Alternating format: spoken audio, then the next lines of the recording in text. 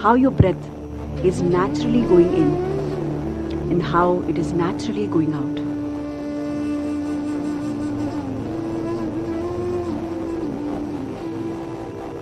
Just witness the flow of your breath.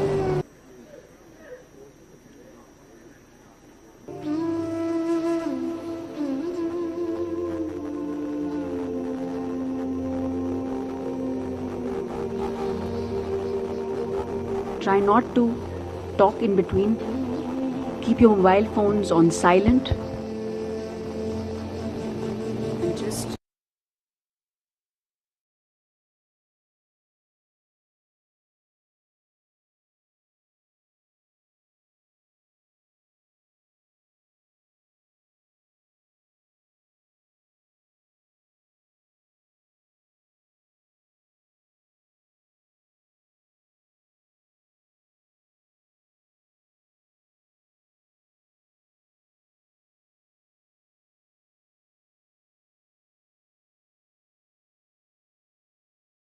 our breath.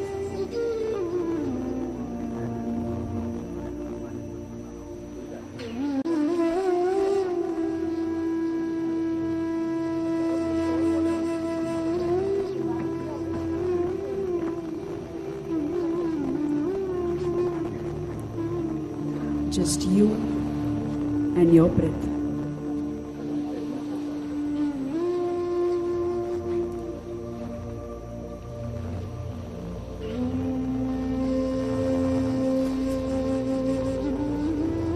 Every day we need to give to ourselves, spend time with ourselves, going deeper and deeper within ourselves through the breath.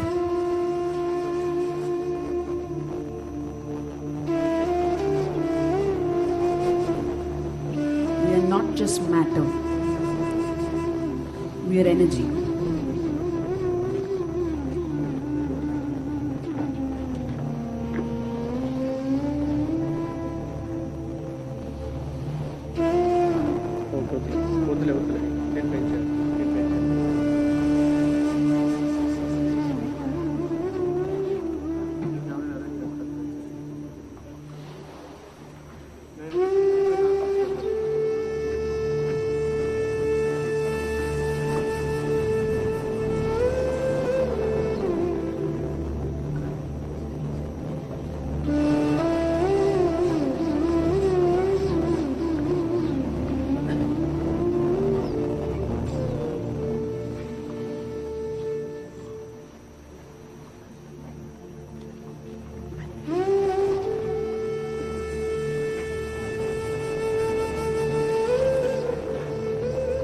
Through the breath,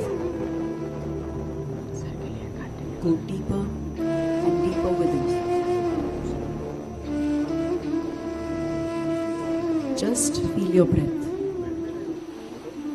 your normal, natural,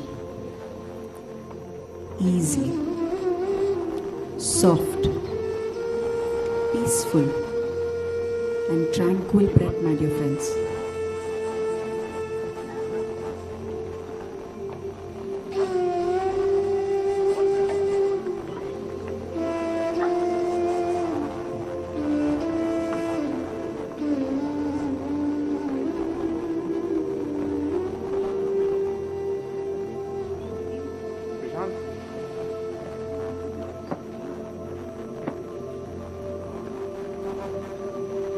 Whenever any thought arises, come back to feeling your natural breath going in and going out.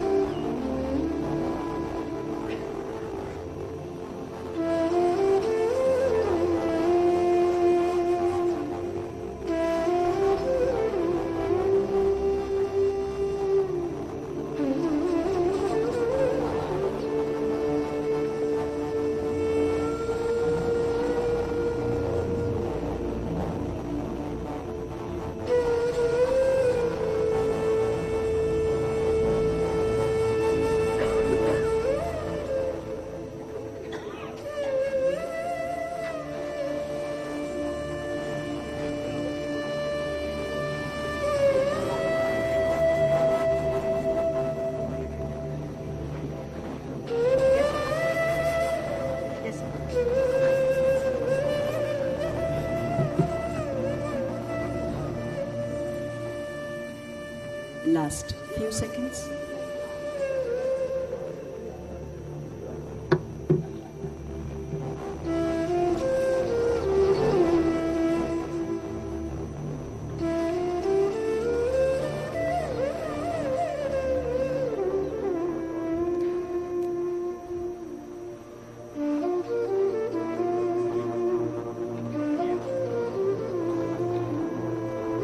Last 5 seconds.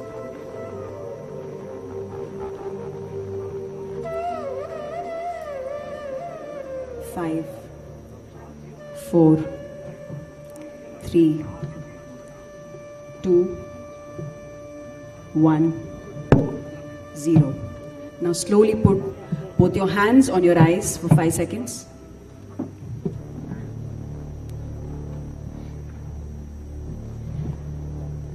And you may slowly open your eyes. Let us give a huge round of applause for meditation, for this wonderful event. Namaskar, welcome everyone to the second global conference of meditation leaders at Bharat Mandapam. Let's give a huge round of applause.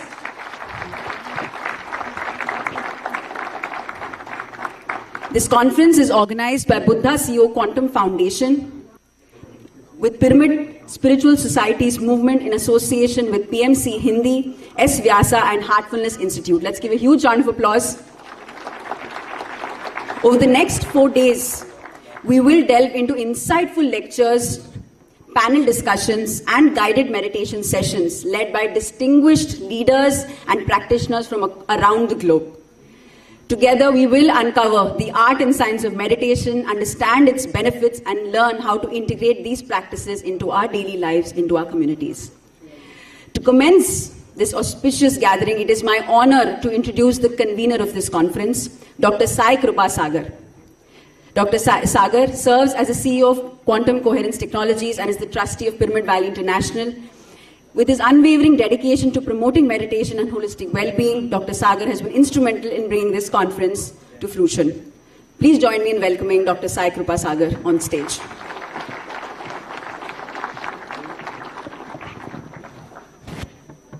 Good morning, everyone. Namaste, namaskar. Happy morning. So, welcome each one of you heartfully to this second global conference of meditation leaders.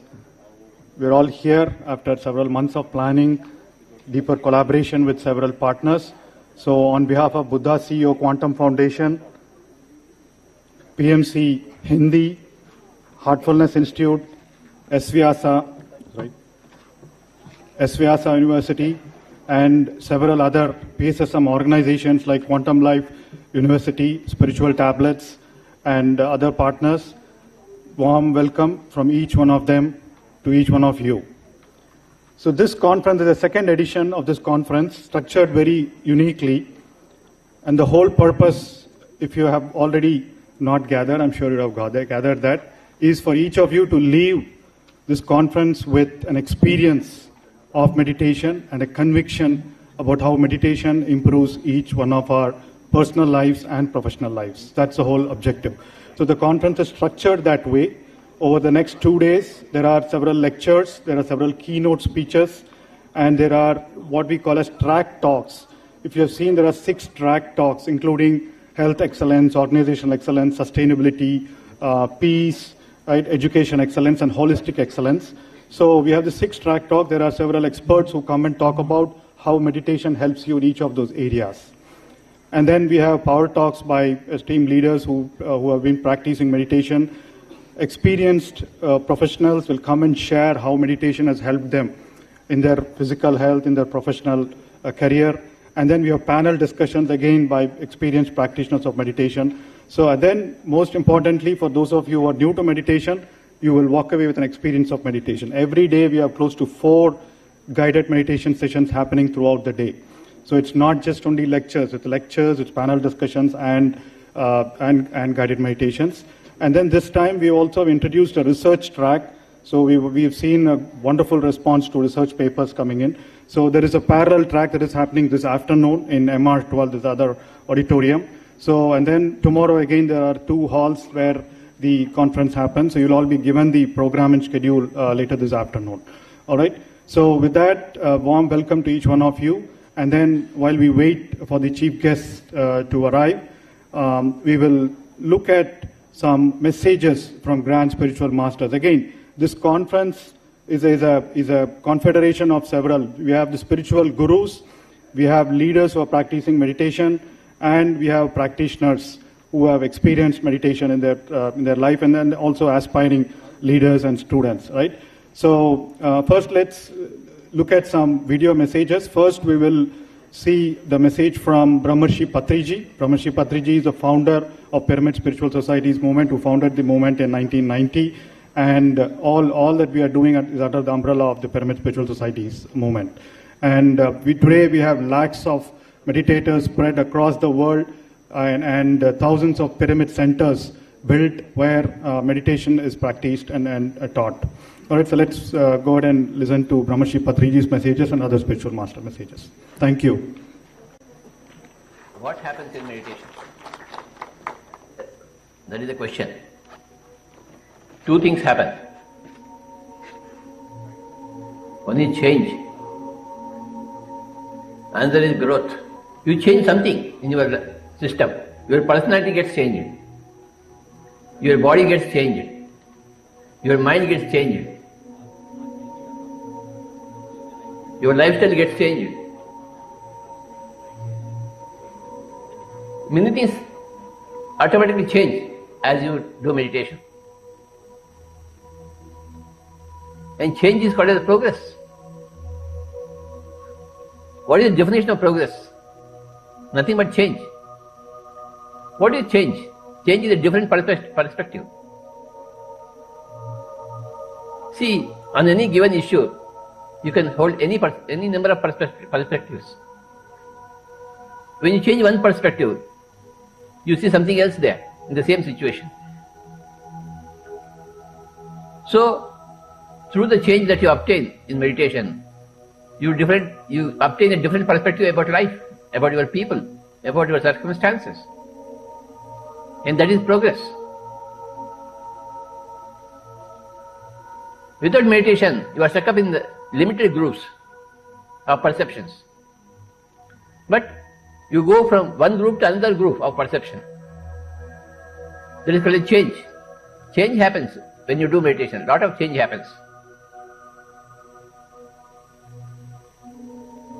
And the second thing is called a growth. If you are at ABC level, you go to ABCD level. If you are 1, 2, 3 level, you go to 1, 2, 3, 4 level. That is called a growth.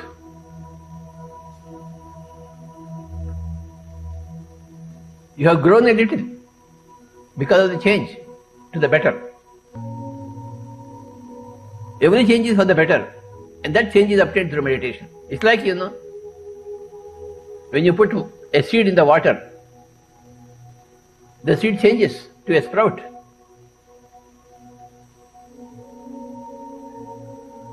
Just by the touch of water, moisture to the seed, the seed breaks up. You see a lot of changes in the seed. The seed becomes a sprout. So that is called a growth of the seed to the sprout. There is the growth. Otherwise the seed remains the seed, without any change, without any growth. So my dear friends, these are the 2 keywords, benefits of meditation: change and growth.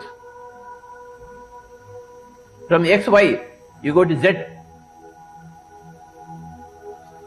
From X1 level, you go to X2 level. From Y1 level, you go to Y3 levels. There are any number of levels. You jump into higher levels. That's what is called a quantum change. You jump. So when you have change, you have growth. When you have growth, you are satisfied. When there is no growth, you are not satisfied. But when there is growth, you are satisfied. You are contented. Oh, I have grown. Parents, when they see their children, they say, oh, you are growing. Nowadays you are walking. Nowadays you are talking. Nowadays you are doing some work. You are doing your own work. You are studying well. They see the growth in the boy, in the girl, the parents, the teachers. They are very happy. The boy also says, nowadays I am learning a lot. I am learning to talk.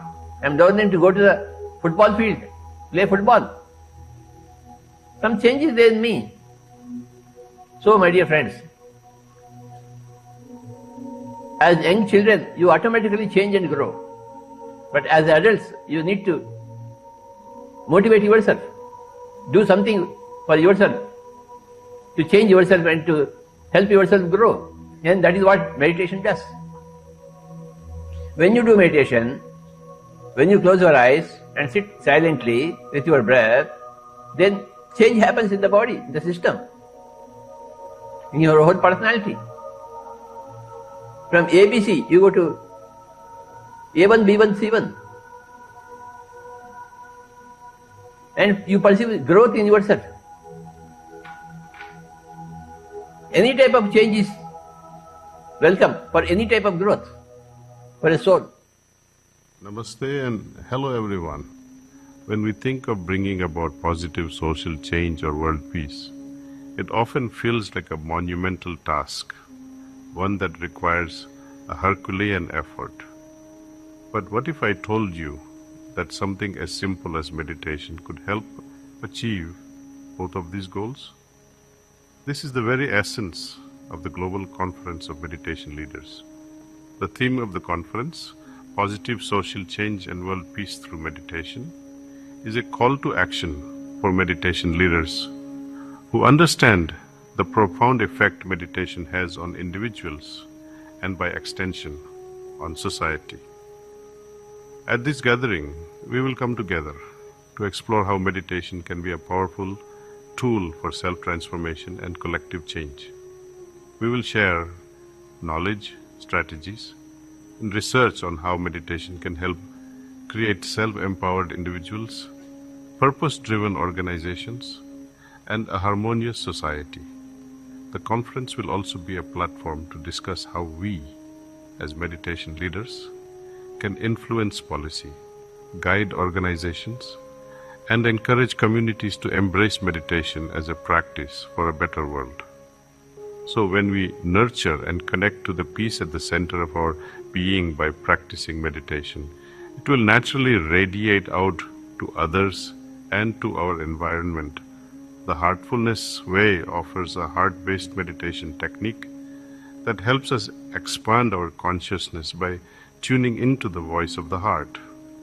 With each meditation, we are able to mold our thinking, learn, and adapt, ultimately leading to a transformation of the self.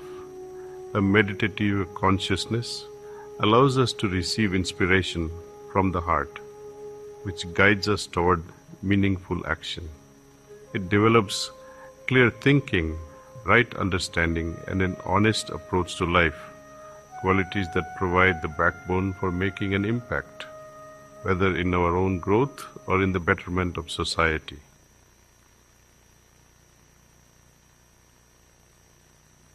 Namaskaram. Let us examine this meditation, what this is. First of all, what does the word meditation mean? The English word meditation doesn't really mean anything, in the sense, it doesn't say anything specific. So essentially, the dimension and the process that you're referring to as meditation is very life-oriented. When I say life-oriented, today largely you are material-oriented or at the most mind-oriented, maybe emotion-oriented or physical body, which is a material again. Largely life has become like this. People's idea of life is If someone says, my life, you're supposed to understand they're talking about their job. They're talking about the economic condition in the country or in the world, about their car, maybe about their dog, sometimes about their husbands or wives. It could be anything. But the only thing that's truly life is what is throbbing in this. This is life.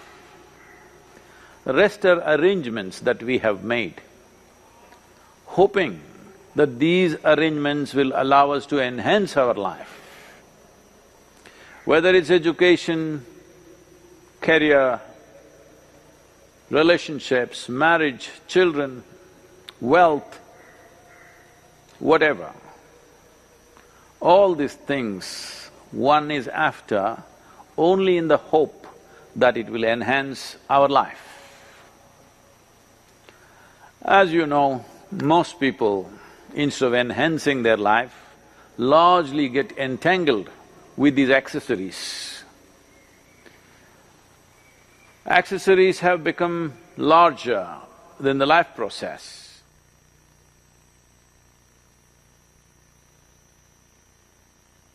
Om Shanti Shanti Shanti. My greetings, congratulations to all the global conference of meditation leaders are happening, organized by Buddha CEO Quantum Foundation. Meditation, which was thought to be of just a few people's fantasy or privilege, today has become a household name. Meditation has so many benefits.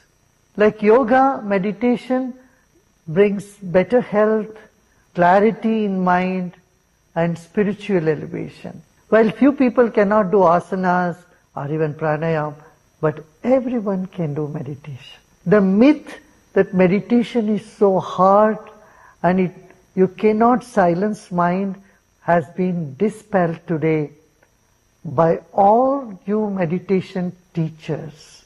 So let me congratulate you all for taking up this throughout the world, and now 192 countries came together, unanimously adopted World Meditation Day. So the credit goes to all the meditation teachers of the world. Our job is not yet done. Till we see a smile and wipe every tear on the planet Earth, we need to continue to put our efforts. There are a lot of misconceptions about meditation, and it's very good that global leaders of meditation sit together and discuss on various topics, both philosophical, practical and utilitarian aspects of meditation. Dear Karthikeyan has been so passionate about meditation, and his dear wife, she was very big fan of meditation and ardent sadhak of meditation. Once again, love and blessings to all of you. Om Shanti. Thank you, thank you, thank you to our masters for giving us these wonderful messages. Till our chief guest arrives, our Honorable Vice President arrives, it is my privilege to introduce our esteemed dignitaries to please come on stage. Shri Padma Shri Dr. D.R. Karthikeyan ji, former Director of the Central Bureau of Investigation, CBI, and CRPF, Government of India. I would request our dignitaries to please come on stage and so that we can get to know more about GCML, the RCML. He's a chairman of the Global Conference of Meditation Leaders, bringing his vast experience and wisdom to guide this initiative. I would like to invite Padma Shri Dr. H.R. Nagendra ji, founder and chancellor of S. Vyasa University. Dr. Nagendra has been a pioneer in integrating yoga and meditation into academic curricula, promoting holistic education and research. I would like to invite Padma Shri Dr. R.V. Ramani, founder and managing trustee of Shankara Eye Foundation. Dr. Ramani's philanthropic efforts have brought vision and hope to millions, and he continues to inspire with his commitment to service. I would like to also invite Dr. Newton Kondavetti, founder of Quantum Life University. Dr. Kondaveti is renowned for his work in past life regression and spiritual sciences, empowering individuals to explore deeper dimensions of consciousness. And last but not the least, I would like to invite Shri Chandra Pulamarasetti, founder of Buddha CEO Quantum Foundation. The reason we are all here today.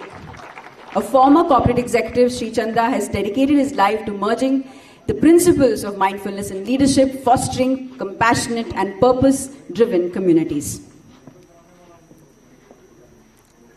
Now, as we have our dignitaries on stage, let us get to know a little deeper on what has been the journey of Global Conference of Meditation Leaders through Regional Conference of Meditation Leaders. I would request we play the highlights, please.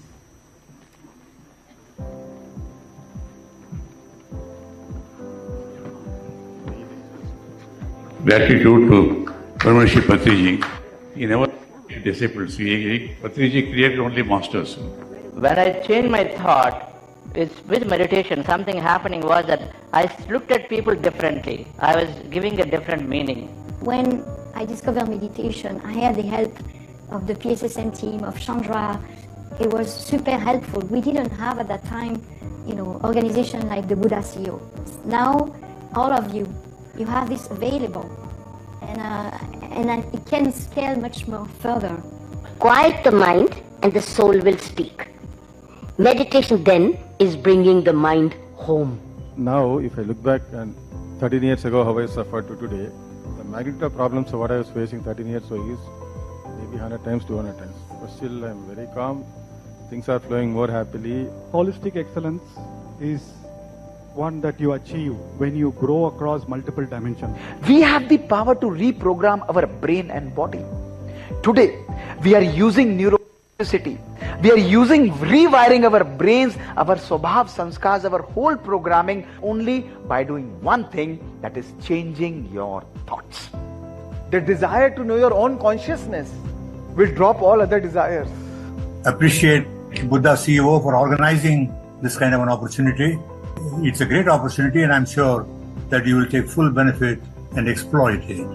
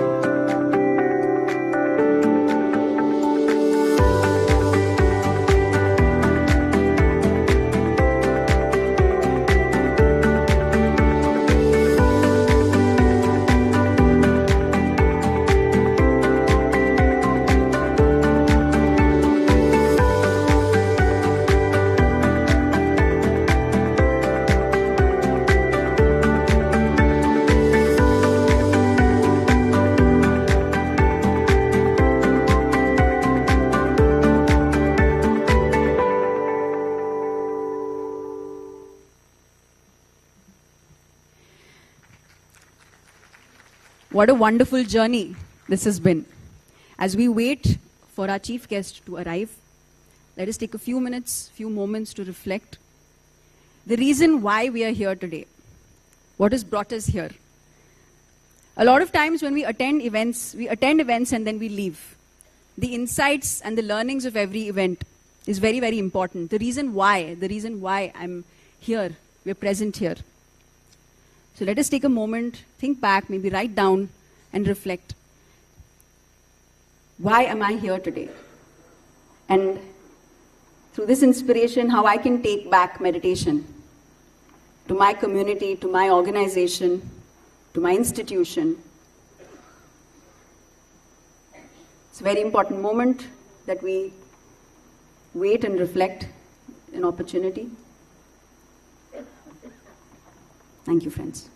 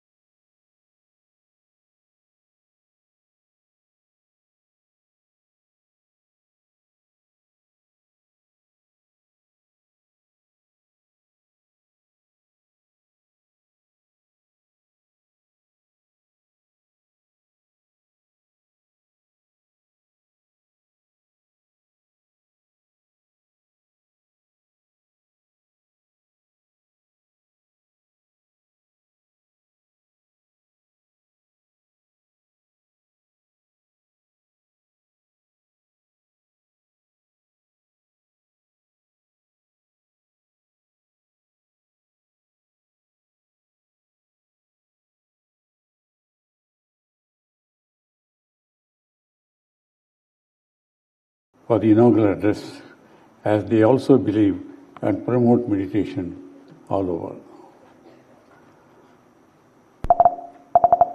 Patriji, Brahmashri Patriji founded this PSSM and also Anapanasati meditation 40 years back. Buddha CEO Quantum Foundation began its activities 5 years back. In our research, we have found meditation has been followed in all traditions all over the world in some form or the other from time immemorial. While with advance in science and technology, humanity enjoys more comforts, conveniences, and all parts of the body can be replaced with spare parts, we do not enjoy better health, peace, harmony, joy, and better climate and environment. Danger is seen coming up everywhere. In our many regional conferences on project meditation, meditation enthusiasts belonging to various religions, traditions and practices, practicing various techniques, participated. They were held in many places, including Delhi, Bangalore, and Dubai. The following resolutions were passed unanimously. I quote, as said in the preamble to the UNESCO, violence is not in the minds of individuals, so the remedy should also be built on the minds of individuals. It is the individuals who form the bricks, the foundation of the family, the society, the nation, the government, and planet as a whole.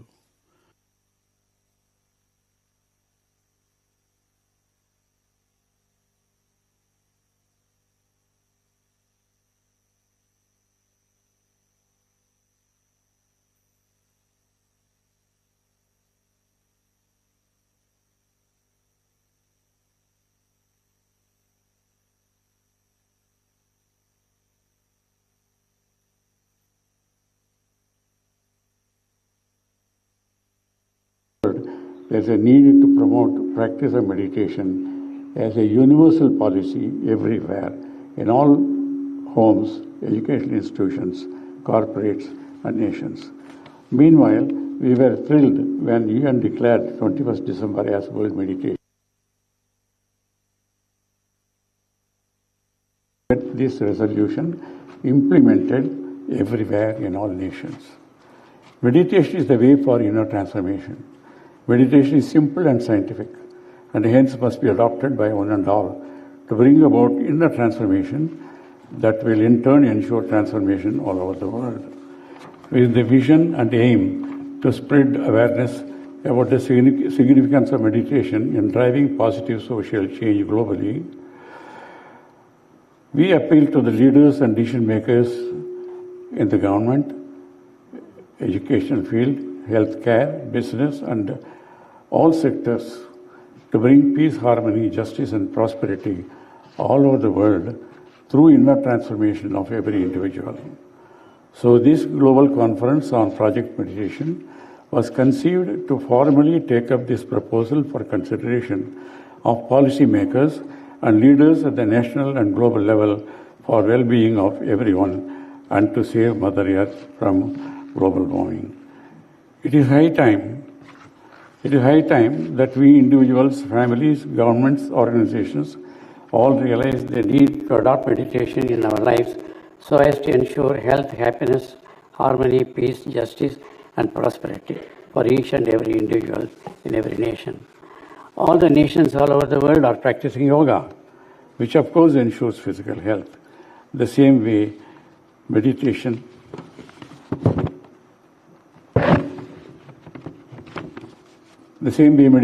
which perhaps is more important for mental and emotional health and for ensuring a world without war and to ensure peace, health, and justice. It has to be practiced by everyone, everywhere. At the end of the conference, a resolution will be passed to be sent to heads of governments, policymakers everywhere to implement meditation for everyone, for good of humanity. I extend my hearty welcome to Honorable Chief Justice, Vice President of India, and our respected Daji, and distinguished speakers, scholars, delegates from India and many other countries, and also the distinguished media personalities. Meditation is miraculous, and only that can save humanity and planet Earth. Dhanyavad. Just one before, on 23rd September 2024, while addressing UN Summit of the Future, our Honorable Prime Minister, Shri Narendra Modi ji, declared, I quote, "For India, one earth, one family and one future is a commitment. Also to realize the vision of our Honorable Prime Minister, the only and surest way, the technology is for everyone, everywhere to learn and practice meditation. It is simple and scientific." Honorable Prime Minister Shri Narendra Modi ji made the appeal in UN General Assembly on 27 September 2014. The world accepted because of the power of his conviction and intention. 21st June was declared unanimously as World Yoga Day. Now, UN has declared already World Meditation Day. Now, with the blessings of the great masters present here, we will appeal to all the governments all over the world. Thank you very much. Namaskar. Jai Hind.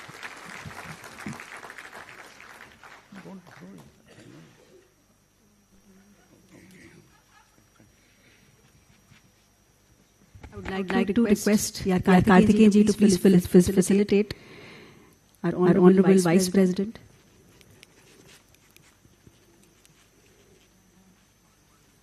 Shri Jagdeep Dhankar ji.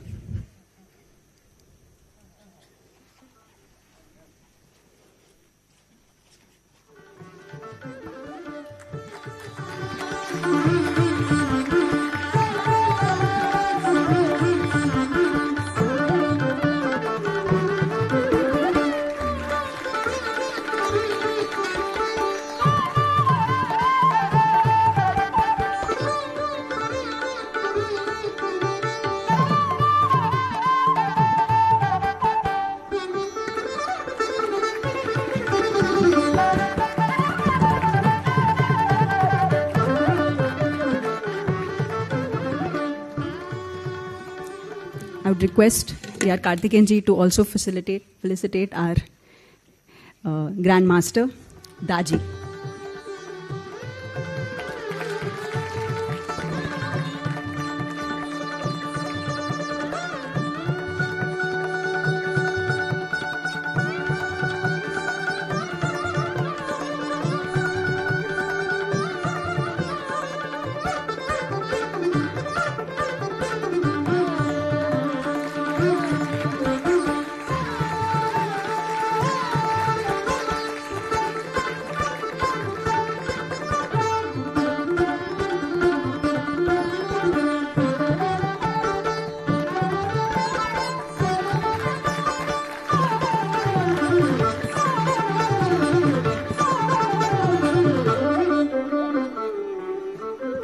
I would request Daji to please share his message.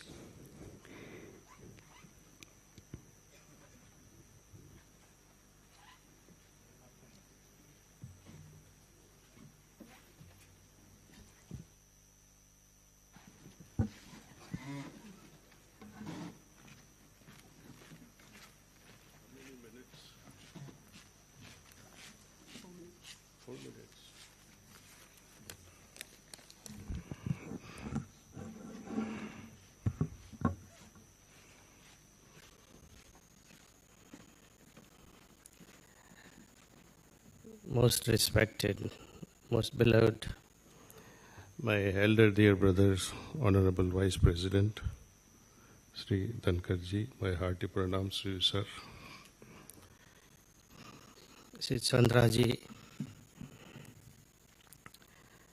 also my dear brother Karthikeyanji, Nagendraji, Dr. Newton Kondevati, and Dr.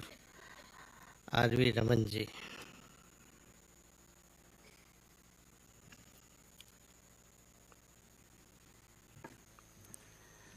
I've been asked to give a talk on meditation, and specifically a silent revolution of consciousness, science of inner peace and transformation in 4 minutes.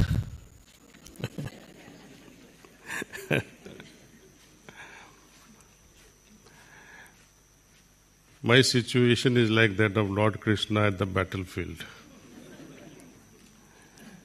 He was supposed to deliver 18 chapters in 5 minutes to Arjun before the world witnessed the world war, Mahabharat.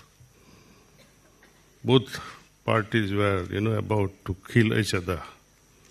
And Arjun gives up and says, "Not me, I am not going to fight." Krishna was helpless. How can I convince this foolish fellow? And now I have been challenged to give this whole world of change of consciousness and inner transformation in 4 minutes. Please forgive me, organizers. You have got a wrong person here. It can be done also, provided we were like Arjun and there was a person like Krishna who could change in few seconds. But that needs pranahuti. What Lord Krishna used was pranahuti to transform his state of mind, his consciousness, and made him ready to fight the war. First of all, we have to define what dhyana is. What is the purpose of dhyana? What is this consciousness? So we'll begin first with the purpose. Purpose is very simply put, evolution of consciousness. We have 3 sariras: Sthul, Sukshma, Karan. Sthul Sarir cannot evolve within the lifespan that we have. It takes thousands of years, millennia before it can evolve. Soul need not evolve. It is purest, unmutable. How can you change and transform what is already pure? It need not. So what is needed to be changed is the subtle body. The fundamental mainstream of the subtle body is the river of consciousness, which is supported by manas, buddhi and ahankar. Now when we talk of changing this manas, buddhi and ahankar, how do you change manas, buddhi and ahankar, transform them so that it affects the consciousness in a way that it can soar higher in the sky of superconsciousness, and also should be made deeper so that it can dive deeper into the oceans of subconsciousness. You understood so much so far? Okay. Now, when mind evolves, manas evolves, its function has to evolve. What is the function of the mind? Think. It is to think. So when it evolves, what we are expecting is thinking has to be transformed into something better. And what is better than thinking? Feeling, perception. I give you a small example from my life. In my business world for many years, business or no business, we all go through problems. And whenever the problems linger on, your face changes. And the first individuals to identify change in your face is your wife, or your sister, or your mother. After a few months of, torture within yourself, they ask you, "Kya ho gaya tumhe? What's wrong with you?" Then we try to explain the problem. they blurt the solution in less than a minute, for which we struggle 3 months, 4 months, and been wondering why and how. Women don't have brains. You agree? No. I do agree because they have a super heart. And because of this heart, they are able to perceive things bypassing the faculty of the mind. It's a God-given gift to every woman to bypass the brain and use the heart. The ability to perceive is very strong in them. So they come up with a solution 1, 2, 3. While man has to meditate and become more feminine, heart has to become more feminine rather than egoistic. So we need to move on from thinking to feeling. Instead of dissecting with your brain, try to perceive things. And that happens in meditation. Now, we'll take up the buddhi and ego part a little later, but now let's focus on what is meditation. Dhyan. English word meditation does not fully justify the word dhyan. Dhyan in Sanskrit, if you split this sandhi, it is di plus yan. How many of you know Gayatri Mantra? Wow, almost everyone. You know the final line, Di Mahi Diyo Yonaha? Wonderful. What is this Di and Diyo Yonaha?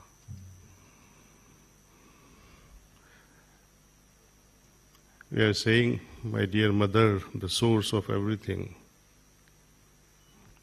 You are the source of ultimate wisdom. Di Mahi Diyo Yonaha Prachodayat. So, Di means ultimate wisdom, divine knowledge. Yan in Sanskrit means vehicle. So, vehicle that transports us to this ultimate wisdom is Dhyan. That's the definition I would like to call.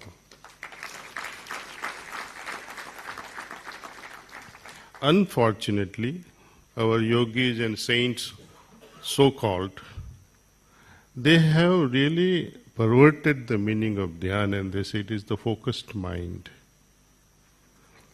Now, when you see logically, focused mind means you need to focus on a known object.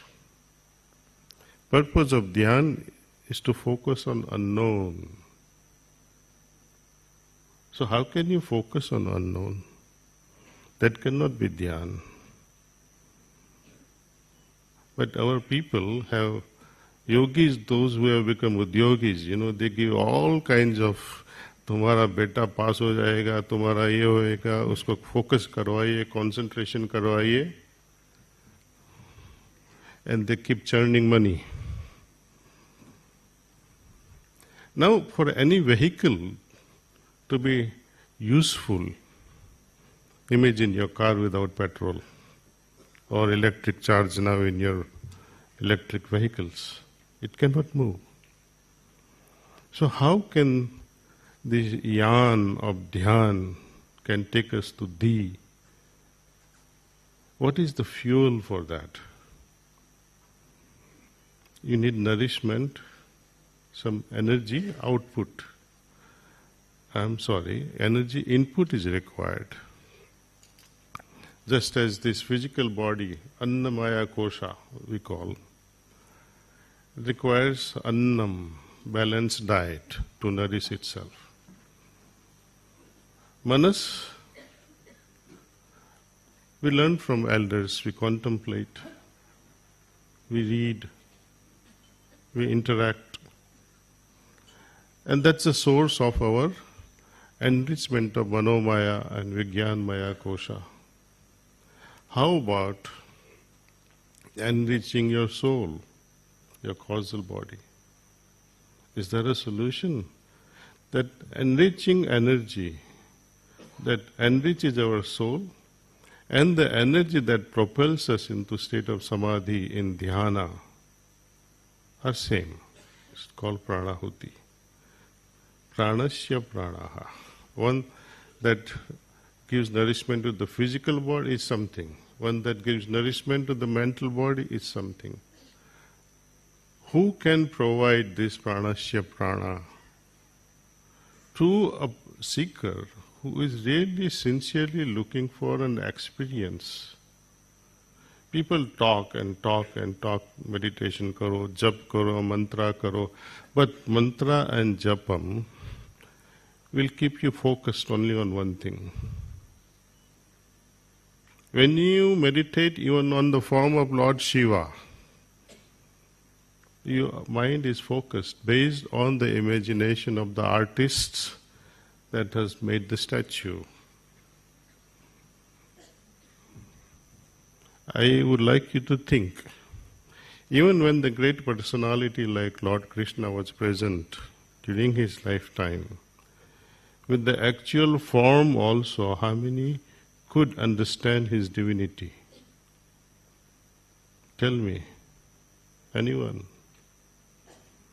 Even when he showed his real form, Arjun says, this form scares me. So even when there was a real form, you could not recognize him. How in the world you are going to recognize him with Xerox copies? I am not insulting any religion. I want you to think very, very seriously your approach. In our Shastras we call Ishwar is Antaryamin. Am I right or wrong? Josh se bolo. Thank you. Antaryamin means one who dwells within, जो मुझ में है. हम जब से माँ से पैदा हुए, since then that soul, that Antaryamin, that life giver, that life force is in me. My mother has given me that. That power that sustains me is not outside me. And where is my search? Outside. So how can you succeed? That's why dhyan. We have to meditate with the help of pranahuti.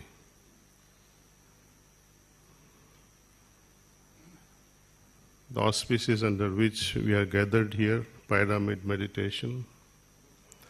The founder of that was one of the disciples of my Guruji. And like many systems, many sishyas, they take up their own path and establish a new channel. Many systems are full of such things. Maybe to expand the mainstream, whatever be the reason. Without pranahuti, you cannot move even an inch in your consciousness. I proclaim this from this stadium today, from this podium. Most people struggle in meditation because they are not able to dive deeper. They are overwhelmed by their own thoughts and their own emotions. It is the pranahuti and pranahuti alone, despite of us, can propel us into a higher level of consciousness. It's a matter to be experienced, not to be talked about. See. My 4 or 5 minutes are over. I can go on and on and on, but I encourage you, practice meditation under pranahuti, and only system that advocates this meditation with pranahuti is heartfulness. Try it out. Thank you.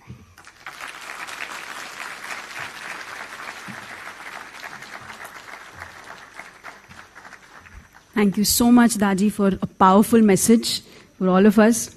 Now I would like to invite our Honorable Vice President, Shri Jagdeep Dhankar ji, to please share his message and inaugurate Global Conference of Meditation Leaders.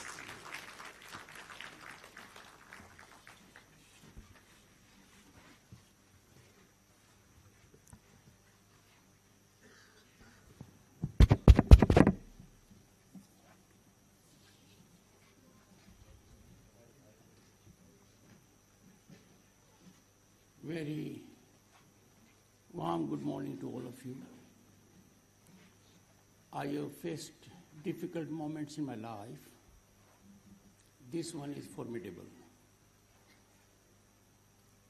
To speak on a subject of which I am not even a learner, and to speak after Daji is a task much beyond Himalaya.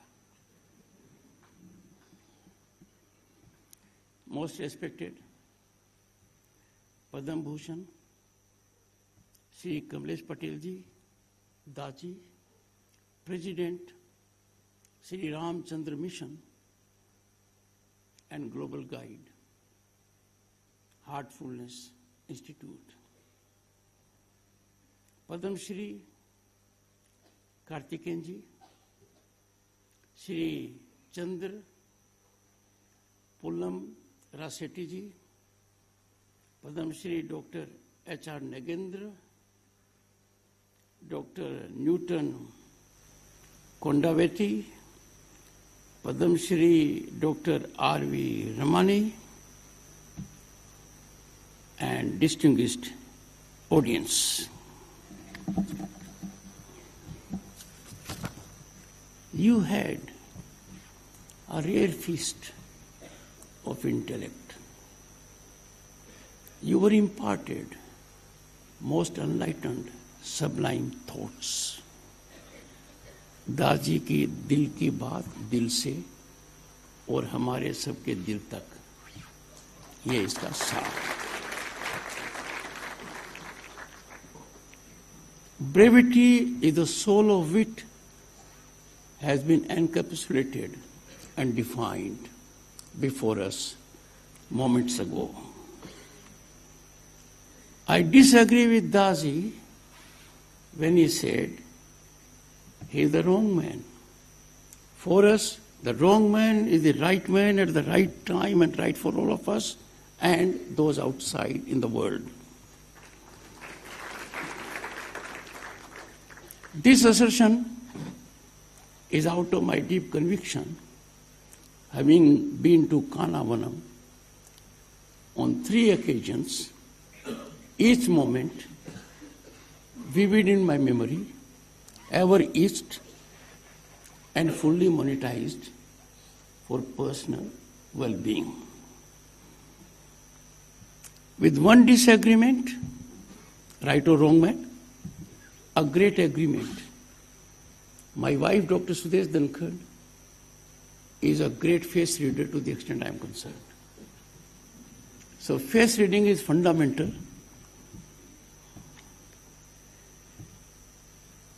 A word of caution from Daji. I have been long saying so. In our country, we accord iconic status on parameters that are baffling, sometimes shocking. इसीलिए जब दाजी ने कहा so-called yogi, so-called great politicians, so-called great doctors, so-called great lawyers, so-called great philanthropists, उनका x ray नहीं होना चाहिए, CT scan नहीं होना चाहिए, उनकी सीधी EMI होनी चाहिए.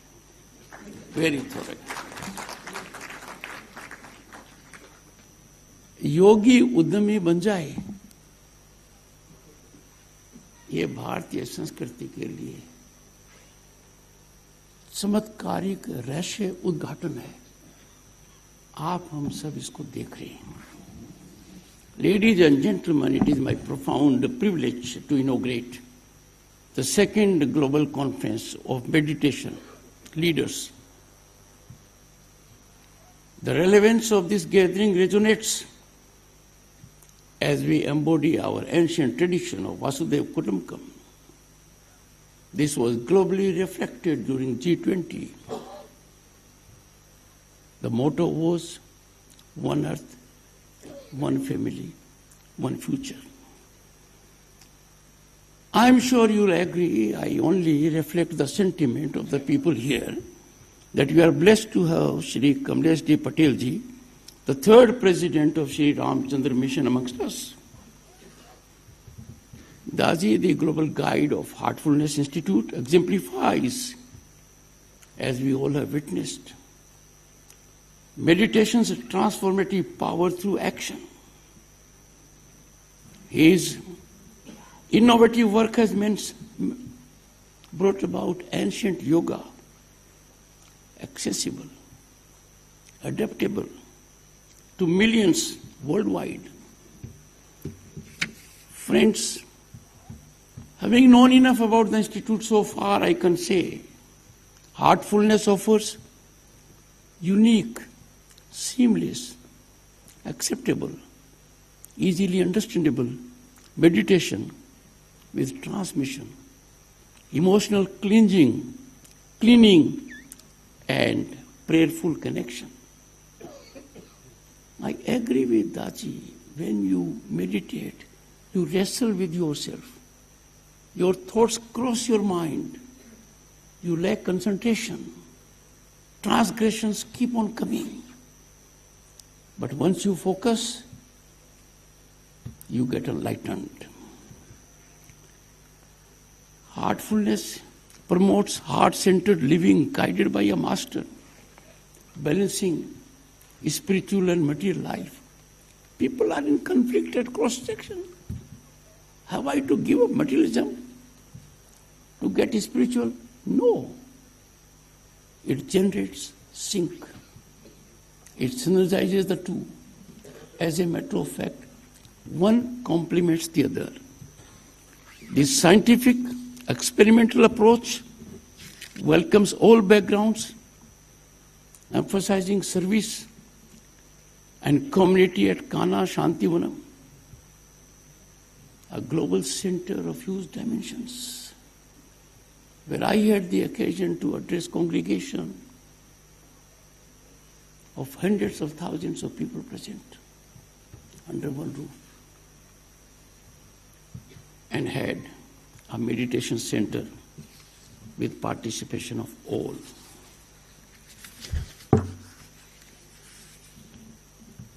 Pranahuti, integration of this, it brings about masterful bridge between contemporary needs and ancient wisdom.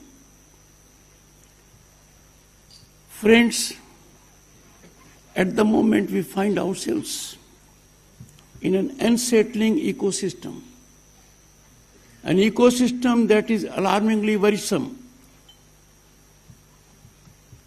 with open-ended conflagrations. Base human instincts overshadow sublimity. As humanity faces existential challenges, and let me tell you, friends, climate change menace is not the only one, though it is at the forefront. The scale of mental disturbance manifesting as depression and anxiety has emerged as a critical medical challenge. What a travesty! This alarmingly worrisome scenario of human mind in turbulence and disturbance for some in industry is a fiscal opportunity. In this dark tunnel of depression and despondency, meditation emerges as a beacon of hope. It's a north star for enlightenment and a lighthouse when you are in trouble. I am reminded of a great person who at the moment in the US is handling healthcare. A sick child should never be your insurance of success. Why should the child be sick? Why should you hope to have a child who is sick? That positive approach has to emanate. The convergence of meditation leaders in Bharat. We are home to 1/6 of humanity. Unique civilization, unparalleled, 5,000-year-old ethos. We are cultural center of the world. and therefore it is befitting. This conference also aligns with United Nations mission, sustainable development. Sustainable development is the only development, only lasting development, only soothing development, only development that is need and not an option. Loka hai, samasta hai, sukhino bhavantu. May all beings be happy and free. That underscores our philosophy. Meditation contributes to this. Friends, climate change menace compulsively generates peremptory relevance and recognition to sustainable development. Climate change menace has cropped up.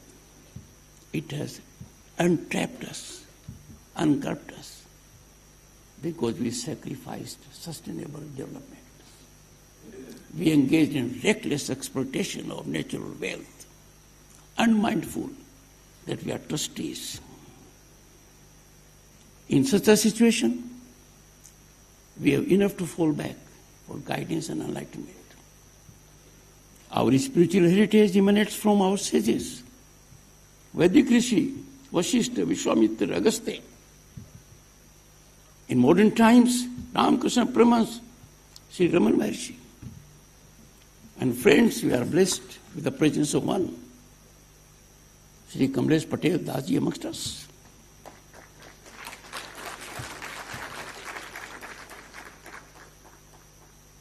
उनकी तपस्या हिमालय से कन्याकुमारी तक कानामरम के अंदर gives us energy. Did you focus on communication today? He connected not through your mind, not through your heart. He connected to your soul.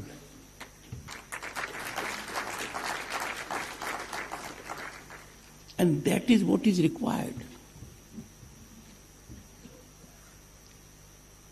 Guru Shishya Parampara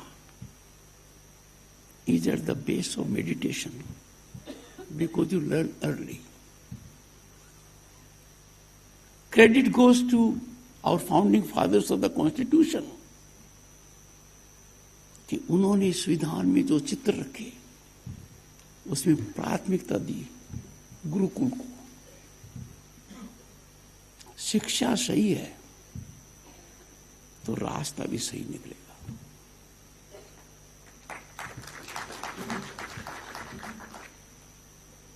हमारे जो मठ हैं एस्टेब्लिश किए गए आदि शंकराचार्य, मुझे सौभाग्य मिला है कुछ जगह जाने का और महानुभावों का दर्शन करने का भी. ज्योतिर्मठ, श्रृंगेरी, पुरी और Dwarka, they are source and epicenter of timeless wisdom. Sacrifice. अहम नहीं है, अहंकार नहीं है. अहम आ गया, अहंकार आ गया तो अंधकार आ गया. वो अंधकार सबसे पहले आपको खत्म करता है. Arjun was at crossroads और कुछ भी कर सकता था. जस्टिफाइबल ऑप्शंस थे to go for blood relationship,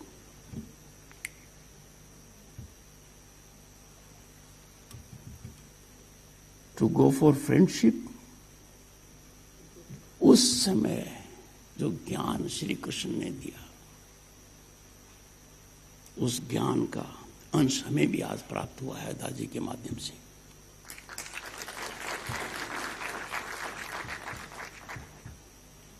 because Bharat 5000 साल की संस्कृति, कितनी बड़ी विरासत है. दुनिया में कोई दूसरा उदाहरण नहीं है. आज खतरे महसूस कर रही है. मेरी दृढ़ मान्यता है मेडिटेशन हर हालत में किया जा सकता है, पर युद्ध के दौरान नहीं हो सकता। एक वातावरण स्थापित होना चाहिए, वो तभी है when the world is governed by rule based order। हमने रूल बेस्ड ऑर्डर को बड़ा चैलेंज होते हुए देखा है, आजकल समुद्र में ज्यादा हो रहा है। हिंदुस्तान के सामने जो चुनौतियां हैं वो भयावह हैं, वो हमारे मन को भयभीत करती हैं। Let me indicate distinguish audience some of these. एक, नॉन ऑर्गेनिक डेमोग्राफिक डिसलोकेशन। किस तरीके से साजिशपूर्ण तरीके से, सुनियोजित तरीके से भारत पर एक तरीके से कब्जा करने की दृष्टि से we are having disproportionate demographic variations in some segments। वो चिंतन का विषय है। समय रहते हुए ध्यान नहीं दिया गया तो खतरा ऐसे होगा कि पानी सर के ऊपर से चला गया। दूसरा, allurement to bring about change of religion। हमारा संविधान कहता है हर किसी को स्वतंत्रता है, चाहे सो धर्म अपनाए, पर इसमें लालच आ गया, इसमें लोभ आ गया और आप बदल गए और आपको नहीं पता आप बदलाने वाले क्या कर रहे हैं। मैं मेरी आंखों के सामने देख रहा हूं this sinister design with pernicious motivations, fiscally fueled to put us in servitude, is taking place. We are driven by age-old wisdom, knowledge of Vedas, Purans। हमें आज सजग रहना पड़ेगा। हर भारतीय को जानना पड़ेगा भारतीयता मेरी पहचान है, राष्ट्र धर्म मेरा सबसे बड़ा धर्म है, नेशनलिज्म इज अपरमोस्ट। तभी देश के अंदर मेडिटेशन का एक ऐसा वातावरण बनेगा। व्यक्ति मेडिटेट कर सकता है, पर चारों तरफ का वायुमंडल यदि अगर स्ट्रेस का हो, टेंशन का हो, तो एक रास्ता निकालना पड़ता है। और हाल में जो रेवोल्यूशन हुआ है, मैं तो दंग रह गया। What has been revealed by President of the United States with full sense of responsibility. The democratic process of this country was so sought to be moderated, manipulated,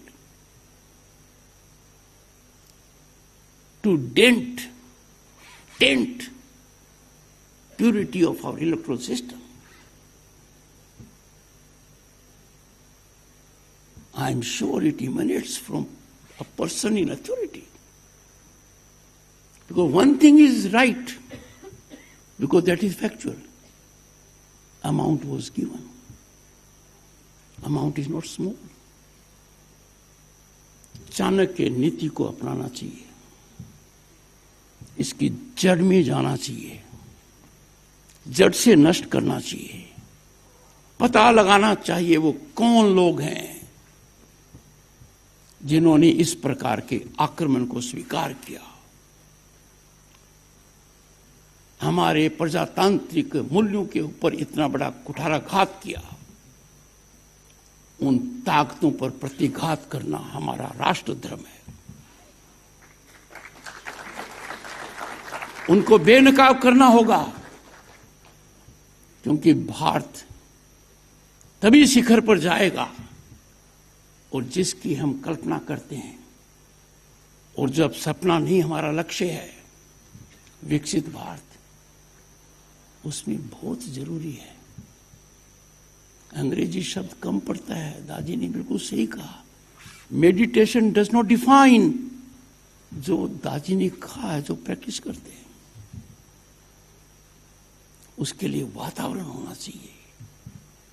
देश कितना फलेगा फूलेगा, कितनी शांति होगी, कितना संतोष होगा जब मेडिटेशन हमारा राष्ट्रीय कल्चर होगा।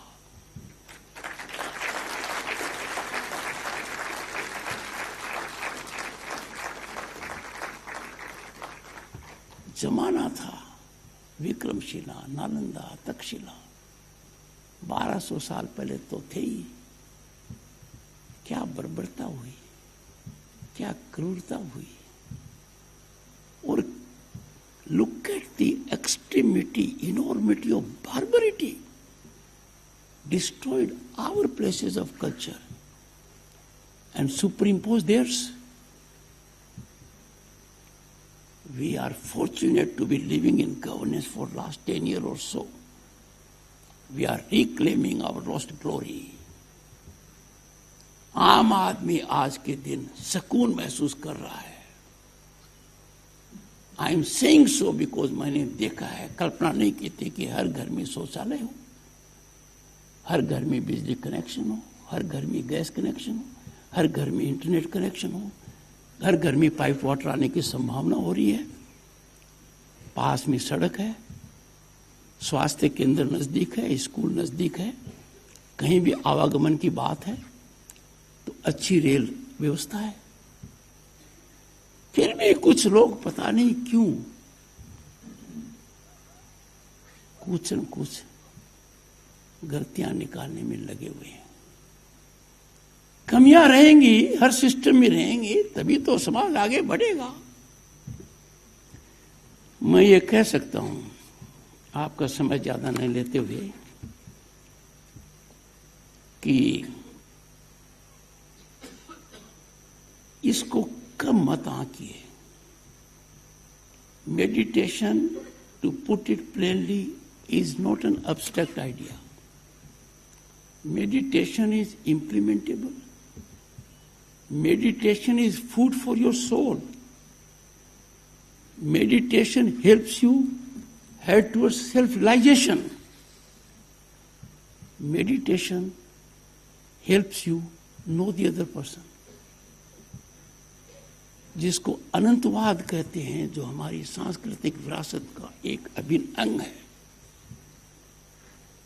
हम किसी की बात सुनना ही नहीं चाहते। मैंने कह दिया, वो अंतिम वाक्य है, मैं ही सही हूं, ये अहम खतरनाक है। प्रजातांत्रिक मूल्यों का सर्जन तभी होगा जब अभिव्यक्ति होगी, वाद विवाद होगा, विचार विमर्श होगा, अनंतवाद होगा। और ये ऐसी व्यवस्था नहीं है कि हमने फर्स्ट डिवीजन ले लिया, ये तो 100% ही सारगत होनी है। I hope my honourable member of parliament Mahua agrees. She is a very distinguished member of parliament and one of the very creative ones. जितना ये होमवर्क कर कर आती है, मुझे लगता है ये मेडिटेशन जरूर करती है।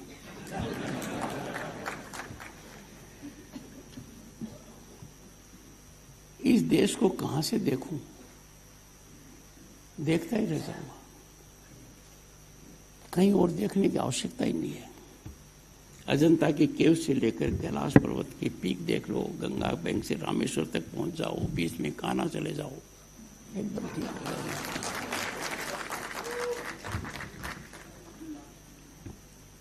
हमारी टाइमलेस बात बिल्कुल सही है। आई एम कंक्लूडिंग, क्योंकि मैंने पहले भी कहा, जब ये ग्लास देते हैं ना, तो मुझे ये संकेत देते हैं दादी कि आपके पास समय खत्म हो गया है, 3-4 मिनट में खत्म करो। सर्वे भवन्तु सुखिनः, सर्वे सन्तु निरामयाः, सर्वे भद्राणि पश्यन्तु मा कश्चित् दुःखं वा भवेत्। क्या कहा है? बच्चा भी मेरे से बेटर देखता है। May all be happy and free from suffering. I conclude, let us remember the blessings of Param Yogi Shri Krishna, who bestowed upon Arjuna. और क्या कहा उन्होंने? योगी भव अर्जुन, बिकम अ मेडिटेटर। बस उन्होंने यही कहा। आपसे मेरी सलाह है और आग्रह भी है। The time for transformation is now. Let us meditate. Let us heal our soul to heal others. Let us build a world of peace and prosperity for all.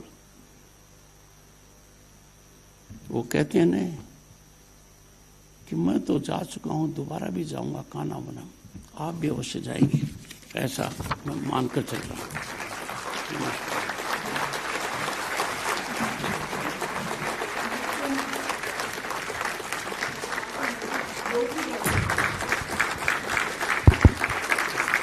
Let us all stand up for the national anthem.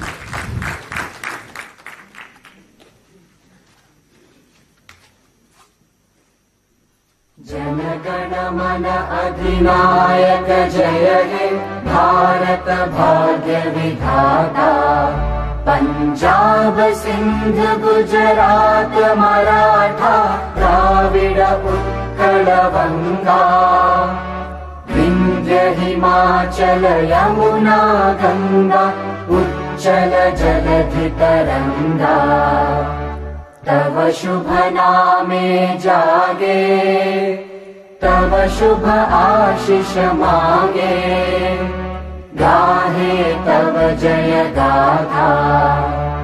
Jana Gana मंगलदायक जय हे भारत भाग्य विधाता, जय हे जय हे जय हे जय जय जय जय हे।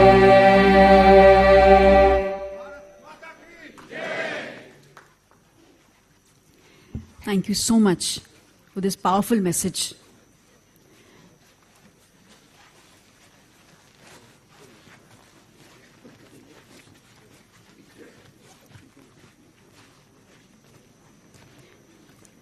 I would request our dignitaries to please be seated. We would like to hear their message. Padma Shri Dr. H.R. Nagendra ji, founder and chancellor of S. Vyasa University. Dr. Nagendra has been a pioneer in integrating yoga and meditation into academic curricula, promoting holistic education and research. I would request to please, sir, your message.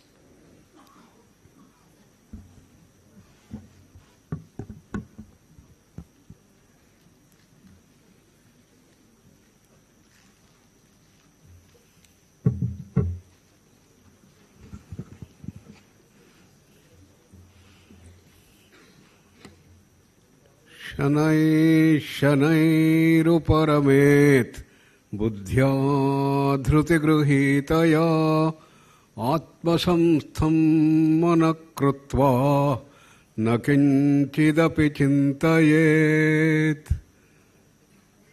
My dear brothers and sisters, I congratulate Buddha CEO for having organized this wonderful, very relevant and important conclave conference in this beautiful hall. What a joy it is to have the galaxy of such great personalities who have promoted meditation, and I offer our salutations to Daji and all other great meditators who have made this such a grand event. What is the purpose of meditation? In the Upanishads it is said, the goal of life, the objective of life is dukkha nivrutti and sukha prapti. we should get more and more happiness. Not merely health alone. Health helps us, but at the same time, we should move towards more happiness. And to remove all the dukkhas. Dukkha in various forms. In the form of stressors, tensions, and various modern ailments, everything should go away. So what is the tool for that? That is dhyana, meditation. Already you have heard the wonderful exposition by our Daji about the various dimensions of the meditation. And today there are a large number of meditation techniques that are available. One of our friends from Moraji Desai Institute have compiled all these meditation techniques, 120 of them, and made a wonderful book several years back. So people have been developing newer and newer techniques of meditation, but there are also the standardized meditation techniques that are available. And our Patriji was one of the persons who brought meditation with a very simple Anapana meditation, which has spread to millions of people all over the country. I congratulate Patriji and his entire team for making this possible. Similarly, I don't have to talk about Daji, who has brought this to not millions, maybe crores of people throughout the world. And we are so delighted to have him also talk about these things in this conference. So I bring greetings to all of you from S. Vyasa Yoga University, in which we are trying to build the scientific dimensions related to meditation. Maharishi Mahesh Yogi brought the various dimensions of scientific aspects of meditation with nearly 400 to 500 research papers, which was published in coordination with Harvard University. He showed what happens at all levels, at the body level, at the prana level, mind level, emotional level, and how IQ, emotions, efficiency can all grow continuously through meditation. And you are going to hear the research dimensions from various wonderful researchers who are going to present in this conference. Our Dr. Manjunath Sharma and many others are going to present various dimensions of research, how meditation brings this, and what is the way forward, and where we have to go further. Patanjali has given the direction that from dhyana you have to go to samadhi, the eighth limb of this thing, and in which there is a quantum jump in consciousness to expand the dimensions of happiness from our normal level to much higher levels, in which there is also going to be extrasensory perceptions and several other things that develop. And we have such wonderful people who have joined here for this conference. We have Vergji and many others who have been able to bring newer dimensions into existence. And we are going to get the exposition of these things in this conference, which we are going to hear and enjoy. With that, once again, I bring greetings to all of you from S. Vyasa University and invite you to come to our Prashanthi Kuteram campus, where we have set up the best of the research labs in which we can measure all aspects that are in the body level, at the brain level, and sleep level, and including prana, mind, emotion levels, and bring these dimensions to people at large. Namaskar, Dhanyavad. Thank you so much, sir, for such a wonderful message. And I would like to invite Padma Shri Dr. R.V. Ramani ji, founder and managing trustee of Shankara Eye Foundation. His philanthropic efforts have brought vision and hope to millions, and he continues to inspire with his commitment to service. Your message, sir.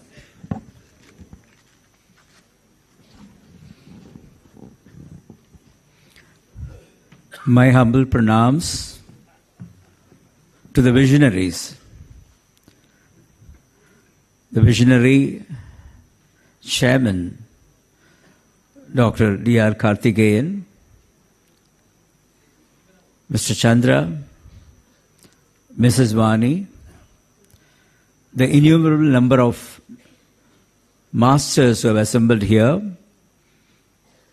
and above all, the volunteers whom I have been seeing for the past few days, working tirelessly to make this global conference a reality.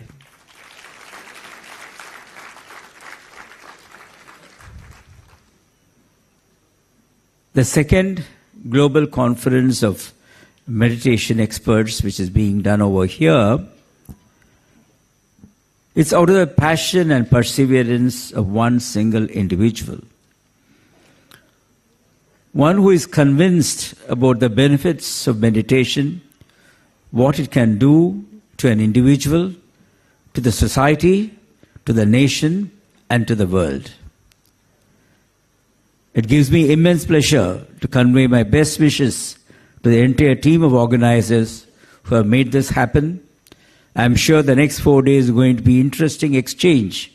And as Dr. Nagendra mentioned, a lot of research papers are going to come out in these 2-3 days of deliberations.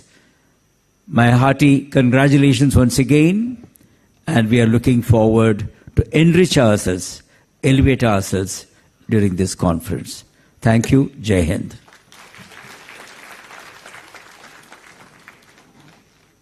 Thank you so much, sir. Thank you so much for your messages. For our next session, I would like to give a few short introduction about Padma Bhushan Kamlesh D. Patel ji, as we very well know as Daji.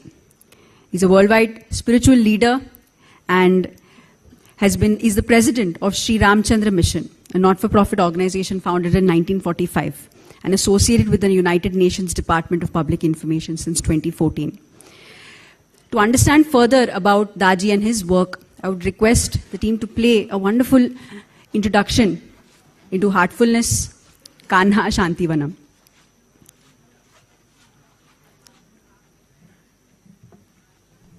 Heartfulness Guide is leading a worldwide movement to make free meditation training available to all. With the help of 16,000 volunteer trainers and over 10 million practitioners in 160 countries, Daji has transformed many lives. In his books and talks, he shares deep insights into successfully integrating one's spiritual and material life. Daji is also guiding volunteers to conduct research and innovation in the fields of ecology, agriculture, medicine, education, well-being, and the arts.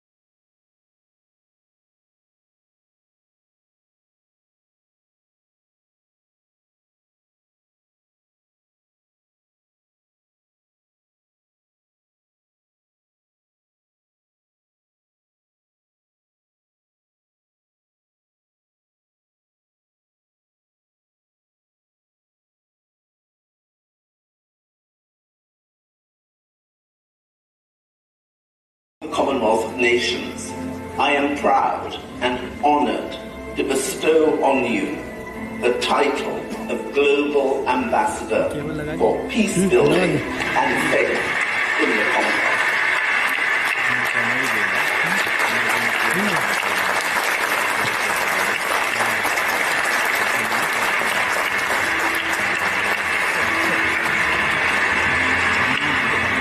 भाई कमलेश जी, जो हम सब पूज्यनीय दादी के रूप में ही जानते हैं, जो काम मानवता के लिए किया है वो वाकई अद्भुत है।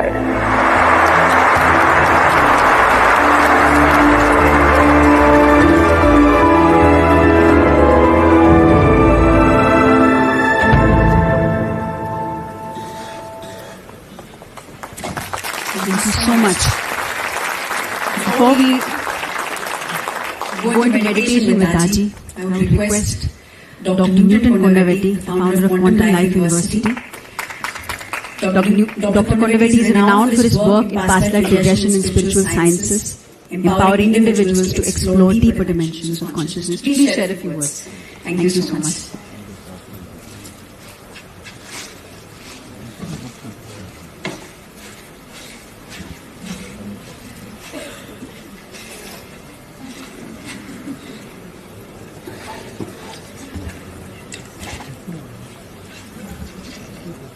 Pranams, Shubhodai, and lots of appreciation to Buddha CEO Foundation for organizing this amazing global conference for leaders, meditation leaders.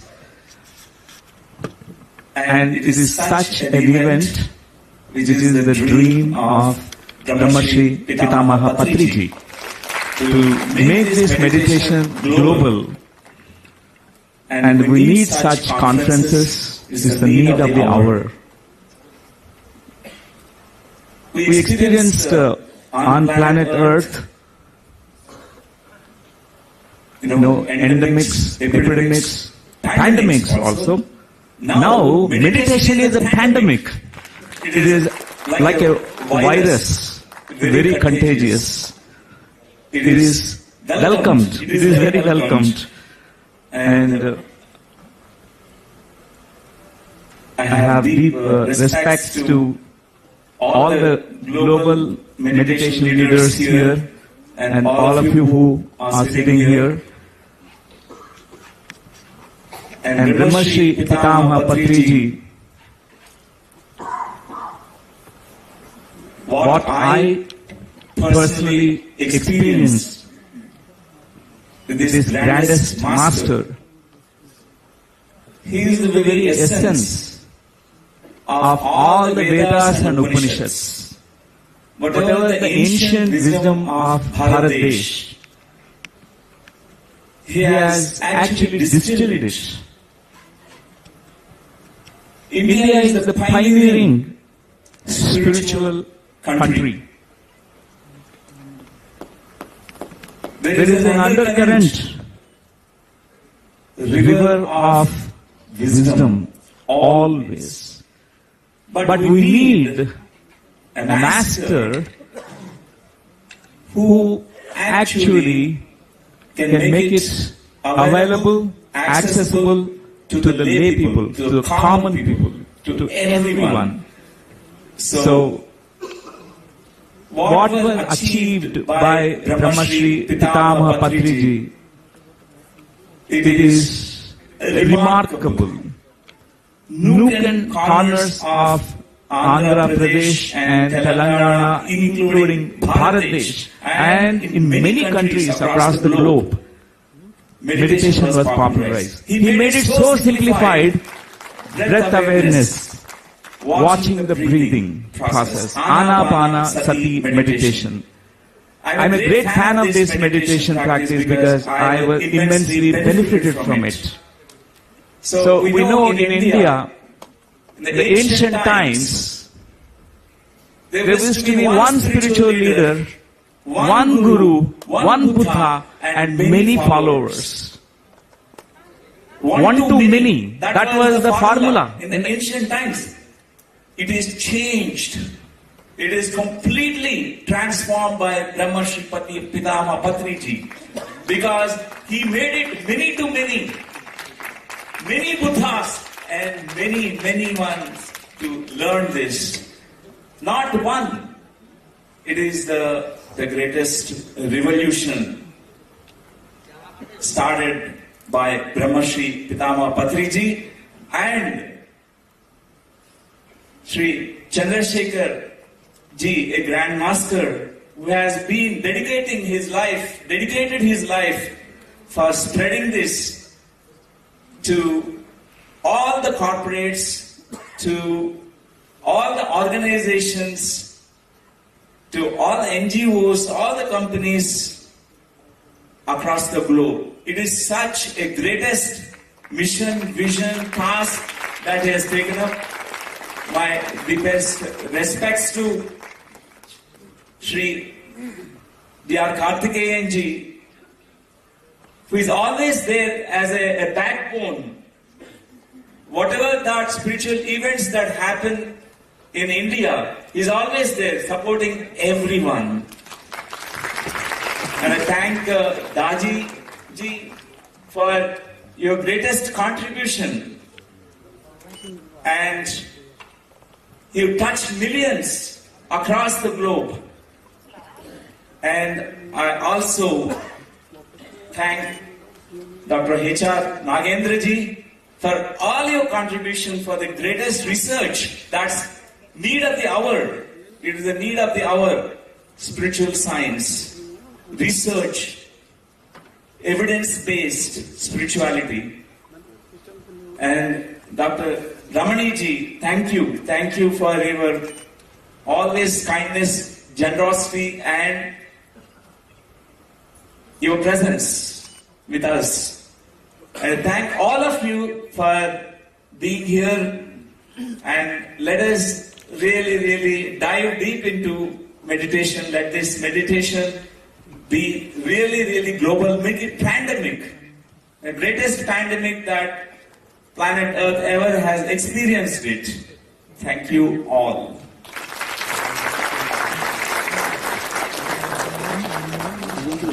Thank you so much, Dr. Newton. Quantum Life University is one such magnanimous university. Now I would request Daji to take us into deep meditation and share his message. Share his message.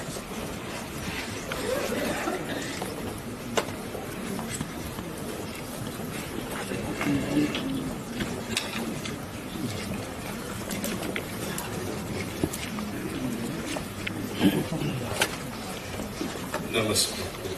All the lovers of meditation.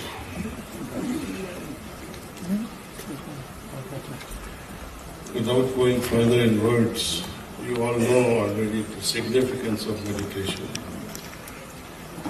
How I practice, I've been practicing since 1976.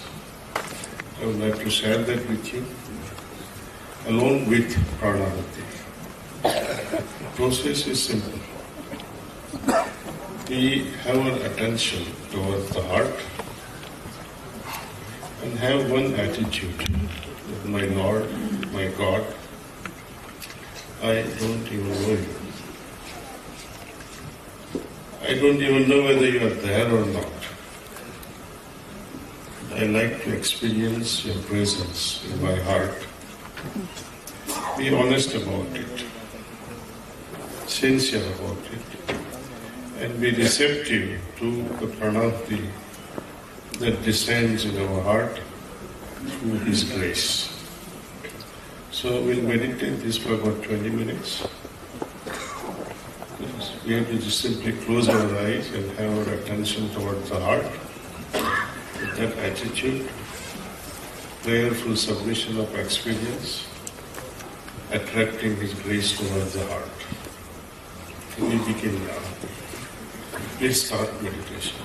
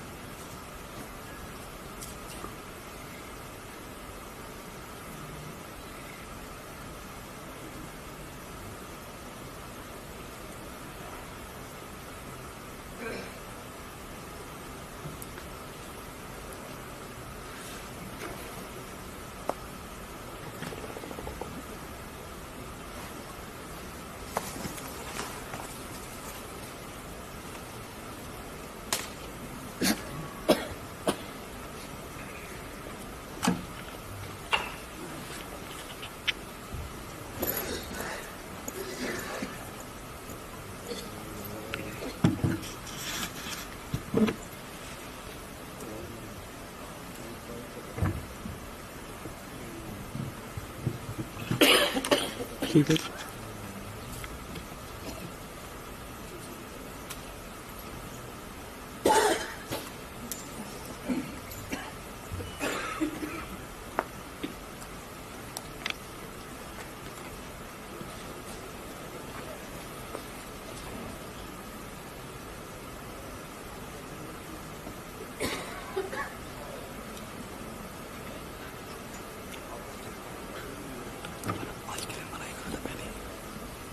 खाना खा गया जिसमें बताया नहीं ना आज मुझे सुबह कॉल टाइम दे रहा इसमें खाना नहीं था इसमें कल का आज कल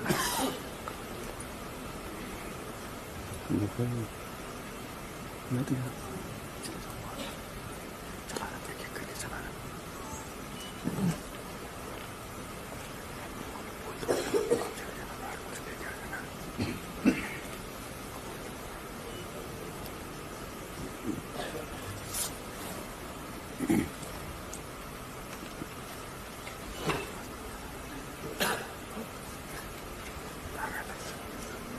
इसमें भी कुछ पता नहीं फिनांस का तो फिर बिहार कॉलेज जब पकड़ लो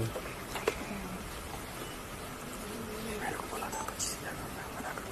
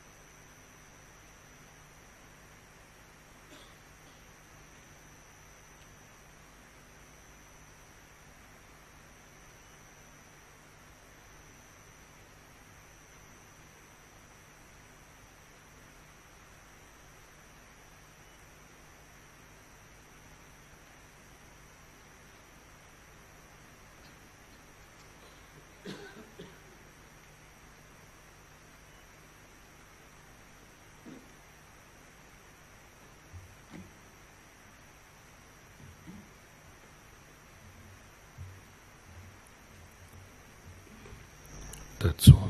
Bas kijiye.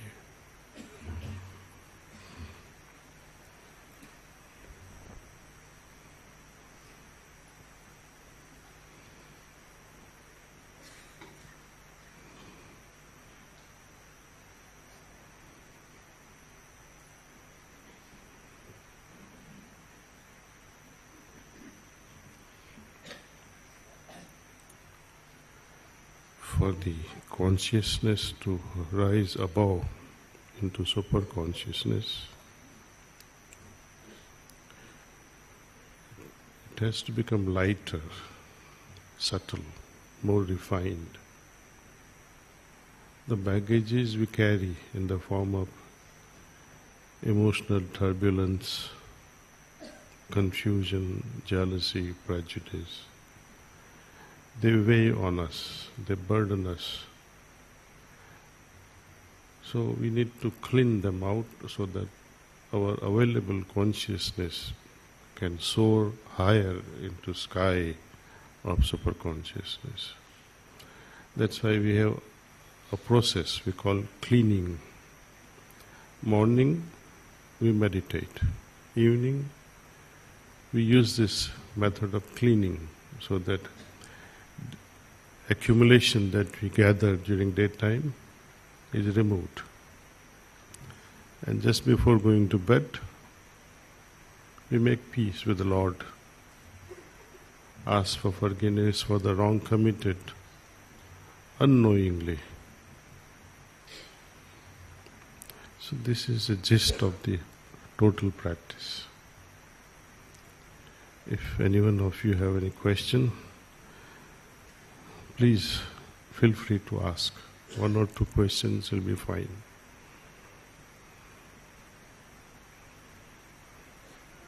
Sir. Balanced condition of the mind. Mind has to first of all be let go. Balanced condition of the mind, it's a paradoxical statement because mind is a monkey. More you try to balance it, more it will trouble you. So let go and surrender to God. Let thy will be done. This attitude will bring a lot of balance in you. When we have Saranagati at the pinnacle of sadhana, balance happens automatically. We don't have to try. It's an outcome of our overall lifestyle.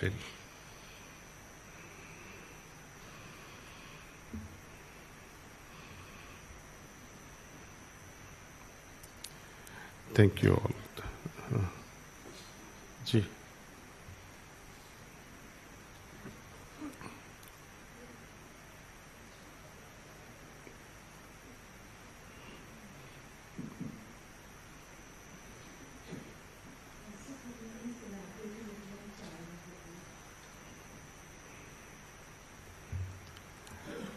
Pranahuti, as my Adi Guru used to define, it as a forceless force. And on another occasion he said it's all love. And as my experiences deepen, I have realized now that it is the same energy that prevailed before the creation. Adi Shakti. Shakti that prevailed before all the creation came into being and later manifested as the manifested universe that we see. That primordial energy, Prakriti, that is Pranahuti.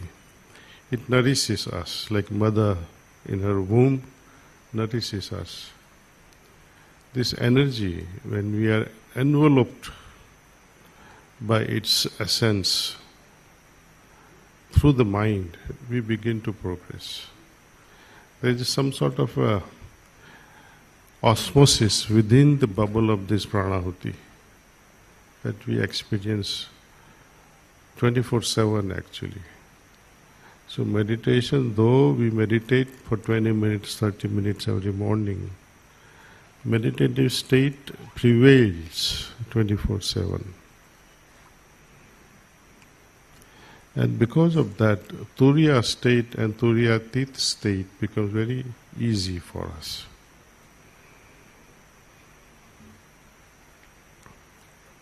Sir.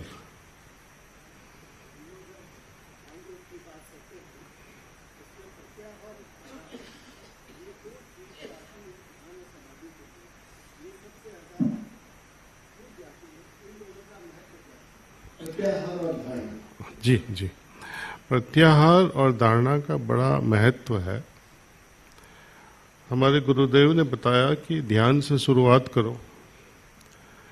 ध्यान जब हम डूबने लगते हैं ध्यान में, तो automatic हमारी हालत प्रत्याहार की तरफ दौड़ने लगती है।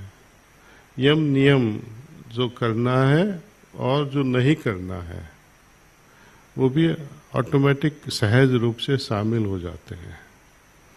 प्रत्याहार का मतलब है, सपोज आप किसी को ध्यान की प्रक्रिया सिखवा रहे हो, 50 लोग आपके घर आके बैठे हैं, सबके हाथों में फ़ोन है, कई लोग फिजिकली प्रेजेंट होंगे, फ़ोन भी नहीं है, दिमाग कहीं धंधे पे चलता है या घर पे चलता है, कुछ न कुछ विषय में बिजी रहता है। तो प्रत्याहार बहुत डायरेक्शन में चला गया, आहार हमारा अटेंशन बहुत दिशा में चला गया, उसको एक जगह पे लाना है प्रत्याहार। मेरे गुरु ने फर्स्ट मीटिंग में मुझे बताया था, विंटर का समय था, नवंबर दिसंबर, शाहजहानपुर में पहुंचा तो हम दोनों अकेले ही थे। तो उन्होंने बताया, देखो, अपने नाखून से उन्होंने एक लाइन दौड़ी अपने अपर पाम पे, हथेली पे, और बोला कि देखो ये पानी की नहर है। बोला ठीक है बाबूजी। Then he drew another line, दूसरी लाइन खींची उन्होंने, देखो कि पानी यहाँ से बह रहा है, कुछ समझ में आया? मैंने बोला नहीं बाबूजी।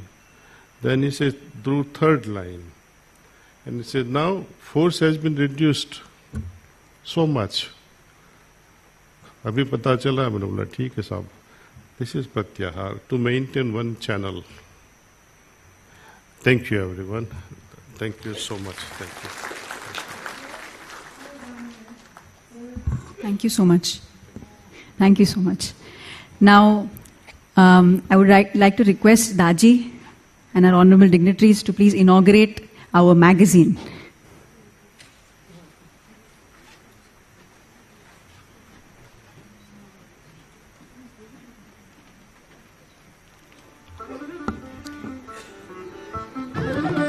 Thank you so much for a powerful message to take meditation seriously and implement it into our lives.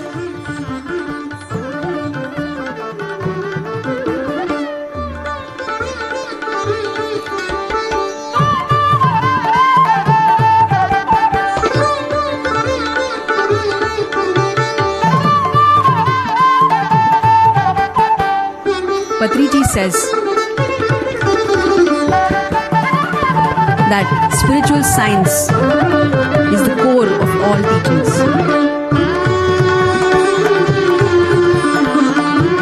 Physical health is the fruit and spiritual health is the root.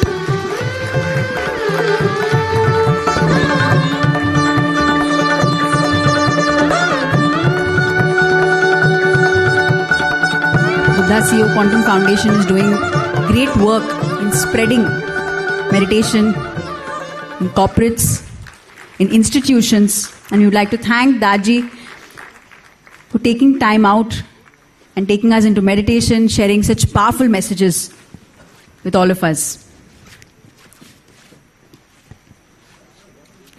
Thank you so much, our dignitaries, for sharing their messages, and over the course of these days we will learn a lot more. Let us all have an open mind.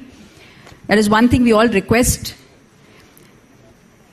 to have an open mind, start absorbing the science of meditation and the art and science of meditation in your lives. We have a lot to learn over this course of 3 days.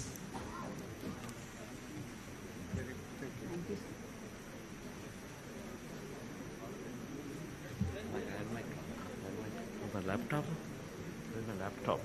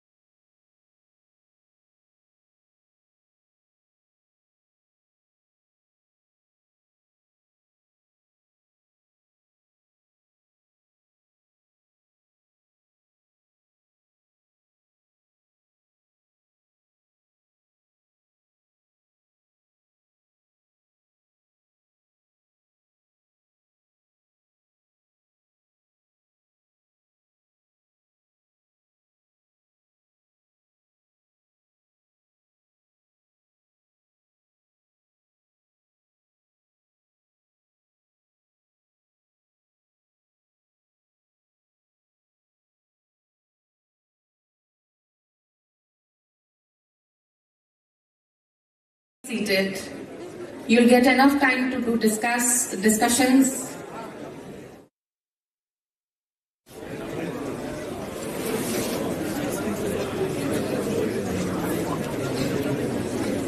I request on my right, please be seated.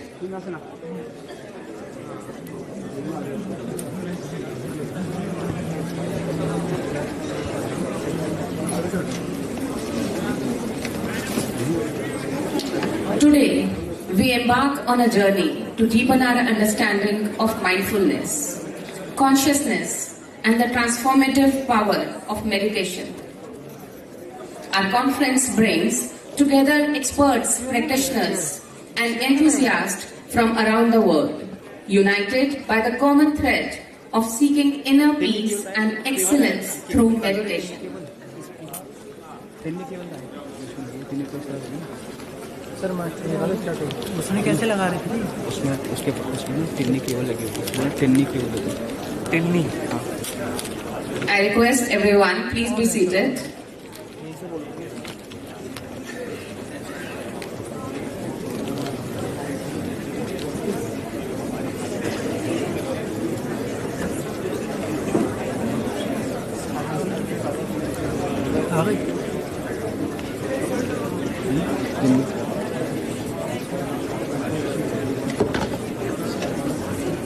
We are still waiting for the people to be seated. Ravi इनको Tinni cable दे देना भाई को रवि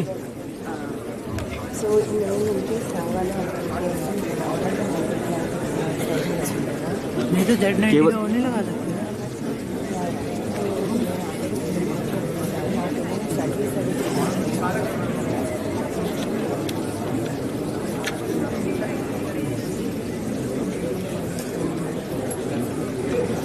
क्या बोल रहे हैं Tinni cable इसका बोला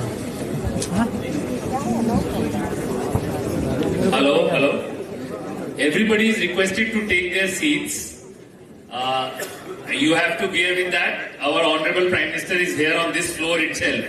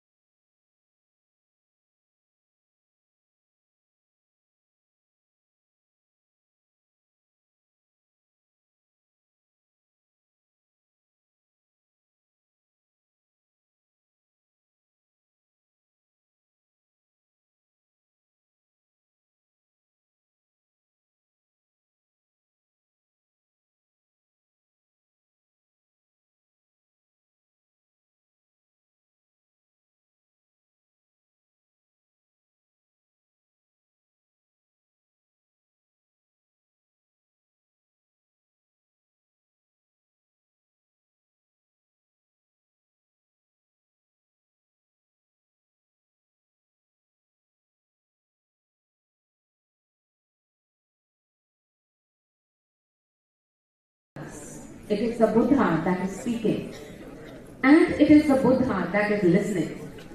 The Buddha gives the best possible speech and the best possible listening. And we are going to create a whole world of Buddhas. We are the grand Buddha CEOs of our own lives. Now, I would like to invite Sri Chandrasekhar Pulmasetti for the Power Talk, Science of Meditation, Learning to Be. Let me introduce Sri Chandra Pulmasetti is the founder of Buddha CEO Quantum Foundation, a non-profit organization committed to spreading the cause of meditation. He is a successful entrepreneur, former vice president at IBM, transformational meditation coach, board member, advisor of few non-profit organizations, including Pyramid Valley International, Bangalore. He has been practicing meditation for over 20 years, teaches regularly in organizations, business leaders, professionals, and participates in several meditation service activities. many leading organizations. Sir, I please request not to talk during this. I request you. Many leading organizations and corporates like Cognizant, Microsoft, IBM, World Bank, NIFT, NIT Bank, New York Mellon, Rotary and Lions Club, and multiple renowned engineering colleges, these schools have greatly benefited from Chandra's insightful teachings and transformative learning. And I'm proudly saying it, that Chandra ji is the driving force behind this transformative idea, whose vision is to unite meditation leaders globally and integrate mindfulness into every aspect of life. He is on a mission to bring world peace in a time when wars and conflicts are everywhere. Through meditation and mindfulness, he aims to spread harmony, understanding and compassion, helping people choose peace over violence. And I invite Chandraji on the stage, and please switch off your mobiles and wholeheartedly let's understand what is the science and why meditation is important in all our lives. Thank you. Over to you, sir.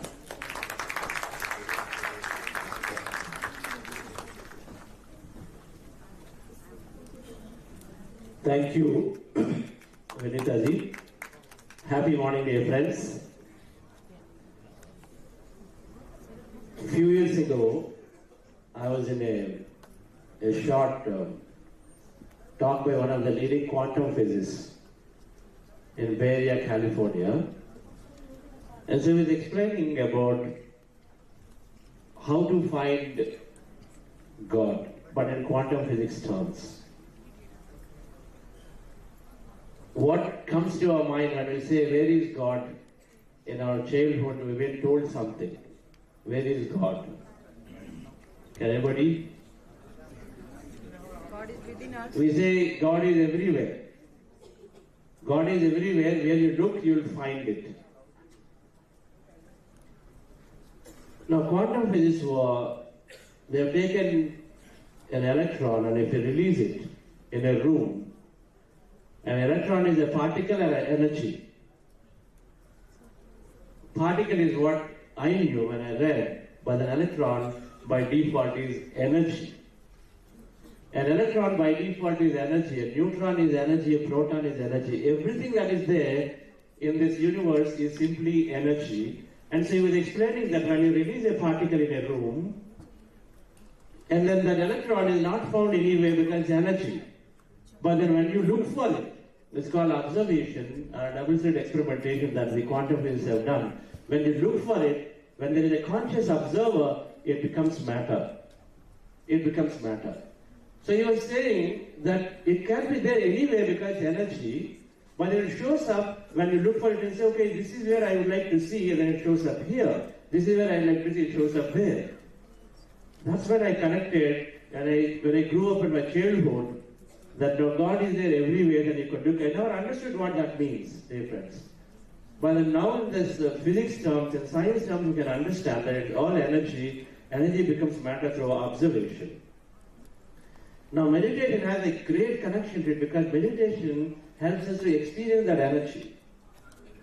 Meditation helps us to experience that energy that's out there everywhere. It's called quantum field of energy. Now, of course, meditation has tremendous amount of scientific understanding and benefit. That Patriji that I came in contact with long ago was always very, very scientific, had a scientific temperament. And he said, you've got to experiment before you believe something. And meditation is a very, very scientific process. And so being a computer scientist, and I wanted to really, really understand while I followed in practice, and then as I read through some of the literature, and then Patriji handed over to me a book called You Are the Placebo a few years ago, more than 10 years ago. He handed a book and said, you read this book, you'll understand all scientific aspects. Your logical mind will be satisfied. And so when I read that book by Dr. Joe Dispenza, amazing, amazing work that now there are many, many new spiritual scientists are doing, who are neuroscientists or who are molecular biologists, But they are talking about meditation, a very, very scientific term that we can connect. And then when you know enough through a scientific understanding, then I feel like practicing it because what are the releases? And it becomes a very, very scientific process. That I feel it is right that we can practice it too. So let's delve deep a little bit into this understanding of meditation. A few scientific terms, but also then we will practice it.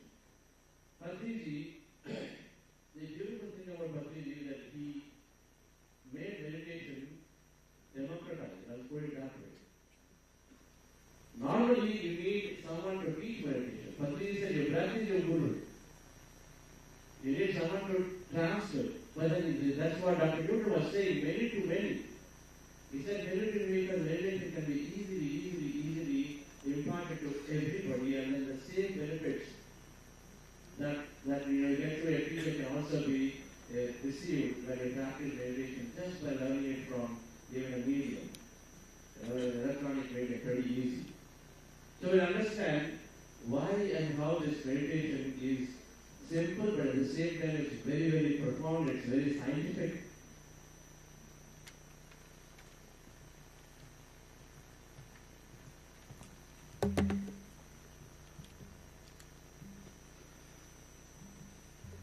We are happy that the United Nations Meditation Day was declared for December 21st. The thing about this is, it is very, very surprising. United Nations on their website says that a right of everyone to the enjoyment of the highest attainable standard of physical and mental health. Highest attainable standard of physical and mental health through meditation. And so then they say that we bring this in. Meditation provides highest attainable standard of physical and mental health. The good news is that already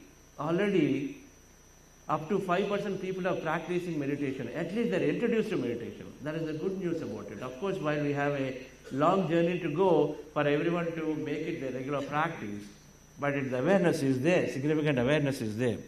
So now, throughout the year 2024, we did several conferences.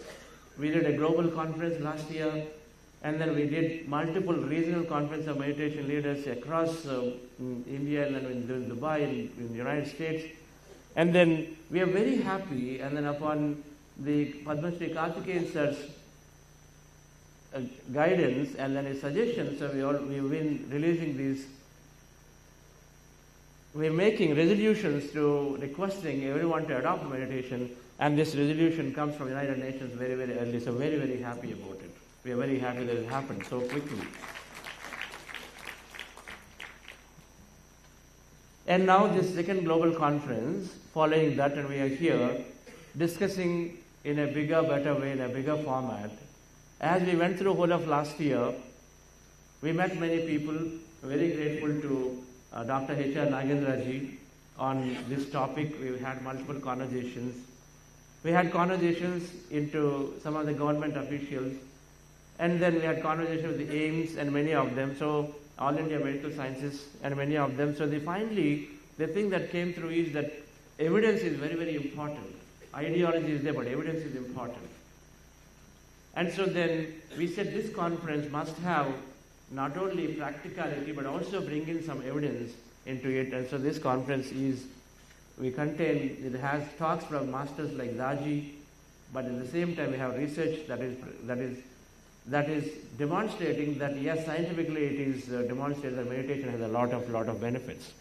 So my journey into meditation started with Brahmanji Patriji. I met him back in 1990.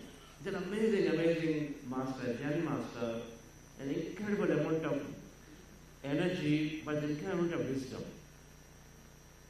And he's the most rarest master. He just always walked barefoot.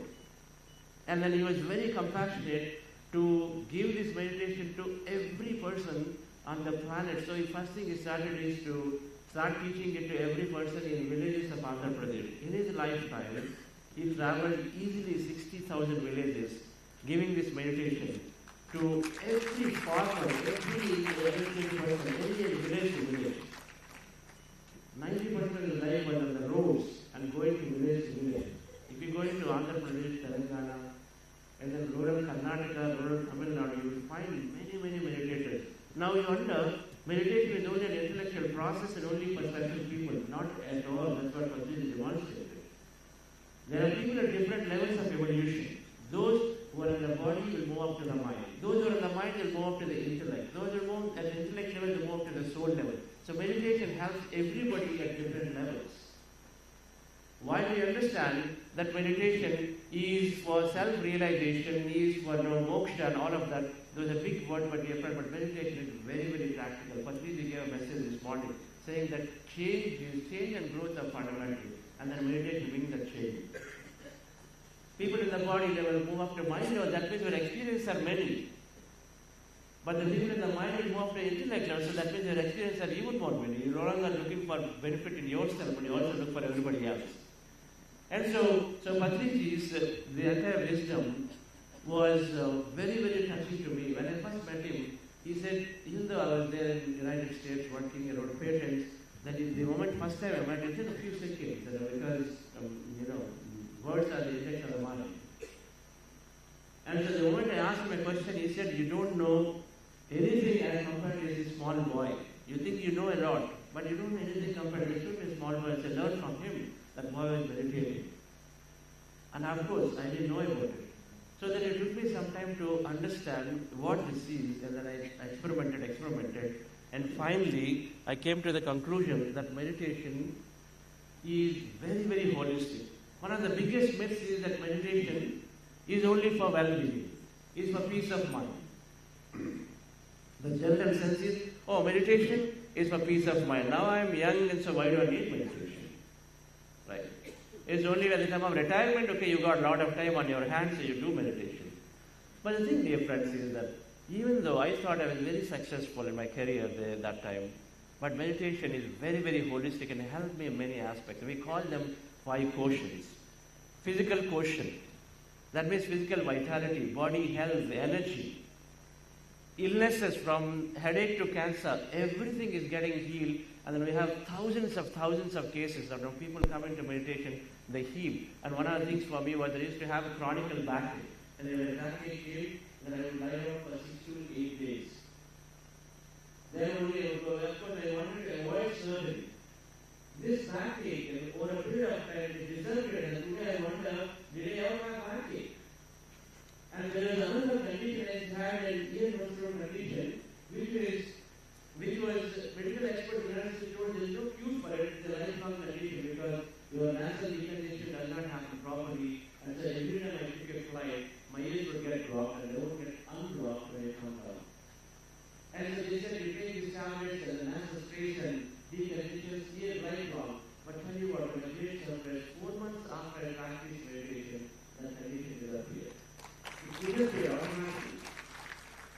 Now, what do you say for that? Now, these cases are there. I mean, people with IBS, people with, acid reflexes, thyroid issues, everything is getting solved through meditation because it's called psychosomaticism. All illnesses are psychosomatic. The psyche is the collection of our mind, our intellect, and our soul nature, and all of it combined is the psyche. And when the psyche changes, and so much changes, the body changes. That's a fundamental principle.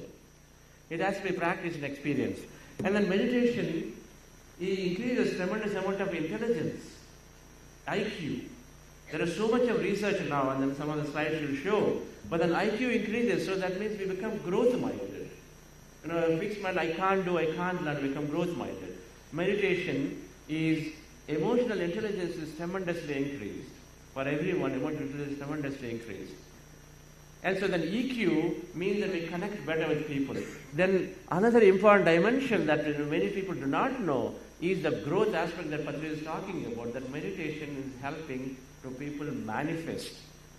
Very, very popular in our program is that everyone has experience, they want to seek experiences. So manifestation increases the power of our mind and power of our inner power.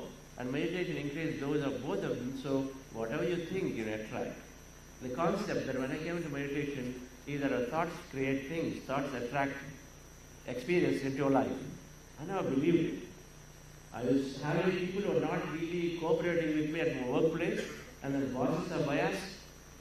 Then relatives would say something or other. I always thought it was because of them this disturbance is there. But then later I realized when meditation changed my mindset, I recognized that it is through our thought we change the environment.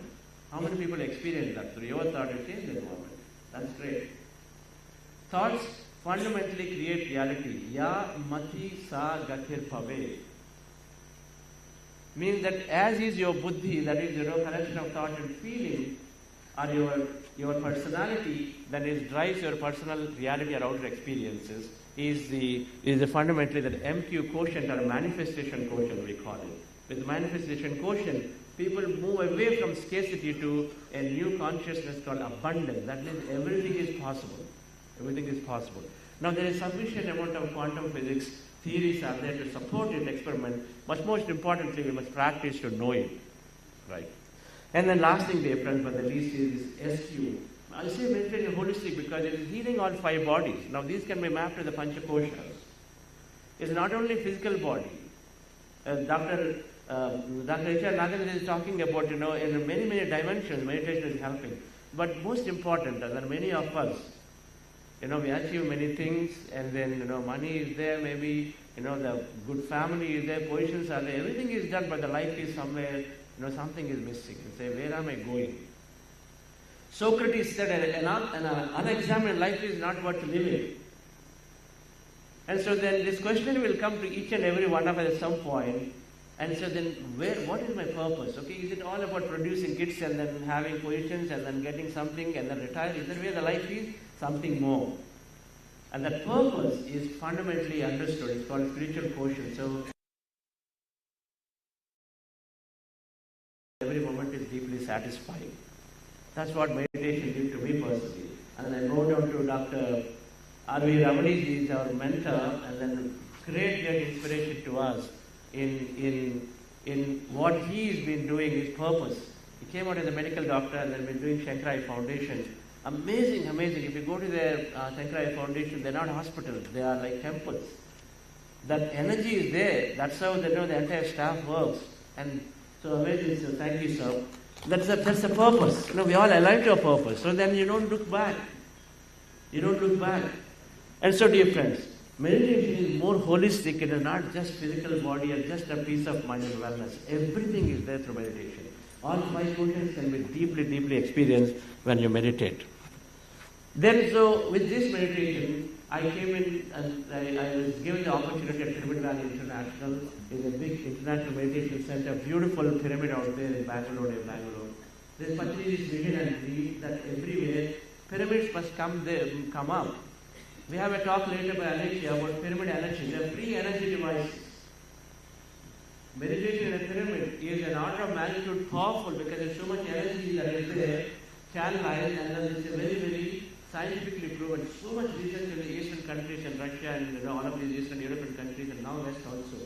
A lot of research is there about pyramid energy. And then Patrizi discovered this energy and then he utilized it for meditation purposes. Beautifully utilized for meditation purposes, and so many pyramid meditation centers are built. I had the opportunity to be part of this center. Positive energy flow in pyramid facilitates deep focus and aids meditation. And so this Pyramid Valley Meditation Center is where I met Padmashri, we are Karthikeyan sir, so thank you. This conference we are doing only because of Sar's all might and effort. Even a greatest ambassador for all spiritual movements, and this Patrizi has been a great friend. And then we started this conference facilities last year and doing it, and every regional conference Karthikeyan sir took time to attend and then gave his answers. Thank you very much, sir. So with this, dear friends, and a lot of time and effort for me in Pyramid Valley International, building that center up, it gives great joy when I do meditation service, because meditation helps to move into a service-minded person. By default, we become very, very service-minded, helping in nature. But there is a scientific understanding to it. With this understanding, so the purpose that all came to me too, and then Patrizi at some point around 2015 said, Chandra, I must take meditation to the leadership.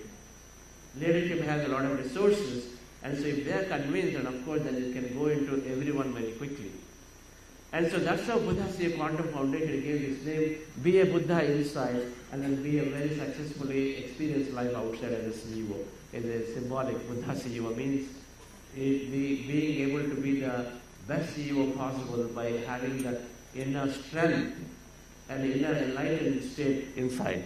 So we started with the Quantum Foundation with a goal to introduce meditation, bring out the scientific nature of meditation to every leader, and so that the organization communities can really benefit, and the meditation can be rolled in everywhere. So meditation is then scientific, and it trains the mind. There are two aspects to the mind. The restless mind is, jumping. There are any number of thoughts. We are worried constantly. What will happen to me? Can I speak in this meeting? There's big delivery coming up. I'm not able to deliver. So maybe there is a challenge. So can I tell, not tell? Always worry. What will happen to my child? They're not getting good marks. So there is constantly the thoughts are there of the past or the future. This is called restless mind. And the restless mind, do you imagine that there are daily 50,000 thoughts, 85% negative. 85% negative, that's research. So if the thoughts are jumping and the negative thoughts are there constantly, then if you're attracting negative reality constantly, then there is a second element of the meditation, is a limiting mind, which is completely limited, is beliefs and perceptions. Just like that elephant which is tied to a small peg and it can easily release itself, but it doesn't. Because it's trained from the beginning that it is tied to a rope that it cannot free itself, because it just picks up in its mind. Even the elephant can easily release itself. It's called limitation. I can't do this. I can't do that. My education is not that great, and so I cannot get into this. Everything is a limitation. We get limited. We keep forming limitations all the time because the environment is like that. There is a research by Harvard. They have done this, and they took senior citizens and kept them in a resort for 1 week. The resort was decorated to be 20 years back in time. When they did this experiment, 20 years back in time was the 1970s, when the experiment was done in 1990s. 1 week was they asked to be there in this resort, and the resort was decorated to be 20 years back. That means the furniture, the equipment and the TVs, the dressing set, food habits, everything is changed to what 1970s was. That's 20 years back in time. So the senior citizens of 40 to 60 years, when they kept in the resort for 1 week, a week later, they started showing up extra height. They are eating more, jumping more, dancing more, sleeping less. And everything they are doing because they became younger by 20 years just by for 1 week in the environment, the new environment created where all the thought is that they are younger. The mind has so much to play. It's mind to matter, dear friends. There is so much research now that mind to matter. As your mind is, so your reality is. And so then in 1 week of time in the resort, they became younger. They behaved very, as if they were 20 years younger in life. And so this limitation has to be removed. There is enough evidence now to say that through old age the wrinkles come. It's because we keep thinking that wrinkles come. Is there enough evidence is there on this aspect that now because what you think is what you create, because now the cells are responding. There is enough research to say that our cells are responding to a thought.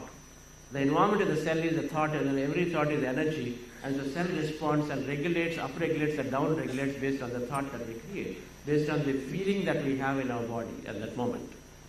And so this limited mind, and the research shows that 90% of our life events are driven through our limitation, what we think and feel about ourselves. So there's two aspects that fundamentally drive our life. A random life, everywhere stressful life, worryful life.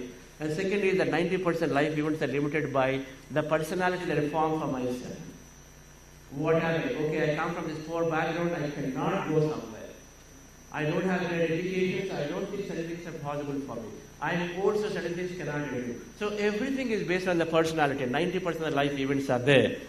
And so then the thing to do it, friends, when you map these two aspects, they call conscious mind. We map to the brain. There's a conscious mind, subconscious mind aspects they're mapped. And then we need to change our thoughts to change our thoughts and beliefs to have a new reality. And that's meditation and wisdom. That's what we learn from Patrizi, constantly giving that new, empowering spiritual science knowledge. That knowledge slowly reprograms our mind. When I learned a body heals, then I experimented on it. So the last I took medication was in the year 2002. And since then, I didn't have to take medication, and then the body constantly supports. And then even if you fall sick, you can go into meditation and you're able to heal yourself, and you're fine too. It is possible. I'm sure here plenty of people probably that way. Yes, I know. How many people did that way? Okay, there are so many of them. That's great. It is possible if you apply the science. It's not just about talking about it, dear friend, but meditation gives the strength to apply and then experiment. So that's what it did to me. So how does it happen is that the analytical mind is the barrier. We all have an analytical rational mind. When thoughts create reality, when I say this word, does it happen like that? How is it possible? Impossible. And so the analytical mind, based on a past experience, is saying everything is possible, limited, this and that. Not possible. And so what meditation is doing is to calm the analytical mind so that you have access to the subconscious. The subconscious mind, which is where all your personality is defined, beliefs are defined, you have access to the subconscious, so access it, you examine it, and then you reprogram it once you know which way to reprogram. Right, friends? So meditation is helping us to change the personality. There is a small book called 4 Agreements in our program we talk about. The 4 agreements are very, very simple. Don't take anything personally. Suppose you come here, we do not get a seat that we want. We are used to getting a friend seat, we didn't get anything that we didn't get it. So then what is the typical thing? Saying that, oh, I'm not respected, I'm not recognized. Take it personally.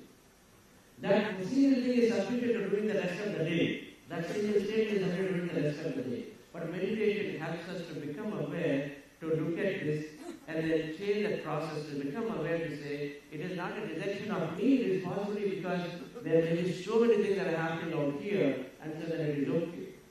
It is really the mind, the Harvard study is there, that says that events are neutral. All events are neutral. It is the meaning we give to an event that makes that experience good or not good. It's always that way. A simple thing of not getting recognized in a friendship can really ruin and say, these guys are not good, this is that, this is it, I never come here. Many conclusions can be made that place you do all the moments. It's simple as that. But the thing is, all of that is happening through only through the meaning in the mind, dear friends. And so if you can change the meaning in our mind with awareness, of course, then we gain our happiness. And that's what meditation is doing.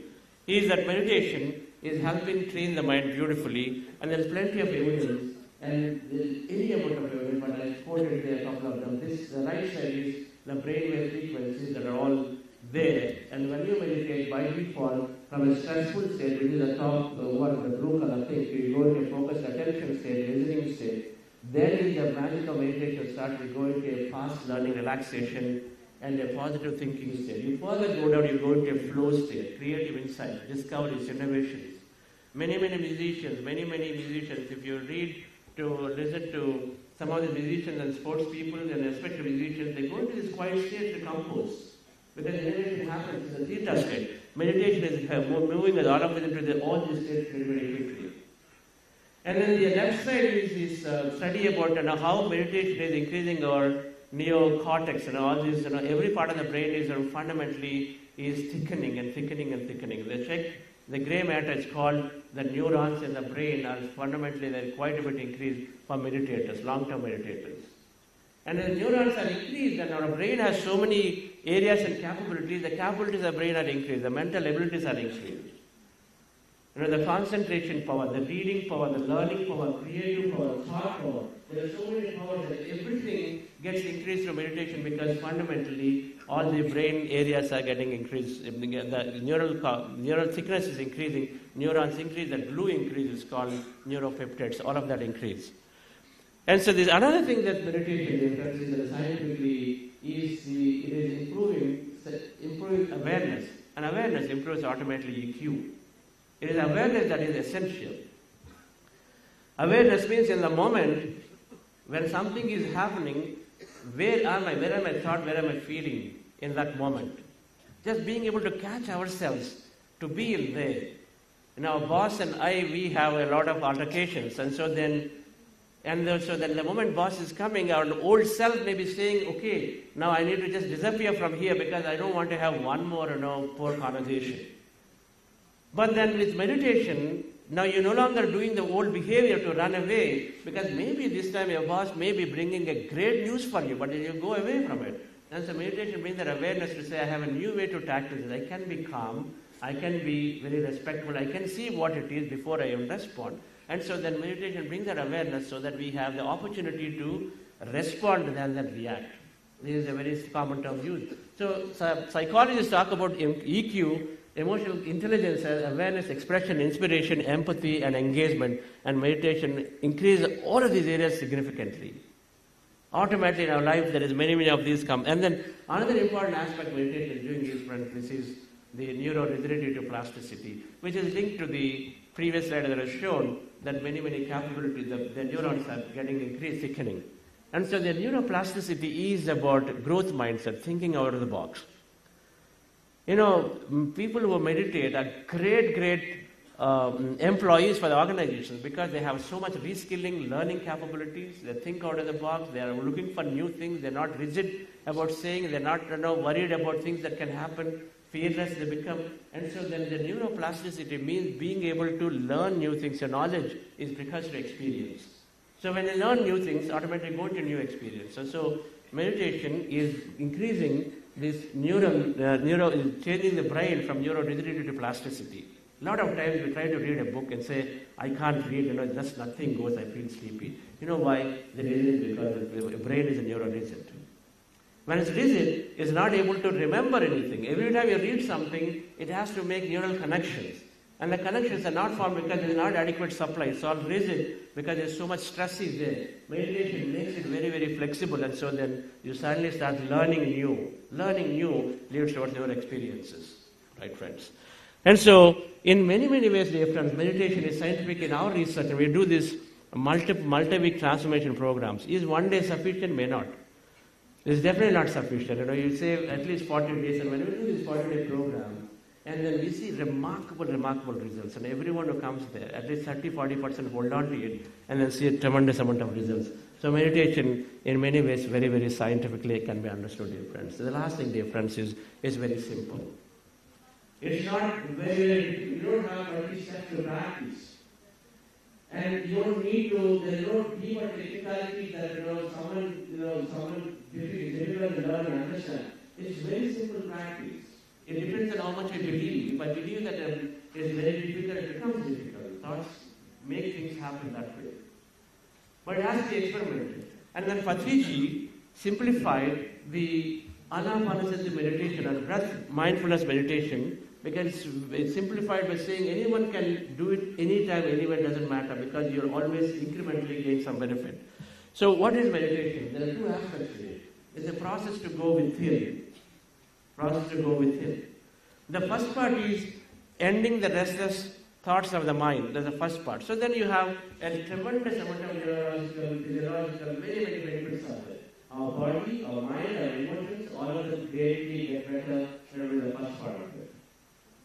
But the second thing is a gateway to connect to the intelligence, connect to that heart center that Sri Daji was talking about. Is connected to the intelligence that is there. There is something that is powering each and every one of us. It is not possible to have these billions and trillions of cells in the body to operate very coherently unless there is a power. Every second, our body produces a million cells, die, and the million cells come new.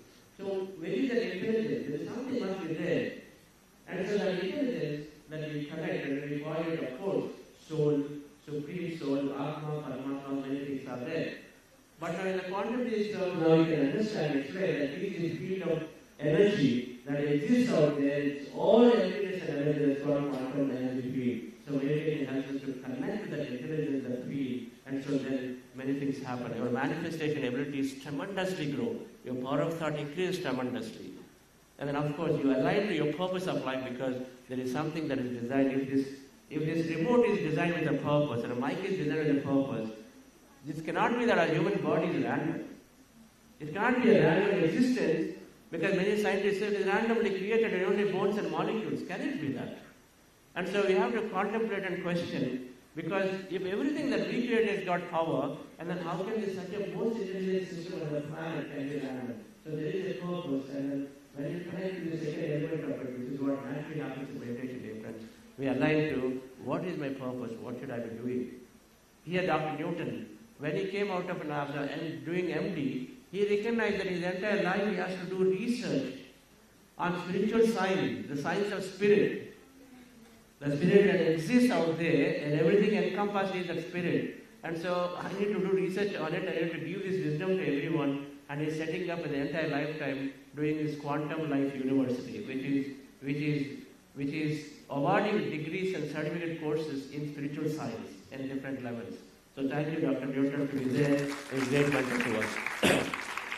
So dear friends, but while those who are the core goals of it, resting the mind and then connecting to the intelligence, the process is very, very simple. It's simple, as simple that it only takes 30 seconds to learn and then practice it for however long that we want. Right? So it's just being mindful of the natural breath. This technique, this meditation that we, many techniques are there. Many techniques are there, of course, and each one depending on where they are in their evolution process, they connect to different techniques, only based on their evolution process. They connect to different techniques. But then it's like anything. You know, we start with cycles, and we start with the car, we start with the plate, so we get more efficient. So then finally we come to the conclusion that if something can be as simple, then of course I'm going to hold on to it, right? So the more simpler technique is, the more easy or simple, then more it can be widely spread and adopted by people. So that's one of the reasons why Buddha's Quantum Foundation is very, and the PSS movement are very, optimistic and hopeful that this meditation is so simple that it can be adopted by everybody around the world, everyone, without exception, right? And then even those people who are very, very seriously ill and are on the bed, they can't do any steps of any body movements at all, but they can practice meditation because it's so simple. So it only is about observing the breath, and then automatically mind becomes empty. When mind becomes empty, dear friends, we transcend the body, then we go into, we start connecting to the emptiness around, which is called field of energy or field of quantum.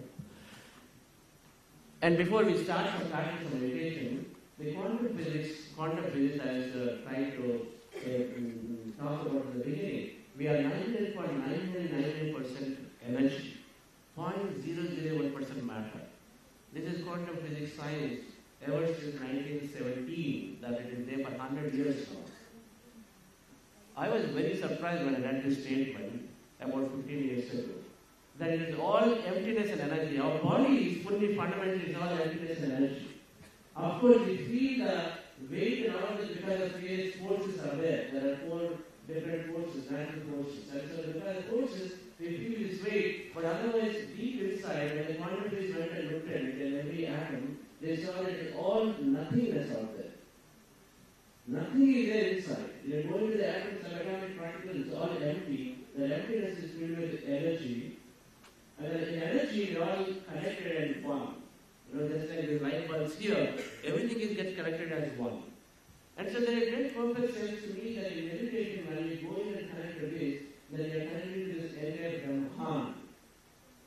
There is great perfect sense that Aham Brahmasmi, this great statement is there on Vedas and Scriptures, they say Aham Brahmasmi, I am that. In meditation, we experience that state. And so one practice is that go into it, then you understand that there is this field of energy where we are all connected, not separate. Because energy are all same. And with this understanding, that meditation is helping us to experience that connectedness. The connectedness naturally means that the words that we see, oneness, they're not just words, dear friends. Only when you practice meditation, you understand how does it happen. Because if you are experiencing sufficient connection in the energy level, if you are that, and then automatically, then that feeling of oneness is automatically radiated during your wakeful life through everyone and everything that is there. So, meditation is then moving an individual from what is it for me in every interaction to what is it that, how can I help others? It changes. The moment you recognize that you are connected to everybody, you no longer separate. You no longer see that it is only for me. And so then everyone develops a great service mindset. The employees and every organization benefits greatly in attitude because normally you are worried about doing my deliverable. A meditator is looking and saying, how can I help you? And then I'll take care of myself. This is a fundamentally coming service attitude is very, very natural. It's not because of an intellectual thinking.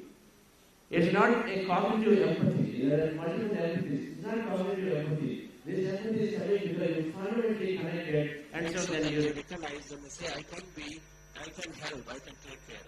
So at this point, dear friends, having understood this science where we said meditation is scientific, meditation is holistic, and the benefits are in many areas, we will go into practice it to demonstrate it very, very simple. This whole program has multiple meditations throughout in the 2 days. Right? This is not a conference just with talks.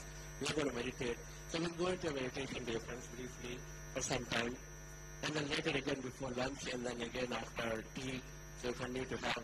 The process is very simple. As I said before, observing our natural breath with our eyes closed is a practice of meditation. You sit down the way you are. You do not have to sit on the floor. You don't have to keep your spine erect. Everything is an incremental process. Spine erect is required if somebody is wanting to do for 24 hours, 48 hours, 36 hours, more and more. But you are there, and then I want to start somewhere. Yes, please start somewhere with wherever you are, and whichever way body condition is no problem. Make sure the body is very, very comfortable.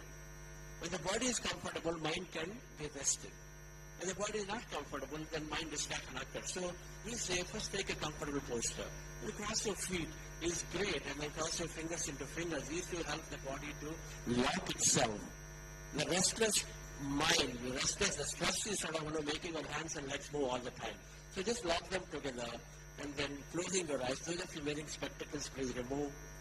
Those of you wearing spectacles, please remove them. Specs are not required. And then the posture is there, eyes closed, fingers into fingers, hands in your lap, crossing your feet at ankle. Observe your natural breath. This posture, that's normally the posture we are doing in the flights, in the cars when you are sitting down. So that's the same posture, you just do it. Right? And then observe your natural breath. Where do you observe your breath? Anywhere on the nose, preferably in the middle of the eyebrows. So if your eyes closed, I would like you to rest your attention any point on any point in the nose. At the middle of the eyebrows is great. It's called third eye center. And observe that natural breath, the breath that is going in and coming out. When you observe the breath slowly, your mind becomes empty and empty and empty. Thoughts become less and less. As thoughts become less and less, our mind is going into emptiness. And emptiness is energy. That's quantum physics. As I can experience that energy, that the states of emptiness, quietness, all of it. Energy can be felt as sensation, movement, lightness, many things. Witness all of it if you have noticing them. And be with it. In case you have thought, and thoughts will come, and it is okay to have thoughts. And when thoughts come, bring your attention back to the breath, dear friends. And again, observe the breath. I'm going to play light music. I will also, to little bit guidance, go into this meditation at this point, dear friends. Relax yourself.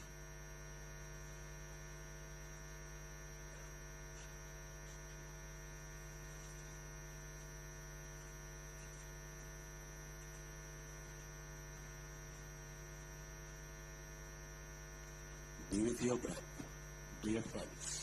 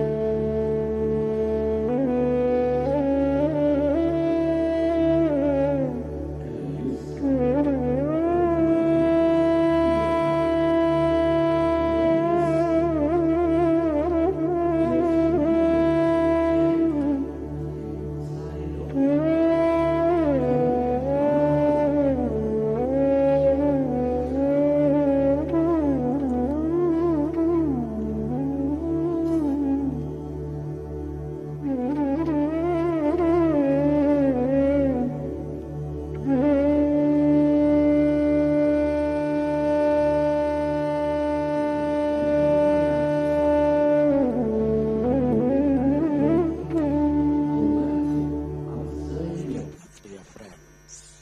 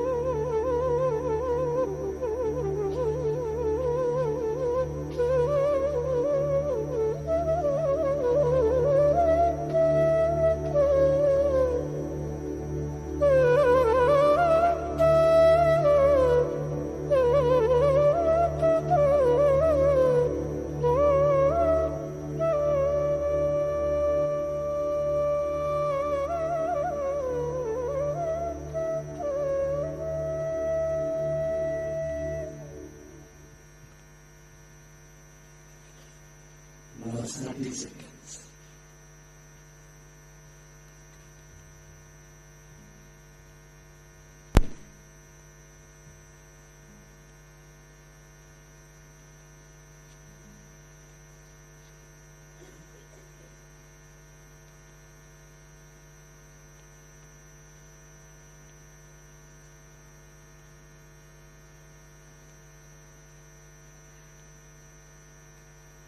Five, 4, 3, 2, 1, 0.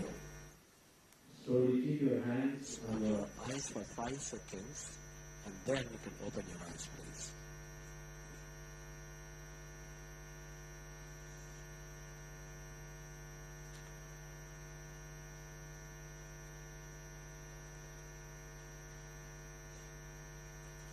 Okay, dear friends,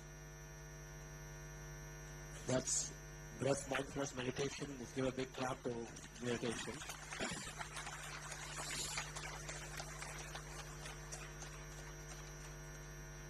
How are you feeling? Calm, relaxing. Well, there are many, and we're going to conclude here. There are many benefits, there are many experiences that are possible in meditation. How many people felt lightness in your body?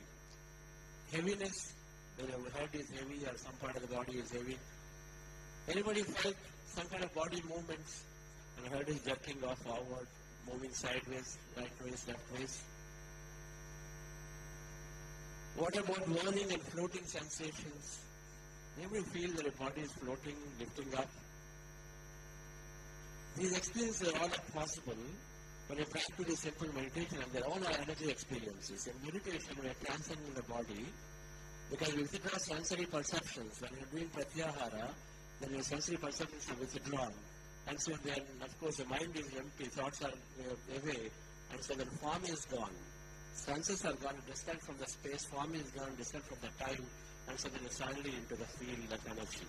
You are experiencing all of the bodies, dear friends. So when you experience energy bodies, we are receiving all these, we experience all of those that you've seen here. Common, what do we do?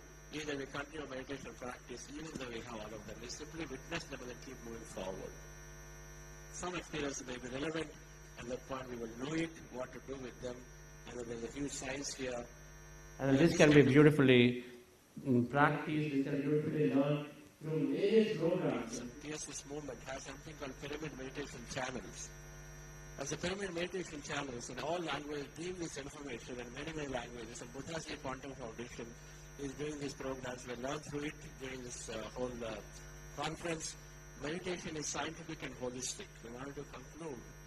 It is very scientific. And so it's not a ritual, it's not something that to believe and do. Remember, it's holistic. It's not just for the body. It is for all bodies. And then meditation is very simple to adopt, and so that is a purpose. And if you find that this meditation is very simple, then of course it can be adopted by everyone. And so thank you very much. Thank you very much. And so we'll continue to do it again. So thank you. It's a really great honor and pleasure for Buddha's Quantum Foundation to be doing this work in association with all the partners. And when we met Dr. H.I. Nagendra is ready to agreed to be a partner, and then Heartfulness Institute came forward to be a partner, and then many of them came together to give lending their support that yes, this is required. So we really thank all our partners too, and so thank you very much. What an empowering session, as always. Meditation is the greatest gift which one can give to oneself, and through meditation only we overcome our limiting beliefs and achieve blissful state of mind. Now, I would like to call upon Sri Anishji to facilitate Chandani. Anishji is the founder of Sado.org and Bodhishala Conscious Leadership Academy. I welcome you, sir.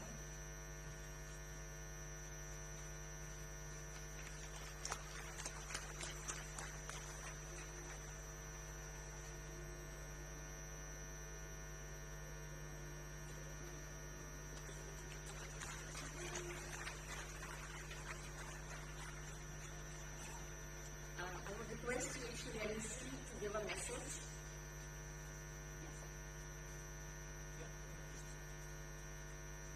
Yeah.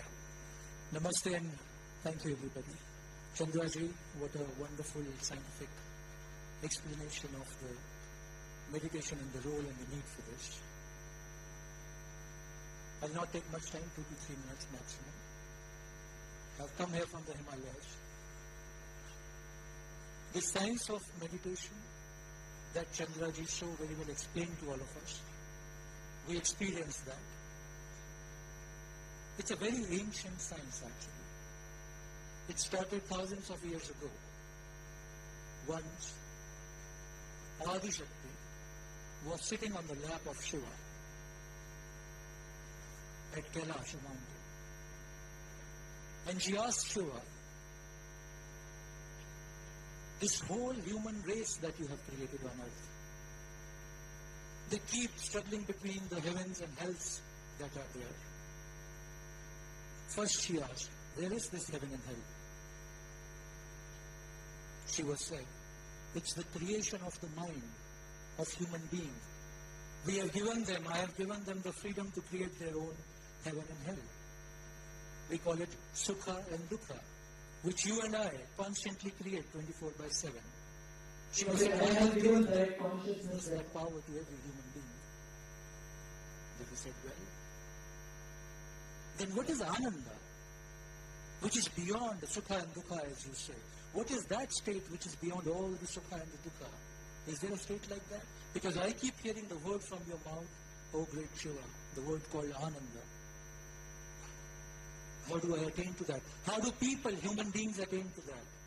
And that's when, while Adi Shakti was still sitting on the lap of Shiva, in the beloved embrace, Shiva shared 112 techniques of meditation with her. The world knows these techniques as Vijnana Bhairav Tantra. All the meditation techniques across the world, any culture, any tradition, any country, are just the combinations of these 112 techniques. It's the moola from where everything has emerged, everything that takes you to Ananda emerges. So this science is extremely ancient as this earth, and as ancient as Shiva is. I would conclude with that. My congratulations to all of you for being here and to the organizers. Thank you, Chandani. I request Cycle by Sanderson to felicitate and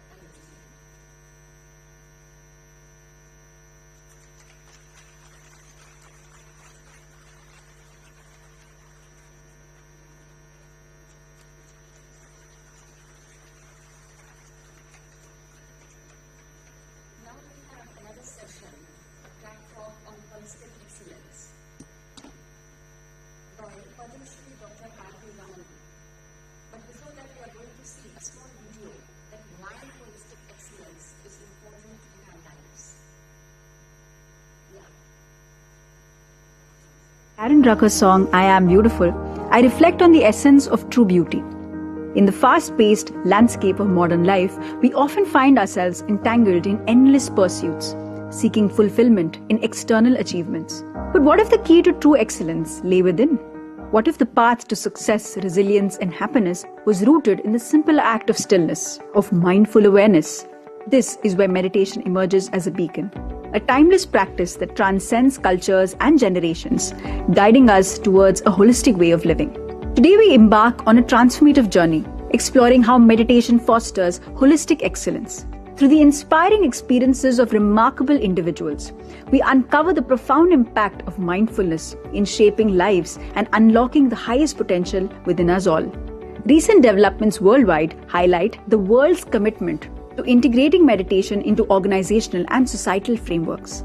Honorable Prime Minister Shri Narendra Modi ji inaugurated the world's largest meditation center, spanning 300,000 square feet with the capacity to accommodate 20,000 individuals. This monumental structure, Swarved Mahamandir Varanasi, symbolizes India's dedication to promoting meditation's benefits on a grand scale. Center of Excellence in Meditation and Wellness, established by the Pillai Institute of Management Studies and Research, this initiative fosters meditation-based stress management and well-being among students and faculty. The United Nations General Assembly, with India's leadership, officially recognized December 21st as World Meditation Day, reinforcing meditation's role in mental health and well-being. Ramesh Kondamutti from USA suffered from severe migraines and a C6 and C7 disc bulge, but meditation brought a profound shift in his health and overall well-being. His relationship with colleagues and clients improved, bringing greater happiness and harmony in the workplace. Today, he is deeply committed to service and uplifting others.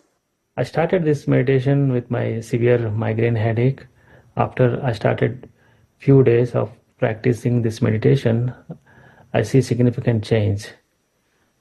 And also I have a pre-hypertension After practicing of 3 weeks of this meditation, it became normal. Vinny Kishore, a homemaker from Mumbai, struggled with an autoimmune condition that left her body stiff and unmovable. Through 3 years of meditation, she not only healed completely, with doctors declaring her disease-free, but also developed emotional intelligence and balance. Meditation opened new doors for her, making book reading a daily habit and deepening her understanding of neuroplasticity. Today, she enjoys trekking, something she once thought was impossible. एक still disease autoimmune disorder है, मैं उससे जूझ रही थी, तो मेरी पूरा बॉडी स्टिफ रहती थी. मेजर मैंने ध्यान किया, सुबह 1 घंटा, शाम को 1 घंटा, और बुक रीडिंग मैंने स्टार्ट कर दिया. फिर पत्री जी का एक वर्ड मुझे मिला, न्यूरोप्लास्टिसिटी. वो न्यूरोप्लास्टिसिटी में का मतलब ही ब्रेन की रिवायरिंग करना, न्यू ब्रेन पैटर्न्स क्रिएट करना. Suma Reddy, once a homemaker from Karnataka, turned to meditation while her husband lay in a coma after an accident. She held a 41-day meditation class by his bedside, and miraculously he began to gain consciousness and eventually walked again. Realizing the power of meditation, she continued to serve her community and took on a significant role in a political party after impressing them with her dedication. Today, she is a leading woman figure in a political party, spreading the transformative power of meditation to party members and the public. Shakti Kumar, a CA student, once struggled with low confidence and poor concentration, believing he couldn't excel in studies. Through meditation, he gained accountability and focus, achieving an unexpected 83% in his 12th grade. Now, even in the face of challenges, he finds solutions effortlessly. Inspired by his transformation, he teaches meditation to friends and fellow youth. நான் வந்துட்டு ஒரு last rank இருந்த ஒரு person, மெடிடேஷனுக்கு அப்புறம் பாத்தீங்கன்னா 12th வந்துட்டு 83% எடுத்தேன். இந்த மெடிடேஷன் மூலயமா என்னோட தாட்ஸ் பாத்தீங்கன்னா ரொம்ப பாசிட்டிவா மாறுச்சு. நம்மளால எல்லாமே முடியும், நம்ம வந்துட்டு ஹாப்பி லைஃப் வந்துட்டு லிவ் பண்ணலாம். Isha Singhal from West Bengal overcame depression and multiple health issues through meditation. Despite her son's heart condition, she has learned to face challenges with clarity and resilience. Meditation has empowered her with inner strength, acceptance, and the right mindset to navigate life's difficulties with peace and confidence. So I've gone through brain stroke and my son has some heart problem. The counselor told me to do meditation for 6 hours. It started with meditation, vegetarianism. The experience was so good in a week when I did meditation. My journey has changed a lot with all this. And I'm so happy. I want to add, because I joined because of my son. So I learned parenting also with it. What I was then and what I am today is 2 different persons. Dr. Harjinder Kaur, a cognitive psychologist, always felt there was more to life. After learning meditation, she made the bold decision to dedicate herself to spreading meditation across Punjab. Guided by self-talk and nature, she follows her intuition, and through this shift, her life has become a beautiful journey of purpose and fulfillment. अपनी श्वासों के साथ होती हूँ तो मुझे एक आवाज़ सुनता है कान में टी की तरह, तो उसके बाद मुझे ऐसे अपने आप से कनेक्शन हो जाता है कि ये मेरे लिए गाइडेंस है. तो उसके बाद फिर मेरी अपने ही शब्दों में, मेरी अपने ही सेल्फ टॉक के जरिए मुझे आंसर अपने आप को आता है. सबसे पहले तो मैंने स्कूल्स में ध्यान शुरू किया था, हमने सिखाना, और अब भी मैं स्कूल्स में सिखा रही हूँ और जहाँ कहीं भी मौका मिल जाए. These journeys exemplify the essence of holistic excellence, a harmonious integration of mind, body and spirit. It is an essential practice for those who strive for excellence in all aspects of life.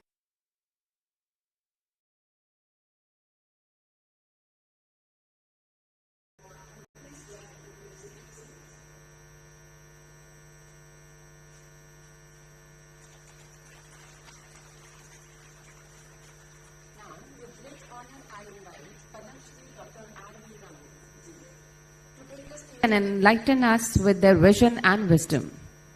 Padam Shri Dr. R.V. Ramani Ji is the founder of Shankara Eye Foundation India, established in 1977 to eliminate preventable blindness. The foundation operates a nationwide network of eye hospitals providing high quality care Dr. Ramani pioneered the Gift of Vision program, offering free eye care to rural poor, with 80% of beneficiaries receiving free services. His leadership has restored sight to millions, earning him global recognition as a compassionate healthcare innovator. We welcome you, sir.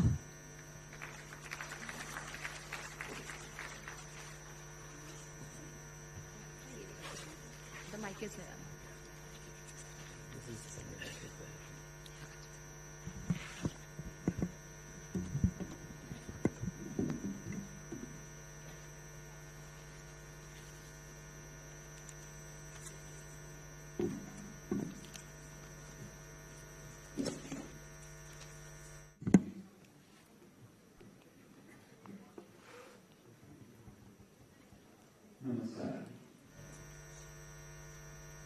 Once again, I would like to congratulate the entire team for organizing this World Conference on Meditation.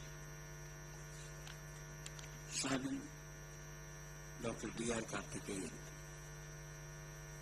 Some people are like a lighthouse, always trying to guide, inspire, and direct others with passion and conviction. One such person, the way he has mentored, please give him a big hand. The way he has mentored the Buddha CEO Foundation, I've been witness to it right from the very first, perhaps around 4 to 5 years back. A person with a conviction, courage of conviction about meditation and its benefit, who has taken it with passion and perseverance. Chandra and his wife, Mrs. Vani. Please give them.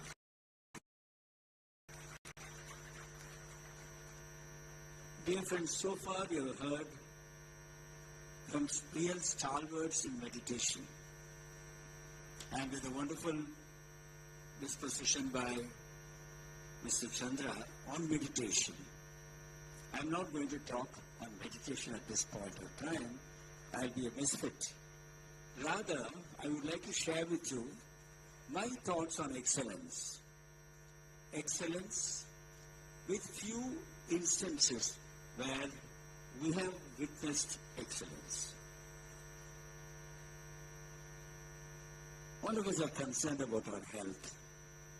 The World Health Organization defined health as a state of complete physical, mental, and social well-being, and not merely the absence of disease or infirmity. That is how it was defined. Subsequently, in the year 2024, they added to the definition, they said, beyond this, physical, mental and social well-being, emotional and spiritual were added in the year 2024. So health is not just simply saying that, hey, I'm healthy, I don't have a disease. Beyond that, there are different parameters, different aspects to be taken care of. Now, Mr. Chandra mentioned about holistic. What is holistic? An all-embracing approach that views every aspect of a matter as a cohesive whole rather than a collation of isolated particles. It's on the whole, holistic. To put it in simple terms, holistic is about looking at the trees without losing sight of the forest. That is precisely the holistic. Now let us briefly think about excellence.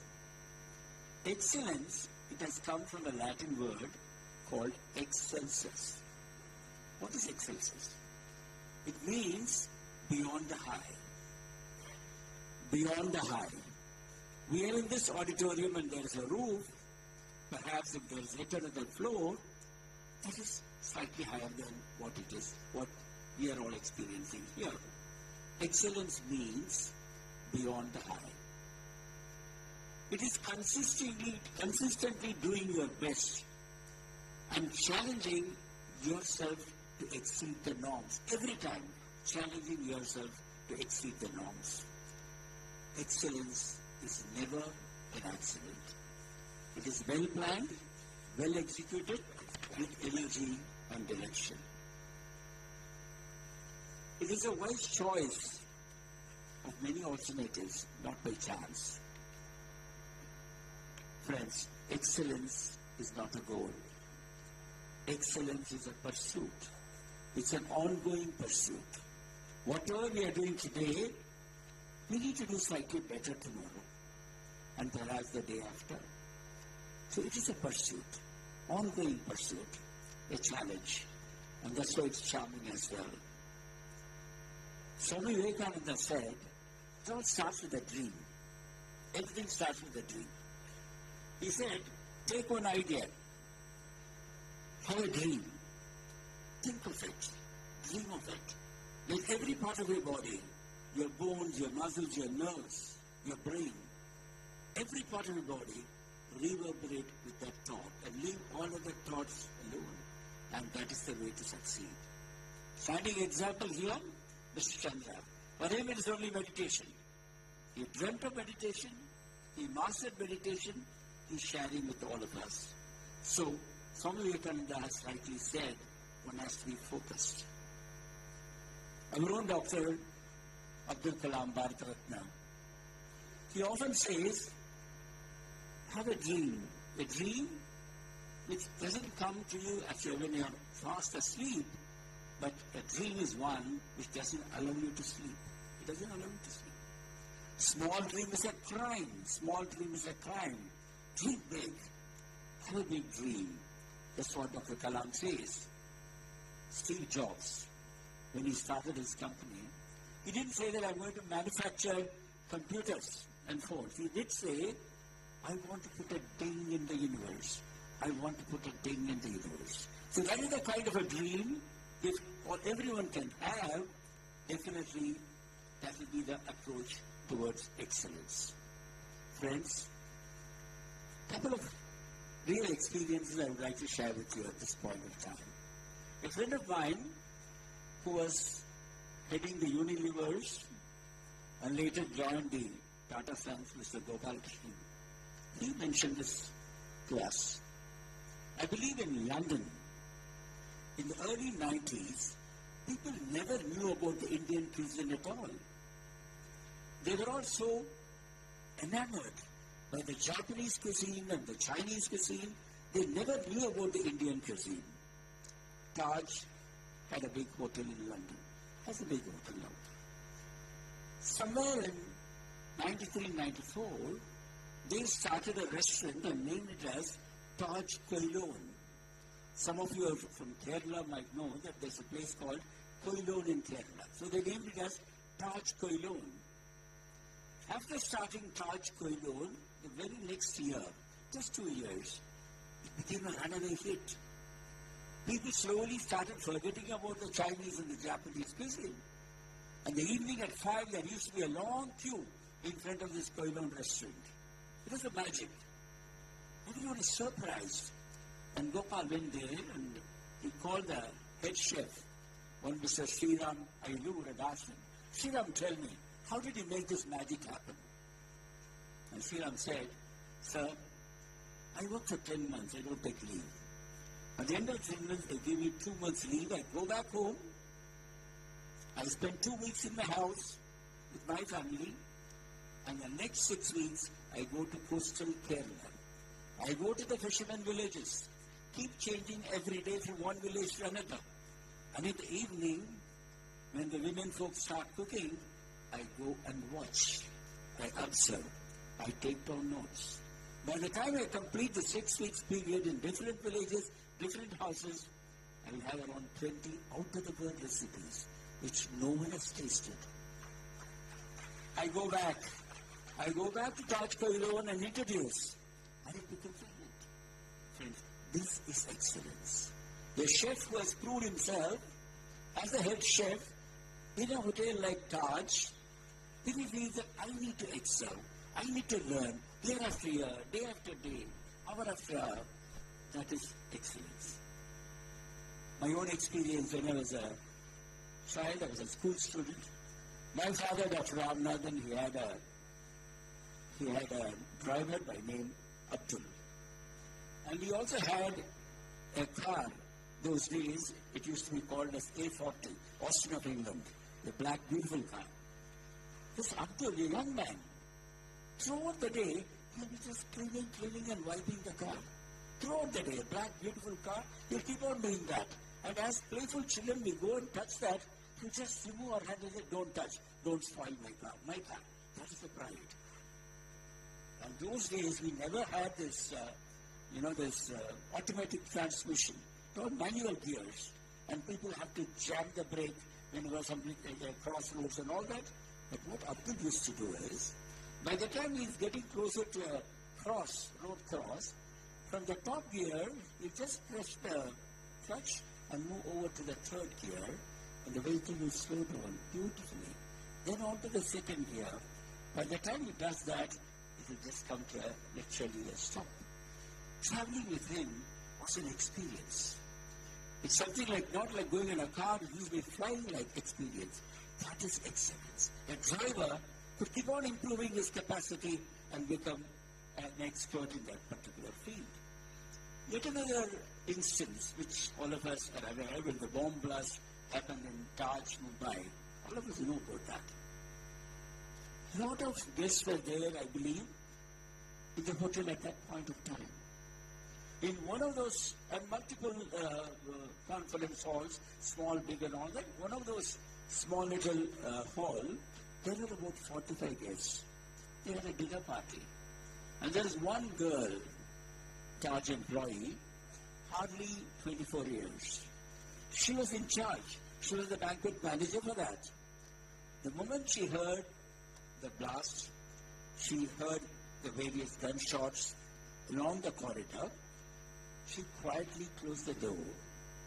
She switched off all the lights, went to each and every guest and whispered, please be quiet, lie down, I'm here. We will ensure that all of you are safe. And she was watching carefully, and by the time the movement of those terrorists on the corridor went on to the other side, she started working.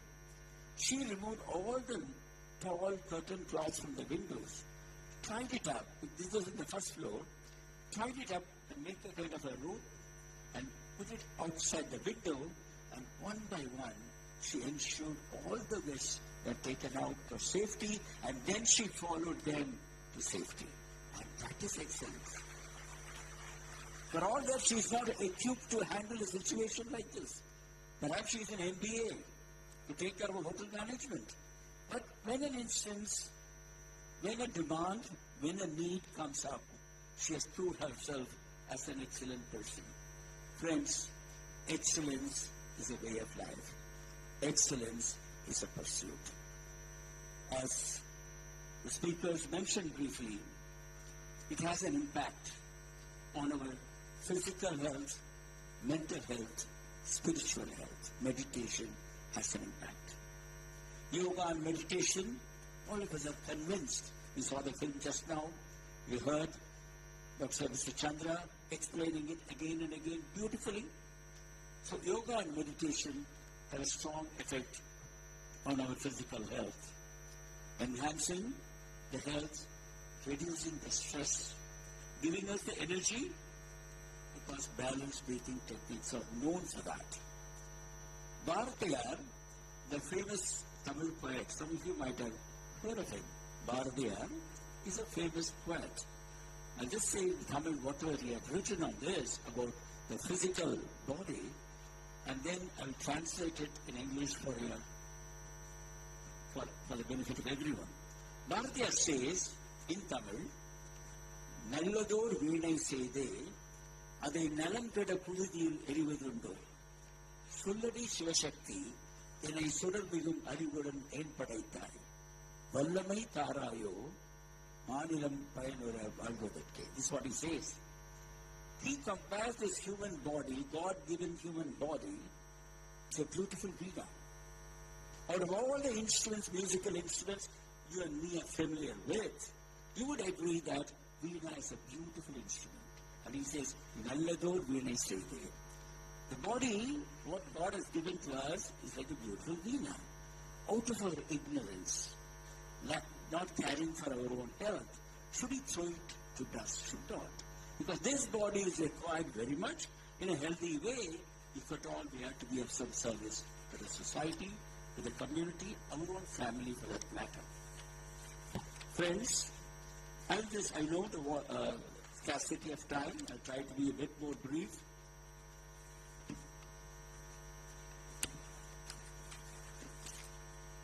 As far as the mental well-being is concerned, again, there is an impact.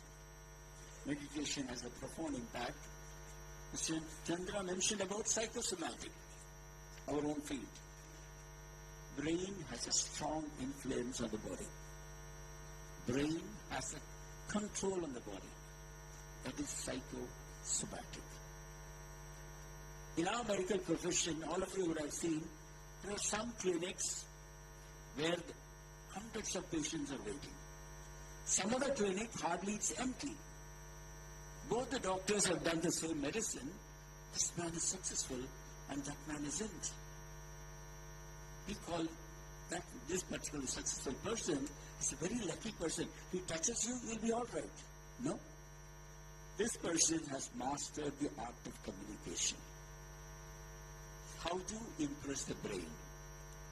A simple example. Someone walks into my consultation chamber and says, Doc, I got a sore throat. May I ask him, please sit down. I put a torch. I'm able to see an infected tonsils. I take a paper. I scribble an antibiotic, an antihistamine, an anti-inflammatory, a B complex. Give the paper to him and tell him go. This guy is walking out thoroughly dissatisfied.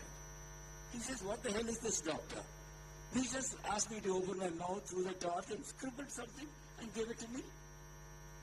He is not happy. His brain is not happy. He walks out thoroughly dissatisfied. Believe me, for the next 10 days, he will not get well at all. Another patient with the same complaint. I asked him, I know his name is Ram. I can see it in my computer. I said, good morning, Mr. Ram, please come and sit. Open the eyes. He sits there. Then I ask him, tell me the problem. Same problem. He says, sore throat and all that. I just write it down.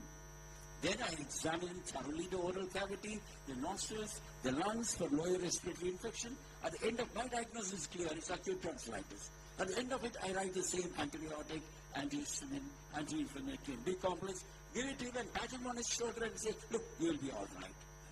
He's so satisfied. He said, what a great doctor he is. I also tell him, don't expose yourself to air conditioning, have warm water, saline gargling. He walks out and says, what a wonderful doctor he is. He asked me about my disease.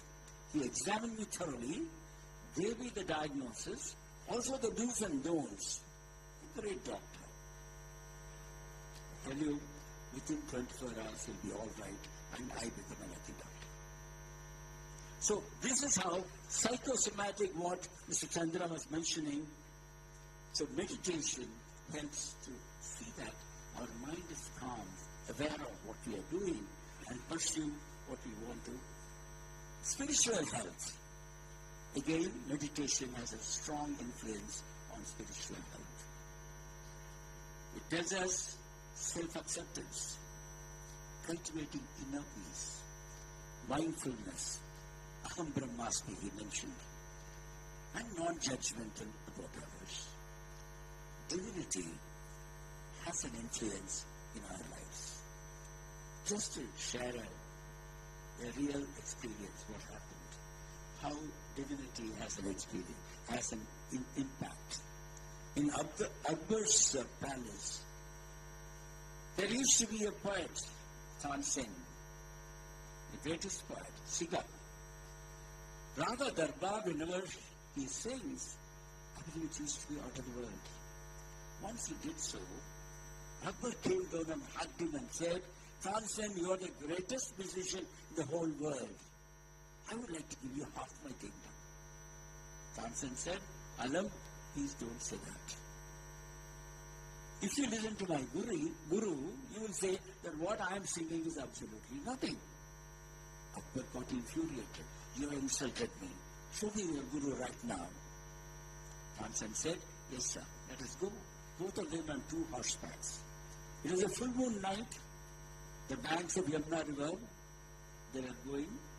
From somewhere they heard after some time the Raga Darbar coming in the air. They moved further. They could not go in on the horseback. They got down and started walking. As they got closer and closer, their legs started trembling. The power of music was so much, so divine. At the end of it, they saw a small little Krishna temple and a beggar singing there, sitting and singing Raga Darbar. Tansen told Akbar, Alam, he is my guru. Whatever, the Raga is the same, but I am after all singing in your palace and he is singing in the Lord's palace. So divinity, in whatever form, we believe in almost all the religions. All are inherently divine. So divinity has a strong impact in whatever we do. Friends, before I conclude, the very pet subject of Chandra is vegetarianism. Vegetarianism again has an impact on our physical, mental, spiritual health. You're walking on the road, suddenly a lorry comes and then they bang the horn, you get a shock. Why? Because huge amount of cortisol is secreted in the body. When these animals are butchered, I've actually seen such thing. They have a sense that they know they're going to be killed. They have moved closer to the guillotine. They try to resist. 3-4 people have to push. And when that knife comes and cuts the neck, I was told, huge quantities, liters and liters of cortisol secreted in the body of that animal. And all of them get embedded in the muscles of the animal. And that is what is consumed directly, so injurious to human health. So vegetarianism is something all those who are practicing meditation should propagate vegetarianism. Friends, Dr. Abdul Kalam, because one of the things they mentioned to me is one family, one world. I do not know how many of you have read a nice poem written by Dr. Kalam. I'll just read it for you. It's called Life Tree. Life Tree. It says, this poem, which was conceptualized when Dr. Kalam was flying between the cities of Hyderabad and Delhi. As he looked down from the skies, all he saw were the pristine white clouds covering all of human habitat. All he had for company were his friend Vidyasagar and the majestic moonlight. It prodded him into asking some very pertinent questions. He says, "Oh, my human race, how we were born in the universe of near infinity. Are we alone? There was a divine echo in the full moon night from my Creator," he writes. Shaken, bewildered and wondered, the echo engulfed me and my race. You, the human race, is the best of my creation. You will live and live. You give and give till you are united in human happiness and pain. My bliss will be born in you. Love is the mission of humanity. You will see every day in this life tree. But beautifully he had written. Values which all of us have to cherish and inherit as practitioners of meditation. Nature is again the best teacher. When I see Dr. D.R.K., I'm reminded on this again. Nature is the best teacher. There are a lot of qualities. For want of time, I'm not going into it. Only one aspect I would like to touch upon. In Tamil it says, ஏறுவோர் அனைவரையும் துணிந்து வரச் சொல்கின்றது, இறங்குவோர் அனைவரையும் நிமிர்ந்து செல்லச் செய்கின்றது. மலை சொன்னது, பணிந்து வாழ்ந்தால் உயர்ந்து போவாய், நிமிர்ந்து தெரிந்தால் இறங்கி போவாய். It talks about humility. The mountain says, you want to climb me? Bend yourself. You bend yourself, you can climb the mountain and reach the top. The moment you are there, your ego, your head is heavy, no time you'll be down below. Humility and simplicity is the essence of life as we grow in our ladder. I conclude. Right from our school days, we were impressed with the definition of life by Harry Emerson. The Harry Emerson, a famous thinker, he says that you cannot call everyone born in this world as someone was born and he lived and died. No. What is it to have lived in its proper perspective?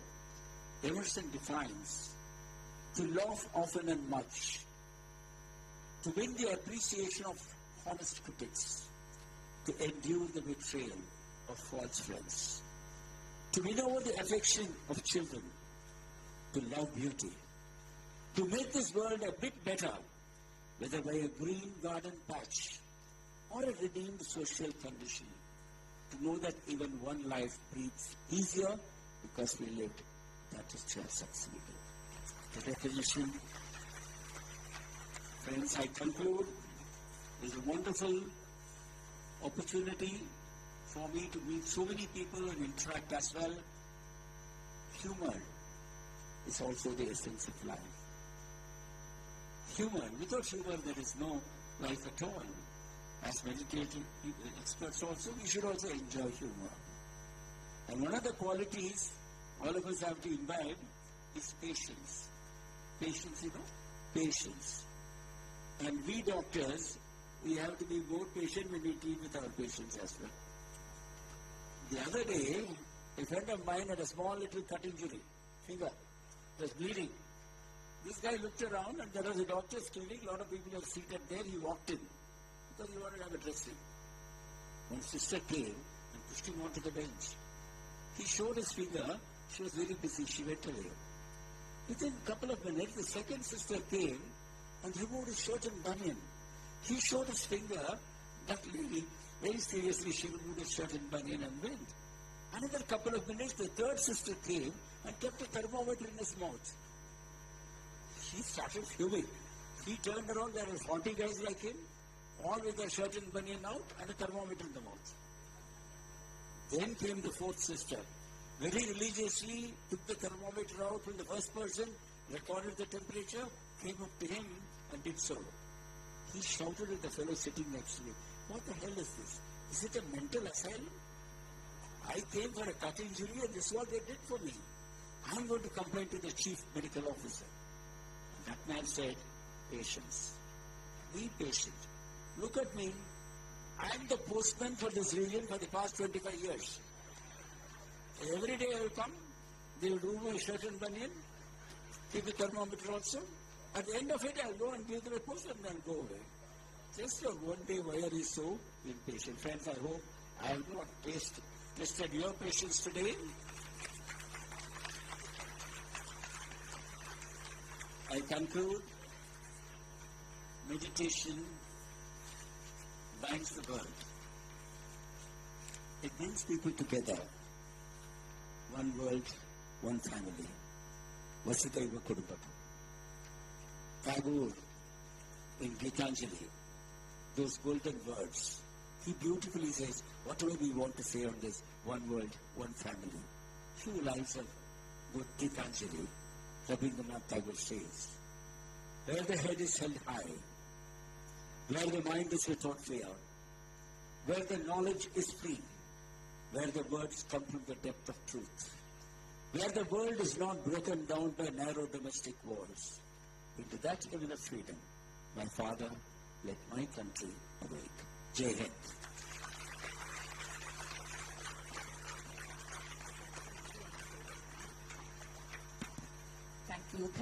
Thank you so much, sir. It was such a beautiful session and we all enjoyed thoroughly. Now, I would like to call upon Mrs. Monica Baher to felicitate Dr. R.V. Ramaniji.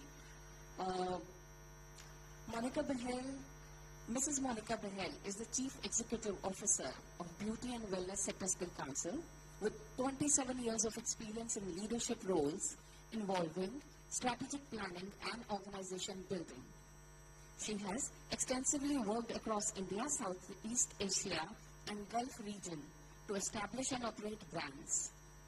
And among many other laurels to her credit, she has been bestowed with the prestigious Asia GCC Award for Excellence and Leadership in 2021.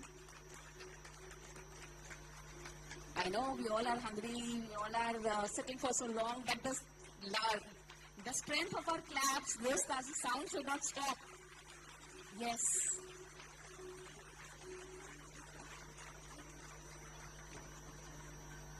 And we would love to have some good words from Mrs. Monica also. Thank you so much, Vinita ji. And it's very difficult to match up to anything what Dr. Ramani has already spoken to. He's set the standard bar so high, but I'll still try. Thank you so much to the organizers for conducting this, organizing this big event today. Thank you, Chandraji, Madhur, Vinita, everyone for having me here. I'm only here to share with you in our little way under Ministry of Skill Development and Entrepreneurship, which I'm representing today, what we are doing. I come from the school of thought, and correct me if I'm wrong, that we all have been eternal Buddhas in our past, and we will be eternal Buddhas in our future also.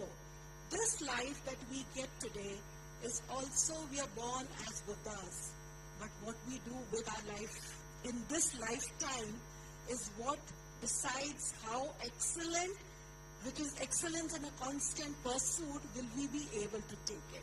So life is B to D, that is birth to death. And what Mr. Chandra, your last slide said, the C in between B and D, the choices we make in our life decides how well lived a life will be, as what Dr. Ramani ended his line with.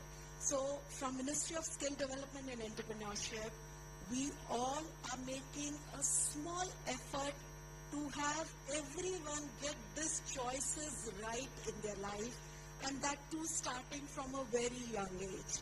So we've introduced, with the help of our Honorable Vice Chairperson, Dr. H.R. Nagendraji, we've introduced yoga and meditation, sir, as a subject in schools, in middle school education, both in government schools and CBSE schools. So Dr. Nagendra ji had made the entire curriculum. So these have been made very small in terms of 12 hours module for students to get it right from the time that their minds are very, very impressionable.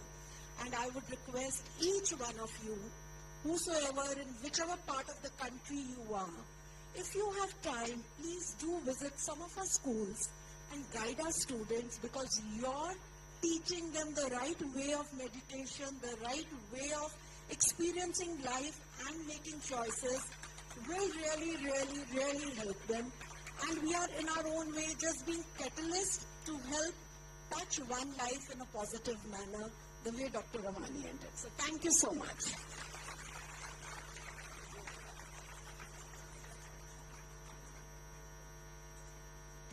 Thank you so much, Mrs. Monica Behel.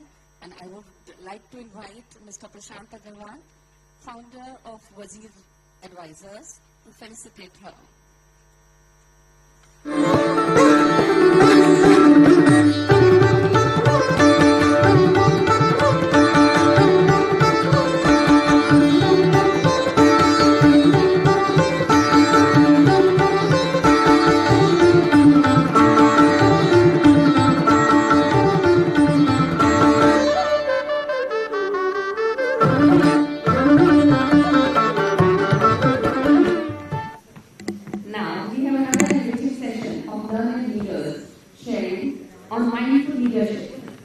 I would like to call Dr. Isaac Bhatai, Sri Rajkumar, and Dr. Asha Parekh on the stage.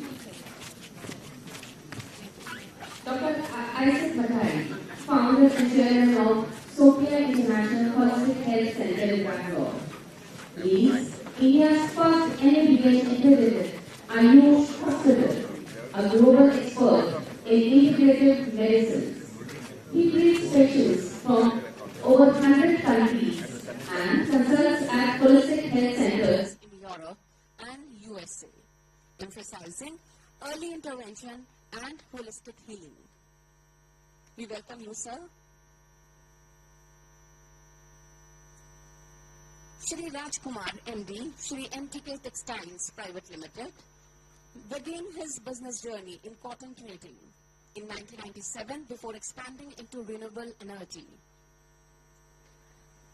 Over 2 decades, he built wind and solar assets across 4 states. A socially responsible leader, he supports education and healthcare, while meditation shapes his personal and professional growth. We welcome you, Mr. Rajkumar, and Dr. Asha Pai, a retired pediatrician from Jacksonville, Florida. She had 30 years medical career before deepening her spiritual journey. Practicing Anapanasati meditation, she actively lead book clubs and host meditation sessions, striving to integrate mindfulness, healing, and science into daily life. We welcome you, ma'am. Thank you so much.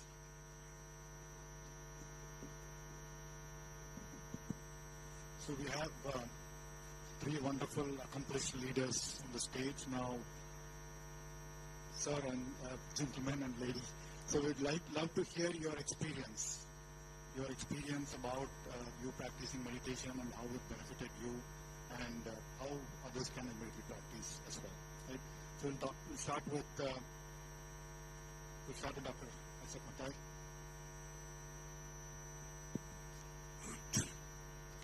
Namaskaram. Thank you very much for inviting me for this wonderful event.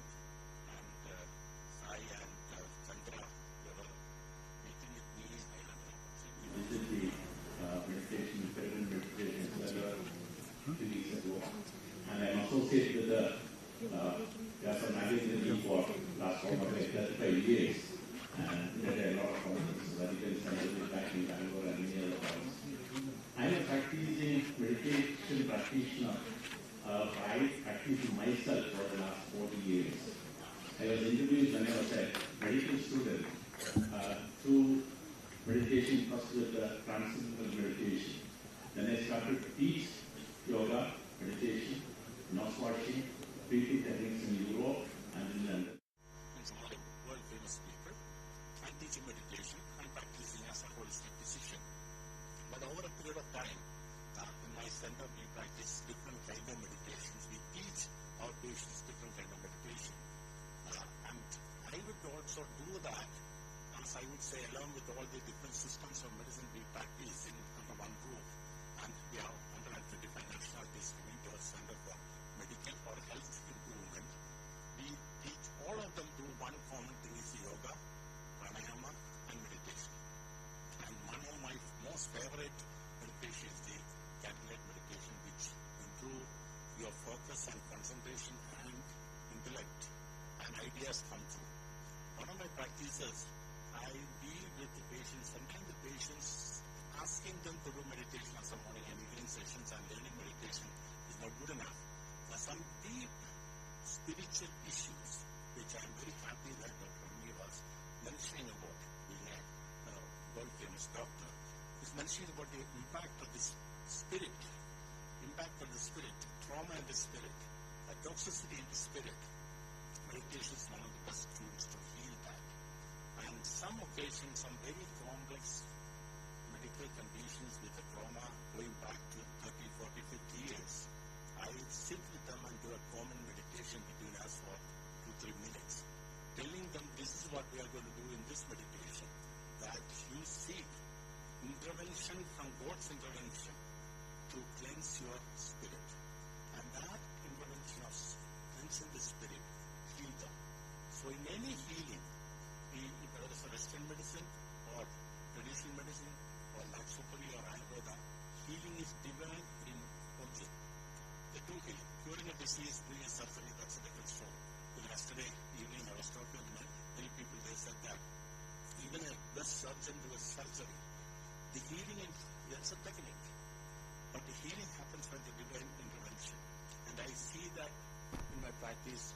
the time, and miracle healing, because we cannot explain that sometimes the essence of healing.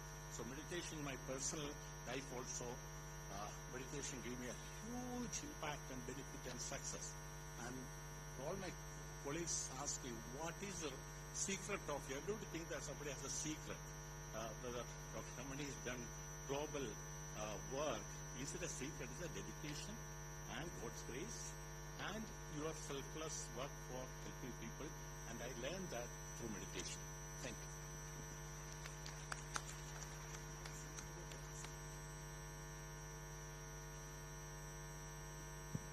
Wonderful. Thank you, Dr.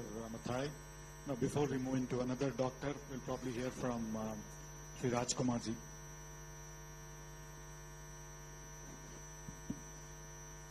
Very happy afternoon to all my soulmates. It is my pleasure to be part of this August gathering, discussing about how this simple technique called meditation can transform one's life. At this time, I would like to take this opportunity to thank my good friend Balu, who had introduced me to Chandra sir, Vani ma'am, and to his wonderful team. My gratitude goes to Dhamashri Patriji, Dr. Karthikeyan sir, for their relentless work spreading meditation across the globe, inspiring and transforming millions. My heartfelt gratitude goes to Chandra sir, Vani ma'am, Sai Krupa sir, Rakesh sir, and their wonderful team whose dedication and commitment in taking this message across. Friends, I'm happy to share my personal journey of meditation last 4 years. Initially, with a lot of reluctancy and judgment, I started this practice. As a person, I'm a workaholic. I would put in a lot of hard work in getting things done in my business. In the process, I get stressed up. I didn't know how to overcome this issue. After consistent practice of meditation for a few weeks, I could see noticeable changes in the outcome. I was able to approach to issues much calmer and composed. I was able to understand that higher energy is working for me. I was able to experience a flow in my life so that I was able to surrender to this process. I was also having few health challenges like anxiety, palpitations, digestion issues. Used to get blackouts at times when I get stressed up. As I said, after a few weeks of consistent practice, I was able to see that I was overcoming and these challenges were slowly disappearing from me. It was incredible. I wanted to know more about meditation.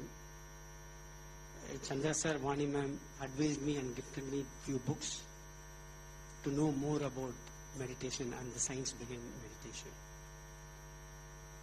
I started inculcating this habit. I started understanding my own thoughts create my reality.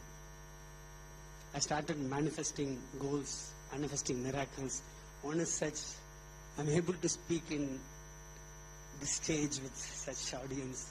It's a miracle, it's true actually. So it was truly amazing. I started discussing this about to my friends, relatives, colleagues everywhere. Initially, people will walk away whenever I speak, then it's become, I always exercise my choice of trying. Rejection is somebody else's choice, but I'll keep trying my choice. So within my organization, I explained them, and we have everyday 15 minutes meditation in our organization. So our people have started enjoying this, and I have a wonderful team. They are taking up more responsibilities. They help each other. Whenever there are challenges, they are able to deal with them proactively. It was a, right now we are building up our new office where we are building up a pyramid so that all our people and people who are coming there can meditate. So we are trying to spread this message across in and around Coimbatore with other organizations and things like that.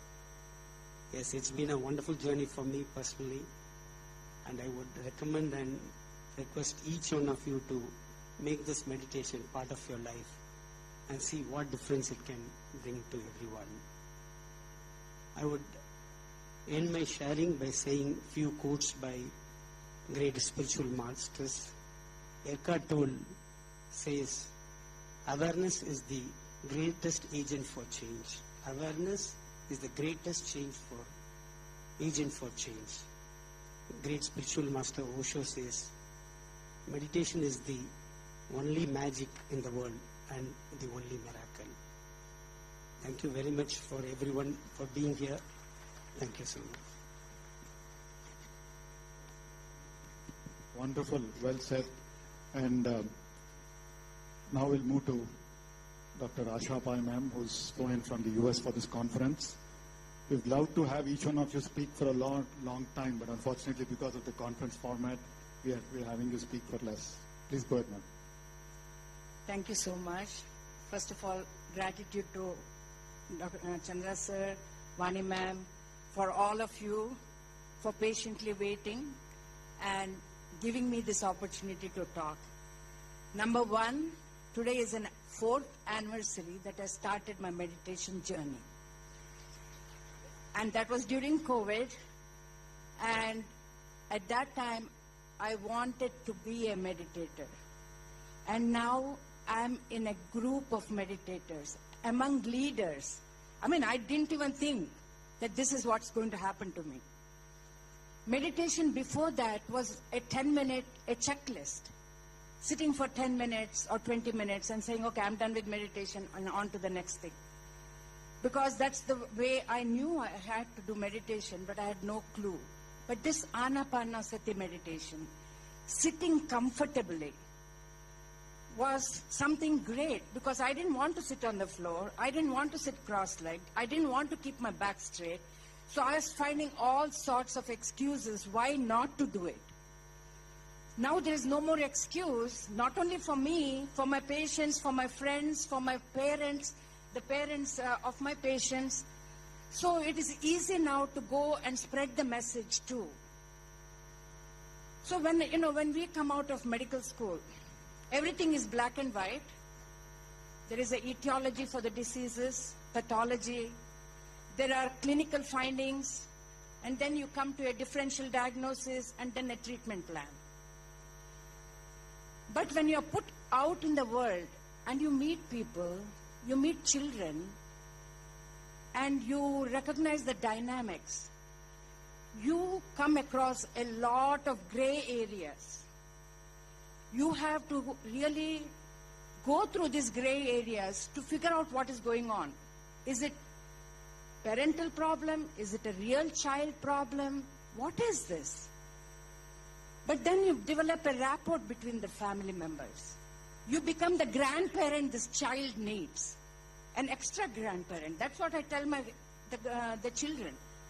I'm going to be in your life for the next 18 years. And you're more than welcome to come and tell me anything you want. They are bullied in school. Attention deficit is there. Obesity is there. All sorts of problems in the US. So it was a lot of challenge to take care of these children, but it was also a lot of pleasure. Because let's face it, if an adult has a backache, doctor treats. Even after you meet 6 months later, you ask the patient, how is your backache? Sometimes I get it. Then it's never satisfied. It's always lingering. But in a child, it's not the case. The minute they feel better, what ear infection are you talking about? What are you talking? I'm all better. And they're on to, and that's what meditation does to us. We have to become that child. We have to become that enthusiastic person. The person who is going to go out there and enjoy whatever circumstances are there. True, I fell down and hurt my hip maybe. But that is an experience I came for. And that's an experience I need to enjoy at that moment. So that my main theory is I don't want to come another life to experience that. So that is how I look at everything that goes on in my life. Now, the other thing is healing. Healing actually starts in our own mind. When I get that migraine, I make the decision to go to the doctor. Why? Because the trust is there in me that he will help me. So it is my mind that started that cycle. So now what meditation is doing is put more and more trust into yourself. Yes, you need the doctor as a walking stick, but believe in yourself, trust in yourself, know yourself. And how do you do that? By meditation, by spending time with you. Have we ever spent time with us? No. We have been going from, like there is a saying, or at least I have heard it in classes here. We have been going from doing to doing to doing to doing. But now, instead of being the human doing, let's be the human being that we are supposed to be. Being means what? Being still, being the Buddha, being who you are supposed to be, being the enlightened person, being the light for this world, being the love that spreads around. So that's what our whole thing is. So even the doctor, when he or she is treating the patient, she trusts her knowledge that she came with. Whatever we have been taught and whatever experience we have gone through with other patients, we make it our wisdom and we present it to the patient. And so we also have a trust. The doctor also goes with the trust that his knowledge is going to be his backup. So both are starting with the mind level. And the only thing is, before meditation, what was happening in my life is there was a small amount of fear. Before meditation was fear-based. It could be having childbirth. Chandra sir asks us when we go into hard currents to, imagine, one of the happiest moments.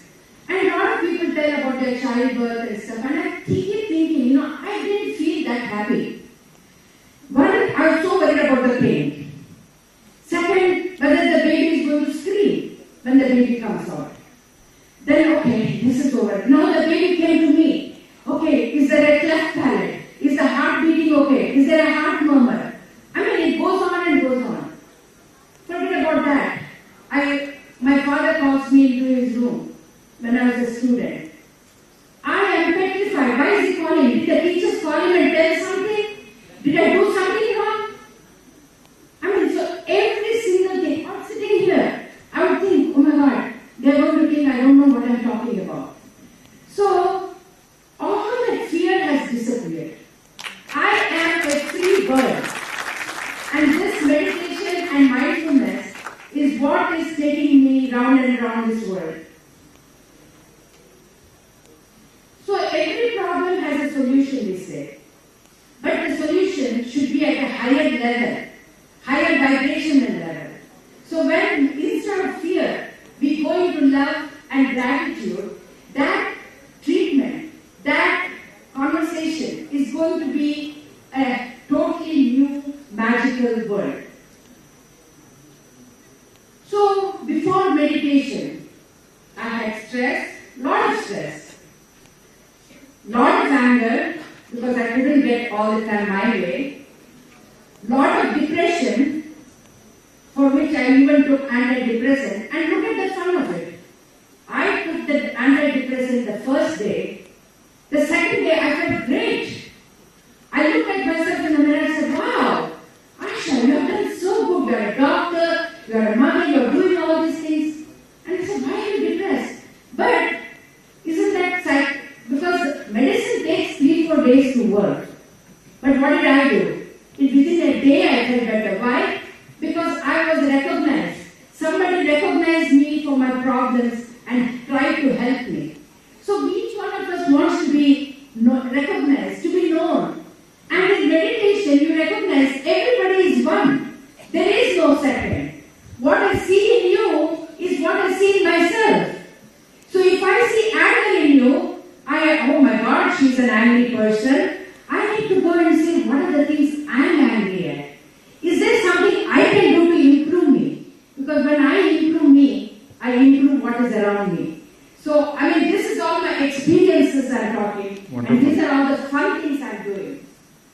Thank you very much, ma'am.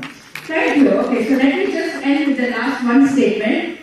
My life with meditation and mindfulness. So mindfulness and being in the present moment. Brahmarpanam, Brahmahave, Brahmagnau, Brahmanamutam, Brahmayavakena Gantavyam, Brahmakarma Samadhi. So what does that mean? Everything I do, what I am talking, what you are hearing, this mic, this phone, everything is one. It is all Brahman. So with that, thank you so much again and again. Thank you. Thank you very much, ma'am. I know we have a lot of successful leaders and professionals.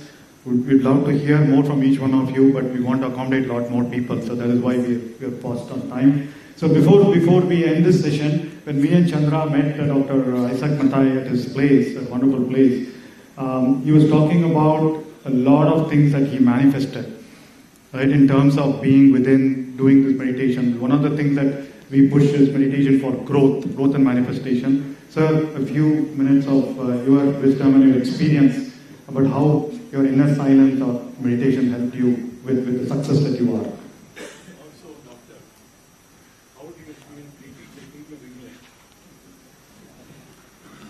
Okay. I might practice started as a meditation for my personal growth or personal benefit. When I started and I took the meditation teachers to my medical college, and our students, about 25 of us, started to do meditation. After a month, only 5 of us left, and after 3 months, only I am the only person, and still I am doing it. So a lot of my colleagues ask me for my success in life. How I say that I am the same doctor like any one of you, but what helped me is only by doing meditation, I got better insight. So when you see a patient or spend time with a patient, your insight will help you. That's maybe a divine intervention, or it may be intervention from the universe, whatever it is, that happens. So that I experienced very young age, and year 25, 26, when I was working in England, how patients feel connected with you. That connection happens also because your energy changed, your response towards the person is changed, and you started to have the experience of sharing with a lot of people, patients especially. And the time was over, I realized that meditation is only for nirvana. Meditation is only for insight. The physical things you can get by meditation. The success is not by having a number of patients. Success is how much of healing you can do with the patients. And I would say every doctor is successful by healing and touching and dealing with the patients. So, later stage, I was jokingly said that I got very expensive car through meditation. People laugh, are you materialistic? I said, I am not materialistic. Because through meditation, I got a car 15 years before I expected to get that car. I got it only through meditation. So, material things is possible. There is nothing wrong with the material things in life, which you really wanted. But now, after 40 years of practice meditation, I was in Kumbh Mela a few weeks ago, and early morning I was in Ganges. I did the and everything. I'm a practicing Christian. I won't be the only practicing Christian go to Kumbh Mela and do a spiritual journey. And I had been to Mount Kailash also 15 years ago. Interestingly, end of it, in the 3 mornings, I'm doing 6:45 before the sunset and sitting and sunrise and sitting and doing meditation. So my mind is what I want. What should I do with meditation? In the last visit to Kumbh Mela, that may be the golden intervention. I said, I don't want anything. I just want to do the best for my patients or those who come to connect with you.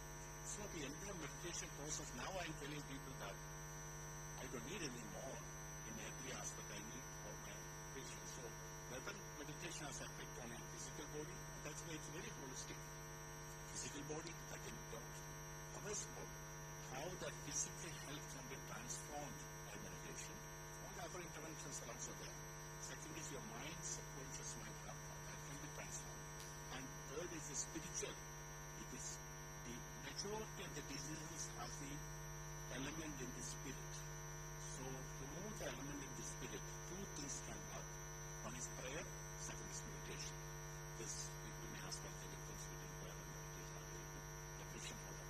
So by the end of the day, whatever in peace of mind, bliss, happiness, money, material things, and when you have all these things, will be expressing that with other people, sharing that with other people. I would say sharing with other people is one of the biggest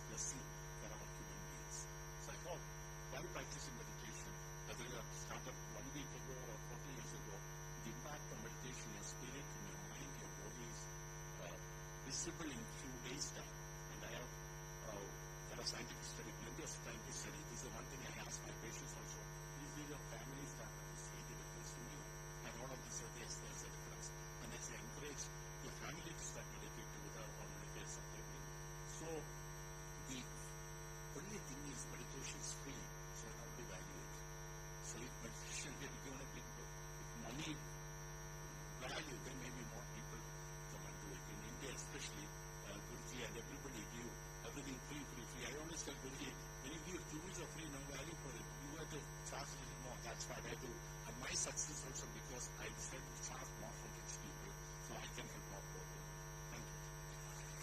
Wonderful. Thank you very much. Awesome. No.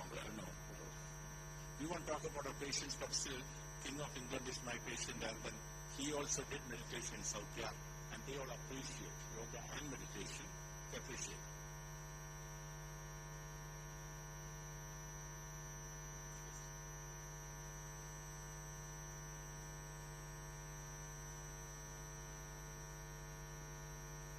No, it's okay. Again, about I want people to know who you are. Most of the audience do not know. I know you for a long time. Just briefly tell, when did you start training? How did the King of England come to a private hospital or clinic to be with you for 3 days and goes back? It doesn't happen. It's almost like a miracle. I want people to know, how did this happen?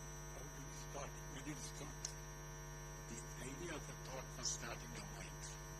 When you repeat that mantra, it is possible. So it's not about King of England, I'll tell you. 1989, I organized a conference of the Guruji, where I sent a letter in 1987 to His Holiness Dalai Lama. And actually, no, I'm nobody. So answer was, no, he won't be able to come. But I meditated on that. Some path opened up. So finally, His Holiness Dalai Lama came and spent 5 days with us. I don't know whether you are in that conference. Guruji was there. I think Guruji was there. So like the spiritual leaders, everybody came. And in the same conference, I sent a letter to King Charles because he's interested in holistic medicine. Again, the letter is, no, we won't be able to come. Fine, that's a normal standard letter. So this process of not like them, so many other people, to connect with them, because those who believe in your own philosophy, your philosophy of holism, they also believe, so you can connect with them.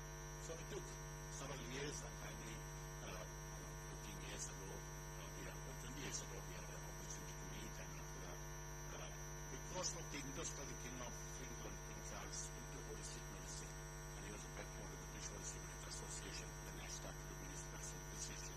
So like that, things changed, and finally, with all the clearance from the government of England and India and everybody, it took about 10 years for him to, he decided 10 years ago, it took 10 years for him to come in completely to medical facility to undergo treatment. And his wife did it 10 times and we did it 3 times. And I regularly meeting him. Interesting thing is, one thing I learned is, if there's a king or a Dalai Lama or a bishop or a Swamiji, I treat him as a person. This is what is taught by Bishop Tutu, South Africa. So you treat them as a human being, they will become a human being. He's a believer in integrated medicine. Yeah, he's a great supporter of integrative medicines, great supporter of holistic medicine, and he was a patron of British Holistic Medical Association from 1982. And his book, Harmony and Nature, is all about holism, all about integrative medicine, all about organic farming, planet, health of the planet, and all that. So he's like all of us, believe in all these things. And happy thing is, when he's in South Wales early in the morning, he get up and he come for meditation, he come for yoga, he does all that practices, and he learn and he practice and he enjoy and benefit.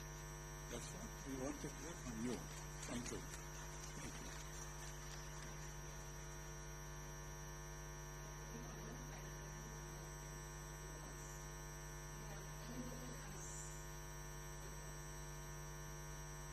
Now, before felicitation, I would make 2 announcements which are very, very important.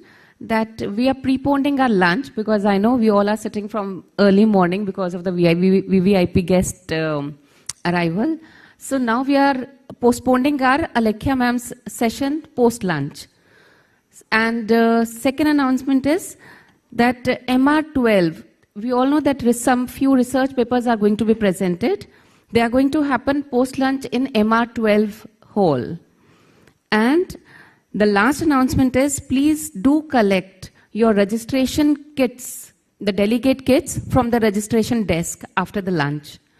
And the reason of preponing the lunch is that we all know that you all are going to be back by 2 o'clock sharp, so that we are not delaying the further function of our.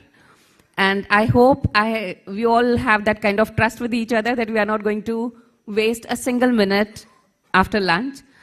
And now I request Mr. Rajiv Agarwal, Architect of Word Bank, Mr. Rupesh Sharma, Director, Heartful Campus Program, and Srinivasan Narayan, Director, Heartful Training Program, all on the stage to felicitate our esteemed guest on the stage. Yeah. Let's welcome, yes, with a huge round of applause.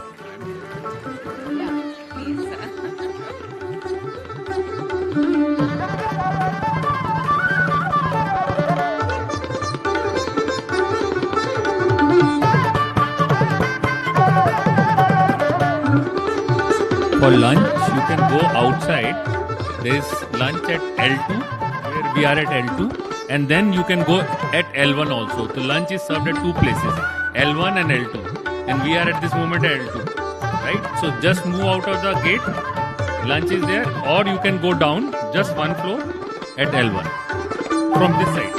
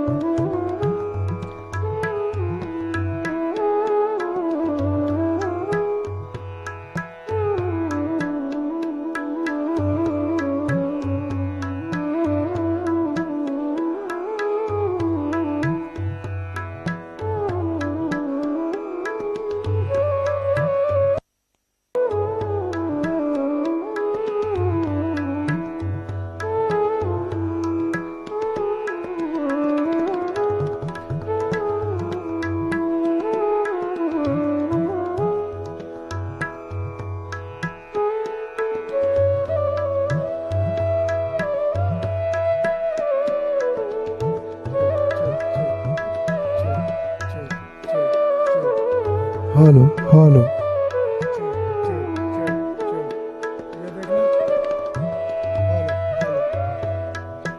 Hello hello, ये तो 1 number है। Hello, उधर वाला 2 number होगा। Hello, इसका देखना। Hello hello hello hello hello hello, नहीं नहीं आ रहा।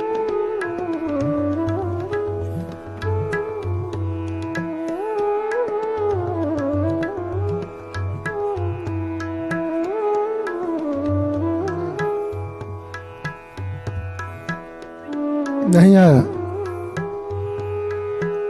नहीं आया, नहीं आया, नहीं नहीं,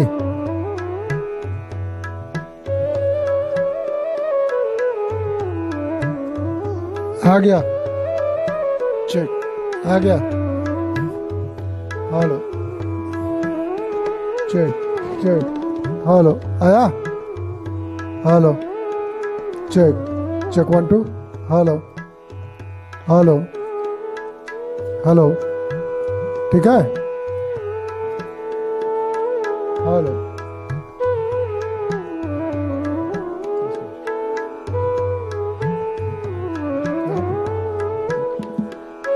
hello, check check check, hello, check check, ठीक है। Hello, check check, hello, 1 2, hello, check, ठीक है।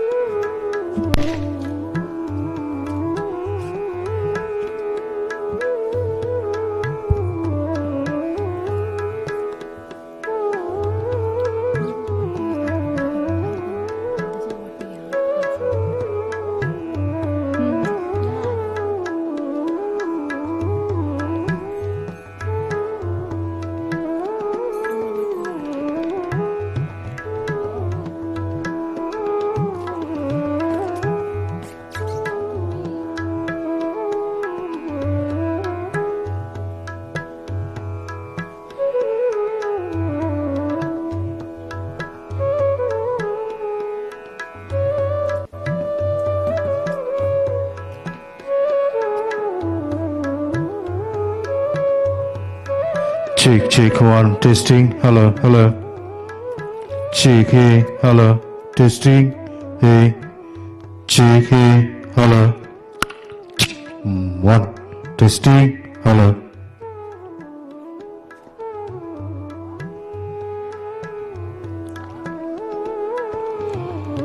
Check, hey, hello, hello. Testing, 1. Check, hey.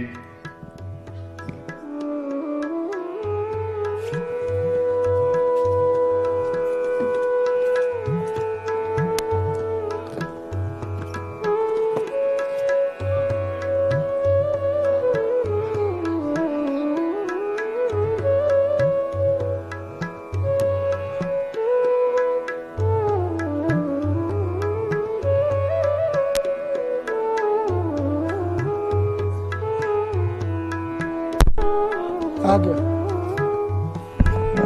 Check check.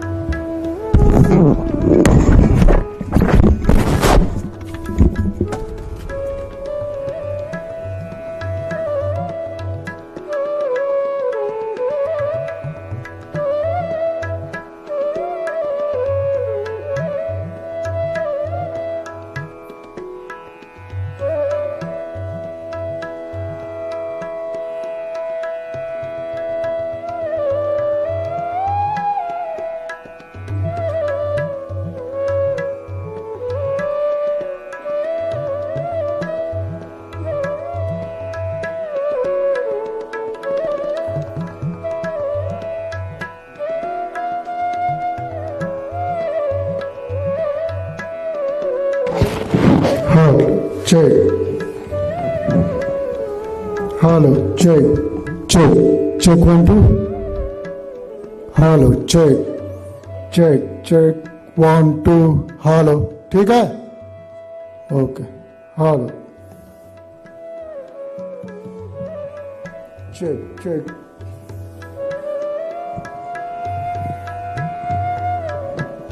Hello, check, check.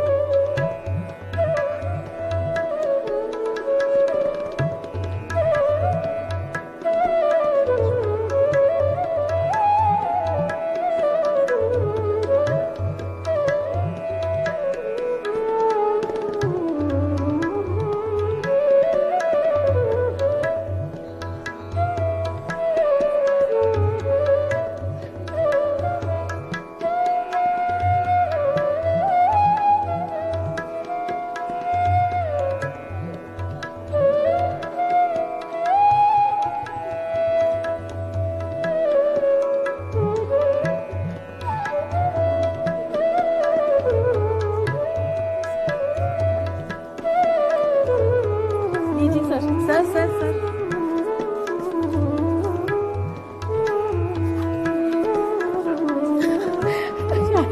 Ji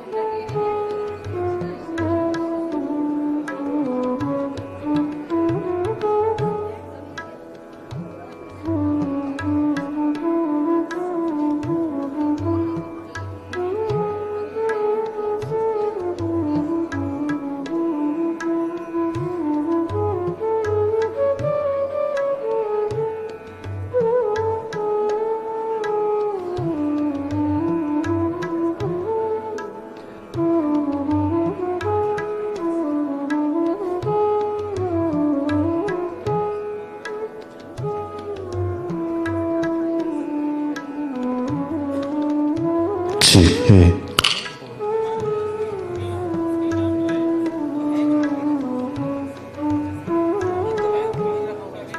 Chihe.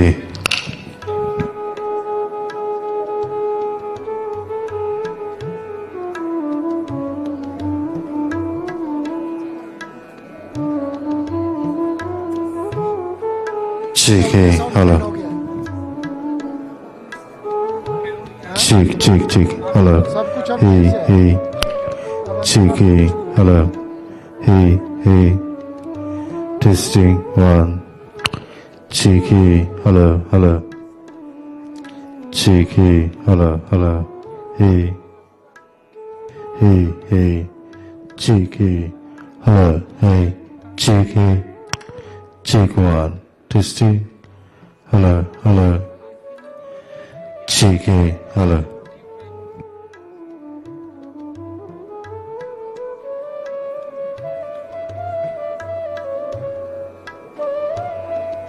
Chicky. Hello.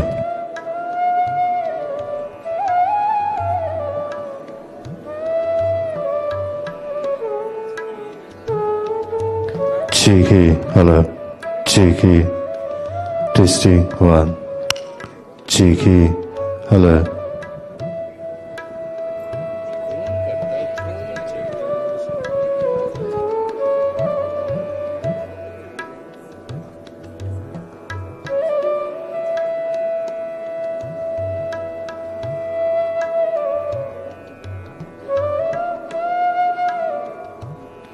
Chicky. Hello. Chicky. Hello. Chicky. Hello.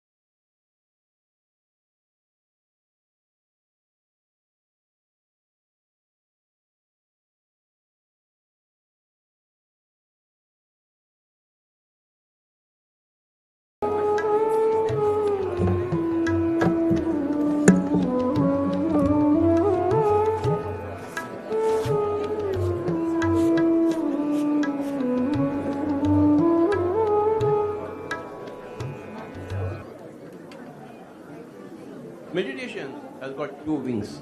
Like a bird has got two wings. The two wings are mindfulness and meditation. Mindfulness in whatever you do, you should do with full focus, full attention. Meditation is miraculous. So meditation is the only method by which we can make individuals responsible. A meditator gives out positive vibrations. If I can heal myself out of my own mental anxiety and physical illnesses, that is because of the positive vibrations. For a long time in my company, Cognizant, we are looking for funding, and for a long period of time it was not happening. But then I started visualizing, and one of the things that we learn here, and started talking in a positive way to all our colleagues, and we actually got funding for more than what we are expecting. So I realized that meditation, there's so much that we can do, because everything is about what I think and feel. I completely out of anxiety and depression, completely out. Then slowly I started going back to work again. I experienced every day the way how I used to handle things were way different. I had always terrible back pain. I was told by the doctors that okay, but you're going to be like that until you die. I tried the manifestation process, trying to visualize myself completely healed from this pain. So that was a kind of miracle for me. Today, if I'm extremely happy, I even smile at my wife today, it's again because of meditation. Listening to Chandra sir, Vani ma'am, other masters really opened our minds, especially my mind, to all possibilities. And one of that is not to react, but to respond to situations. Meditation is a very simple process. It takes a couple of minutes to learn and a few minutes of practice with no restrictions whatsoever. Meditation naturally eliminates stress. We gain greater well-being in our body. Meditation brings a lot of youthfulness. Many who are practicing naturally notice that there is more youthfulness to the body and mind. Youthfulness means feeling new and fresh and wanting to do more things, having that confidence in ourselves. There is plenty of this fountain of youth chemical is produced, which is important for the body to rejuvenate. One of the beautiful gifts that you can give to yourself is the practice of meditation on a daily basis. And the most important reason why everyone is drawn to meditation is actually to know thyself, to realize our own soul.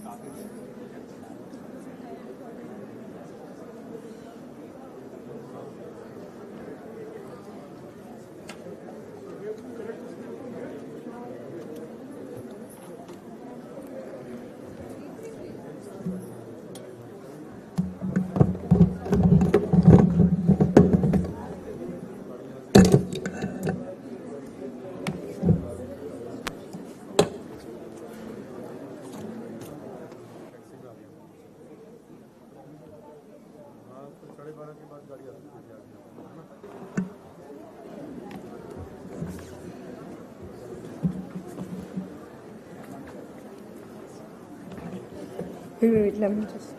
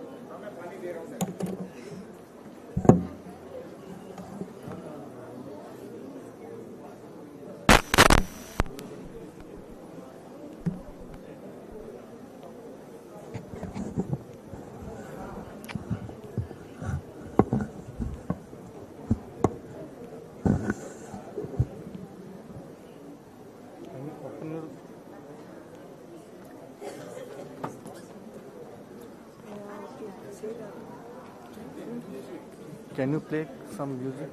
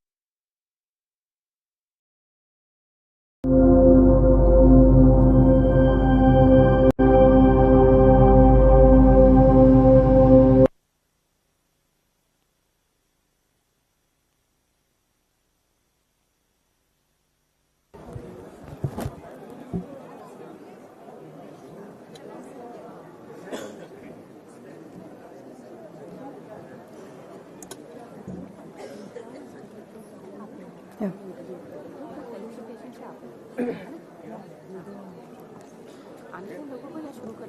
Cut. We should stick to time. Yeah, we should stick to time. Hello.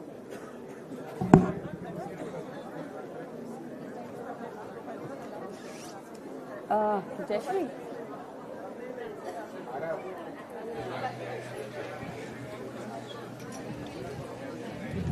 Share हो गया Alexa हो गया connect हो गया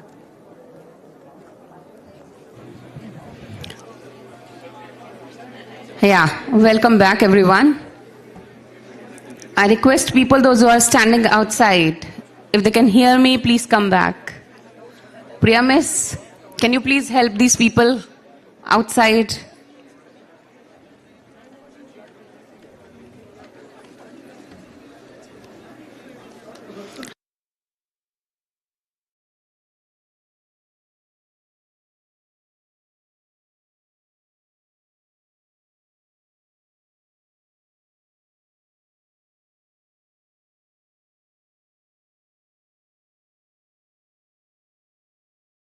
Everyone, please be seated so that we can start our session.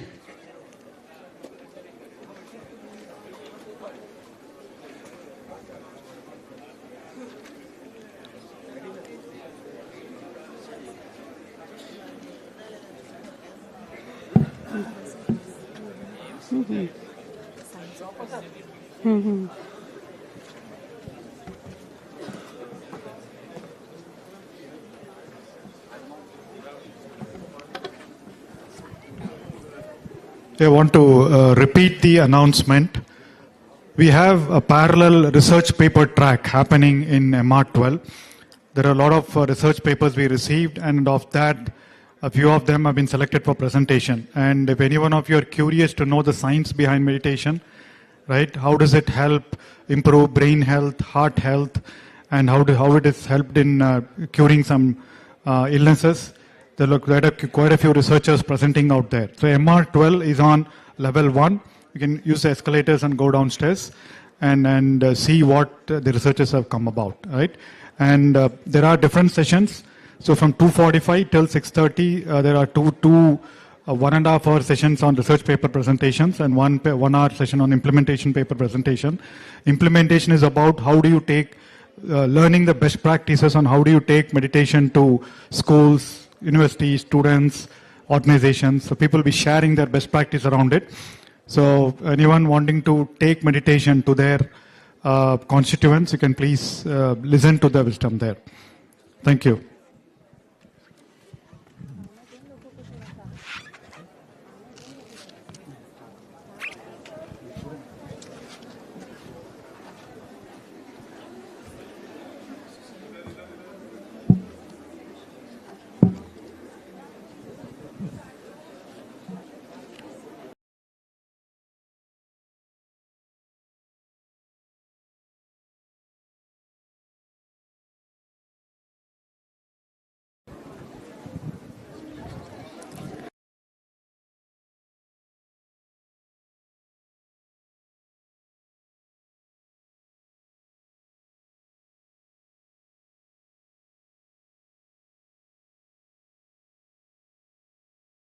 Srimati Alekhya Shastri, CEO, PMC Hindi, by OneMedia Network, a chartered accountant by played a key role in the youth wing of Pyramid Spiritual Society's movement and has held senior roles in consulting firms.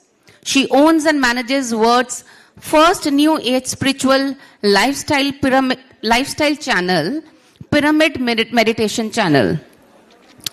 You all must be knowing it as PMC, currently distributing via digital and satellite channels across the world to 5+ crore homes to promote positive media through innovative content.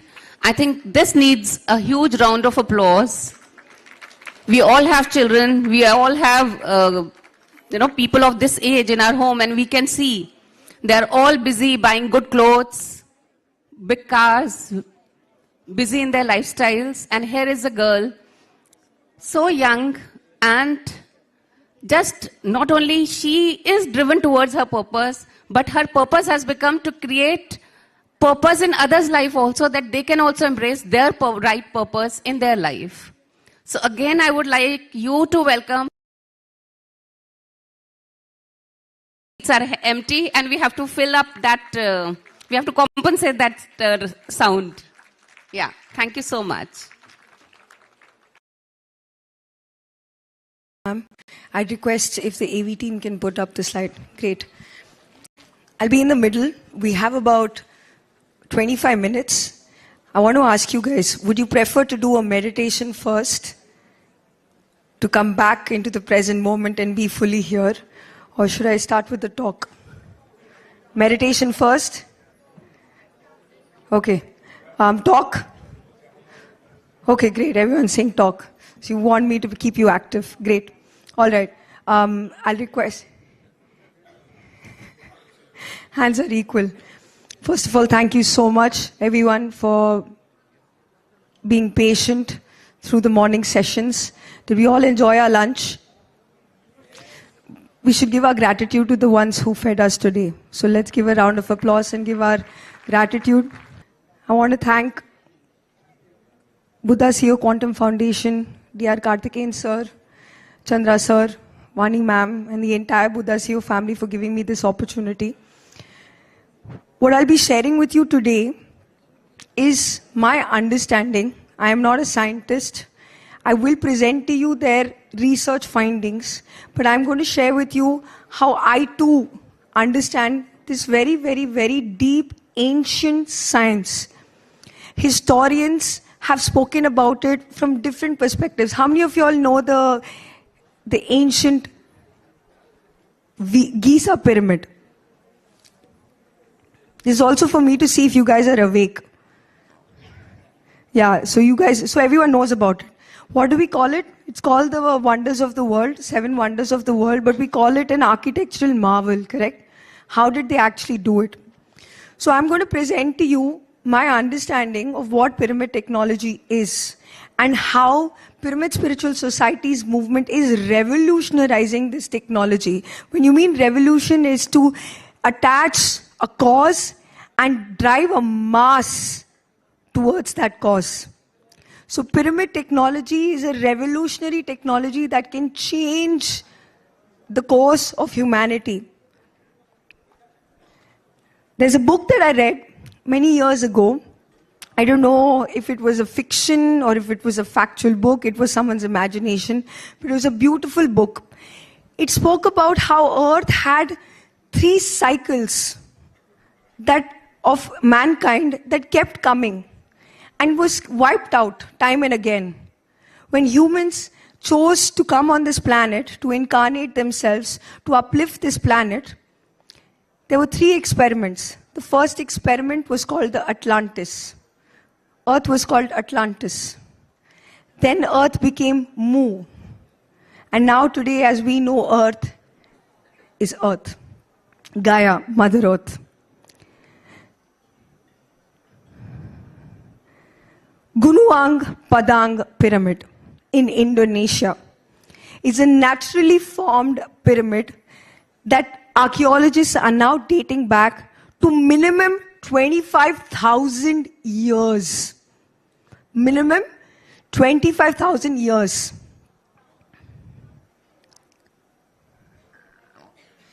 The Bosnian pyramid, naturally formed pyramids. In fact, Dr. Sam Osmonovich, a dear friend of PSSM and Patriji, discovered these pyramids. He's a historian. And during his excavation, he discovered that there were a lot of crystal caves inside.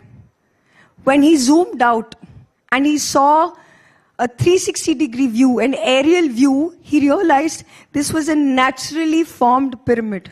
Today, anyone can go to Bosnia, and he thanks to the Bosnian government, there's a huge research facility that has been set up on the benefits and how these pyramids actually got formed. They have intense healing powers, but we'll get to that later. So if you see, the technology that we're talking about, it's not absolutely new. It's not attached to a belief system. It has been done since time immemorial. The next pyramid, we all know this. 4,500 years ago, the pyramids of Meru in Sudan, 2,500 years ago.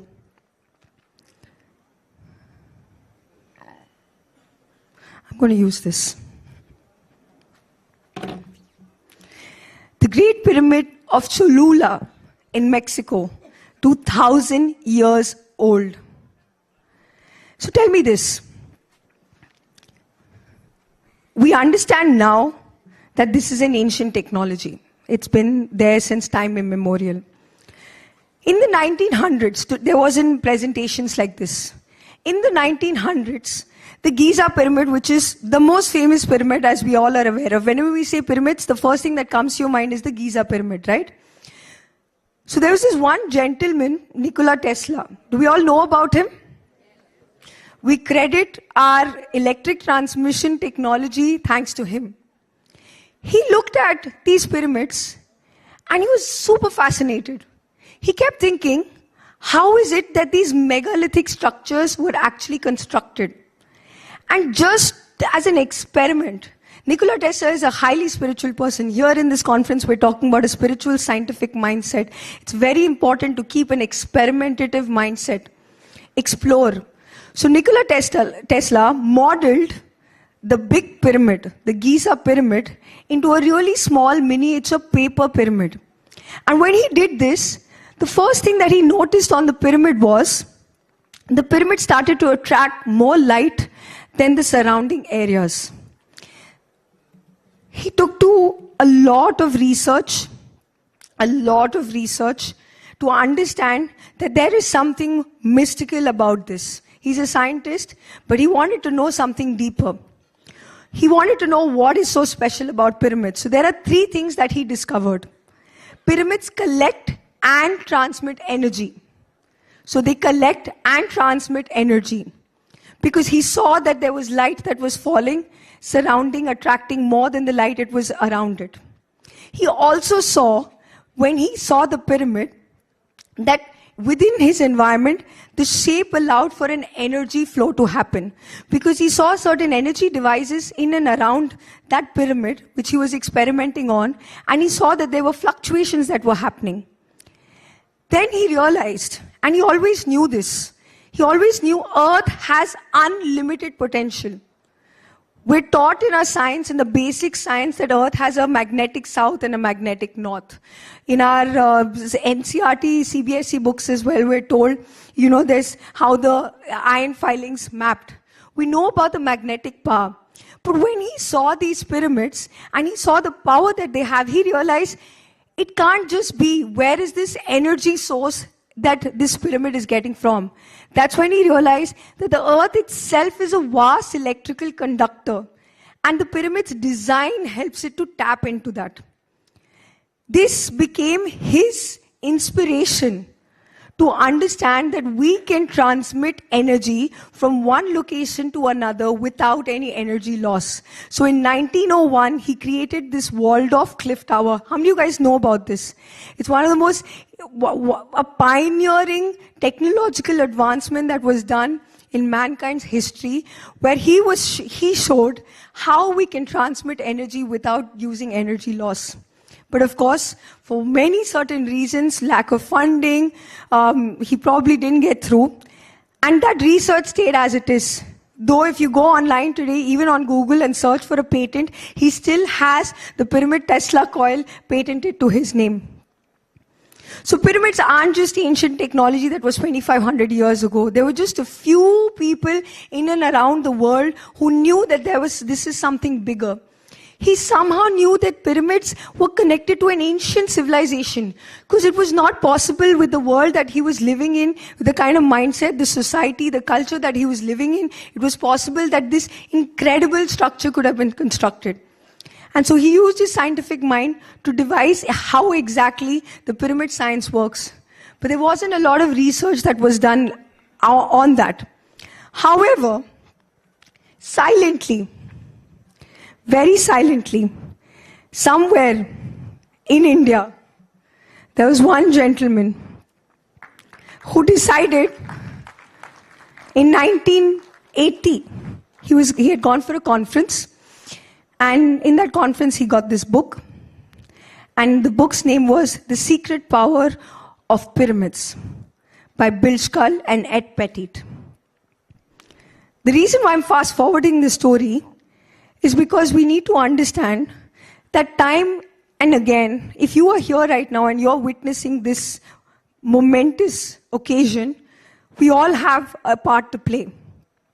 When Patriji found out that pyramids have incredible effects, that since 1900 till 1980, there were so many research papers that were printed, books and experiments that were done to showcase the benefits of pyramids.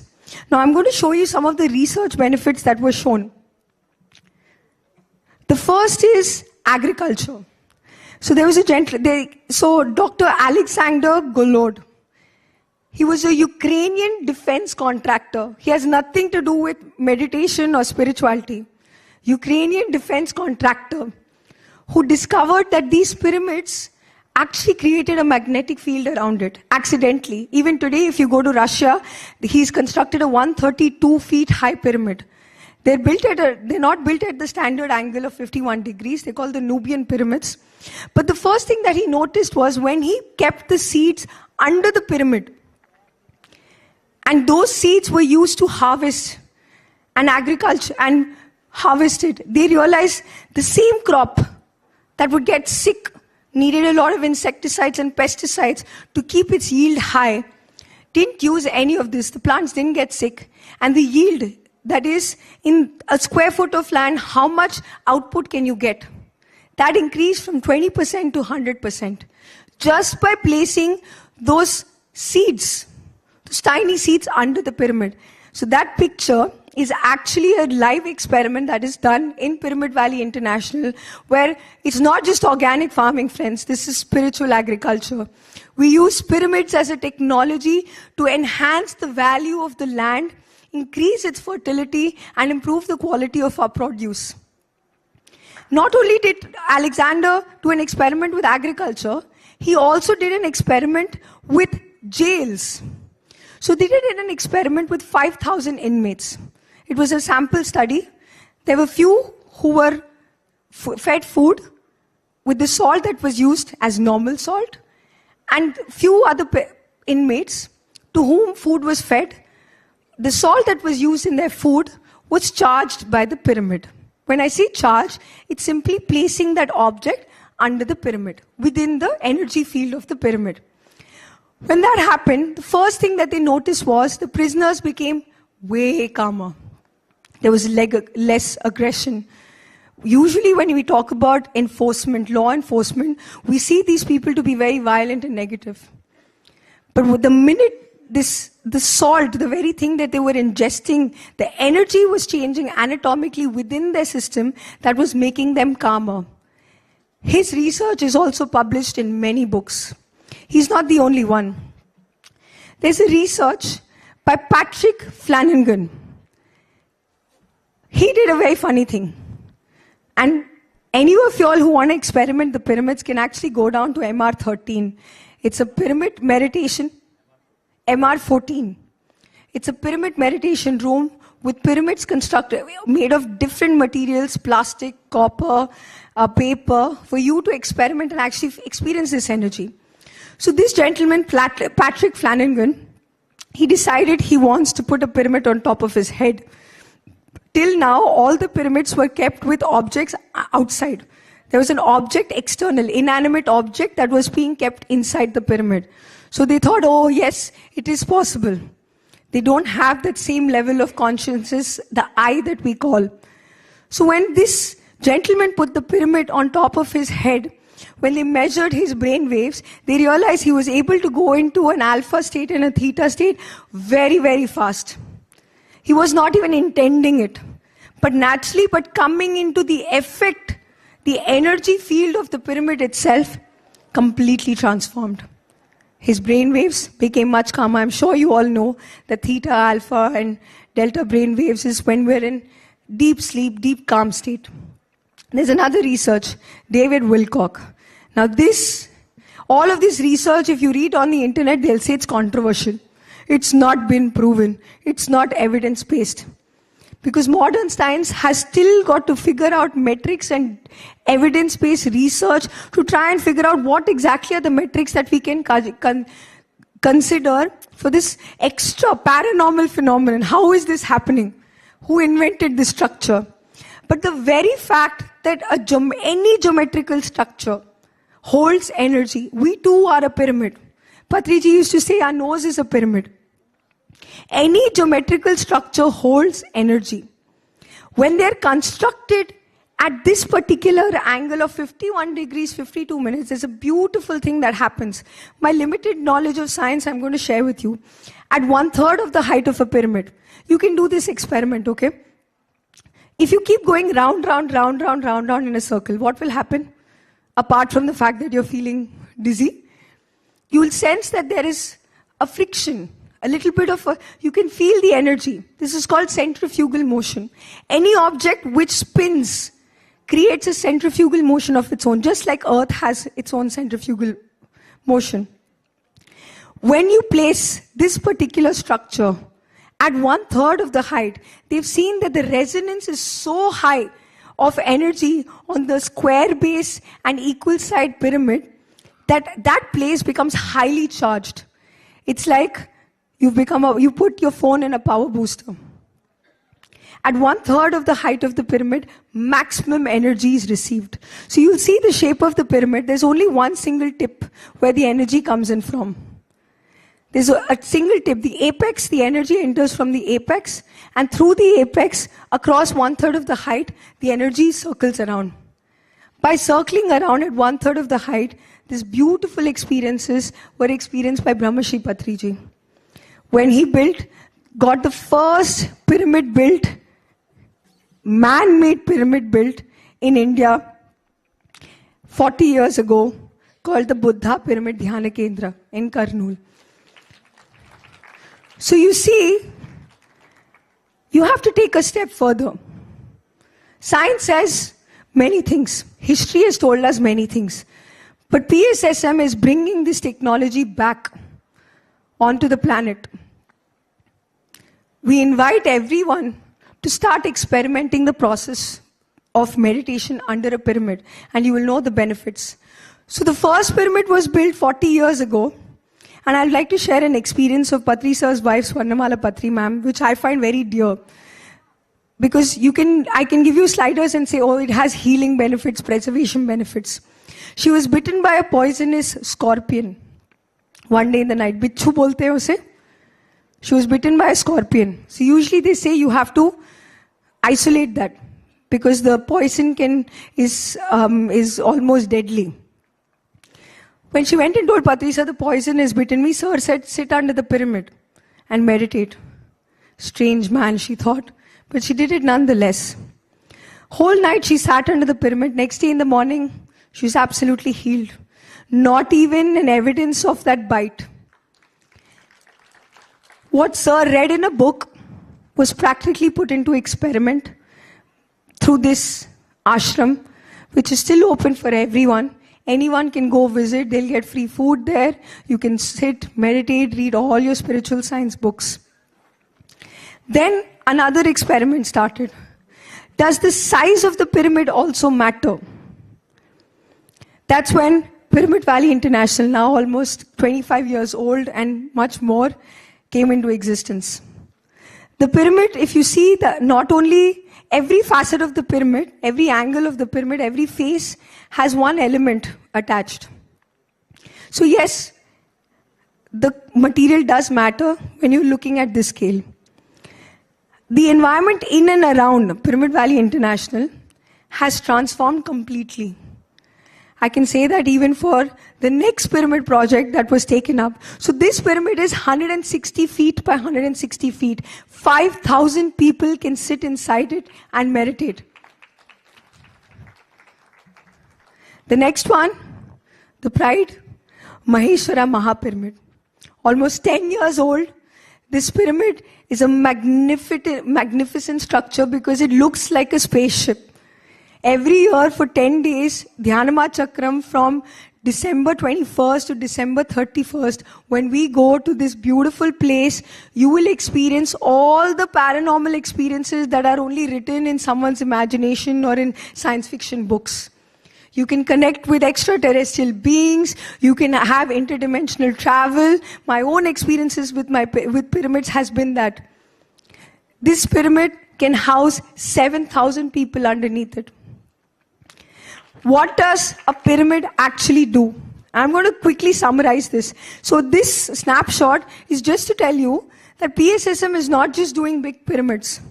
There are small pyramids, and today within India and abroad we have 10,000 small and 20,000 large pyramid sizes like this. So we have one in Dehradun, in Raipur, in Mumbai. Mumbai is a community pyramid right on the Mulund highway. The administrator there said, yes, this isme kuch hai. When he built that pyramid, from that day onwards, he's seen that the traffic, the accidents, because it's on the main highway, it's on the Mulund highway, everything has reduced drastically. And he credits all of that to the construction of this pyramid. Then we have the Ludhiana pyramid, Swami Vivekananda pyramid, the Achalpet pyramid. We have a pyramid in Delhi as well. In fact, in Delhi we have 10 small size pyramids, which are open for anyone today who wants to go and visit and learn. So I want to quickly bring to you what are the benefits of a pyramid. What are the most important things that we have to understand? We covered ionization. I'm going to talk about the angle, because sometimes people forget the angle. When you're experimenting, angle is very important. You can fill bottle from one bottle to another bottle, correct? You can transfer the bottle, water. But in that, there is a loss that can happen. There's an optimal angle where there's no loss. The water does not fall. And maximum amount of water is also flowing.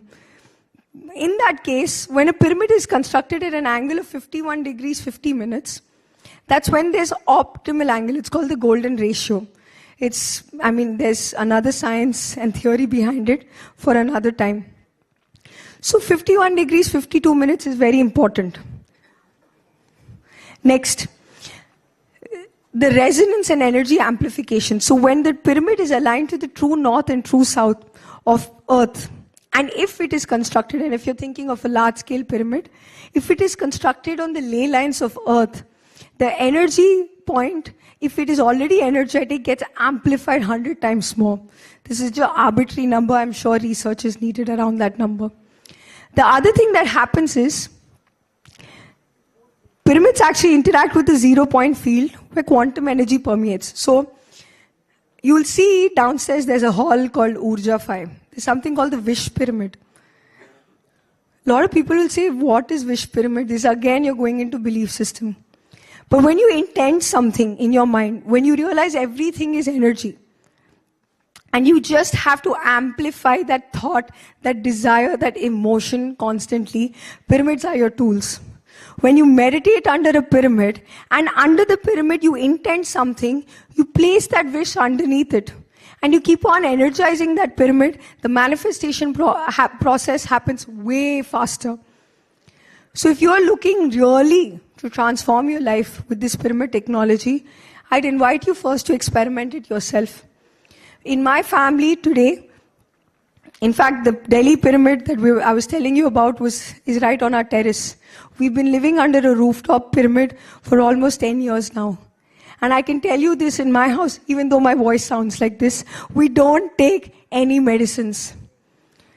My father had severe neurological disorder. He was taking more than 17 steroids. But just by sitting underneath the pyramid and doing meditation regularly, 6 months, he stopped all medication. Completely.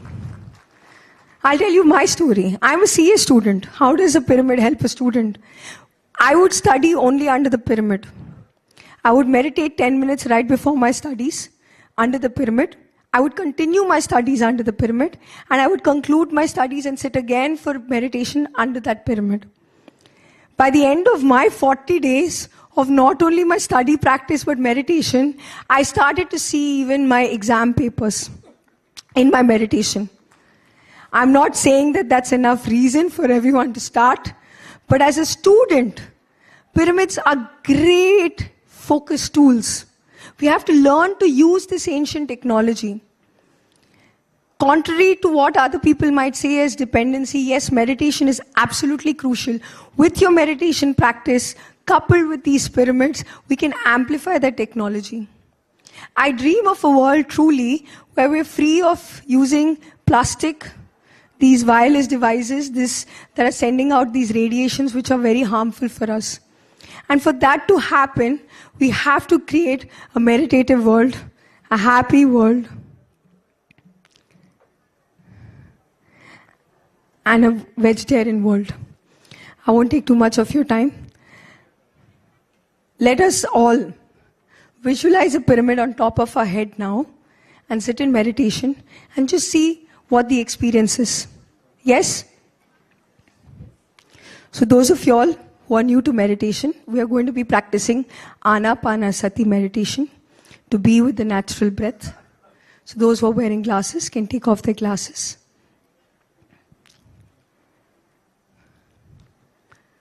Cross your hands, one on top of the other.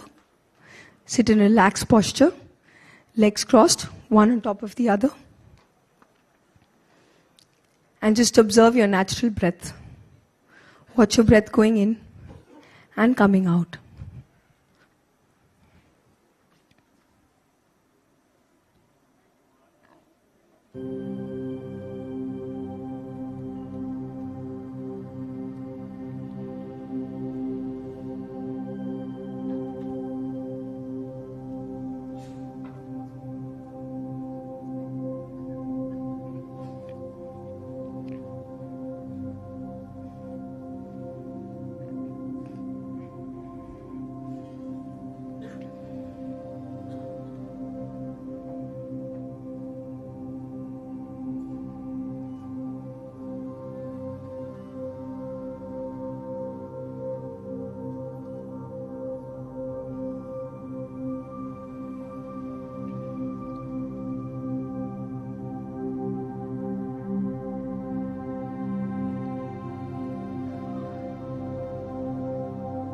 Whenever your thoughts take you away from this moment, come back to your breath.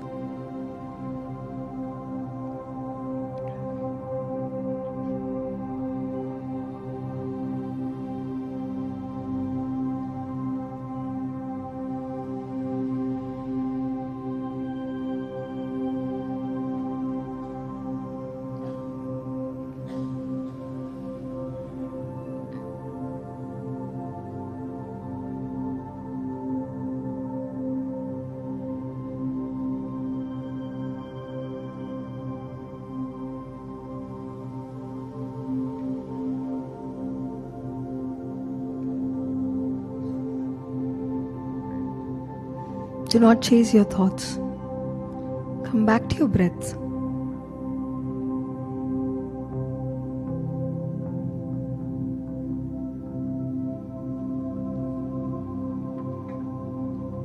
You are an incredible, powerful being.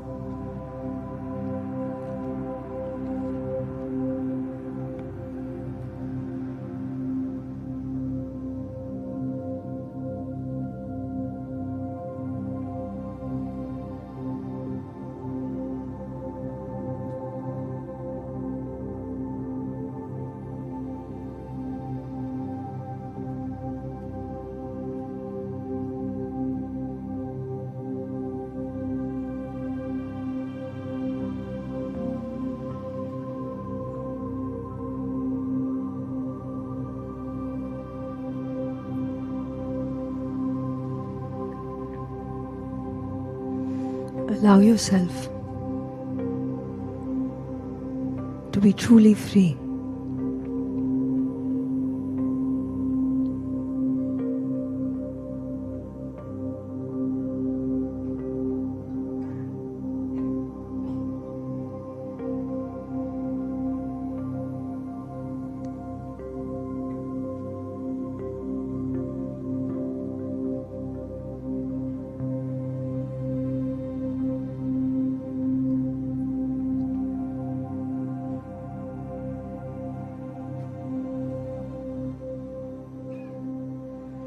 Okay, friends, slowly place the palms of your hands on your eyes. There's no need to rub. 5, 4, 3, 2, 1, 0. Welcome back. Throughout the day in MR14, we have a room dedicated for pyramids. So those who would like to really experiment and experience these pyramids and the power of the pyramids, you're welcome to do so. There's also a stall where you can purchase pyramids in case you want something for your home. Experiment. Put vegetables underneath the pyramid and see how long they'd last versus the pyramids that were kept inside the fridge. Experiment. There's a lot of research that is being done. We'll definitely share more material with you in the coming days on the importance of pyramids and how we can use this technology in our everyday. Thank you.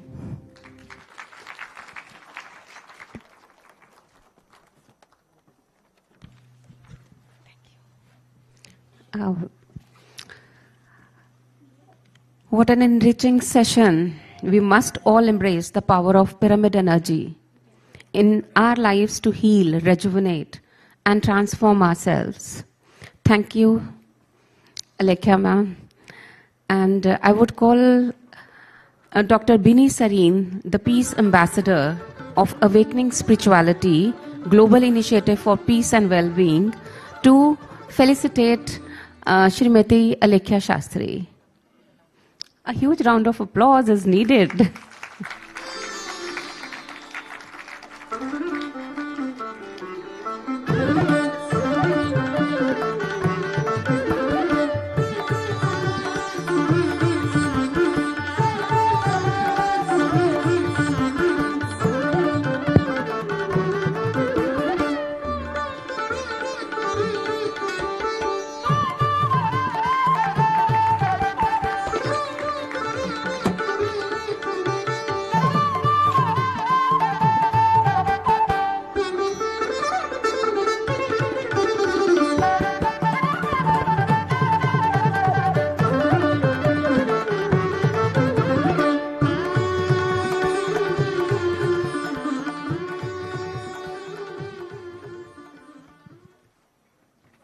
Ma'am, we would like to have few words from you also. Om Shanti. First of all, I would like to give special congratulations to all the organizers for organizing such a powerful theme, which is the need of the hour, meditation, and the way all of you have presented. For that, I would like to give my special gratitude because I have come from Mount Abu, Brahma Kumari's headquarters. So special thanks to all of you from the Chief of Brahma Kumaris, from all our more than 8,000 Raj Yoga meditation centers, and also from 140 country centers. Special congratulations to you. I will not be going to forget my interaction and meeting with most revered Brahmarishi Patreji. I had a meeting with him at Leh Ladakh, but also conversation with him also. So I really felt what you are describing. I had a very special experience with him, and today I am feeling his blessings and the power of words in the whole auditorium. It is there. And I would like to give my special gratitude to our respected Brother Karthikeyan ji, Dr. H.R. Nagendra ji, and all the organizers for keeping such a wonderful theme. And I started meditation when I was 6 years old. And every day, now it is a lifestyle. And of course, when I was one line I am adding, when I was doing my PhD in subject of spirituality and universal values, which was inspired by our respected Dr. APJ Abdul Kalam, he told me, document your experiences. I can say that my experience is meditation is a wonderful, every day is a wonderful. Meditation is a smile, meditation is a bliss, meditation is a love, meditation is a life. each and every movement is meditation. And when we connect with the divine, so see here inspired me right now. See means connect with yourself, with your soul. So first is the connection, and the second, C is correction. Very important. Only meditation can introspect and correct us. And third, C is collection. How the pyramid energy is giving us the same is the highest supreme energy is giving us so much in our life, and collect each and every moment and do meditation. Thank you very much. Wishing you all the best. Thank you, ma'am. Just wait. I'll call upon Sonal Doshi to please felicitate madam. Sonal, ma'am, please come on the stage to felicitate ma'am. From there. Sure.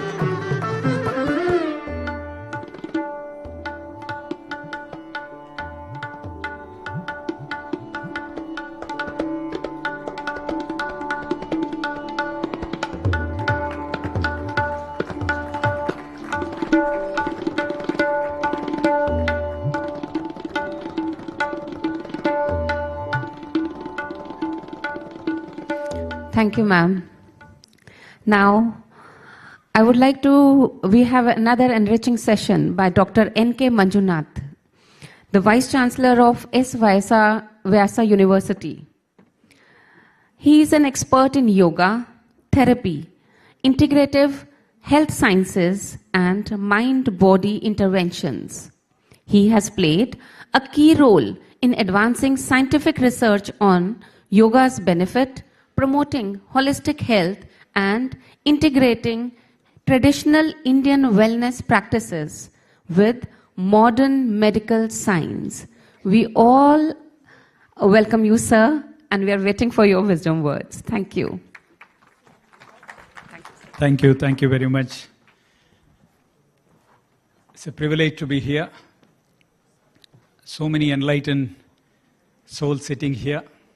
We always say, Omkaram bindu samyuktam nityam dhyayanti yoginaha kamadam mokshadam chaiva omkaraya namo namaha. The energy comes from many sources. Such a beautiful presentation we had just before this, talking about pyramid energy. From when you started meditation, can I have the presentation?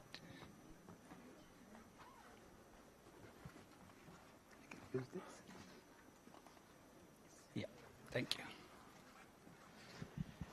So probably, as long as we can go back in the history, the creation itself, that's when the Omkara, which has started, and that's when the energy started flowing, and that's the connect between all of us. Today, I'm going to talk little technical and little general, all stuff related to meditation, and pick the topic neural correlates of meditation, because that's what I have worked last 30 years with on understanding the influence of meditation on various neural generators and neural aspects of our brain, which actually can make us more efficient and do multiple things which we are listening to.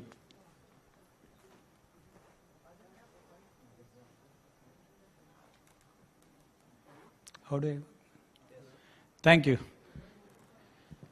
So if you look at this particular graph, we know that we have amazing capacity as far as the brain functions are concerned. But if you see, the 90% of our brain growth happens before 5 years of our life, and that 10% provides that variable experience. Whatever we are trying to do, we are trying to manipulate, modify, change, etc., that 10% of variable brain. That doesn't mean that the 90% of the brain is rigid and nothing is going to happen to that 90% of the brain. There's so much which can happen when you really want to play with that. That's what we call it as plasticity, which continues till the last breath of our life. There are multiple factors which can influence. So amongst which we have two of them on top. One is the health and lifestyle preferences. So today we are talking all about lifestyle preferences. Probably if you can have that selected voluntary preference of your lifestyle, then probably we can influence our neural plasticity extensively. At the same time, the social context and environment can also have an impact on your neural plasticity. Whereas other things like neurogenesis as well as neurocognitive modifications, these can probably be modified or influenced through various other mechanisms, which one of which is meditation, which we are talking about. So hence we call these either as an intrinsic mechanism or an extrinsic mechanism. I have some difficulty in this. Can somebody help me with this? Okay, I can use it here, no problem.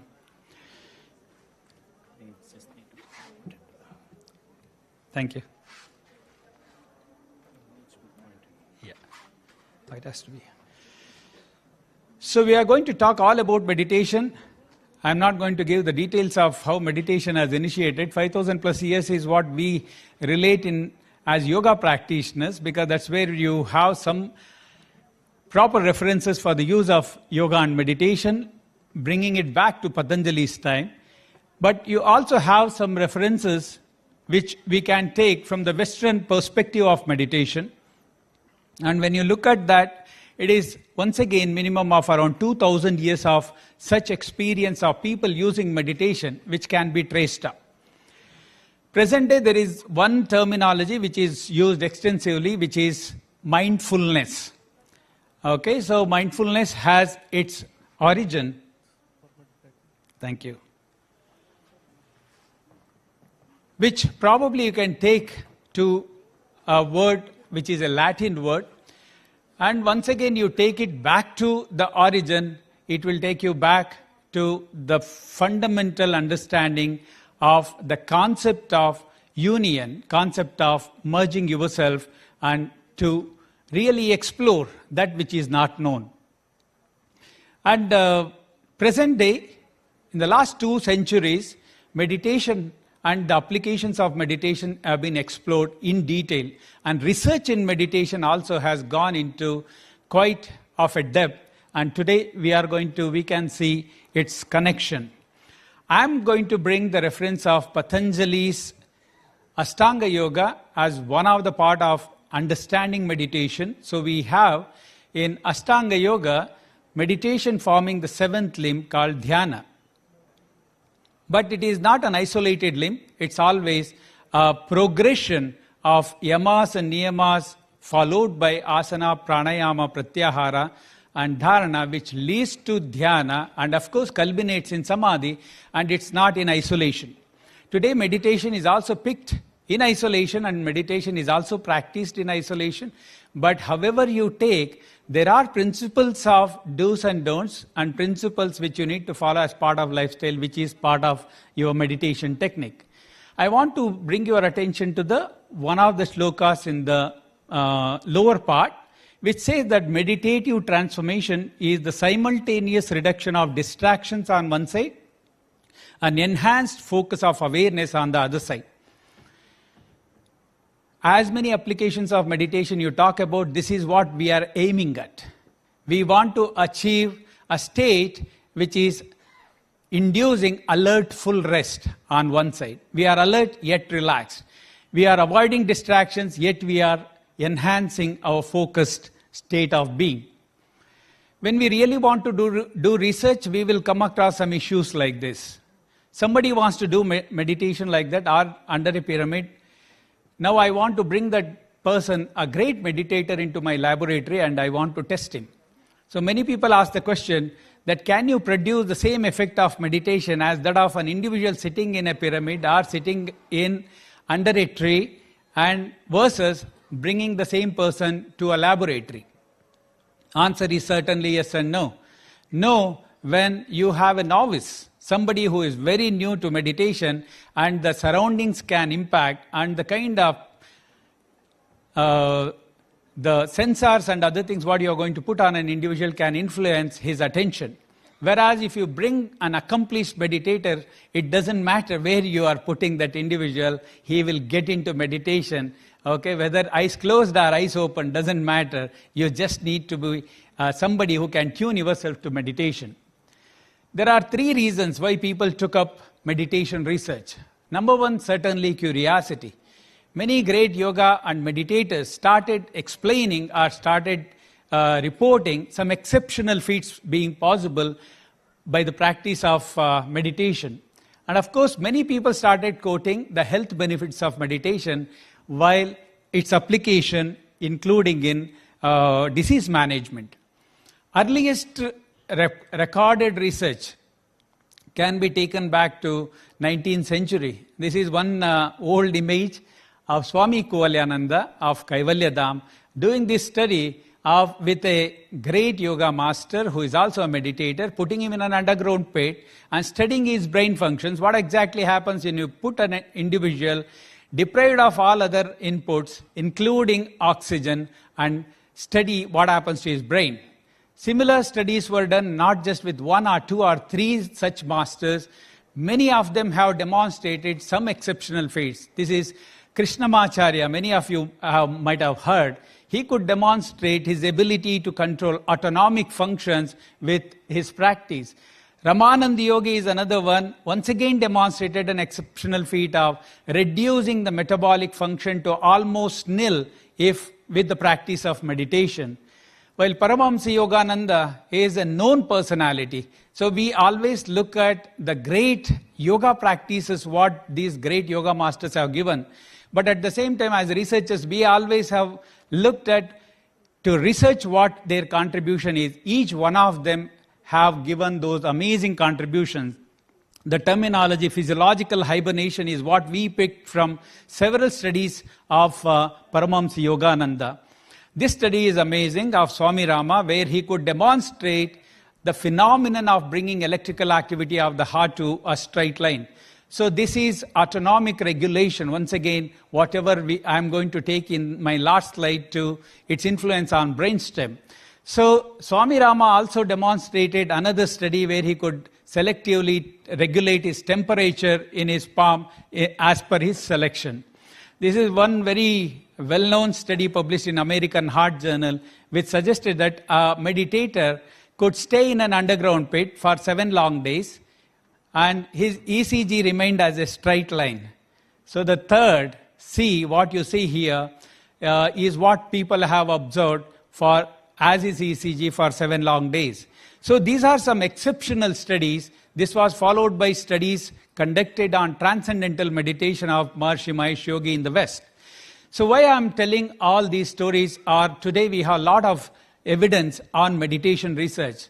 If you look at yoga research, 60% of publications come from meditation research alone, while small amount of publications come from pranayama, asana and other studies. As on today, probably you will find around 10,000 plus publications available, and that's what gives us an indication that what we are looking at is this special ability. When you look at the brain as something extraordinary, there is a special ability, as I started telling. The 2 aspects. One is functional plasticity. Plasticity basically talks about changeability, ability to change. So there is functional plasticity. The functioning of the brain can be changed. And second one is structural plasticity. The structural plasticity can probably happen in 2 ways. One is simply by increasing the dendritic branching of the neurons. The second one is probably you can generate new neurons themselves, neurogenesis, which is also possible.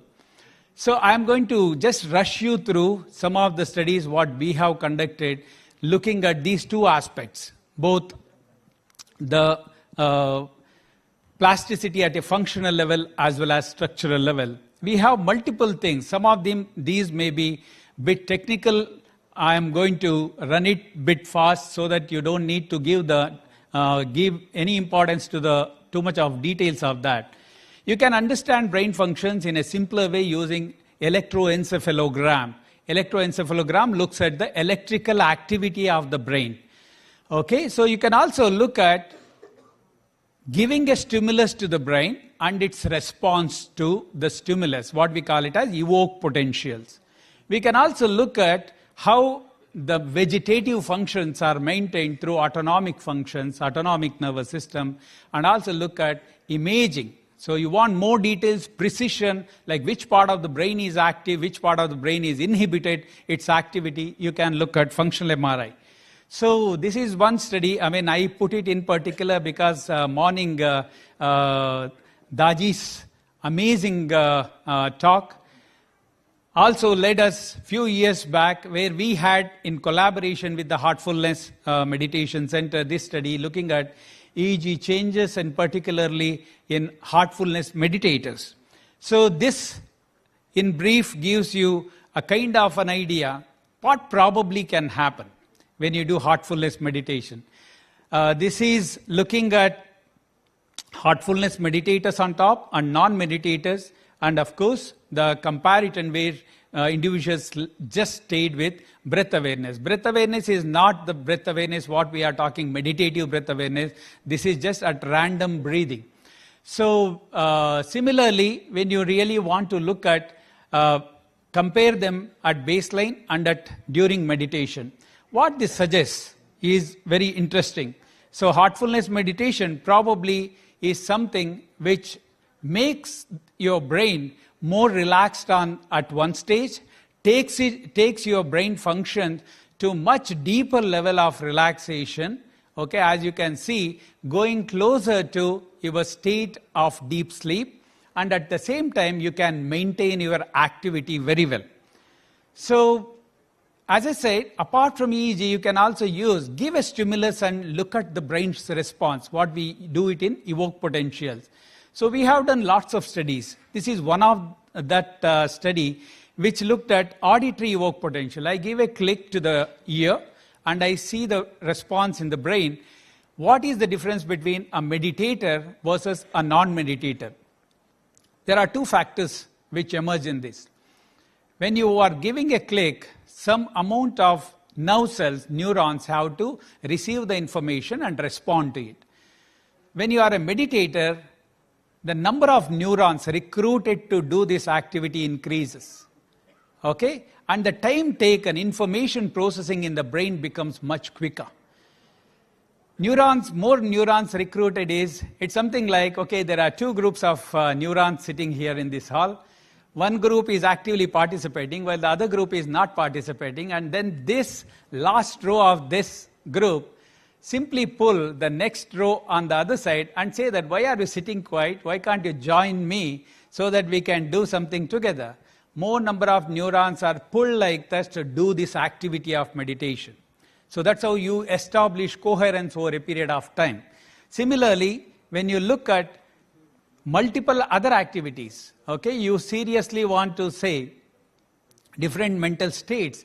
As we always say, you cannot just jump into meditation directly. From a state of chanchalata, you go to ekagrata, dharana and dhyana.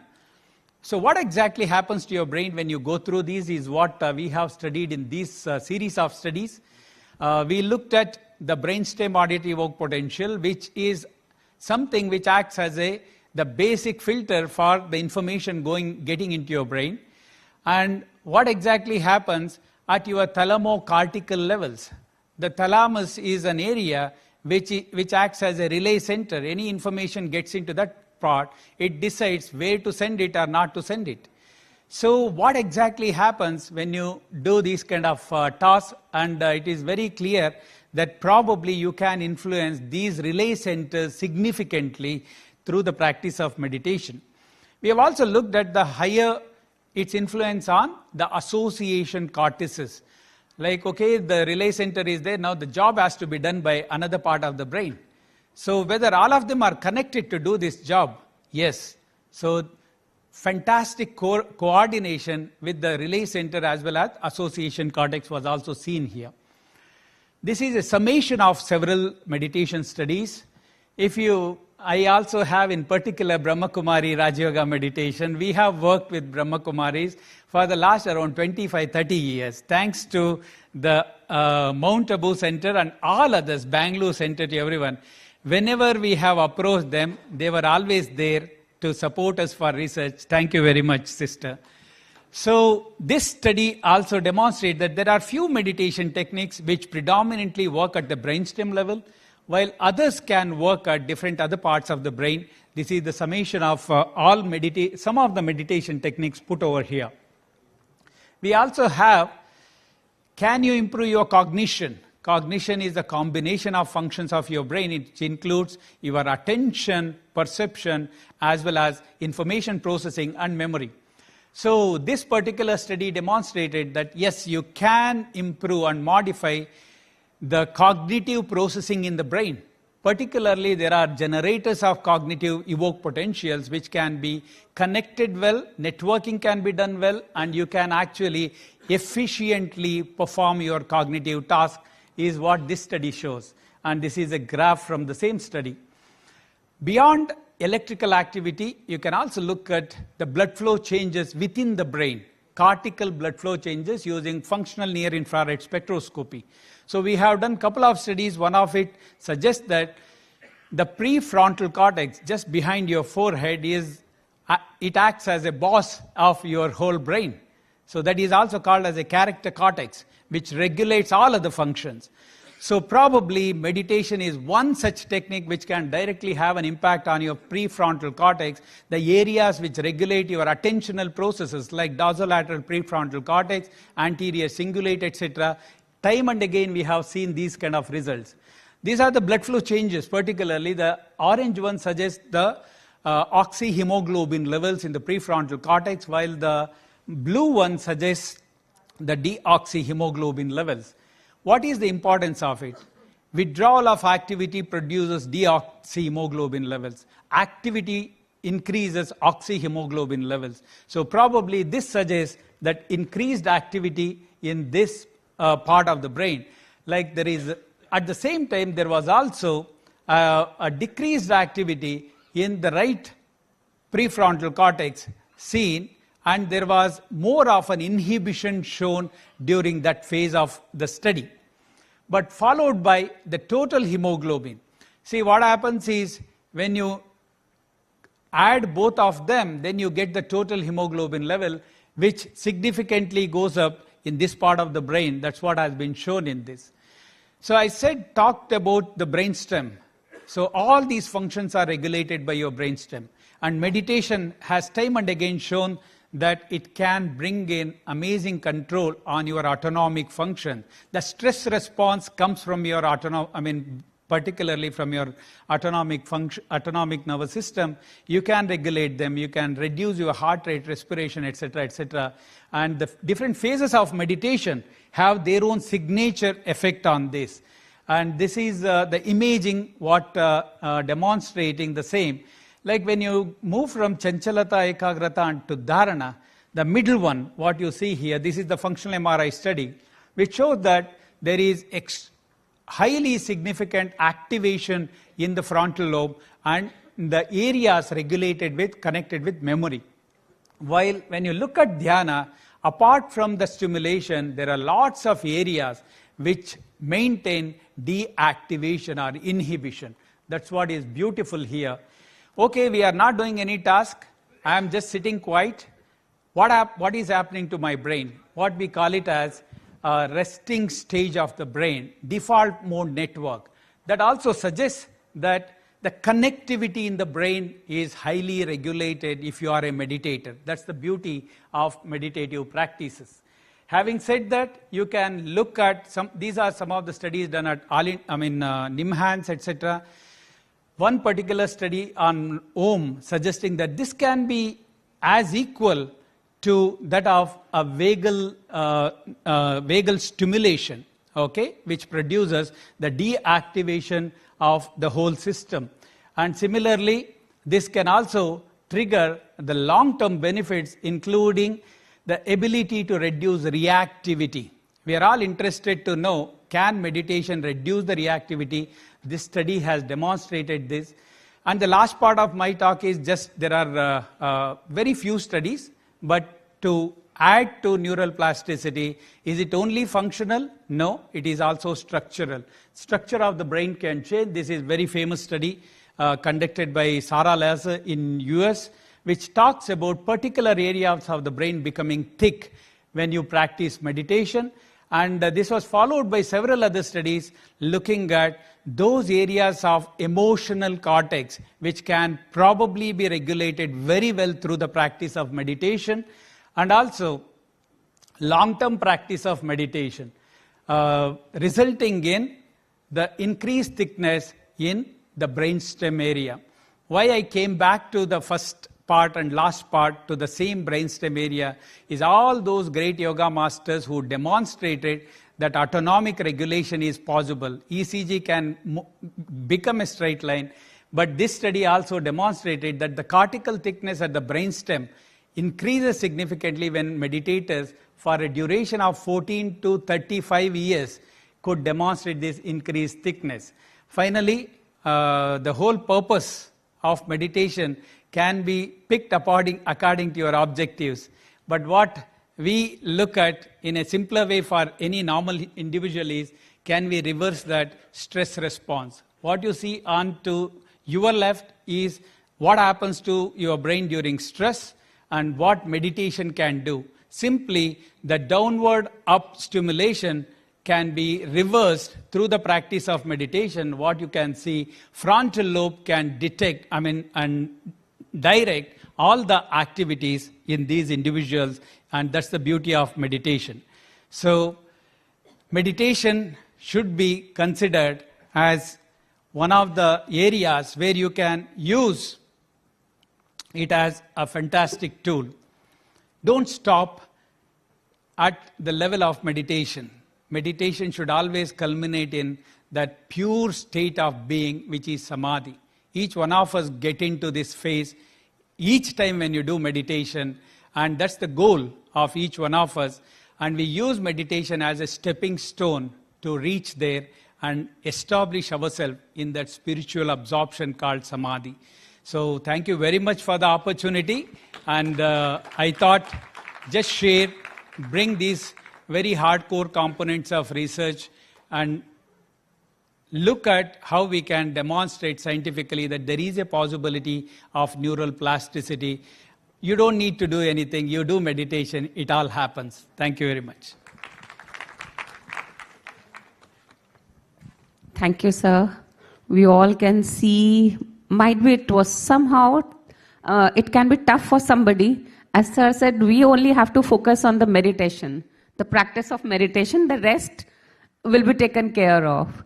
And I believe we all are meditators here, and we do have experienced the reaction or the response to our reactions and the changes.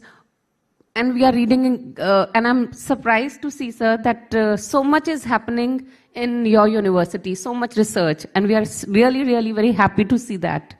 Thank you so much. I would call upon Mr. Rakesh to felicitate, sir.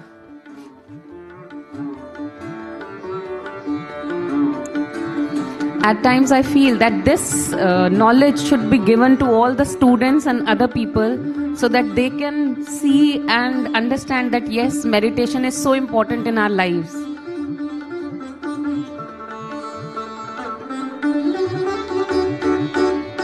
A huge round of applause, please.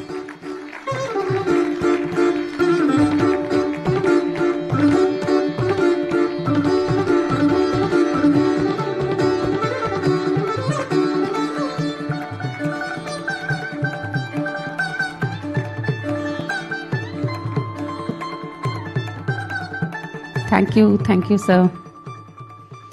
Now, it's a time to listen to Padam Shri Dr. H.R. Nagendra ji, Founder Chancellor S. Vyasa University. Dr. H.R. Nagendra, a PhD in Mechanical Engineering from IISE, Bangalore, pursued postdoctoral research at the University of British Columbia, NASA, and Imperial College London. In 1975, he joined Vivekananda Kendra.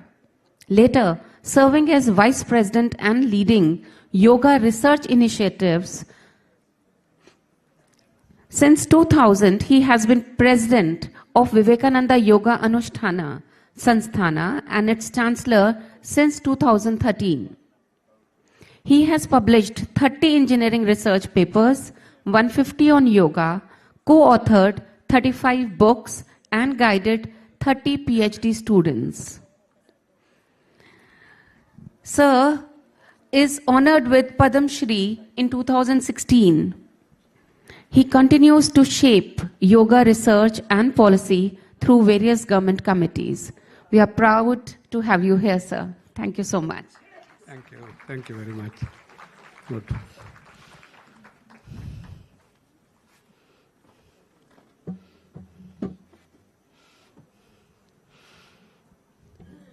Namah Shri Yatirajaya Vivekananda Suraye Satchit Sukhaswarupaya Swabhine Tapaharine Tapaharine.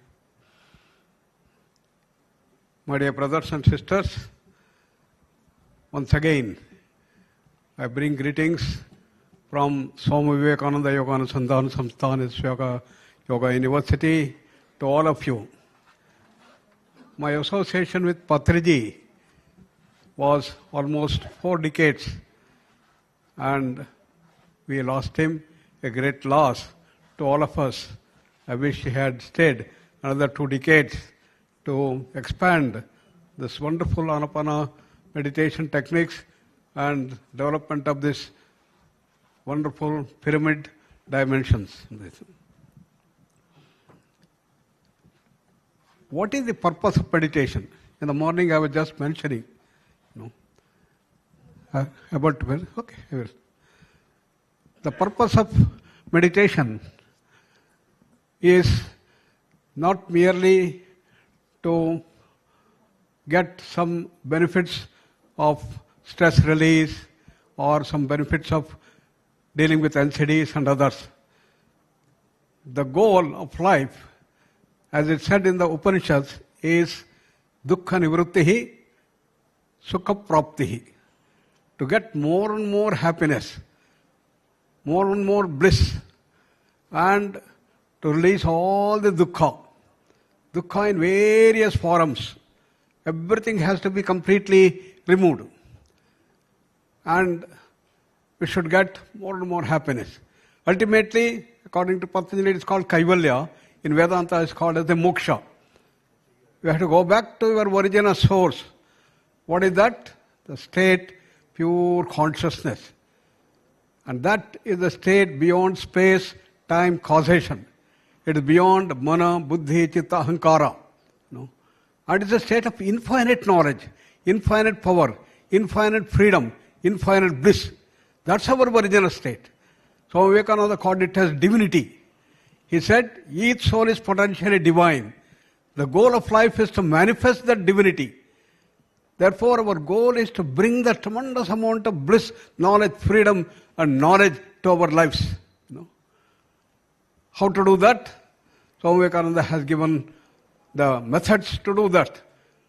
That is, by work or worship, philosophy or psychic control, by 1, 2, 3, or all of these and be free, he said. You can work with the intellect in the Gnana Yoga or the philosophy. Psychic control, gaining control and mastery over the willpower, gaining mastery over the mind, and get to the highest level of Kaivalya. Or work with the emotions, gain mastery over the emotions by Bhakti Yoga, or convert every action into a yoga. That's Karma Yoga. Many times I used to wonder, is it possible that we convert every action into a yoga? Sitting, standing, eating, drinking, urinating, excreting, everything can be yoga. How is it possible? So Krishna Bhagavan says, yes, it is possible.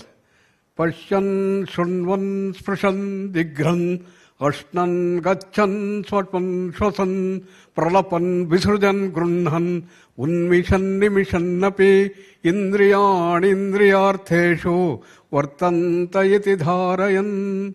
Beautifully brings out every action.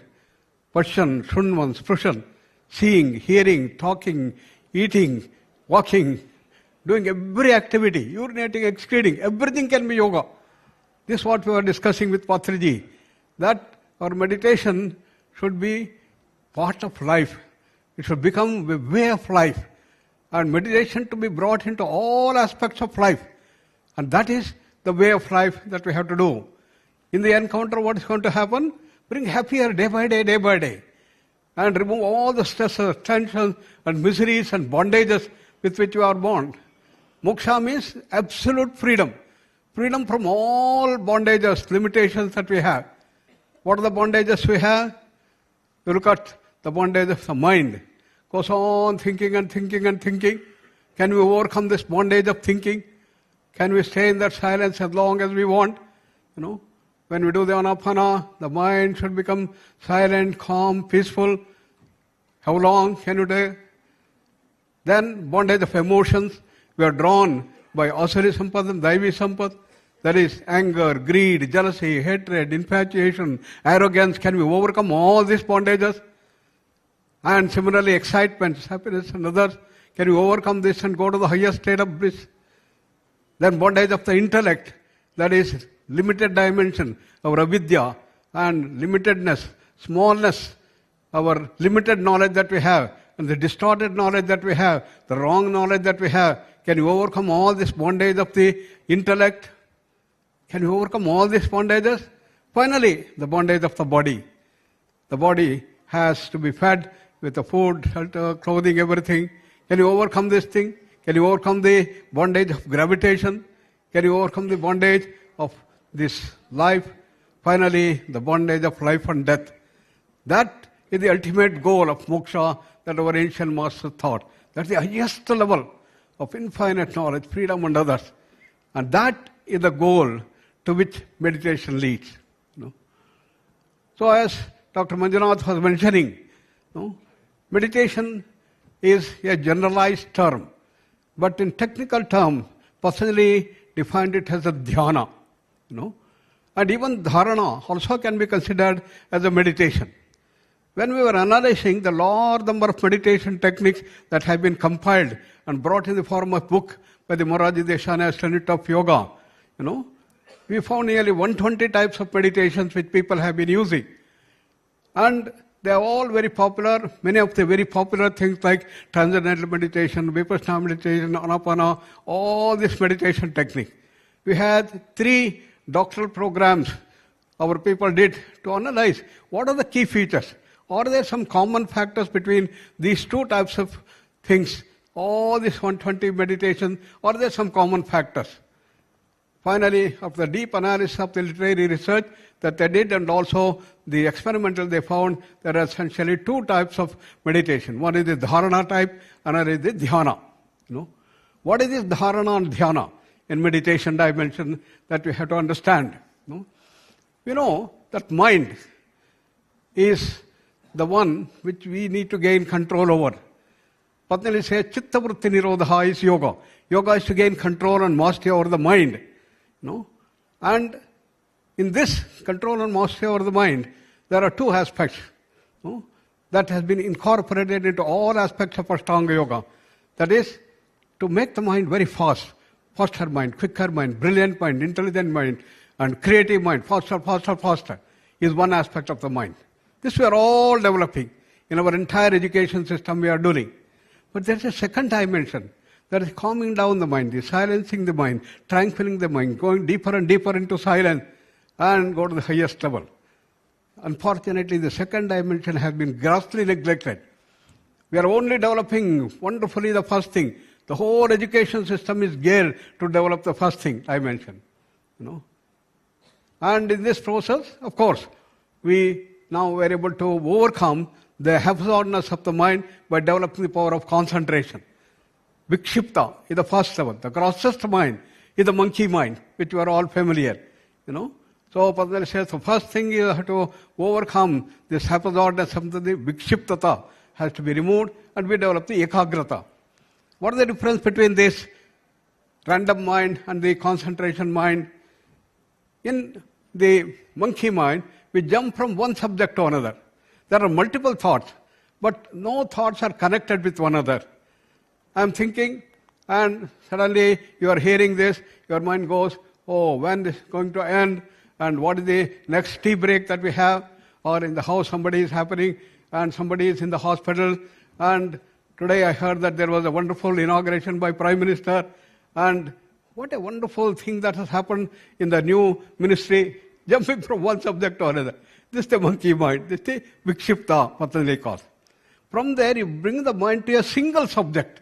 We are now talking about the Raja Yoga aspect or the meditation aspect. Go on seeing that every thought is connected with one another. There are multiple thoughts in both vikshiptata and ekagrata. But the difference in ekagrata, in concentration, every thought is connected to one another. Therefore, the subject, from multiple subjects we move to a single subject in concentration. And in concentration, there is the speeding up of the thoughts. Higher the speed of the mind, better is the concentration. Supposing you read 10 pages an hour, and he reads 20 pages an hour, and he reads 50 pages an hour, and understanding equally. Who is the higher concentration? Naturally a person. Therefore, in concentration, there is speeding up of the mind, faster mind, faster mind. Faster the mind, better is the concentration dimension. That's why normally we start in our entire system. But then comes to the next level, from multiple thoughts to a single thought. And that is what Patanjali says as dharana, focusing up the mind. That is the dimension that comes up from concentration to the next level. Normally in our normal education it is not there. But it has been there in our education system in Gurukula, in the Dhanurvidya. They were all meant to develop this power of dharana. In dharana, you have to fix the mind on a single thought. Desha bandha chittasya dharana, as Patanjali puts it. You fix all the thoughts, all this into a single thought, from multiple thought to a single thought.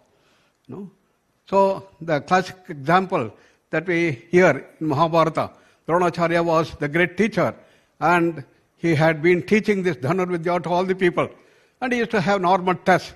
In one of the tests, he calls all the people, okay, let me see how much you have developed. What is the test? Very, very tall tree. He had put a parrot, and he says what you have to do, you have to stand 300 meters away, and you have to hit. What you have to hit? Not just the parrot, not just the eyeball of the parrot, the pupil, the center point of the pupil of the eyeball of the eye of the parrot you have to hit. Okay, understood? Everybody said, okay, come on, let's go. So one by one they come, and there comes the Dushasana, and okay, he's ready to hit. What are you seeing? Why, Acharya ji, I'm not blind, I'm seeing everything. I'm seeing the tree, I'm seeing the parrot, I'm seeing the eye, everything I'm seeing. Go back, you can't do that. Then comes Duryodhana. What are you seeing? I'm not seeing the tree, but I'm seeing the parrot. But I see the eye and everything I'm seeing. No. Then comes Bhima. What are you seeing? I'm seeing just the eye of the parrot, and the eyeball of the parrot, and the pupil, and the center point. Shall I hit? No, go. Then comes Yudhishthira, the Dharmaraja. What are you seeing? Sir, I still see the pupil and the center point. I need some more training, isn't it? Yes, go.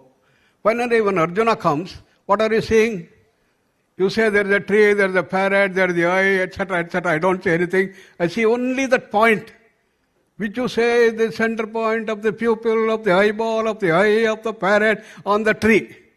Go ahead, hit. This is called dharana. Fixing the mind on a single thought. You can fix the eye on anything. Here, for example, you can fix the mind on 2025, only that. Then, when you fix the thing on 2025, only this thing. You should not see anything else. Only 2025 you see, and nothing else if you see, then you have the dharana on 2025. This is the focusing of the mind. in the Dhanur Vidya this is the key. Now in the shooting, people have to do this thing. That's the bullseye, center point of the bullseye. You have to fix the mind on that. This is called focusing of the mind. What happens? All your energy is focused on a single point. All the energy gets focused on that single point. And this is called dharana. Desha bandha chittasya dharana, as Patanjali says. So the mind has to be fixed on that single thought. And all the energy gets focused on a single thought. And therefore the thought becomes very, very powerful. Just like in a lens, you put it in a sunshine and put a paper, suitably adjust. The whole paper burns. Why? The whole incident energy on the lens comes and gets focused onto the single point. Then it burns, temperature increases. This is the principle of laser. Light amplification by stimulated electron radiation. What happens? It gets distributed and the energy goes on getting to the smaller point, goes into such small microscopic area, and the energy becomes very long, very, very strong. Therefore, it can burn up the laser. That's the dimension that occurs in dharana. Then comes the next level. Why next level? You cannot do dharana for long. If you start doing dharana, even for 1 minute, you start getting the pain here. Many people come and say that I have been doing dharana, started getting pain here and there, here, there. They are not doing dharana. They are doing dharana, they are not doing dhyana. Dhyana is next step to dharana, in which effortless dharana is dhyana. There is the dharana that is done with ease, with effortlessness. And the mind slows down further. Slowing down. The speed involved in the dharana is continuing. That is bringing the intensity. In dhyana, that is withdrawn. There is a process of what is called defocusing. Therefore, there is the effortlessness. The mind slows down further. Metabolic rate starts coming down in dhyana. And when you start doing that, normally what happens? Go to sleep. No sleep, sir. You must keep awake. Awareness. That is wakefulness. And when you go to deeper thing, the mind expands. And as Patanjali says, the whole mind should expand. Tatra pratyaya ekatanata dhyanam. Dhyana is defined by Patanjali as effortless ease in fixing the mind on a single thought for longer and longer duration. You do that. So what characterizes dhyana is a single thought, effortlessness, slowness, wakefulness, and expansiveness. If these 4 dimensions are there, it is called dhyana according to Patanjali. You can do it sitting, you can do standing, you can do in walking, you can do in anything, you can have the dhyana done. You are doing all your actions, you can have the dhyana dimension. Then becomes a life of dhyana that comes up there. Then is at the end, at the 7th limb of Patanjali. That leads us to what we call samadhi. The goal of dhyana, according to Patanjali, is the samadhi. Samyak adhiyate iti samadhi. What is that samadhi? In all our transactions, there are trifold process. Seer, seen, and the process of seeing. You are eating, you are there, you are taking the food, and the process of eating. Even in meditation, there is a trifold process. The meditator, meditated, and the process of meditation. 3 things are there. This is a trifold process. When all the 3 things merge together, it becomes samadhi. Samyak adhiyate iti samadhi. Tadeva arthamatra nirbhasa swarupa shunyamiva samadhi. As if you lost yourself. You become one of the things, the whole thing. That's called samadhi. In samadhi, there is a quantum jump to a higher level of consciousness.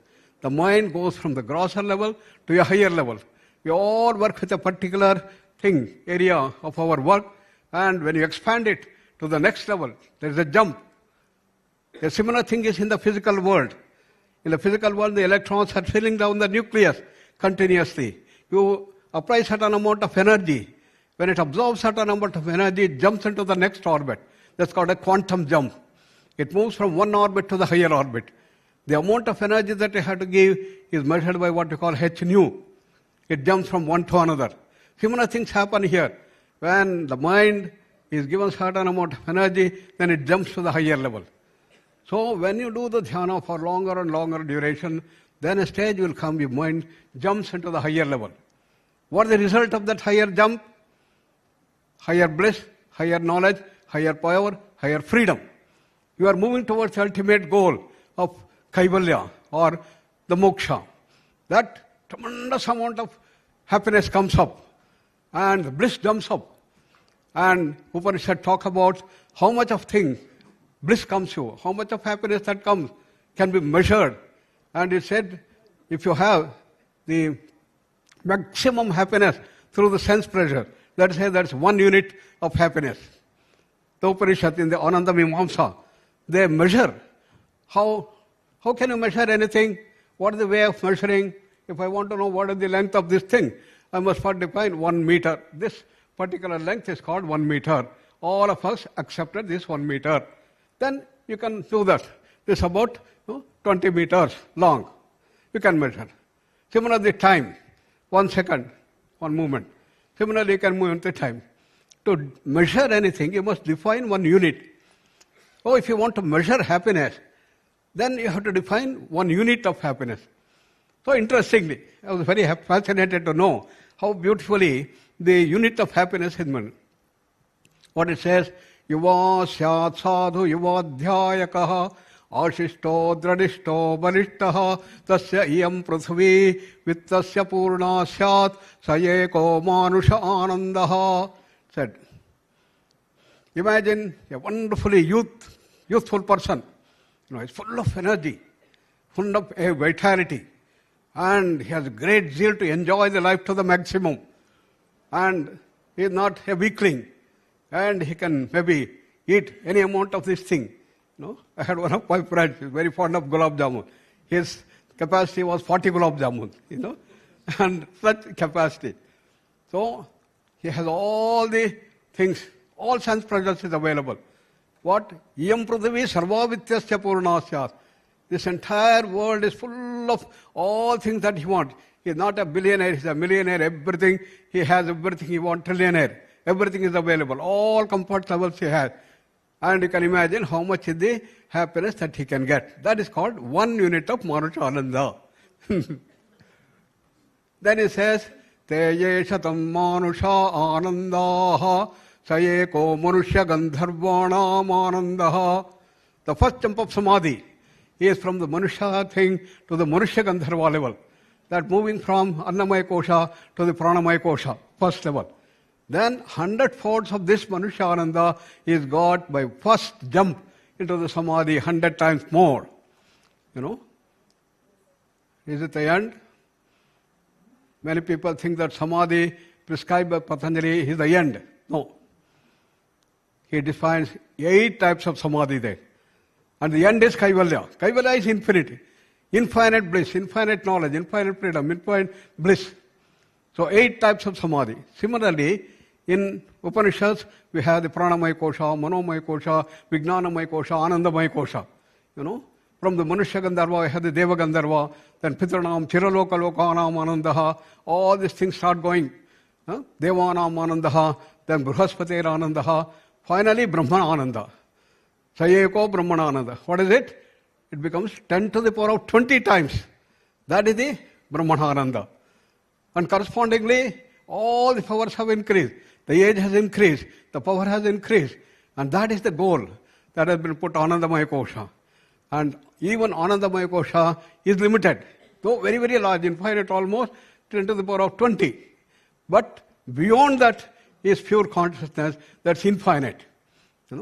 So that ultimate reality is pure consciousness.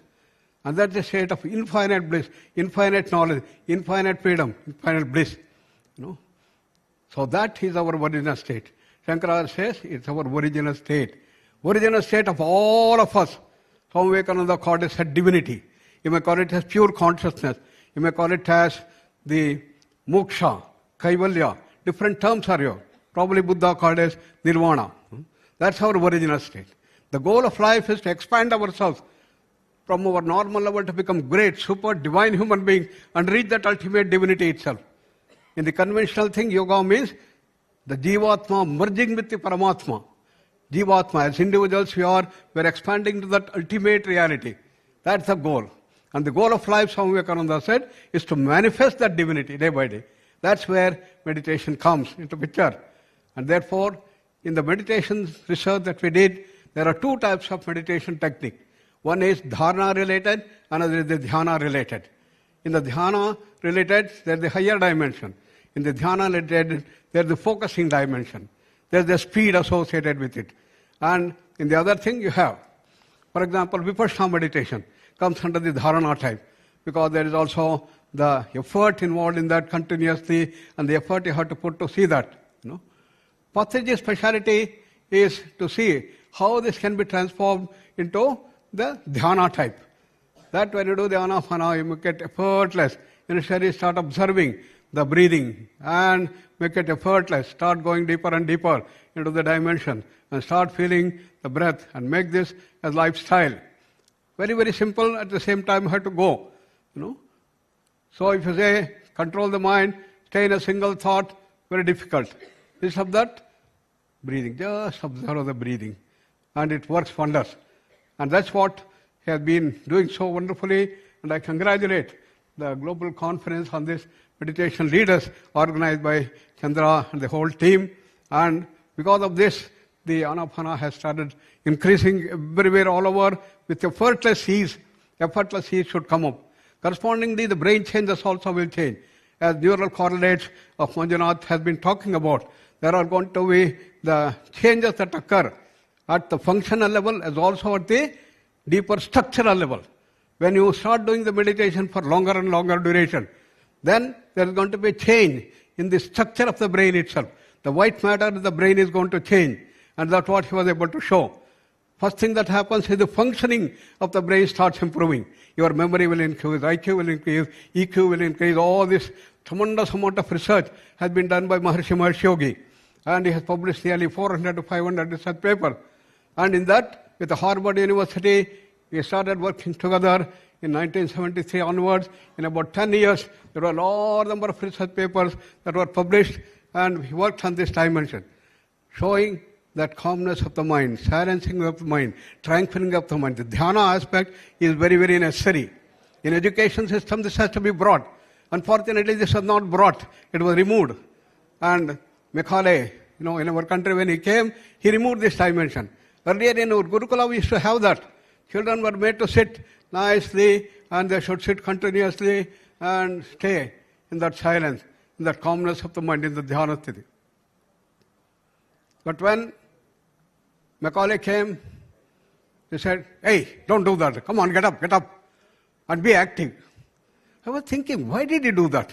Not only in India, all over the world.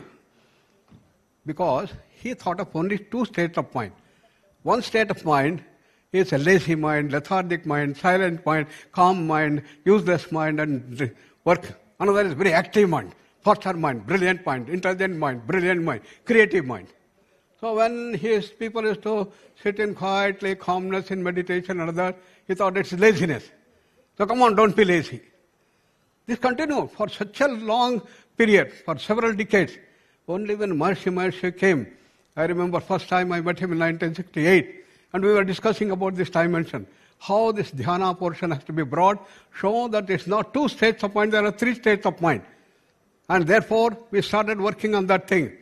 How to bring it? It's all through evidence-based. Unless we bring the evidence-based, people will not accept. How to do that? He said, yes, you should go to United States and bring it from there. Even Swami Vivekananda has to go there and bring this Upanishad dimension from the West, because whatever comes from the West is best, is our mindset. Whatever is there in the East is just worse. So we said, okay, we'll bring it from Harvard, and Dr. Benson joined hands, and then with Benson, we started working on that thing. Number of research papers started publishing, and it became the order of the day. Then it was made clear that silence is not laziness. It is not mental retardation. It is a state much higher than the Rajasic mind, Tamasic mind, Rajasic mind, and Sattvic mind, and going beyond. And that's how meditation research took a big shape, and Patriji also started working in this thing, and he added the new dimension as to how the pyramid energy can be brought into the dimension to see that it can be adding dimension to normal voluntary changes and control over the mind. It can add dimension. So we started working to see whether the energy is changed in the pyramid. Some people staying in the meditation in the pyramid valley, staying outside and doing the randomized control trial. We have started doing that thing, and our Chandra and we have started working on this dimension and other. That's how things have started growing, and great contribution of Patriji, and the legacy has been continued. This is what I always appreciate. Somebody who are very great and then they leave, and there should be legacy that should be continued. And thanks to Chandra and his team who are continuing this thing and developing further. Way forward. From dhyana to samadhi. That's what I was discussing with him, that I want people who have been doing meditation for a long time, who are able to sit in meditation for 1 hour, 2 hours, 3 hours, 4 hours, 5 hours, 6 hours.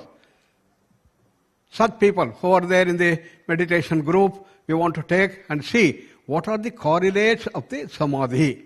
That's the next step forward.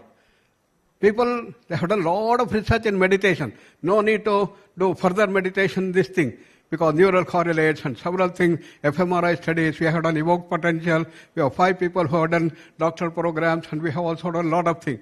We have to now go to the next step of the samadhi. What are the correlates of samadhi?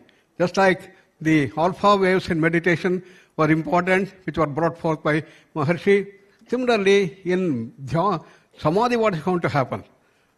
Whether it is the neural correlates or it is the higher dimension, what are the things that happen?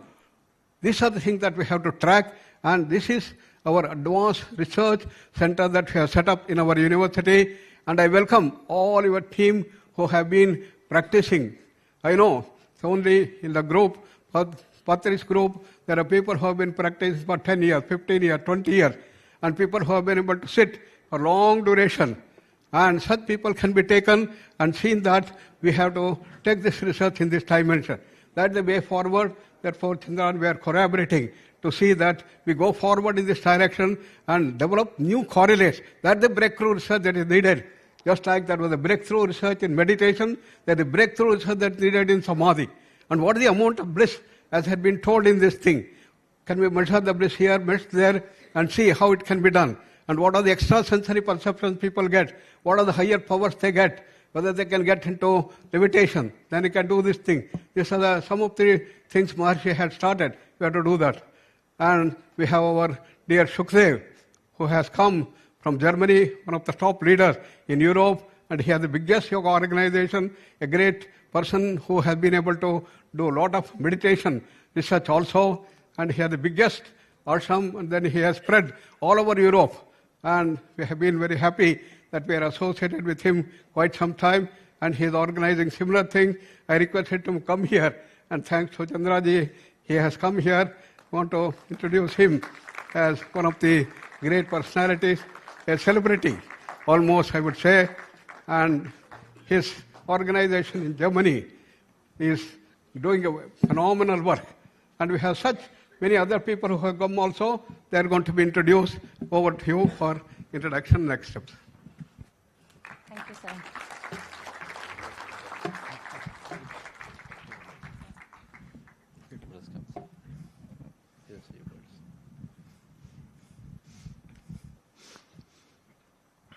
I'm very happy to be here. I'm very grateful that I've been invited to be here on this day.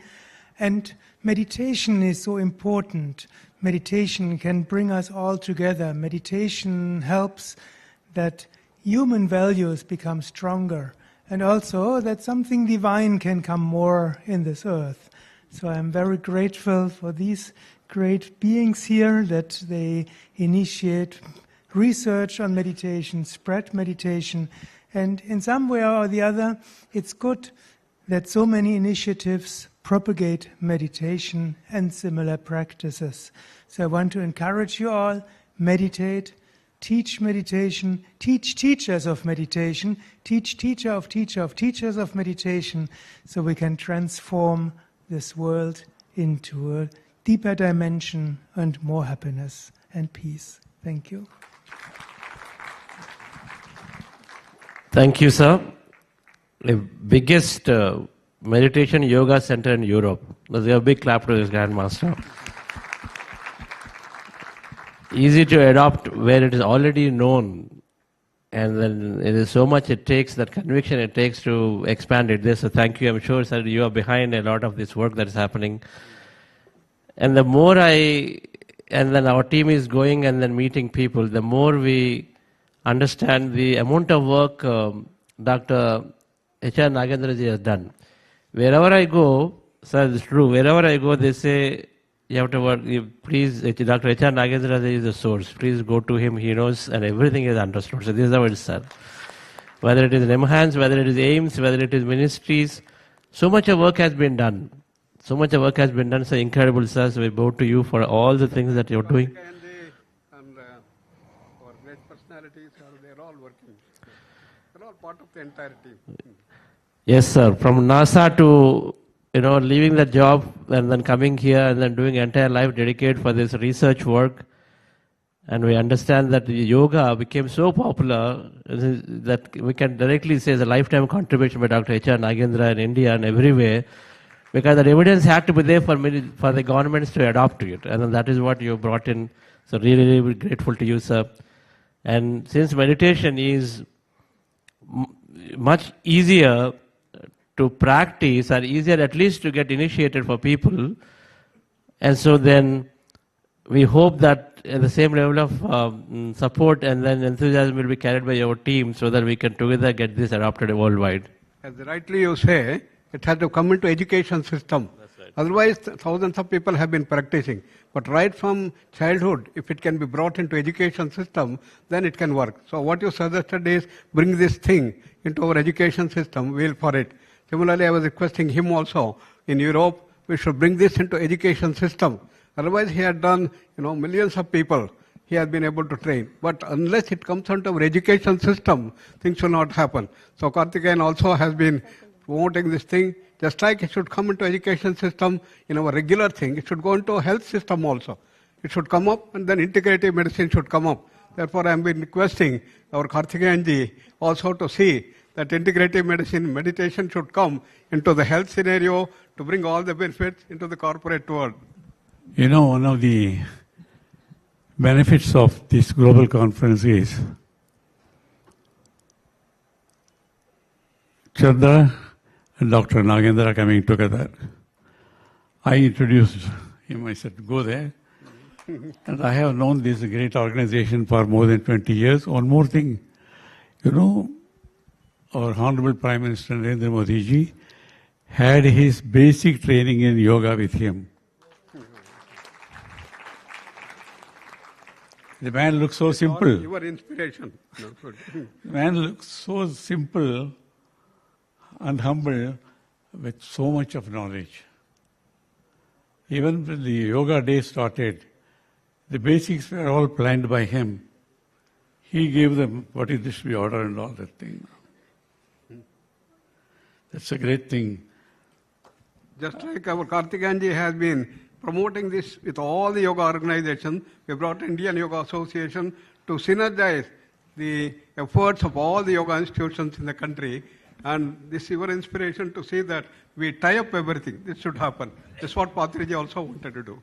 That's how Daji came in, Vice President came in, and many of the brilliant people here, quietly sitting, they all came into this organization because we started this global conference. A very humble, simple organization, not long, only 5 years of existence. And just, when Chandra and his team wanted, many enthusiastic people said, yes, we should do it. For us to do a global conference, and people from all over the world here, and eminent personalities like him, Dr. Isaac Mehta, earlier he came here, whose patient is the King of England. King of England. And the King and the Queen came all the way to Bangalore. They stayed in this healing center. No protocol, nothing. Such eminent people have come. Many others, everyone, equally, one better than the other. So there is a guarantee this is going to be taken at a global level. When we mention names like yours and all these things, people will respect. Take it seriously. Thank you. And so, there are a lot of things that you said. We have Dr. Newton and Dr. Lakshmi. They dedicated their life for many of the advanced concepts that you said. Whether can meditation lead to levitation? Meditation lead to all these ESPs and extrasensory powers. That is their life. That is their life. And so they have designed so many deep courses and advanced courses, and then students go through and they experience all kinds of things. And so they're setting up this Quantum Life University. We'll take your guidance in doing this. Their model is to build this university, the Takshila University concept, to bring back all that wisdom. And so next, of course, is Dr. Newton and Lakshmi. We're going to take their messages. Please come over. Yes, sir. So thank you so much. Can we? So we invite all those people who have been advanced meditators to come, and then we take up this thing to the next level. Yes, also from Vipassana, others also we're calling. But Patri's group has been wonderfully doing well, and we should take them further. Yes, sir. That's Patri's. Everything is simplified. In the end, while everything is there, common man must benefit. And so then Patri's focused on just giving the simple meditation throughout ever went, while people just gain all the benefits. Thank you, sir.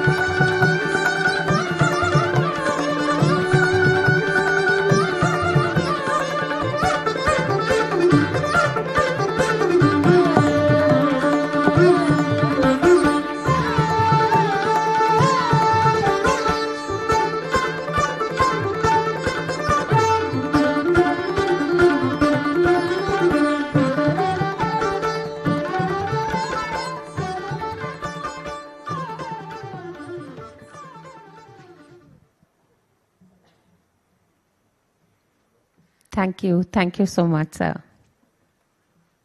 We are honored, really honored by your presence.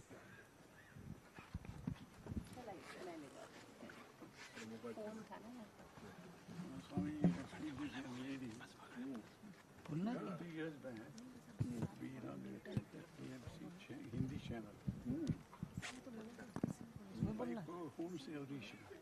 You have to take messages from him.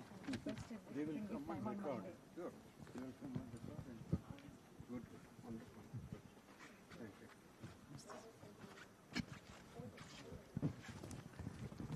you. Namaste, dear friends and masters.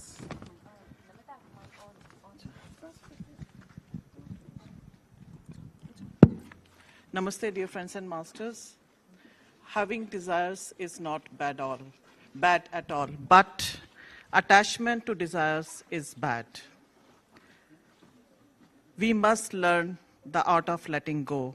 Now is the power talk by our distinguished masters, Dr. Newton Kondavati and Dr. Lakshmi Kondavati. I cordially invite them, and it's a privilege to me, to introduce them. Dr. Newton and Dr. Lakshmi are medical doctors by qualification and spiritual scientists by choice. They are the founders of Life Foundation and Quantum Life University, the first spiritual science university in the modern world. Pioneers in past life regression research, they have explored its therapeutic applications extensively. Their books cover various topics of spiritual science, including meditation, self-healing, reincarnation, the law of karma, the inner awakening.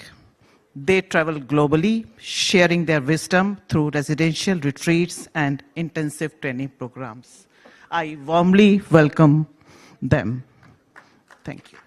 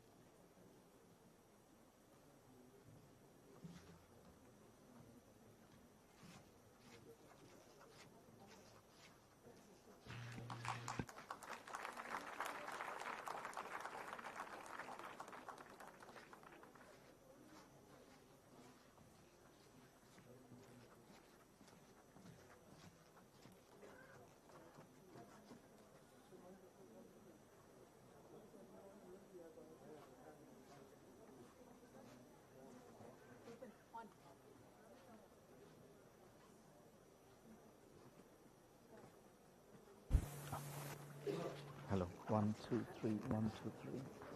Hello, hello.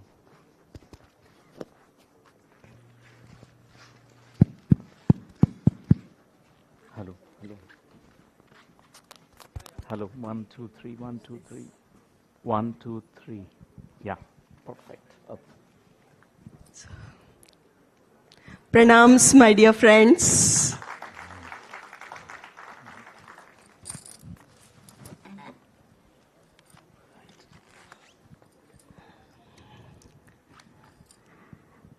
We want to thank the Buddha CEO Foundation, Karthikeyanji, Chandra and Vani Garu for inviting us here on this platform.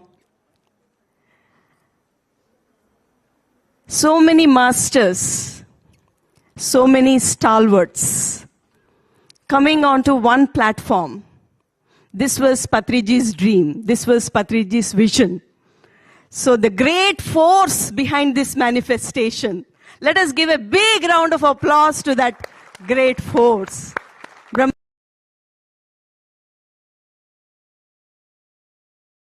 Pitamaha Patriji. A big round of applause, my dear friends.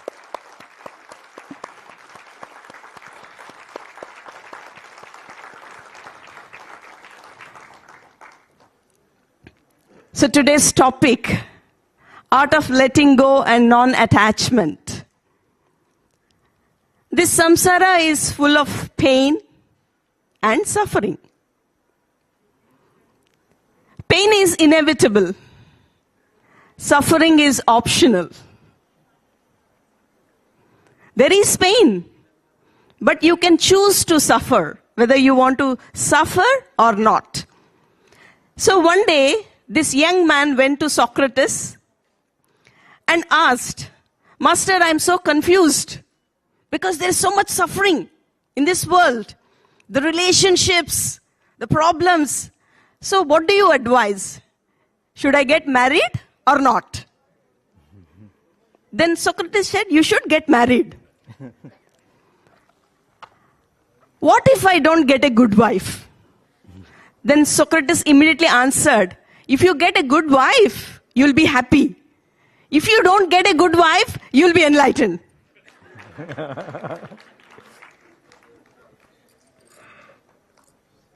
So you can choose whether you want to suffer or you want to get enlightened.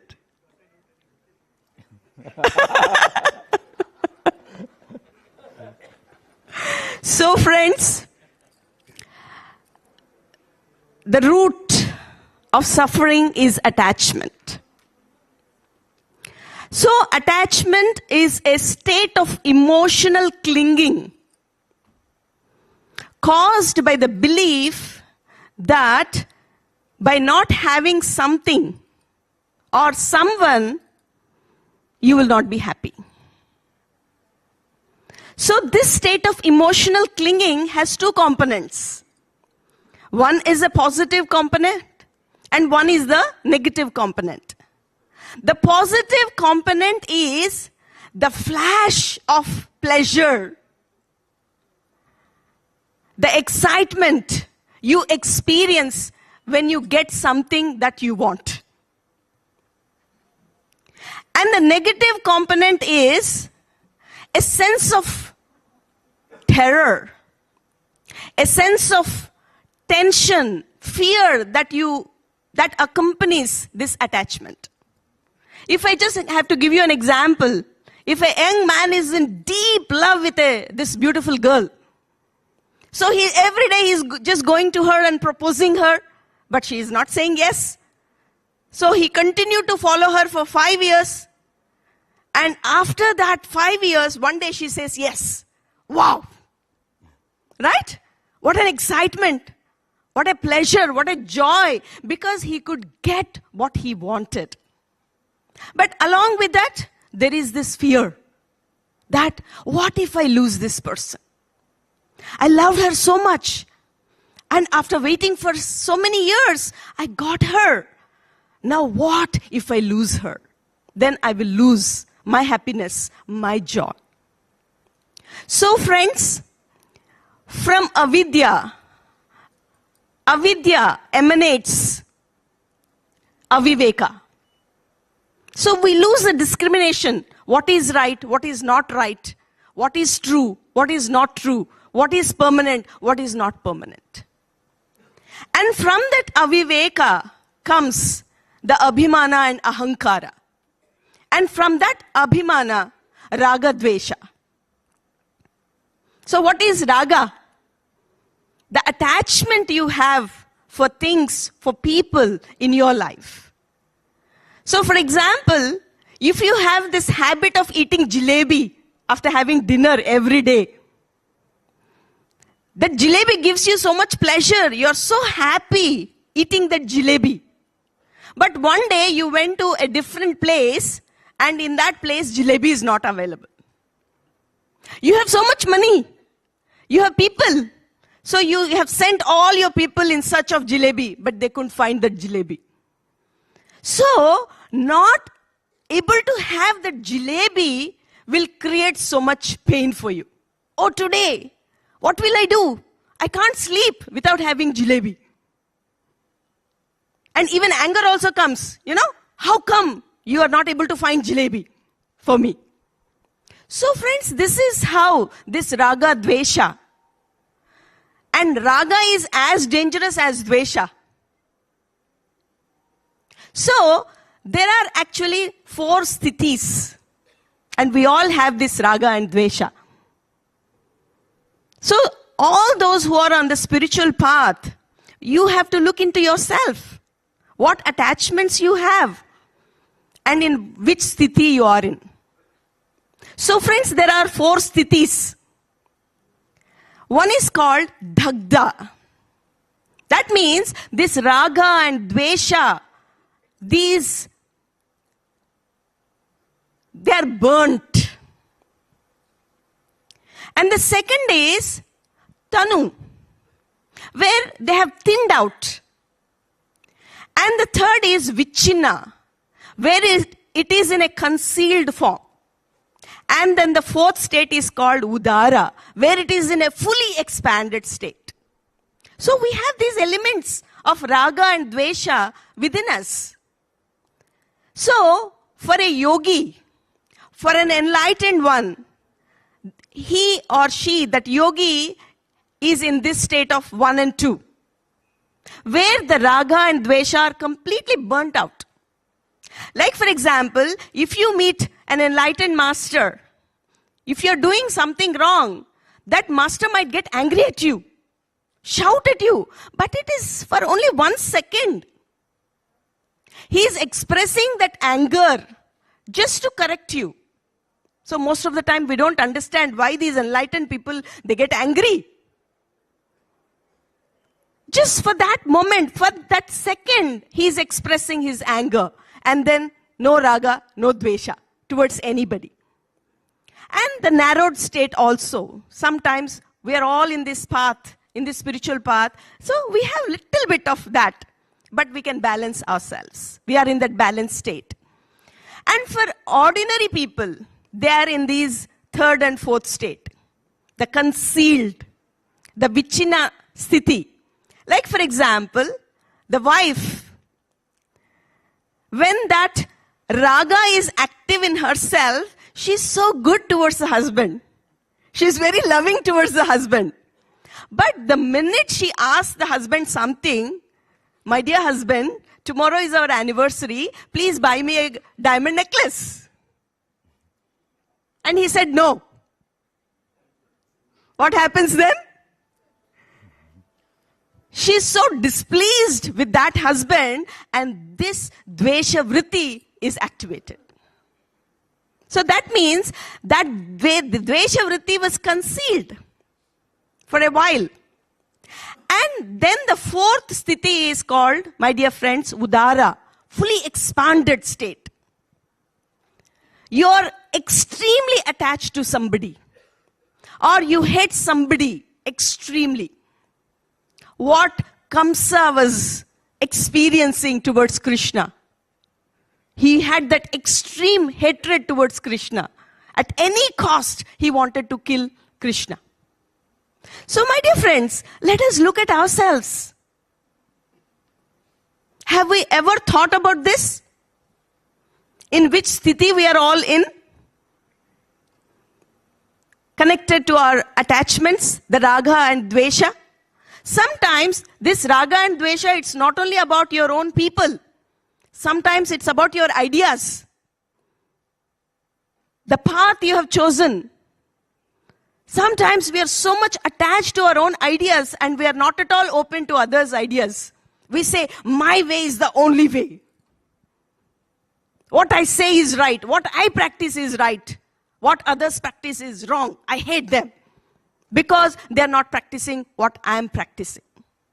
So friends, so that's an extreme, fully expanded form of raga and dvesha. So that's why it is so important for us, whenever we do our practice or sadhana or meditation, to reach to that state of nirvikalpa samadhi, to gain that Brahma Gnana, so that you are neutral. There is no raga, there is no dvesha. You are open to learn. You are willing to accept others' ideas. And that's how we continue to learn. So, now what to do with this? First, we need to understand two truths. The first truth is, whatever we have believed till this point of time, it is false. That only if I have this person in my life, I'll be happy. Only if I have this money, only if I have this property, I'll be happy. I'll be safe. I'll be secure. That's false. And the second truth is, not holding on to this belief will make you happy. I'm not asking you to renounce everything. I'm not asking you to run away. No, you can have everything. You can have all the positions. You can have all the money. But not getting attached to it, being in a non-attached state, you'll be so peaceful. You'll be so relaxed. You enjoy whatever you have, my dear friends, in that state of non-attachment. So now what to do with these attachments? Very simple. Drop them. But it is not as simple as that. So one day, this seeker was just walking on a cliff. He read so many books. He has done a lot of sadhana. And he was just walking on that cliff and he was just thinking about something.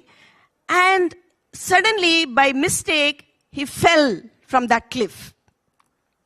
There was a deep valley. So as he was falling, he could hold on to one branch. And he was hanging from there. And he started shouting, "Hey, is there anybody there? Please help me. I need help." But nobody was there. So then he remembered God. And he started speaking to God. "Oh God, I have led such a pious life. I have read so many scriptures, so many books. I have done so much of practice. Please, please help me. Please help me." So suddenly he hears this voice from the sky. "My dear son, do you really want help?" He said, "Yes, I want help. Are you willing to do whatever I ask you to do?" "Yes, I'm willing to do." So then that voice said, "Just let go. Just let go." So then he just thought for a few seconds and then he turned towards the other side. "Hey, is there anybody else there?"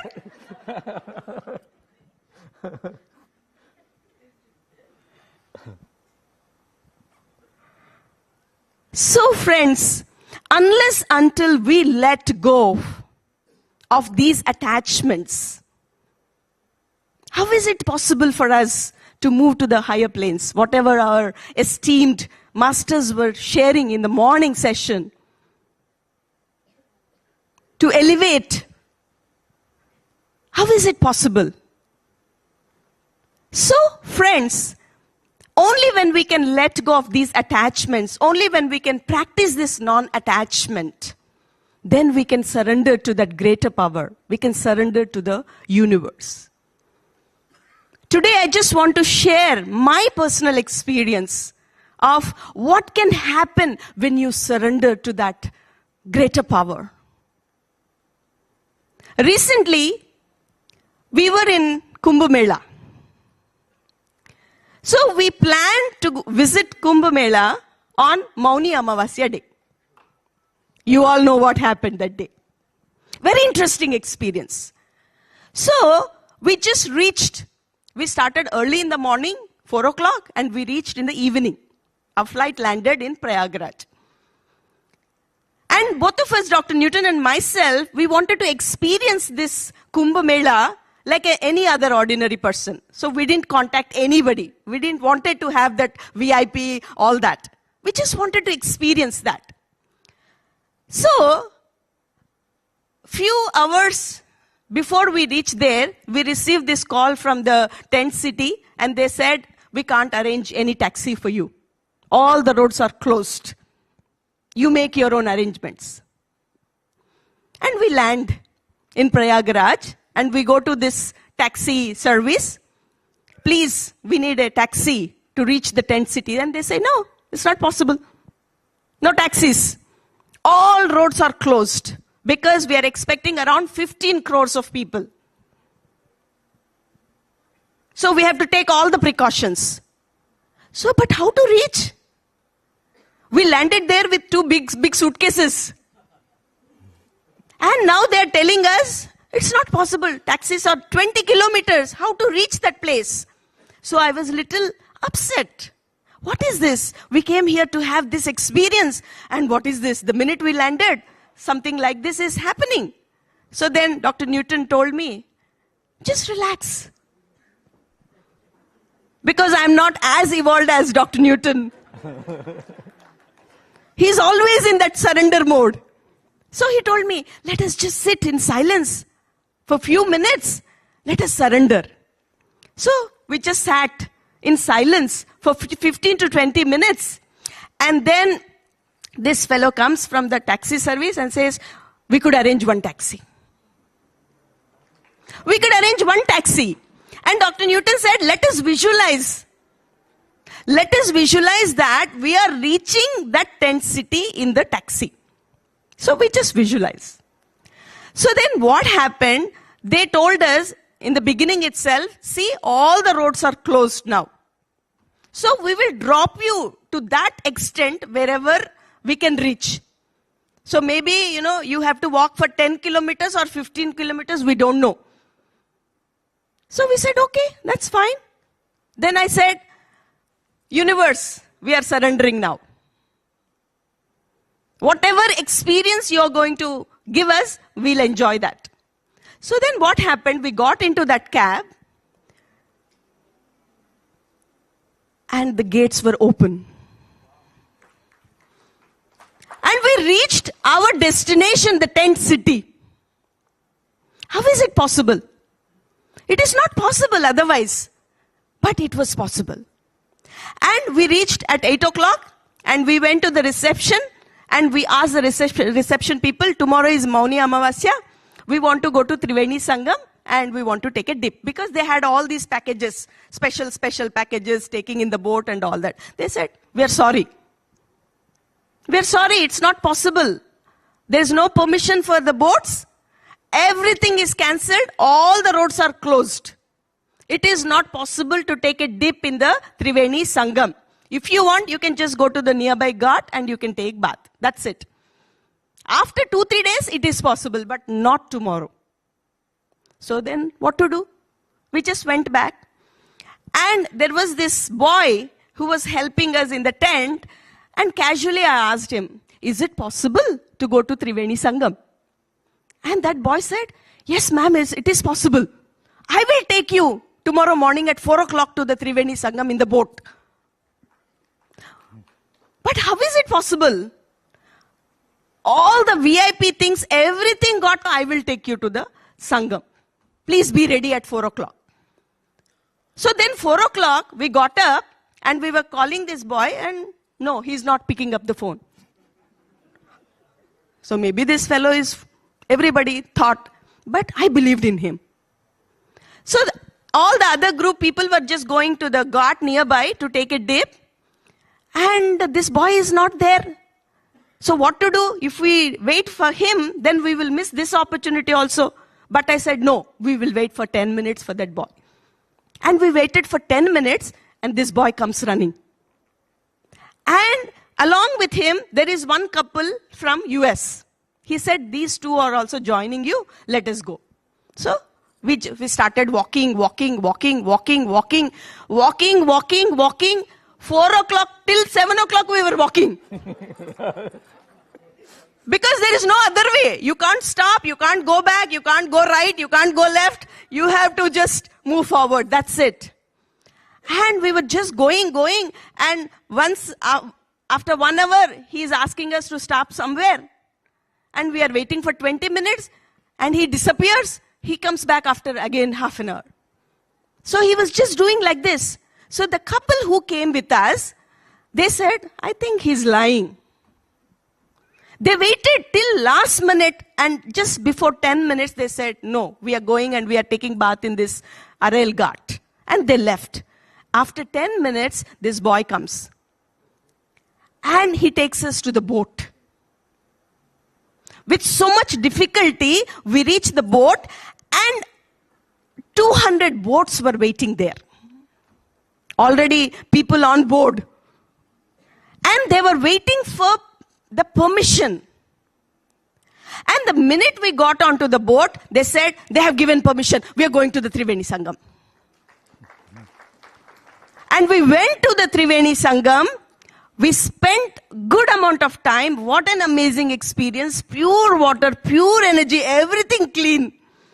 And we returned from there, and they said, now the boats are not allowed.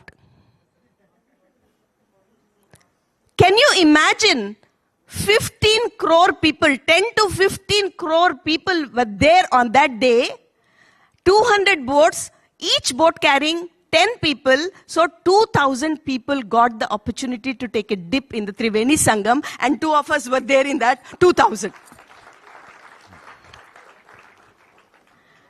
What an amazing experience. How is it possible? And then we also got this opportunity to meet some Nag Sadhus, Nag Babas, and we had some amazing experience. We were just walking, and 5 Nag Sadhus just come and surround us, and he asked me to open my hand, and he puts a flower in my hand and asks me to open. When I open, it has transformed into a silver talisman.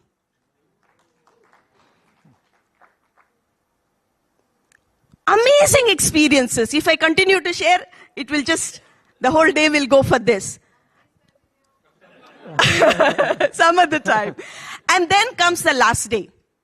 After having this wonderful, wonderful experience, now tomorrow we have to go back to Hyderabad. We have to catch our flight. We just go to the reception and say how much time it will take to reach the airport. They said all the roads are blocked. It will take 5 hours to reach to the airport. Then we said, please arrange a cab for us. At least now you please arrange a cab. They said, okay, we are noting down your name. By 9 o'clock tomorrow, you should start. Otherwise, you will miss your flight. Okay. That day morning, we just go there with the luggage and we ask, where is our cab? They say, we are so sorry. All the data we lost. So we couldn't arrange a cab for you. What? So now, there was this couple from Malaysia who were going to the airport, and they have booked a big vehicle. And they just heard us, and they just came to us and say, we are very happy to take you to the airport. We are very happy. Please join us. So, while traveling, we just reached the airport in 1 hour. 1 hour, and they were spiritual seekers. They had so many doubts. They were just asking questions. We enjoyed the conversations. And the minute we reached the airport, we wanted to offer them money because, we need to pay for the taxi. They said, no, we are so happy to offer this ride to you. We are so thankful. We'll come and visit your Quantum Life University very soon. So, my dear friends, how is it possible? Please tell me. It's not because we are special, something like this happened to us. No, we are all special. just because we surrendered. We surrendered, and we had such an amazing experience. And the best thing, what we experienced there, what touched our heart was poor people, old people with little children. They don't even have a place to stay. They were waiting outside. They were sleeping outside, extreme cold, facing all the challenges. So that is possible only in India. This Shraddha, this Bhakti, this commitment is possible only in India. Only in India. So we are all very fortunate to be born here. And let us all, you can all join me to say, Bharat Mata Ki Jai! Bharat Mata Ki Jai! Bharat Mata Ki Jai! Jai! So if 40-50 crore people could attend Kumbh Mela, it is possible to have a Dhyan Kumbh Mela also in the future. It is possible. Kartikeyanji's guidance and all the masters coming together onto one platform, experiencing this oneness. Yes, it is possible. It is possible. 40-50,000 crore people participating in a Dhyan Kumbh Mela. So my dear friends, let us all wish for that. Let us have that sankalpa so that India will just get back its glory. So that Bharat Desh becomes that guiding light to the entire world. Thank you. Thank you so much. And over to Dr. Newton, the art of letting go. Wow, I don't know what to speak now. I have to let go of what I heard from you. It's so much. I really admire you, your speech, your words, your jokes, your stories. I don't know how to get detached from you. I'm so attached now. How to let go of this attachment? Oh, so my dear friends, I surrender. There is something that in all of us that we observe. One thing is we like things, whatever that we like, pleasant things, good things, we want to hold on to that. For example, your right hand is something which is holding on to something that you liked. The other hand is the one which you want to push away things, what you dislike, what you don't like. So we don't like many things. Judgmental people we don't like. Any unpleasant situations we don't like. Any challenges, difficulties we don't like. So this is what we are all, we are like this. One hand, we want to hold on to something which we like. The other hand, we want to, I don't want this, I don't want this. Okay? We all do this. By nature, our nature, by default, it is there. It is programmed in us.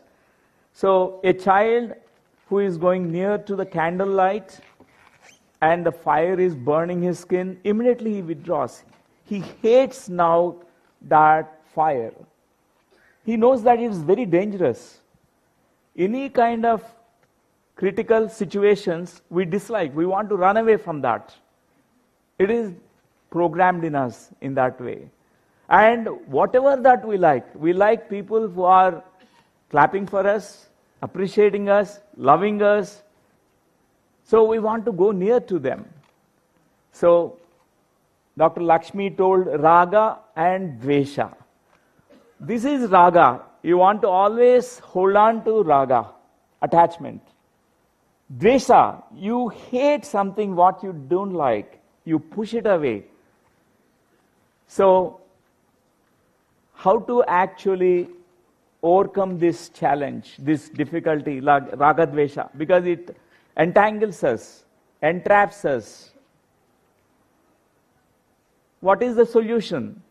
This topic was suggested by Sai Krupa Sagar ji and Chandra ji, because there's so many topics available, but he said this is the topic nobody has spoken about, but all meditators need this topic. All spiritual practitioners, they need this topic. Then we also resonated a lot with this idea to present this today. And dear friends, many of us, we try to let go of certain things like past. Past is one thing which we don't want to revisit our past. Nobody likes to go into the past because there are many bad memories, many difficult, challenging memories, traumatic memories. We don't want to revisit them. Past, whenever we recall the past moments, is very emotional. We become emotional. Very sad moments. So we do get many times, stuck in the past and we couldn't let go. We are trying to let go. We couldn't. Limiting beliefs. Even though you say thousands of times that, oh, I am good enough, I am powerful, I am not a victim of life, I am a victorious one, and I am strong, and all these positive things to yourself, but still, these limiting beliefs, we're trying to let go. Very difficult. It's still, we're affected by these limiting beliefs. And negative thoughts, the specific negative thoughts that we all have, they're very challenging to let go of them. And expectations on the outcomes. And toxic emotions and fears. Insecurities of the future. Cravings and addictions. Many things we're trying to let go. Attachments to people and things. Self-sabotage patterns that are holding us back. Judgments. We're trying to let go of all these things. There are many things. We can list out thousands of things. We're trying to let go. But it's always challenging. So, Quantum Life University, we found 7 beautiful modalities which has inbuilt let go process in it.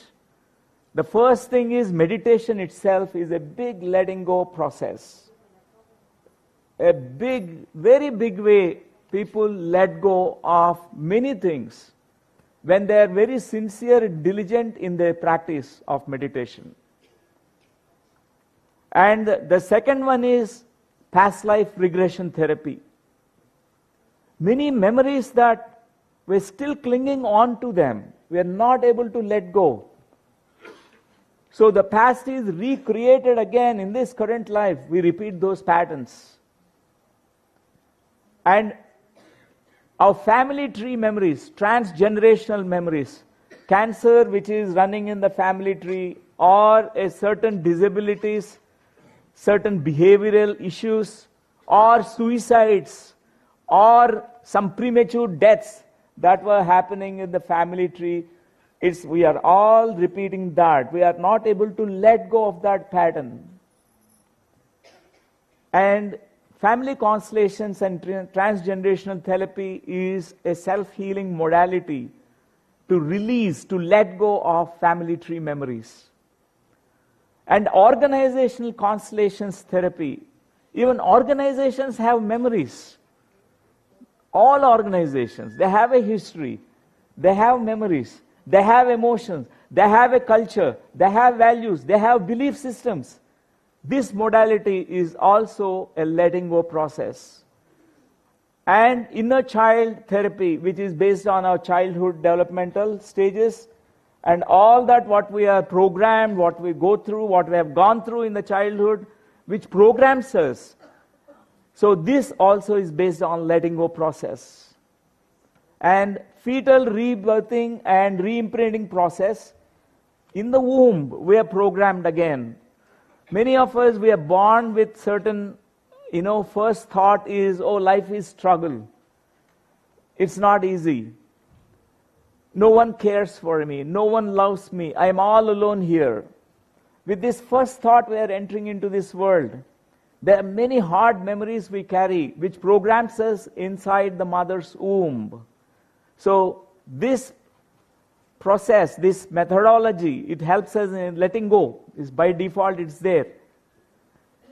Life between lives regression therapy, this is also another letting go process. We all have memories of the soul, even before we are born, between lives. So every incarnation, in between incarnation cycles, there is a life which is also there in the soul planes. So tapping into those memories, we understand our soul plan, why we are born here, why we are again incarnating here. Apart from this, there are 20 workshops that Quantum Life University designed, and all of them are based on letting go process. So dear friends, you know, we all have known about letting go process. It's not really difficult to understand this concept. In your body, in our body, from childhood to so far, we know it. The first thing that we do when we wake up in the morning is a letting go process.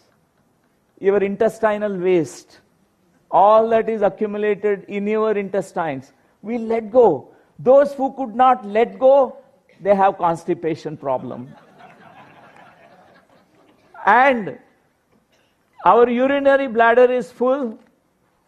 It is such a divine experience to go to the urinals. If you are not able to do that, it is such a suffering. If you are not able to let go of the past, yesterday's memories, emotions, all that what happened, you could not let go, you can't sleep, you have insomnia. We know let go process from childhood, but it is still very difficult. In the physical plane, sometimes we get a lot of problems just because we are not able to let go. Many ideas you are not able to digest, you are not able to let go, definitely it affects gastrointestinal tract. Past emotions, they bother us. One young lady came to a guru, a master, asked him, I'm suffering because of my past. My past is so much full of misery, so much suffering. How to let go, master? Please teach me the method. He said, wait, I will show a demonstration of it. So the master took her to a river, asked her, what is this? What do you see here? Oh, I see a flowing river which is flowing. Then he showed some other place. What is this? Oh, this is a pond. What is the difference between these two? Oh, the dirty water in the pond. It is not flowing waters here. In the river, the flowing waters, it's very fresh. But this water in the pond, the water which is not flowing, it is stuck, it is stinking. Many of us, we have these past emotions which we are carrying for such a long, long time. Anger, resentment, grief.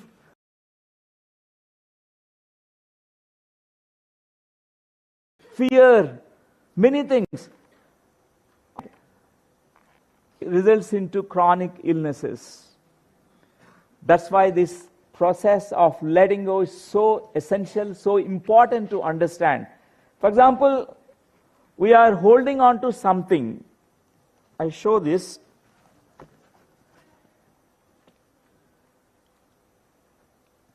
Okay. So, symbolically, this is an emotion that I am carrying. Maybe anger, okay? This is anger I am carrying. I am holding like this. How long can I hold? 1 hour? 24 hours? Oh, it becomes very stiff. Now 1 month, if I hold on to this anger, it becomes very rigid, very painful. 20 years of this anger I am carrying, 20 years. Inside, you are, this fiery anger, is burning you inside. what happens? And people carry it many lifetimes of emotions. There's so many emotions, so many beliefs, so many memories which are affecting us, which we are unconsciously, subconsciously, we are hanging on to them, clinging to them, not realizing that we are carrying them. But we feel a certain burden because of that. So letting go is so essential, very important to understand this key concept. Relinquishing one's grip on someone or something that we are holding on to. For example, I just need to drop it. It doesn't need any kind of effort. Even 20 years you are holding on to one emotion, a negative emotion, it needs just this moment to drop it. Just like this, it falls. It just falls. We need to just release the grip on it. It's as easy, as simple as that.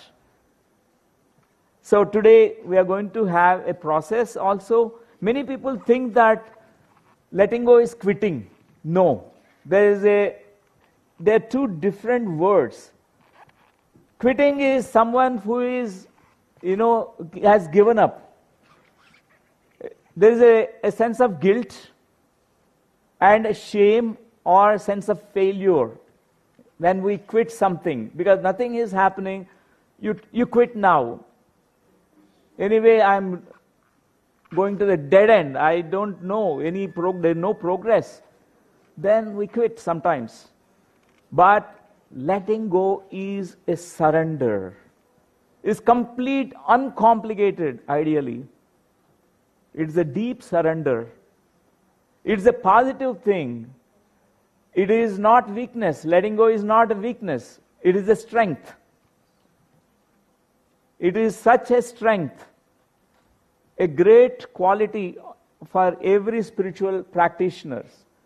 For example, I am not promoting that you renounce the world now, let go of your possessions, let go of your money, let go of everything. No, I am not saying that.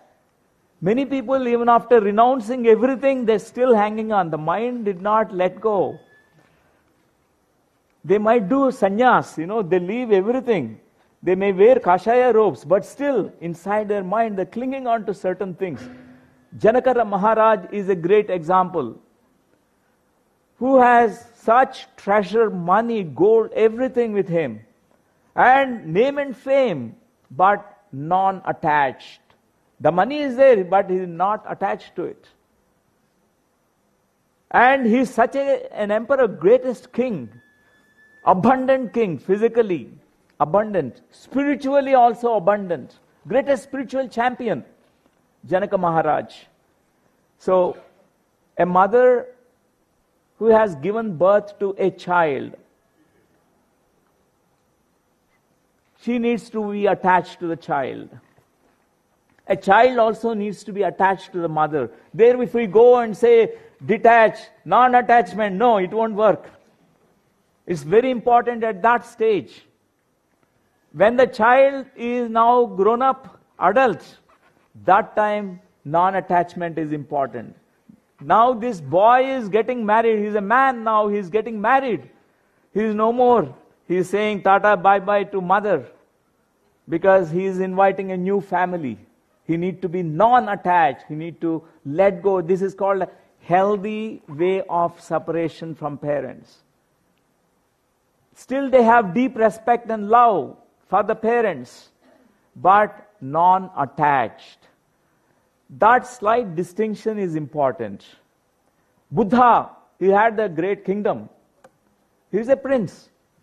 But he dropped it just like that. Why he could drop it is not quitting. It is letting go. He found something more valuable than this physical kingdom and all that, whatever that kingdom can give to him. He can be the greatest emperor of the world. But he preferred, he has chosen to be the emperor in his inner world. Buddha, that is Buddha. So, that is the letting go. It's not quitting. So, dear friends, To move forward physically or spiritually, you must let go of where you are now. Because we are going to be going to unknown territory. Because everything is going to be unfamiliar. The next moment, the next step of you, we don't know what happens. But you need to let go of this. We can't be in the safe zone all the time playing that game. We need to rock the boat a little bit. Be dare enough to rock the boat. And take one more step, one more step. Meditation is such an adventure. We do not know what happens. We do not know. We are going into the unknown. It's the greatest adventure, meditation is. So, dear friends, letting go, surrendering opens up the space for the unknown possibilities to flood in and fill up with creative potential.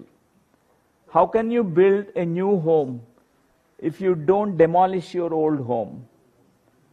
How can you fill new things in your wardrobe without removing all that piled up stuff from your wardrobe? How can you bring new fruits, vegetables into your refrigerator unless all the garbage is cleaned from the old refrigerator? All the old stuff need to be cleaned. The same thing, the letting go process, we are carrying so much unconsciously, subconsciously, dear friends. We are not aware of that. Many of us, we have a tendency to believe that a cat, when he is drinking, the cat is drinking milk, it closes its eyes and drinks milk, thinking it's safe.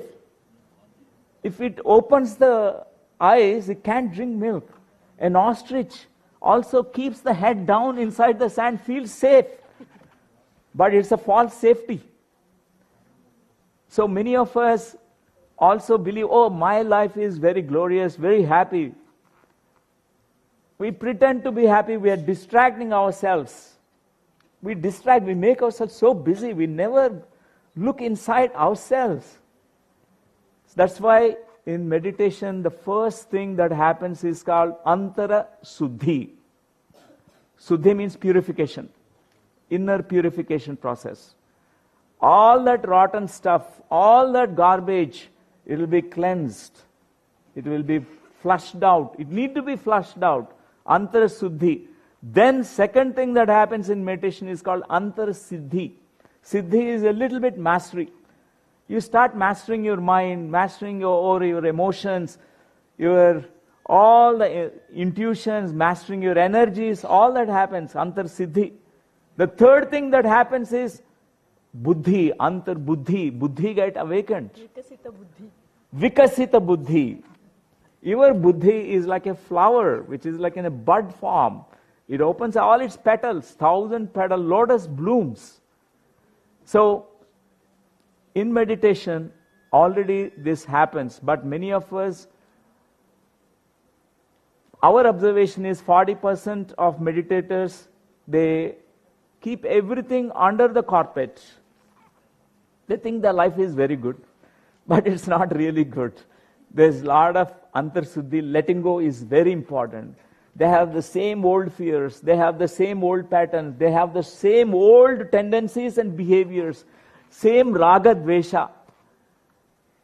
So when we ask ourselves, am I carrying any kind of baggage, anything from the past? I'm trying to let go, but I'm not really able to let go so far. We need to ask this question. Is there something specific that I would like to let go of right now? Right now, right now. Even one small thing that we are able to right now let go is so beautiful. You learn the method. For example, a person who is dying, are you able to let go of that person? It is very important to learn that skill. Particularly our family members, when they are leaving the body, we are witnessing them. They are leaving the body. No, mother, don't go. Please stay. Please stay. We need to respect the process. We need to respect. Death is such a beautiful experience, just like birth.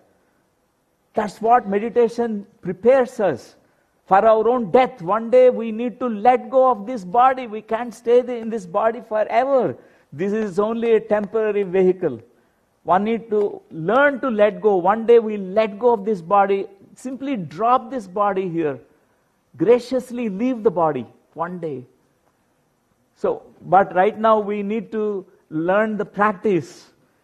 What is that even smallest thing that you would like to let go of right now?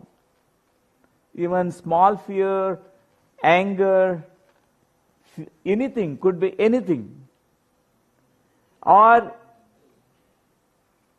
you are working in a company, you couldn't let go of that job. You're hanging on to it because out of fear, I couldn't let go. Because there are many golden opportunities, many other things.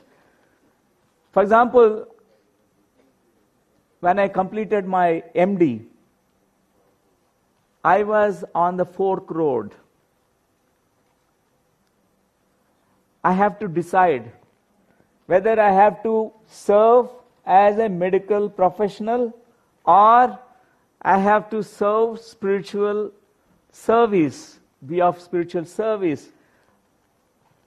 I'm in the, middle of the road. I have to decide. I have to let go. All that whatever I get from the medical, as a medical professional, as a doctor, I have to let go. I don't know what happens. My father asked me one question. So you don't want to practice medicine, so what do you want to do? I want to meditate, I want to teach meditation, I said to my father. Can meditation give you breakfast, lunch, dinner? I said, I don't know, but I know I will be very happy, my father, I said to my father. But my father respected my decision in that moment. We walked. Dr. Lakshmi also said she is also about to complete her post-graduation. She given up. She could let go, just drop it. If you are going into this path, I can't go in a different path. She said, I will walk with you. She came. She dropped the medical profession just like that. Because now I have very deep respect to all the medical community. Because that knowledge helped me a lot to understand about illness and psychosomatic nature of the illnesses, and how to let go of certain things so that your illness can be cured. So we can say so many examples from our own life. Every day we find from our own lives many examples how we are holding ourselves back. So what do you believe is holding you back in not letting go? Many of us, we are struggling to let go. We are not able to let go. So, how does the idea of letting go of this make you feel? Scared? Or shocked, excited? Yeah, all meditation practitioners, spiritual people, they're excited actually. But we need to learn this method. Without this, who you will be? How will you feel? Without this burden that you're carrying, without that, how do you feel? You feel liberated. You feel free. Such energy which is locked up is accessible to you if you are able to let go of something which is really limiting you. It could be letting go of your illness, letting go of your ignorance, letting go of your fear. Smallest things. How will others see you? Many of us, we think, if I let go of this, I can hang on to this. Others, what they think about me. We worried about others. What others think about me, we worry more about others. And if you knew the letting go of this, one of the most beautiful gifts of self-love and self-care, you could give it to yourself. Would that make it easier for you? Yes, definitely. Everyone wants to love themselves, care for themselves. And if not, why not? If we are not caring for ourselves, not loving ourselves, definitely we have difficulty in letting go. So the major requirement for the journey is willingness, friends, to let go of the attachment to your current experience of life. So the small part of ourselves is attached to the familiar. No matter how painful or inefficient it is, even though it is a very impoverished life, it's full of pain and suffering, but still we don't want to let go. A small part of us still clinging on to certain things. So the mechanism of letting go, that's what we are going to have a very short process. I know there's a time constraint, so we'll have a short process. So it's very easy. It's the art of letting go. It's already there in us. Only thing is trust. Your step towards, the next movement, next step, next door that opens for you is going to be really, really great, even though we do not know that. So are you all willing to let go? Yes. Are you all willing? Ready? Wow, wonderful. So let us have this short meditation, my dear friends, and be clear. What is it that you want to let go? A negative thought? A negative emotion? Or a negative feeling?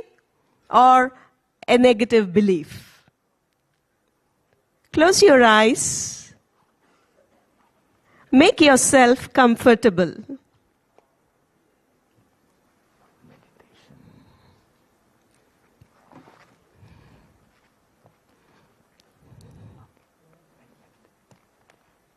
Sit in a comfortable posture,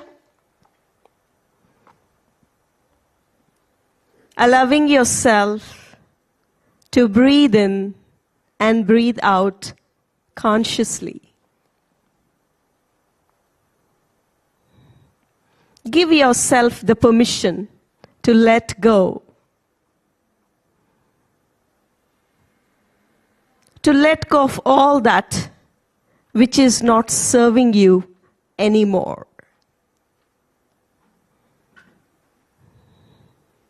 Allow yourself to breathe in and breathe out.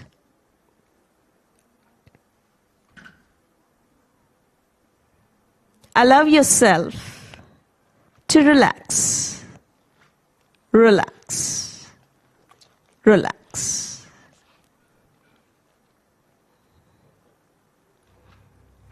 As you're breathing in, breathe in deeply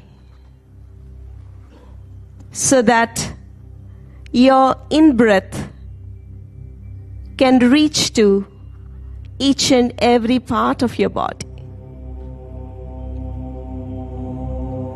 Breathe in deeply so that your in-breath can fill your lungs fully.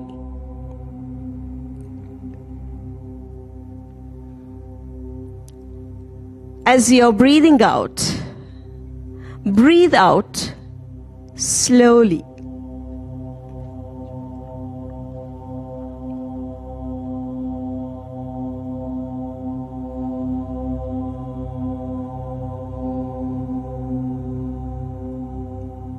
Very often, we view the mental formations like thoughts, feelings as being part of us. So we are identified with them.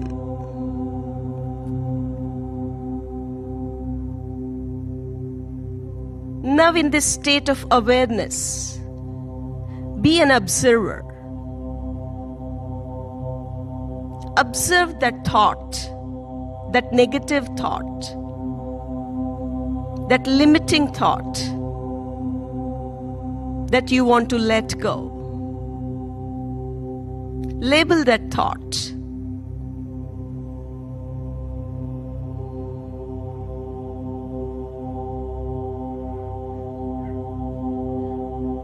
Thought that I'm not good enough.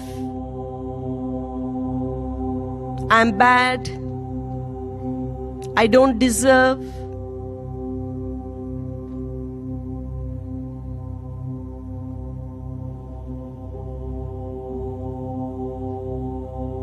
As you bring your conscious awareness onto this thought,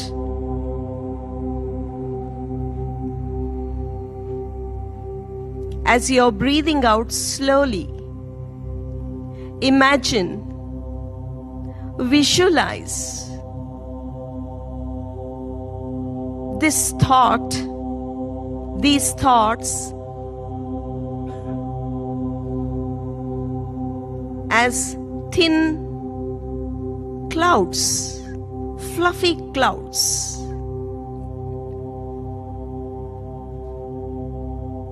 As you observe them, as you breathe out slowly, you can visualize these thoughts appearing and disappearing.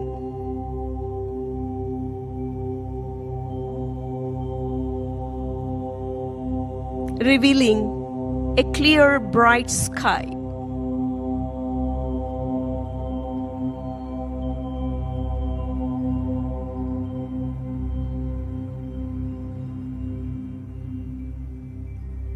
Now, in this state of awareness,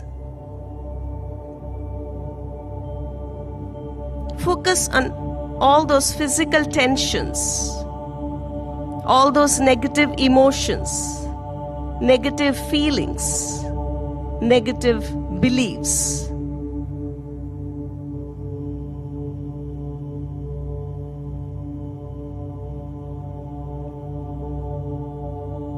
The attachments which are causing you this pain, this suffering.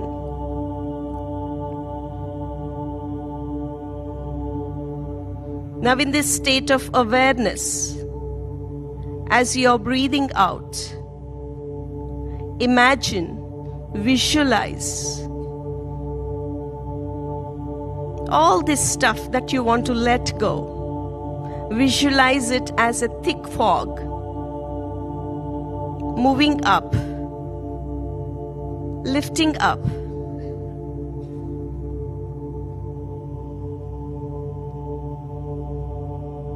completely disappearing, dissolving, allowing the sunlight to come in,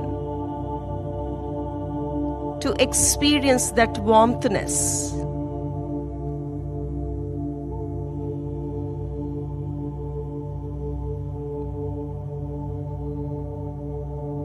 With each breath, with each out breath, allow yourself to let go, let go, let go.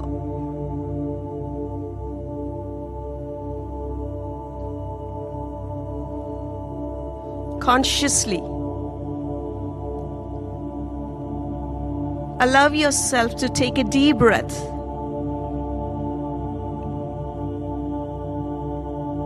And just breathe out from your mouth as if you're letting go of whatever you wanted to let go.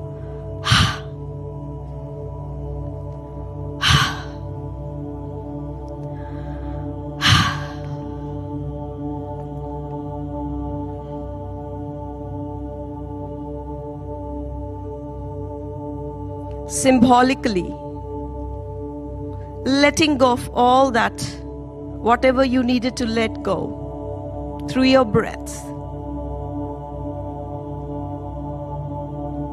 Now allow yourself to revert back to your natural rhythm. Relax into your breath, allowing yourself to experience this deep relaxation, this deep inner peace.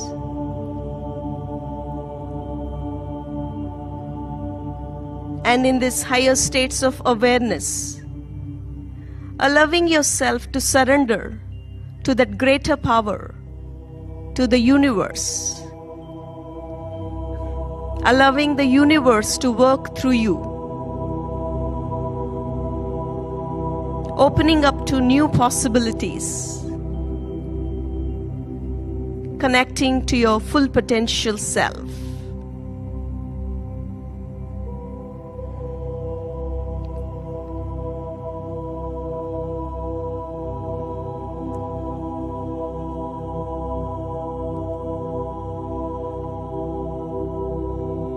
In this deep state of surrender, allow yourself to experience that peace, that joy, that happiness.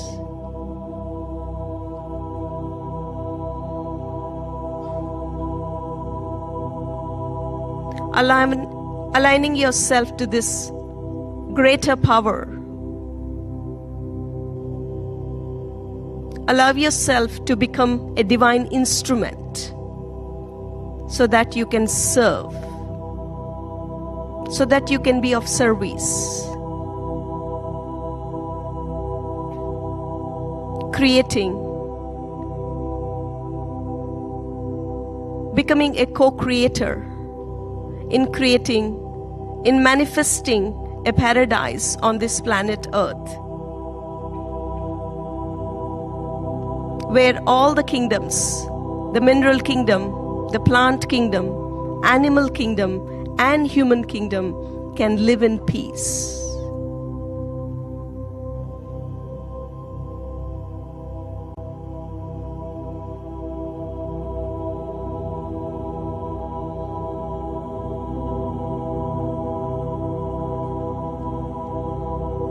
Whenever you are ready, you can slowly return back to this present moment, experiencing this freedom, experiencing this bliss, experiencing this peace.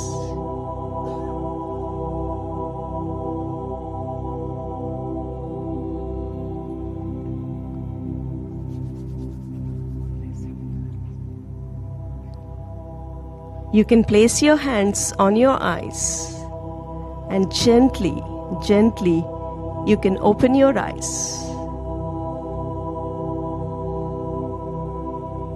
With a big smile. And you can turn to your friend and you can say, pain is inevitable, suffering is optional. Can you turn to your friend and say this? Suffering is optional. What do you choose? What do you choose? What do you choose? Thank you, my dear friends. Big thank you to Patriji, Brahmashri Pitama Patriji, my guru. 35 years back, I met him, and since 34 years, I'm meditating. And it's never ending. Meditation, there's no end to meditation. My deepest gratitude to Patriji, and Sri Kartikeyan ji, and Chandra ji, and Vani ji. Vani Garu. And friends, thank you so much. All of you. So much. And thank you.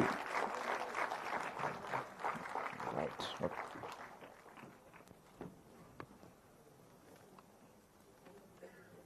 Yes. Hope you had enjoyed this blissful meditation. You could soak in. Hope, dear friends and masters, you had enjoyed this blissful meditation and soak into this divine energy. Connected to everything but attached to nothing. Attachment is rooted in fear. We lose our fear of loss when we realize we are already whole. Such an beautiful and enriching talk. Thank you, dear masters. And now may I invite Narendra sir and Suman Khanna Agrawal ma'am to come over the stage to felicitate Dr. Newton and Dr. Lakshmi as a token of our gratitude. Thank you.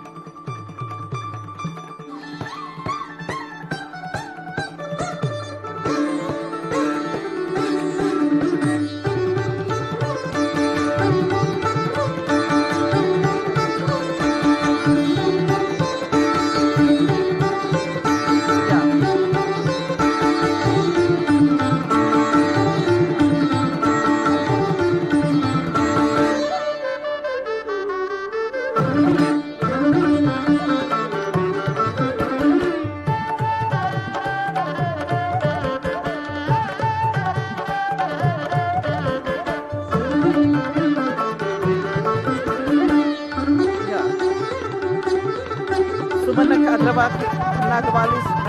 former professor of Delhi University and founder and president of Shanti Sahayog, a strong propagator of Gandhian philosophy.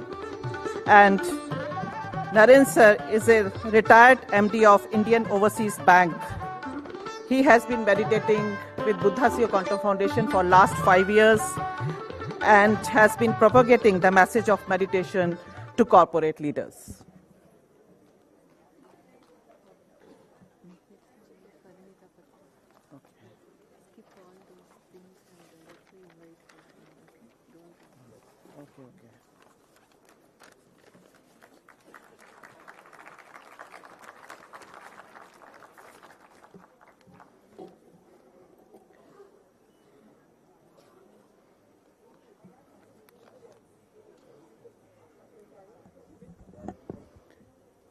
Yes. Okay.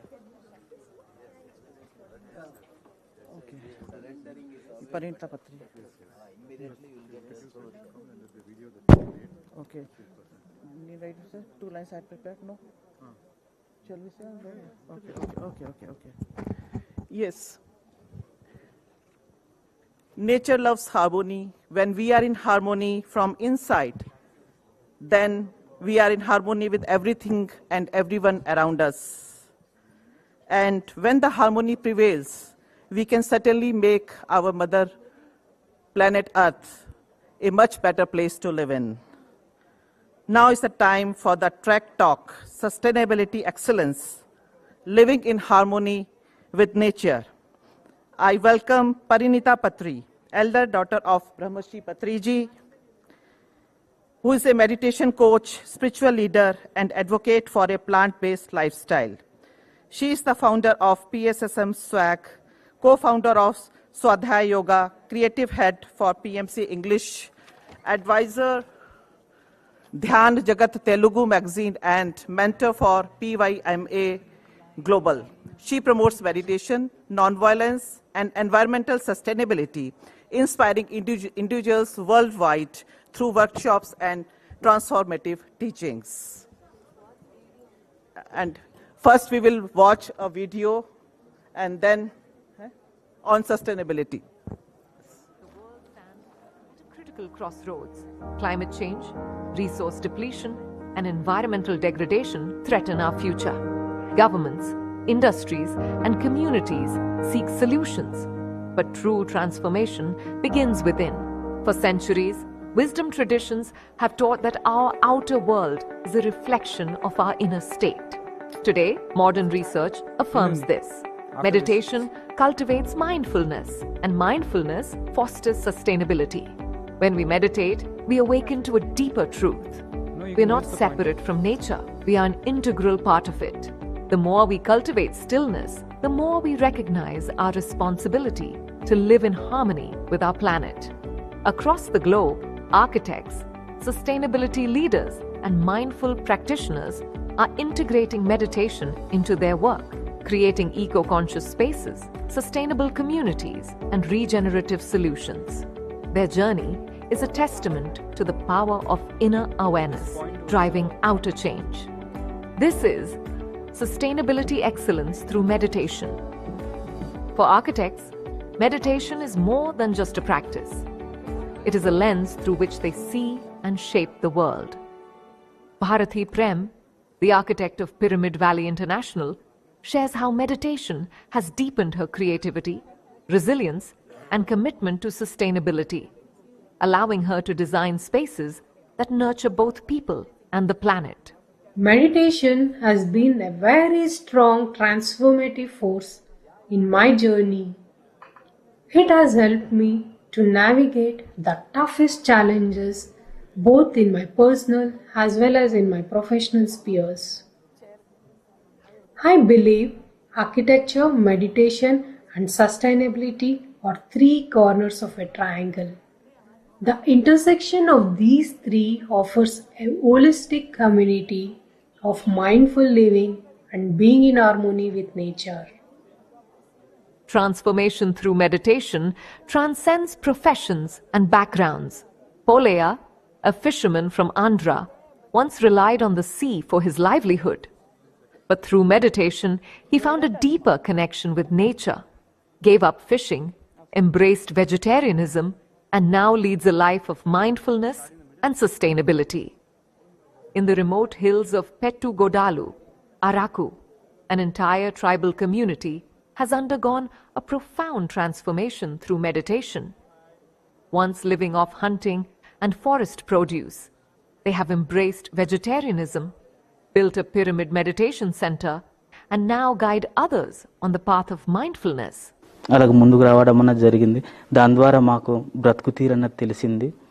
దాని ద్వారా మేము ఇంకా సక్రమంగా ఉండడం అన్నది జరుగుతుందండి. మా గ్రామంలో వాళ్ళు ఇంతకు ముందైతే విపరీతంగా త్రాగుడు, మందు అలవాట్లు, కొట్లాటలు, దెబ్బలాటలకు భయంకరంగా ఉండిందండి. ధ్యానంలోకి వచ్చేసరికి అవి అంతా తగ్గిపోయి ఇంకా ప్రశాంతంగా ఉండడం అన్నది జరిగింది. ప్రతి ఒక్కరికి మంచి ఆలోచనలు ఇలాంటివి వచ్చి సక్రమంగా ఇప్పుడు ఉంటున్నారండి. For Gangaram Reddy, a successful businessman, meditation became a turning point in life. He let go of his poultry business and embraced a more conscious path, starting an oil farm and fruit garden rooted in sustainability. నేను చేసేదేంపై కోళ్ళ వ్యాపారము, eggs యొక్క layer form అనేది నాకుండే, 1,00,000 కోళ్ళది నాకున్నది. అటువంటి దాంట్లోపల నేను చేస్తున్న ధ్యానము, ఏ క్లాస్కి వెళ్ళినా కానీ జీవహింస చెయ్యొద్దు అనేది పత్రిజీ యొక్క కాన్సెప్టు. మళ్ళీ నేను వీటిని చేయడం ఇవన్నీ ఎందుకు అని చెప్పేసి అనిపించి ఆ యొక్క పౌల్ట్రీ ఫామ్ ఏదైతే ఉందో ఆపివేయడం అన్నది.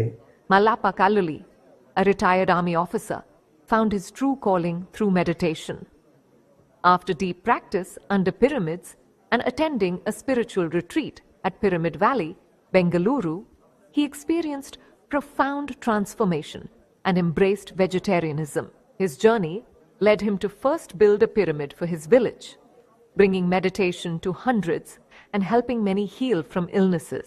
ಉಸಿರಾಟ ಮೇಲೆ ಗಮನ, ಆನಾಪಾನಸತಿ ಧ್ಯಾನ, ಈ ಉಸಿರಿನಿಂದ ಇಷ್ಟೊಂದು ರೋಗ ನಿವಾರಣೆ ಆಗ್ತದೆ ಅಂದ ಮೇಲೆ ನಮ್ಮನ್ನ ಇಷ್ಟು ಚೇಂಜ್ ಮಾಡಿದೆ ಅಂದಮೇಲೆ ಇನ್ನು ನಾನು ನನ್ನ ಮನೆ ಮೇಲೆ ಕಟ್ಟಿ ಲೋಕ ಕಲ್ಯಾಣಕ್ಕಾಗಿ ಸಾರ್ವಜನಿಕರ ಸಲುವಾಗಿ ಅಲ್ಲಿಯೂ ಕೂಡ ಎಷ್ಟೋ ರೋಗಗಳಿಂದ ತದಲ್ತಾ ಇದ್ದಾರೆ, ಅಲ್ಲಿ ಜನಗಳಿಗೆ ನಾನು ಒಂದು ಮಾರ್ಗಸೂಚಿಯಾಗಿ ನಡಿಬೇಕಂತ ಹೇಳಿ.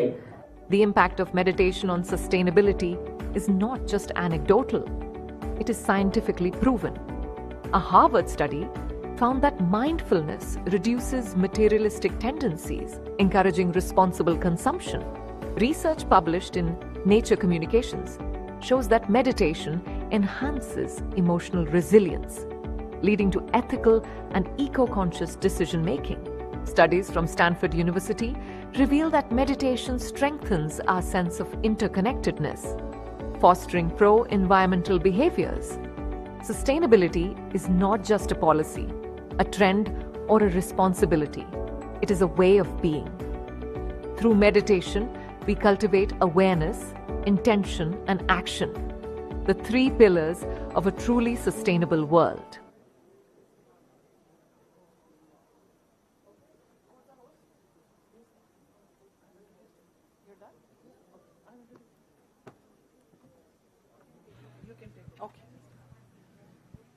Hello everyone, Namaste. I'm sure that everyone has gone for a tea break anyways. All right. So, thank you so much, my dear friends, for coming here for the second Global Conference of Meditation Leaders. And now, we are going to learn about sustainability. How many of you are willing to live a sustainable life? Whoever is there, no problem. Even the ones who are watching our PMC, our beloved PMC. So let us all learn how to live a sustainable life and why to live a sustainable life. And what all we should do to live a sustainable life. Are we all wishing to learn something new today? Yeah? Or maybe not so new. So sustainability is how we are living in harmony with nature, because simple actions give big impact. And I know that this topic is very, very, very dear to our Karthikeyanji. Sustainability. So, then, why sustainable living? That is one question that we need to ask ourselves. Do you need a sustainable planet? Not just for yourself, for your future generations, for your children, for your grandchildren, for your great-grandchildren, for every child on this planet?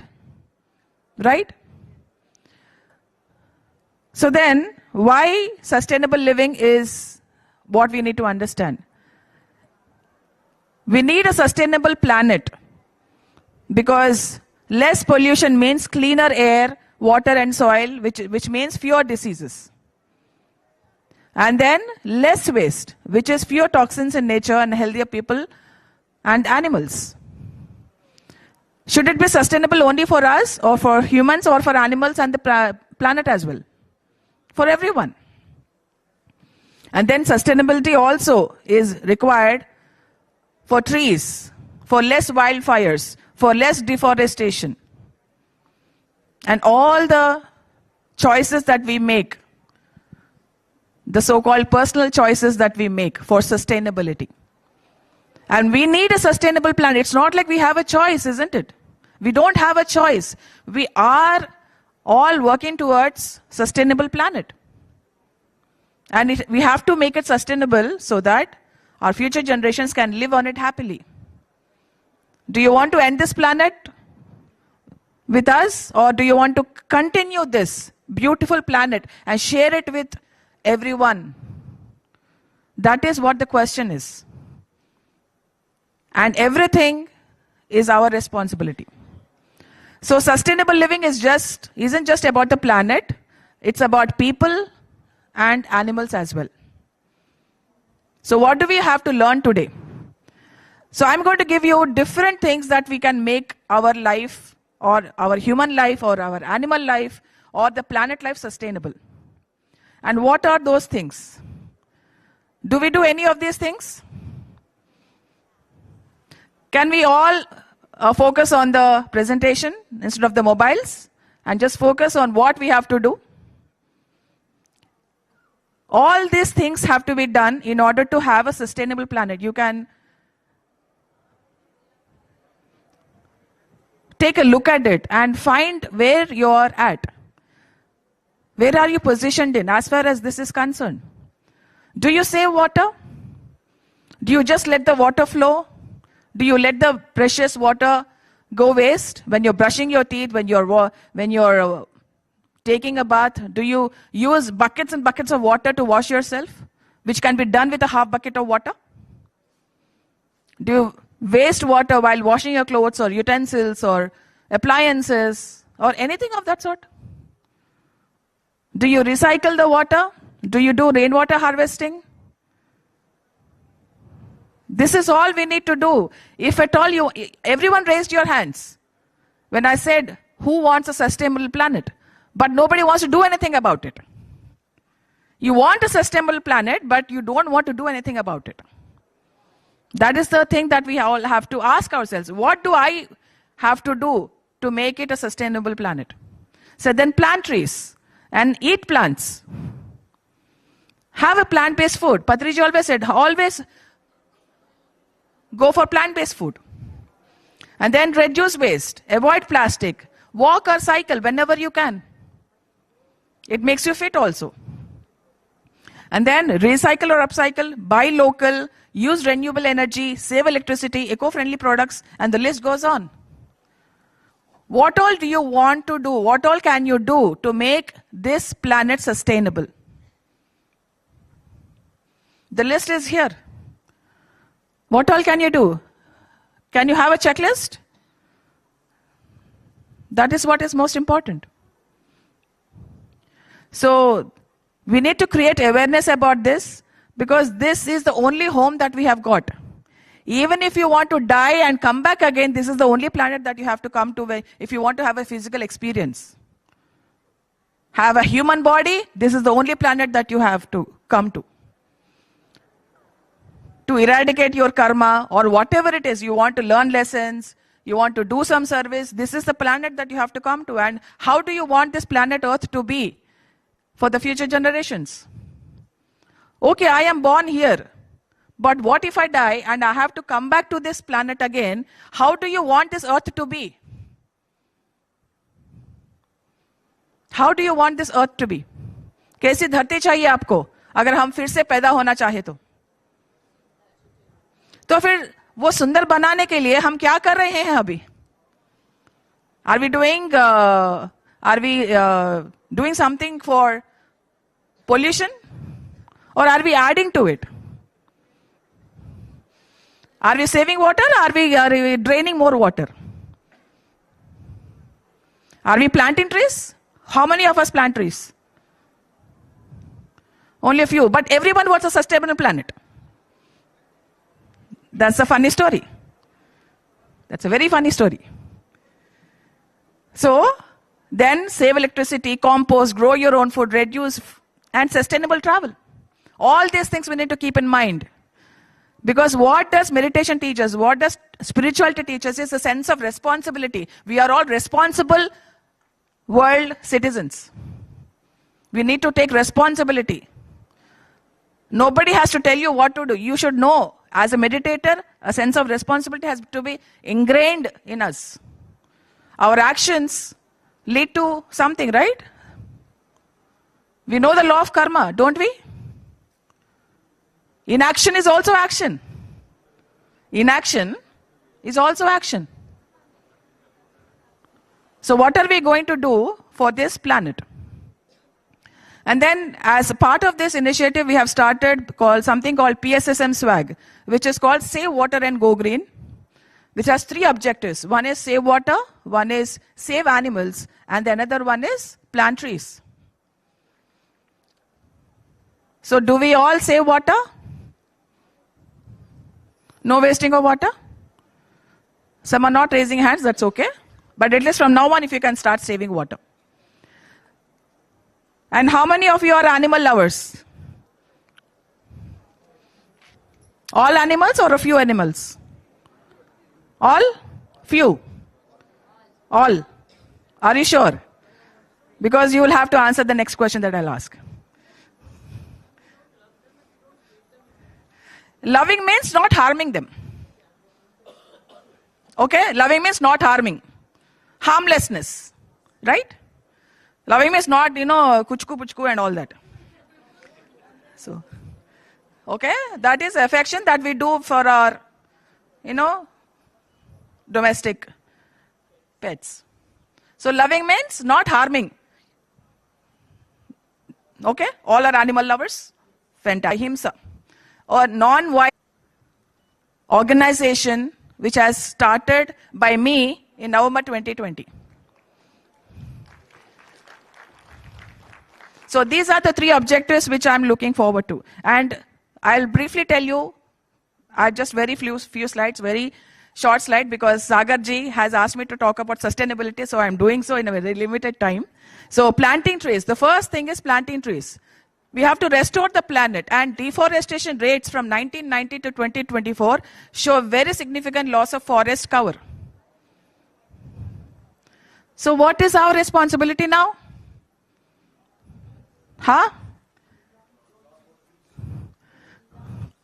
Plant trees. We have seen what Daji has done. He has planted millions of trees. Can't we plant 500 trees per year, per person? Per person, 500 trees per year. Can't we do it? Find it. Find a solution. Figure it out. Figure it out. And not just planting those trees, you have to take care of them also. As long till the time that they can sustain by themselves. You have to do that. And what do trees do? Trees absorb CO2, prevent soil erosion, and shelter wildlife. We all know this. I have a quotation which I created by myself, which is saying that let's build homes for our animal and bird gods. We are destroying their homes and building our own homes. That is not done. That is against the law of karma. And then reforestation reduces wildfires such as those in California and Australia. Has everyone watched the news in California wildfires? Why do you think they happen? Why do you think they happen? Why do you think the earthquakes and catastrophes and the cyclones are happening? What do you think is the reason? Why is Mother Earth angry on us? Yeah? We are not taking care of her. As simple as that. We are killing her children. Animals. We are killing her children. Next is save water.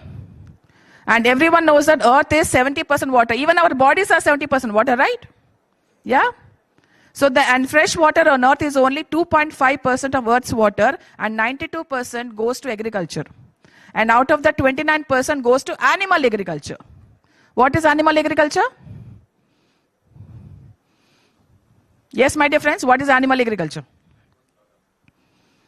Animal agriculture is where the animals are bred forcibly so that they can be killed. That is animal agriculture. It is called as factory farms. Livestock. The animals are called livestock. They are stock, but they are alive. Livestock. What a funny name. So these factory farms and everything, all the water goes to them so that we can get meat, dairy, eggs, and fish. As if we can't survive without them. Right? And tree survival rates are below 40%, so planting alone is not enough. We need to save water for that. And replacing 2 meat meals a week equals to planting 1,338 crore trees yearly. Just imagine if we just cut out on meat. That is what we are doing. We are asking everyone to be vegetarian. What a great job we are doing, isn't it? Even though we are not planting trees. So we have to clap for ourselves.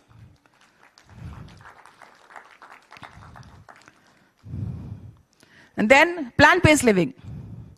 So a plant-based living is a solution for our future since 1990. It has helped fight water shortages and food crisis. All the food, most of the food is going for animal agriculture. Most of the water is going for animal agriculture. To feed people with meat, dairy, eggs, and fish. People are dying of hunger in countries like Africa. They are malnourished because all the grains, all the food is being given to the animals so that people can eat meat, dairy, fish, and eggs.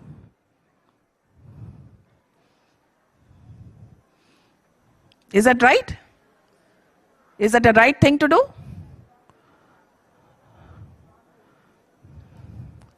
And animal farming causes deforestation, water loss, and methane emissions. Cows produce the most methane emissions. And cows and buffaloes are the ones who are forcibly bred in the dairy industry so that people can get milk for their coffees, chais, curds, ghees, yogurts, ice creams, chocolates. The list goes on.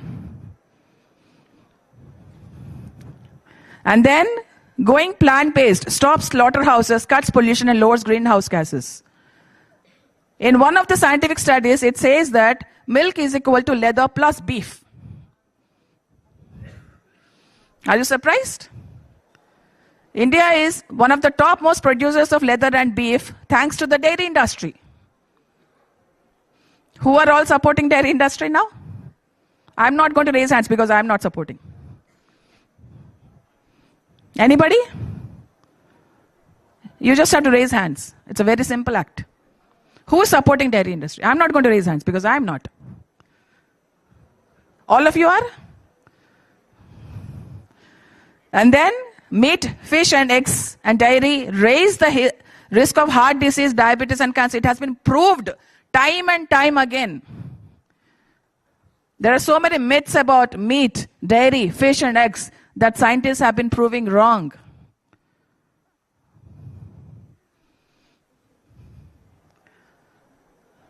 So I just want to ask everyone right now, is meat on our taste buds worth their life and freedom? Is our taste buds worth that much? No. Right?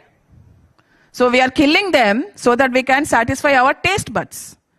The meat, the deliciousness that the meat gives us, that is what their life and freedom is worth? Yes or no? Yes or no? I'm not getting any yeses or nos from everyone. Right. Okay. Is your ice cream, chai, coffee, yogurt, curd, is that what they're worth? Are cows and buffaloes born for you? Do they get pregnant for you? Just now Lakshmi ji and Newton ji were talking about detachment. You can't separate a mom and child, do we? Do we? But we have the audacity to separate a mother cow and a calf so that we can get milk. Yeah? Something to think about? No? I'm getting to see frowns on everyone's faces.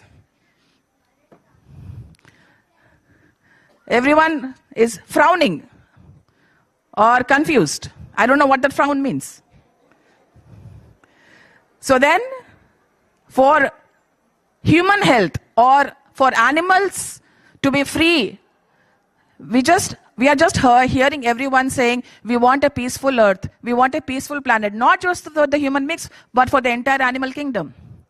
But are we giving that peace, that life and that freedom to all the animals? You're saying all the animals, but we are still consuming dairy and honey. Are we giving the freedom and the life that they deserve?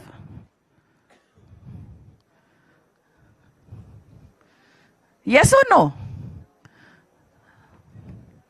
So, are all animal lovers here right now? Harmlessness. If you're harmless, then you will not use animals for whatever sake. No using of animals. No harm to be done to any animal whatsoever. So if you want more information, these are the movies that you can watch, these are the books that you have to read. Please make a note of these books and these movies. These are very, very highly scientific. It will satisfy your logical mind. It will satisfy your analytical mind, your scientific mind, and also your ethical heart. We need to have empathy and compassion. If we all meditators, but then we need to have empathy and compassion to each and every human, each and every animal, each and every living being. Not just compassion should not be partial towards one and not to the others. As the sun shines to everyone equally, we need to have the compassion for each and every living being. We can't say no to meat, no to fish, no to eggs, and say yes to dairy and honey. Because there's lots of exploitation, lots of torture and violence and suffering in these two industries. Similar in the leather, wool, fur, animal testing industries and the zoos and the circuses, aquariums, water parks, all these industries, whichever do not fund for animal harm. That is all I'm asking you to do. Do not fund. Don't give your 1 rupee, 2 rupees for animal harm. Okay? So please take a note of this. And my meditation makes us more compassionate, more heart-oriented. More heart-oriented, more compassionate. And let's extend this compassion to each and every animal, each and every human being. That is what compassion does.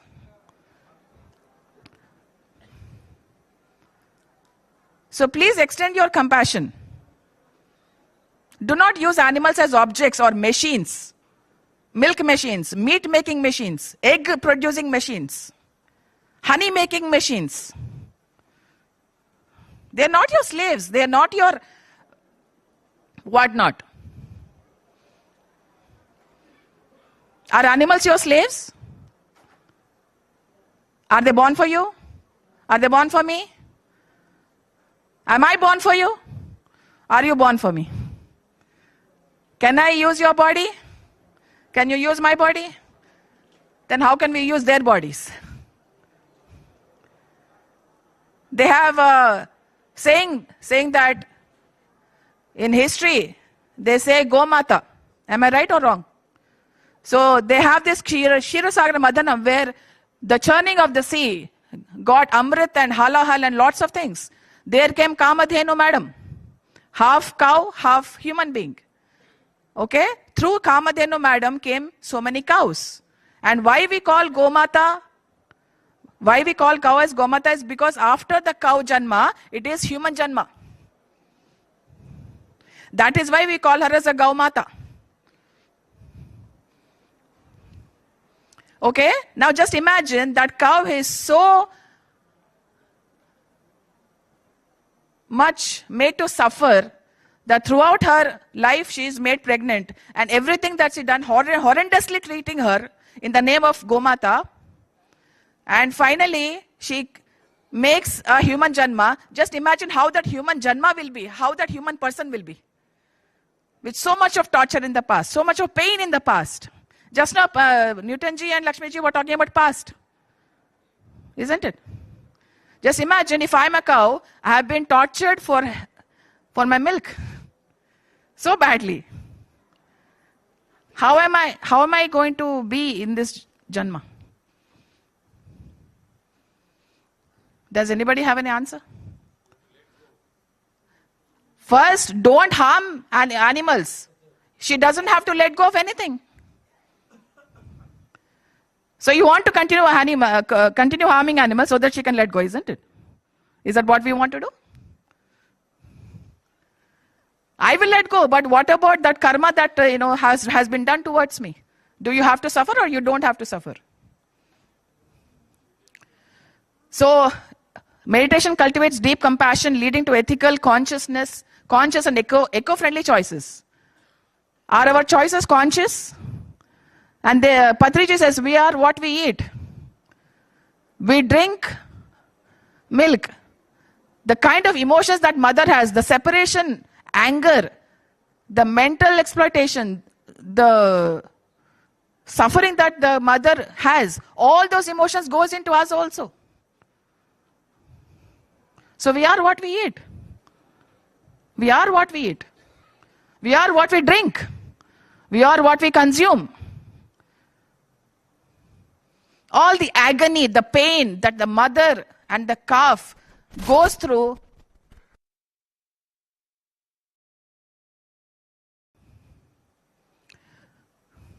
so we are what we eat.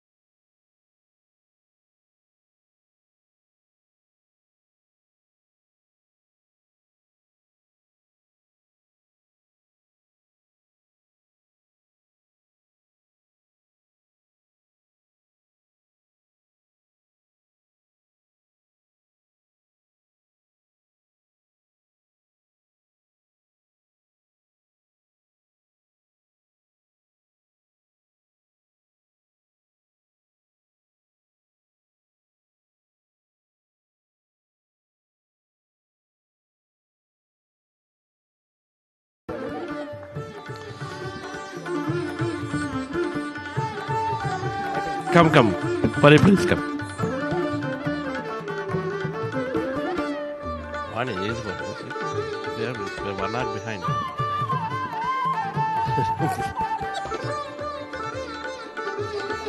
Please come. Yeah, come.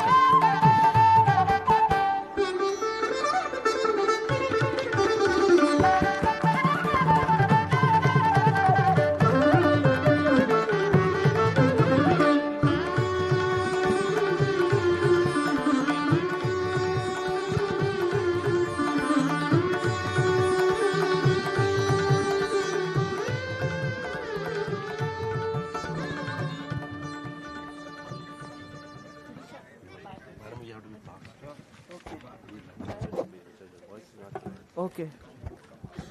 Now it is coming fine? Yes.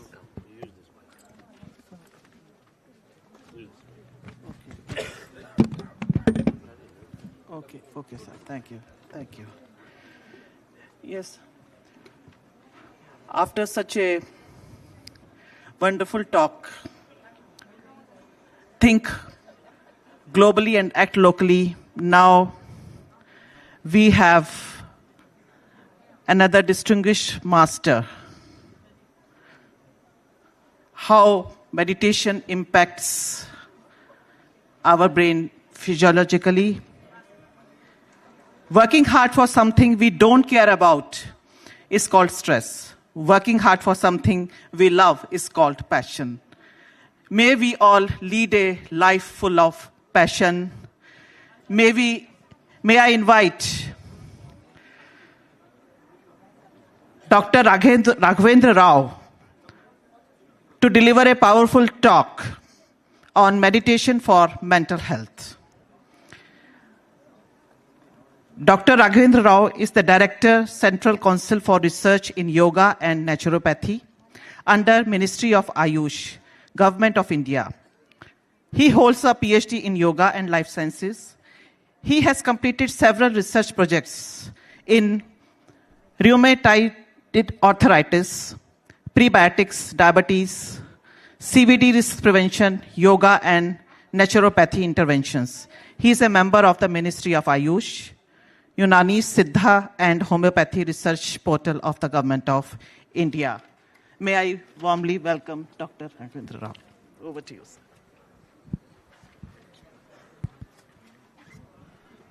sir. Very good afternoon, good evening to everybody. Hope you all calm down. So let us sit straight before I start my talk. Let us chant Omkar 3 times. Sit straight, please. Take a deep breath.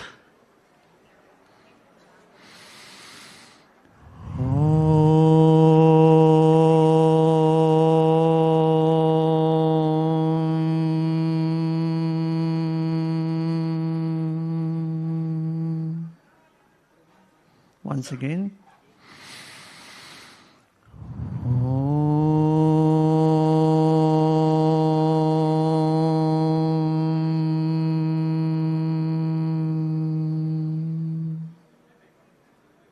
Last round.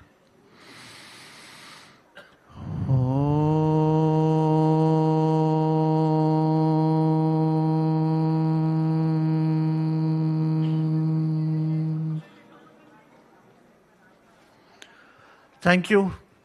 So I have got a topic to talk about meditation and mental health, and more into looking at the neuroscience behind meditation. And I'm gathered that you had a long day today, right from morning, bombarded with a lot of information. I'll try to make these things very simple. Okay? So if yoga goes thousands of years ago, the research in yoga also happened thousands of years ago. Why I say this is because yoga was something to do with self-experience. Meditation is a self-experience. You cannot go and get meditation done by somebody else for you. You need to learn yourself. You need to experience it yourself. This is experiential knowledge. Okay? And this was the laboratory. What was the laboratory? It was their own body and their mind. They learned to manage their mind using their body. So body was used as a vehicle in this particular life, and the main attainment of samadhi was the main goal of these sages. And how they did this? Through Hatha Yoga, through Raja Yoga, through Patanjali Yogas, various forms of yogas. Okay, so what was this? All these experiences have been documented in various sutras and various texts, Garanda Samhita, Hatha Ratnavali, okay, in Patanjali Yoga Sutras, Vyasa Bhasha of Patanjali Yoga Sutras, and so many more, Yoga Upanishads, Upapuranas, and Puranas as well. Okay, and these have been passed on to the disciples over centuries, and we know about their experiences even today through these particular texts. Okay, and how is this related to yoga research? Now, how do you understand what is really happening in your mind? It is through real experiments which can happen when you do a meditation. So the real powers of yoga comes not from your asana alone or a pranayama alone. It comes from managing your mind. You have a mind, you have a brain, you have an autonomic nervous system which doesn't listen to you. Your heart rate is not under your control. Sweating is not under your control. Okay? So many of these functions inside your body are not under your control. They are autonomic. How do you gain control over them? It's by controlling those very centers which control these functions. And this can happen only with meditation, not with any other form of yoga. So I'll come to this. So we are much interested to know what is happening in your body when you feel so wonderful when you practice yoga and as well as meditation.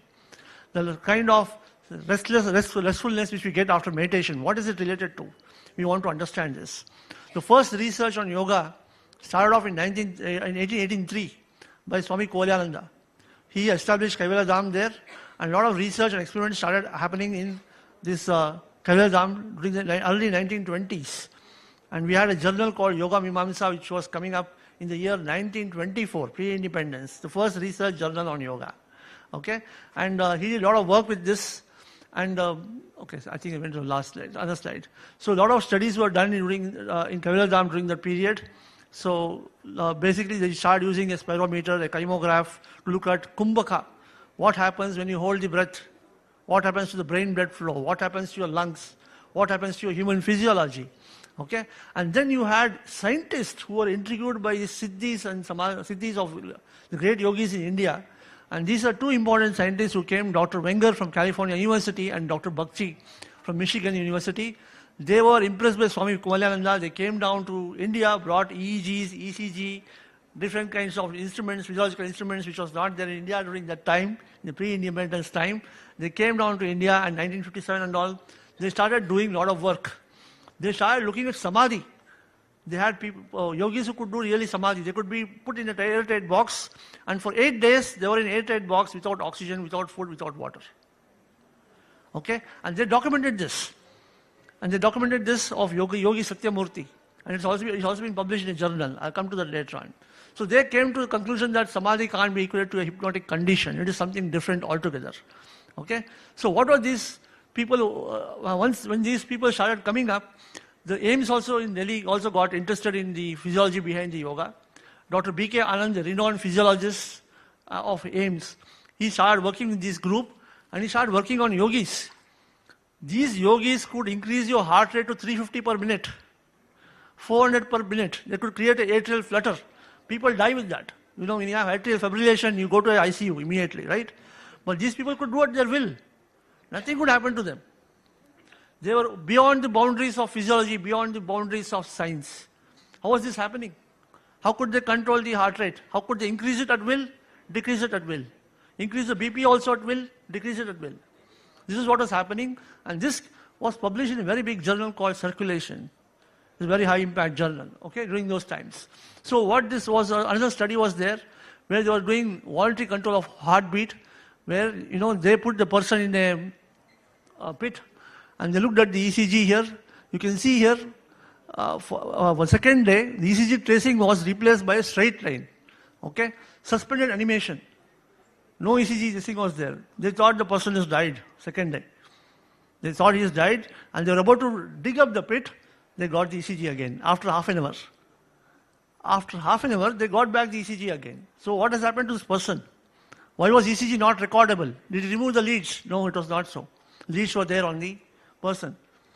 Okay? And this person went up to 8th day without food, without water, without oxygen. Imagine a state of suspended animation, low metabolism, so what not. We never knew what to make out of these things. Okay? So this is a study again done on Sri Ramanand Yogi ji, okay, and he said that the metabolic pattern of Sri Ramanand Yogi was therefore studied by placing an 8-8 sealed box. He told that he has a very, very low metabolism. Very low metabolism, which you cannot comprehend at all. It is beyond physiological means. Okay? So this is what was done. Again, he put the same thing was done with the same person here. Metallic glass box, undergone seepage of gases is there. Everything was blocked. Okay? And average oxygen utilization during the whole period was 13.3 liters per hour. Normally, we use 19.5 liters per hour. So he used 13.3 liters per hour. So low metabolism. Okay? Even when breathing, the air present inside the box, which has reduced oxygen content, increased CO2 content, it did not show any tachycardia, no hyperapnea. When you have low carbon dioxide, you feel like distress in breathing, right? Nothing of that sort. Slow, deep, relaxed breathing. Okay, no tachycardia, no hyperapnea, nothing was there. Okay, EEG showed low voltage, fast activity resembling early stages of sleep. Okay, so this is the study was done by AIMS. And this is again Yogi Satyamurthy. This was done in Kaivalya Dham. He was 60 years old. He went again into the pit there, and this pit is still available there. If you go to Kaivalya Dham and visit the Lonavala ashram there, you can see the pit even today there. Okay, so he was in the pit covered with soil, and even he also survived about 5 days inside the pit. Okay, and here. So what is it we are trying to look at here? Voluntary control of metabolic and autonomic functions of the body beyond the realm of science. Okay, and this is what interested the Western countries in meditation. And this saw the flight of all the yogis from India, Maheshwari Yogi, Swami Rama. Everybody in the 1960s and 70s, they went and made their presence felt in US. Okay, they had their ashrams in US, and a lot of people in US took to meditation in the 1960s and 70s. Okay, and a lot of research started happening in this area. Okay, so what are the studies which were done? So they went, Bakshi and Wenger went all over India, search of all these siddhis and these sadhus. They looked at galvanic skin resistance, which is a measure of stress. They looked at EEG. They looked at skin temperature, skin conductance, finger blood volume change, etc. So I'll come to some of these. I won't go too deep into this. And if you look at Swami Rama's this thing, he could, at minus 30 degrees centigrade, perspire. Minus 30 degrees in the snowy mountains in Himalayas, he used to perspire. He could change the blood flow in the 2 digits of his fingers. He could change the temperature of the fingers by 10 degrees centigrade, 10 degrees. If one finger is 37 degrees, other one is 27. Can you imagine this? So he could do that at will. How was it possible? So he was able to manage the mind. This is only through meditation. Okay? And this was the powers of these great seers and yogis, and a lot of people, this got a lot of interest in the medical community. I won't go into this. These are all the experiments done by, this is Dr. Greer here, and Elmer, who is there here. These are the ones who did the work. This skin conductance they are looking at. He could change the galvanic skin resistance in both the fingers also at will. He could increase the heart rate to 350 per minute. Everything he could do. Okay? So he changed the perspective of Western science about restrictions of human physiology. And this is what got the Westerners more hooked to yoga, and especially with respect to meditation. Okay? So how is this possible? How is this even possible? Right? So if you look at the normal state of mind, we say what is yoga is manaha prashamana upayaha. Calming down the mind. Okay, is yoga. How do you define meditation? Anybody can say a very simple word for meditation? Very layman's language. Simple thing. You go to sleep, right? When you go to sleep, you are aware of your body, Annamaya Kosha. Then you are aware of your breath also for some time. Then you go to dreams, Manomaya Kosha. You try to think about something, about what to do tomorrow, etc. You have Vijnanamaya Kosha. You are analyzing there. Then you go to deep sleep. You are not aware of space, not aware of time, not aware of anything. Shunyata, emptiness. That state, if you experience when you are awake, when you touch and go that state, that is meditation. Simple to say. So people think it's very easy, no? I got so much thoughts. Let me let go of my thoughts. It will go away. It's very easy to do. No, it's not happen. It doesn't happen that way. The more you try to suppress the thought, the more it starts coming up. So it has to sublimate, it has to mellow down.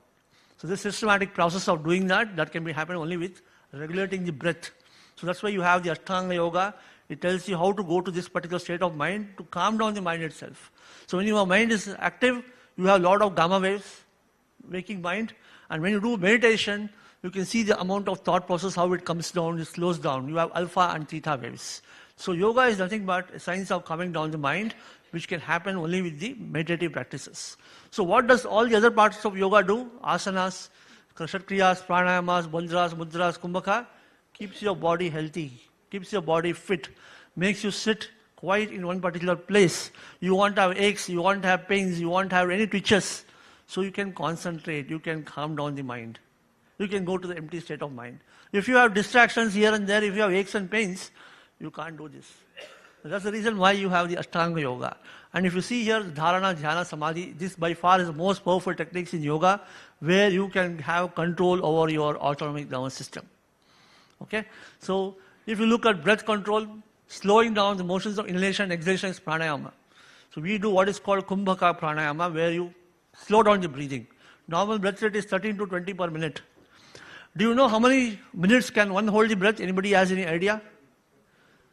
How many minutes can one hold the breath? Not breathing at all.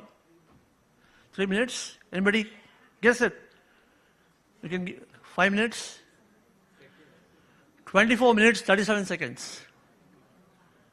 It's a Belgian diver. They practice what is called box breathing. It's nothing but pranayama, plavani pranayam. And they practice this so much that they can hold the breath for 24 minutes. This is world record. Okay?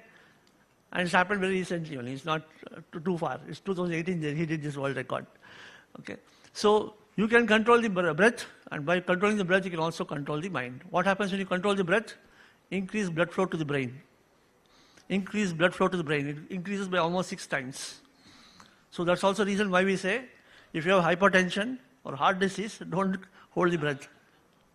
It is dangerous for you also. So it should be done only with good practice. Okay? So it can reduce oxidative stress, it can bring a relaxation response, I'll come to that later on. Okay? It reduces fatigue, it reduces inflammation. So, okay, sorry. So what does meditation does? So you look at this particular part of the brain, it's completely lit up. The parietal lobe of your brain is completely lit up. Parietal lobe is the brain, is a thinking brain. All the thoughts, activities, whatever is happening in the parietal lobe. It is already lighted up.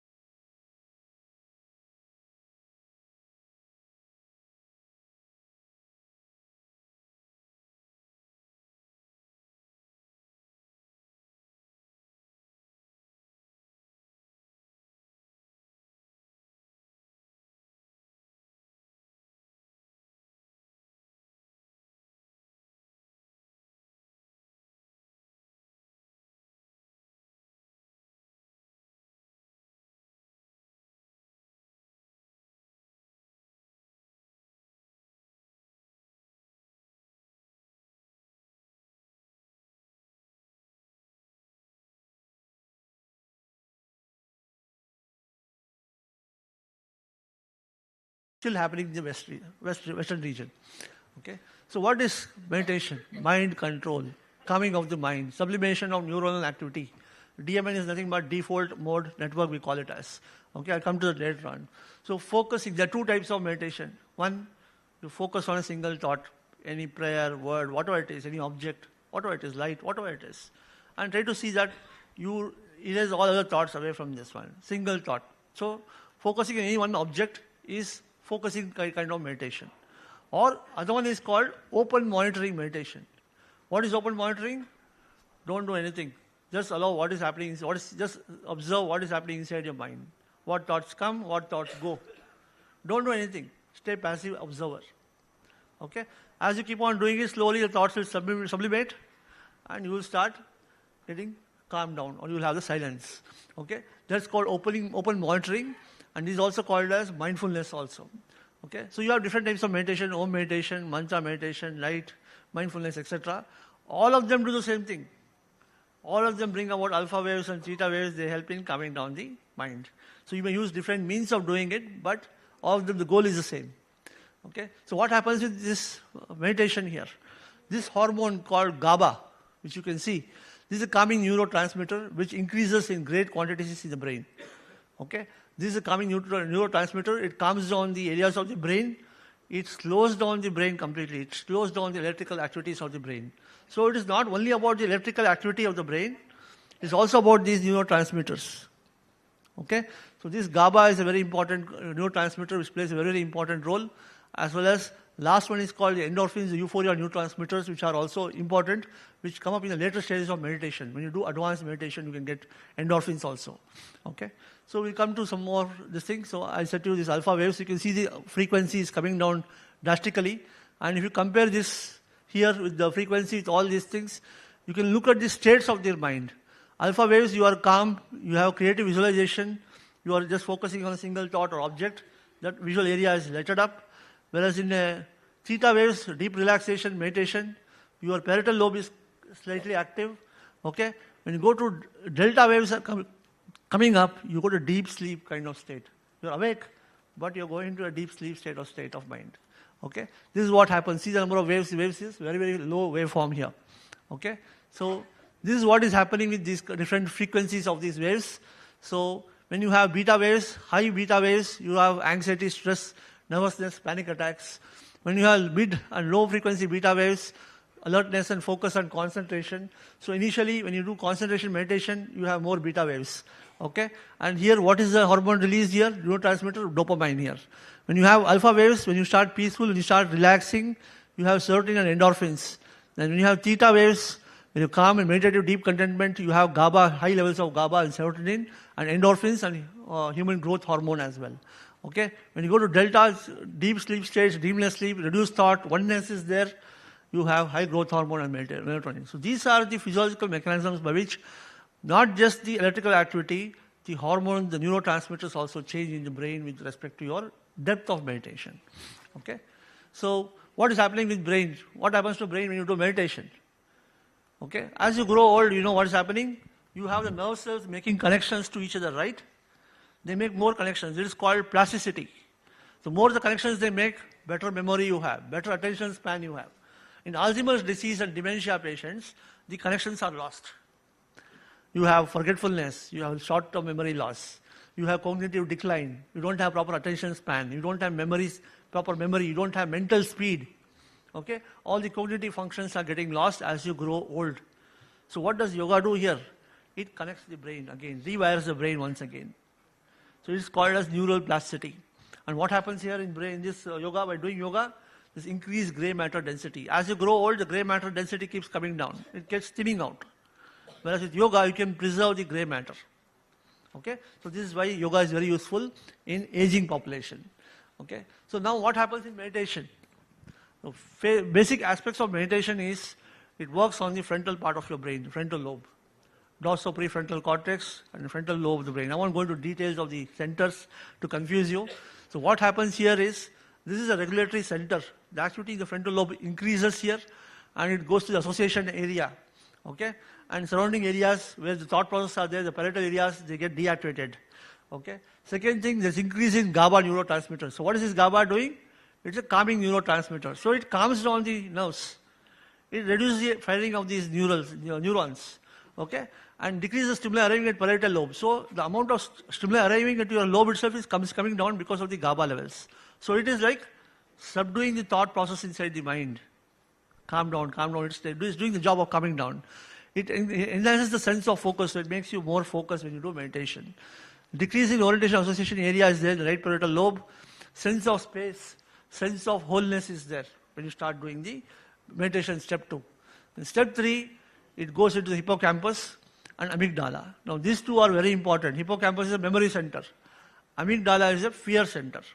Okay, when you have tension, stress and anything is there, this part of the brain is also called the emotional brain, or the primitive brain we call it as. This is the brain which you need to get control of. Hypothalamus and amygdala. You get control of this brain, then you can do anything. Then you have no fear, nothing. Let me tell you. Okay? And this is where meditation works on. It gives a different kind of sensory perception to hypothalamus and to the amygdala. What this perception gives? Of emptiness. Now these are all expecting some sort of thought, they're expecting some negative thought, aggressive thought, okay?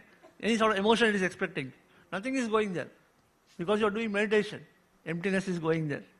That imprint stays inside your hypothalamus and your amygdala, okay? It influences them so drastically that the reactivity of these centers come down. So the ability of this, because when you have tension, it reacts faster. Some people become very angry very fast, right? They have impulsivity. That impulsivity comes down because they are slowing down. Okay?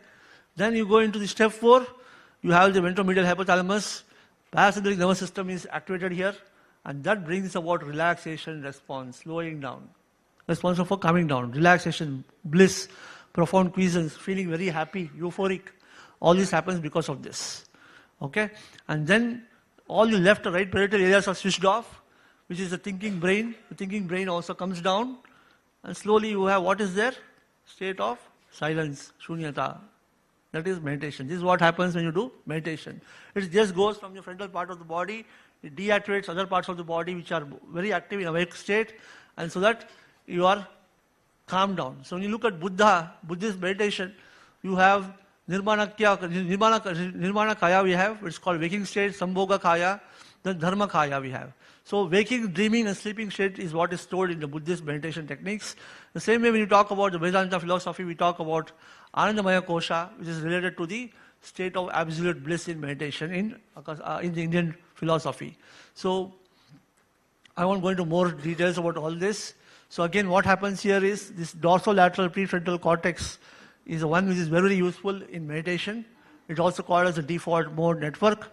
It brings emotional balance. It rewires the emotional brain. Okay, it brings empathy. It brings self-observation, morality. So the previous speaker was talking about how meditation can make you more empathetic, having empathy to the fellow beings around you. This is what happens because of this particular center. Okay. And meta-awareness, awareness of awareness we call this as. When you do open monitoring meditation, your mind is completely aware of it.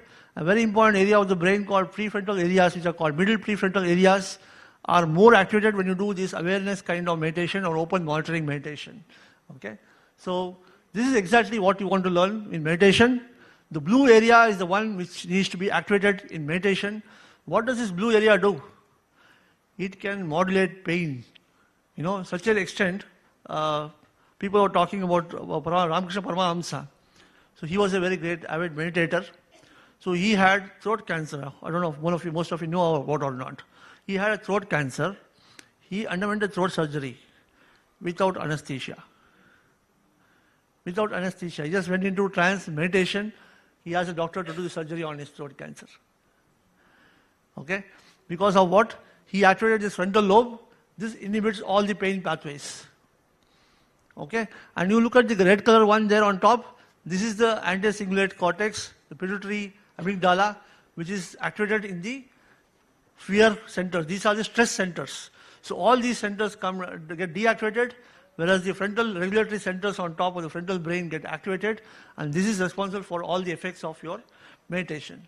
Okay? So this is what you see: increased awareness, attention, mindfulness, concentration, and you have purpose and meaning in life. So meditation changes somebody's personality totally. Okay, because of these different areas of the brain getting activated. And this is the physiology and secret behind meditation. And why I say this is, if you look at the Western population, look at even Indian population today, the number of cases of depression is increasing. People with suicidal tendencies, you can see youngsters getting into suicide, you know. So that kind of thing is happening because you have got caught in the worldly pleasures. What happens in the rat race? You're always behind power, you're always behind money, you're hungry for all the materialistic pursuits. You're just caught in the rat race. When you start doing meditation, you tend to let go of everything. You don't have interest in all this. And when you don't have interest in all this, consequences don't matter to you. Isn't it? Consequences don't matter to you anymore. So that is what is meditation. So to get to that particular extent, you need to cultivate the mind. And the way of doing that is by systematic practice of yoga. Okay? Create that mind, create that environment where you can make your mind calm and go ahead blissfully in the path of meditation. So with this, I thank you all for the present hearing. Thank you all.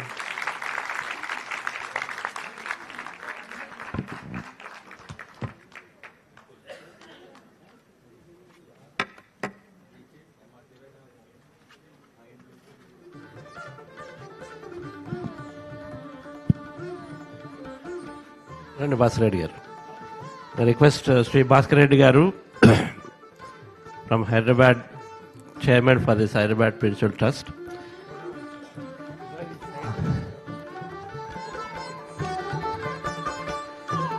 So sir, all the research is already there, and there is so much research on meditation than yoga, so then it only requires that we just push this aggressively as much as possible. So let's give a big clap to Ministry of Ayush, Director of Research, and we feel very, very satisfied that such able and very, very learned person support meditation, practical experience are already there in these positions. To me, it's only that we just have to implement it. We pick the right techniques and implement it. We make it simple so that no common man can adopt, and so we promote that, then it absolutely becomes so useful. So thank you. You readily agreed to be here.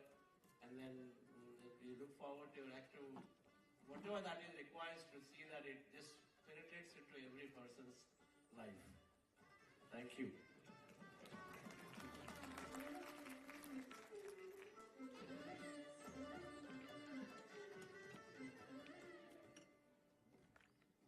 I request Bhaskar Reddy garu to. So today really inspired, really scientific way, medical with examples. They have given you very, very vast, so many examples on yoga and meditation. Really great, sir. This today's this has to be reached to every, especially youth. Meditation, yoga is a scientific. That has to reach every person, especially youth. Thank you, sir.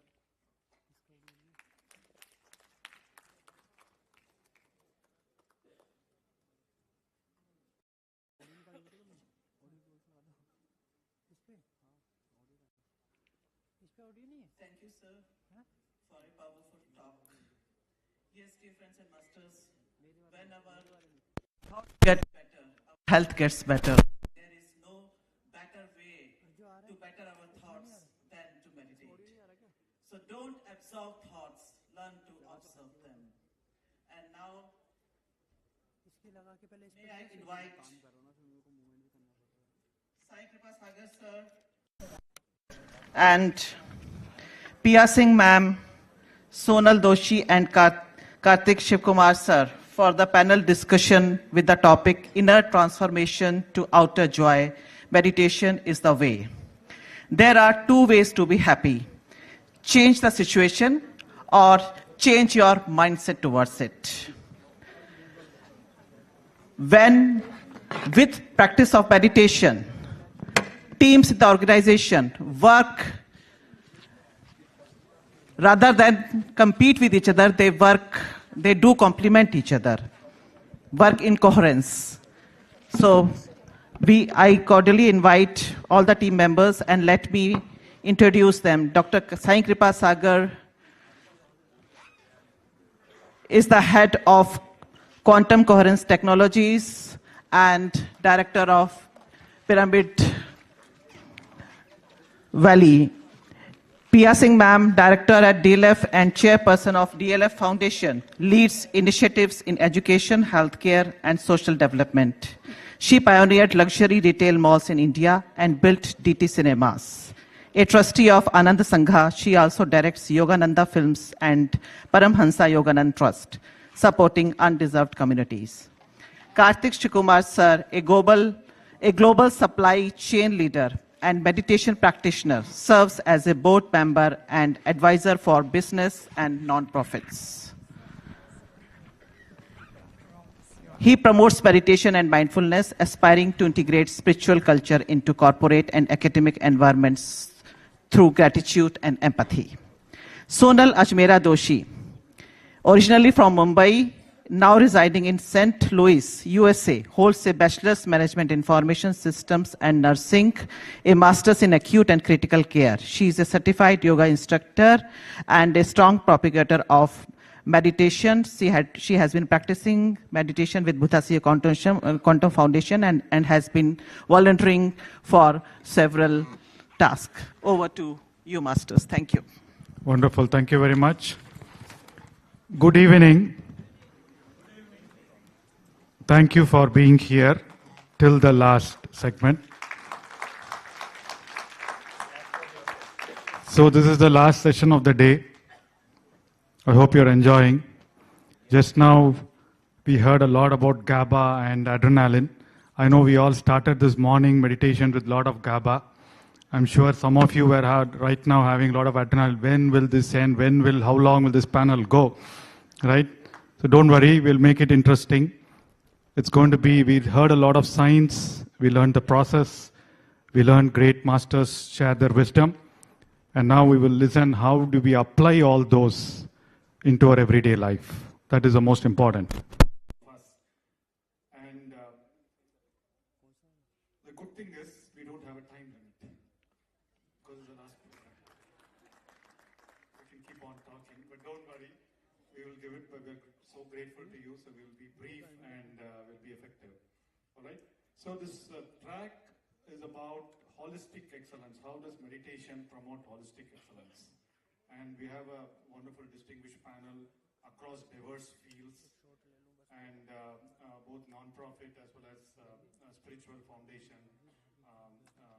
Ms. Pia Singh leads, and then Karthik Shikumar more from a corporate world, and Sonal ma'am more from the healthcare field. And I'm also from a corporate world and now also doing a bit of meditation related activities. So when we talk about holistic excellence, it is about excellence, all-round excellence. It's not just about health. I mean, you heard the koshas. It's about the multidimensional excellence we talk about. Physical, emotional, mental, spiritual. And that is why some of you have been attending Buddha CEO programs. You know, we talk about those PQ, emotional intelligence, spiritual quotient, and IQ, right? So there are different parameters to it. And then personally, for me, though I come from a very bhakti-oriented family, my parents were into Satyasai organizations, and that is why probably I got the genes of doing service, and here I am doing meditation service. So most of us knew what a calm mind was whenever we do those bhajans and pujas, right? And then we get into education, we get into college, and then get into work. We have the same old problems, issues that we come in. But when I started practicing meditation, I initially started practicing meditation around 92. I was in Noida, I learned transcendental meditation. I was doing that, and then later around 2002 or 2003, that's when I got introduced to Chandra sir, and through him, Dr. GK sir. So along with them, we learned meditation. And since then, then got introduced to Patriji. So we've been with the PSS movement and Pyramid Valley, as all of you know. So what happened was, as we practiced meditation, I used to practice meditation more importantly to do multitasking. I thought when I'm doing meditation, give me the power to do multitasking. But then, after several years and after reading a lot of science, I came to know multitasking is inefficient. So then I realized as I did my meditation, it was not really multitasking. Earlier when I was doing multitasking, the next job was always going to happen thinking about it, right? So I was not as efficient. Even now in my classes when I say multitasking is inefficient, then they say, no, how do we do? How do we manage multiple things? Right? But that meditation gave me that focus. Allowed me to do things, what I am doing at that particular time, not worrying about what is going to come. And earlier I used to think in every meeting or every decision, what will other people think? What will other people think about the way I am communicating? What will other people think about my idea? Oh my God, this is a silly idea. Why side do you want to place it, right? So I realized in my corporate career, as I continued my practice of meditation, my communication improved. I didn't think about what others were thinking. I was becoming more spontaneous. I was able to give ideas or present ideas without fear of someone rejecting, someone ridiculing it, right? And that allowed my path. I mean, I was so surprised in some of the meetings when I present an idea.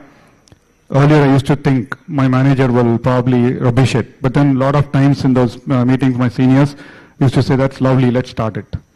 Or let's explore it, at least. No one outright rejects it, right? So that gave me the confidence. So the communication, the courage, the confidence, all this developed because my mind stilled. My mind calmed down without all the chatter saying that this is not right, others will judge you and things like that. So that was my foundational benefit till now. And now as we go to corporates and talk about meditation, we talk about performance. Because it's about growth, it's about performance, it's not just about liberation, it's not about moksha, though essentially it is. But in our everyday life, it is to improve our everyday performance inside, which is a physical body, performance within our family circles, performance in social initiatives, performance in our career. Right? It's all about improving performance, how we performing well without expectations or without expectation of a particular outcome. We focus on the process. So that's how my personal experience has been. So now we'll turn to the panel to learn about their experience, their personal experience. So first round, we'll probably go ahead with, the first round is more about your personal experience.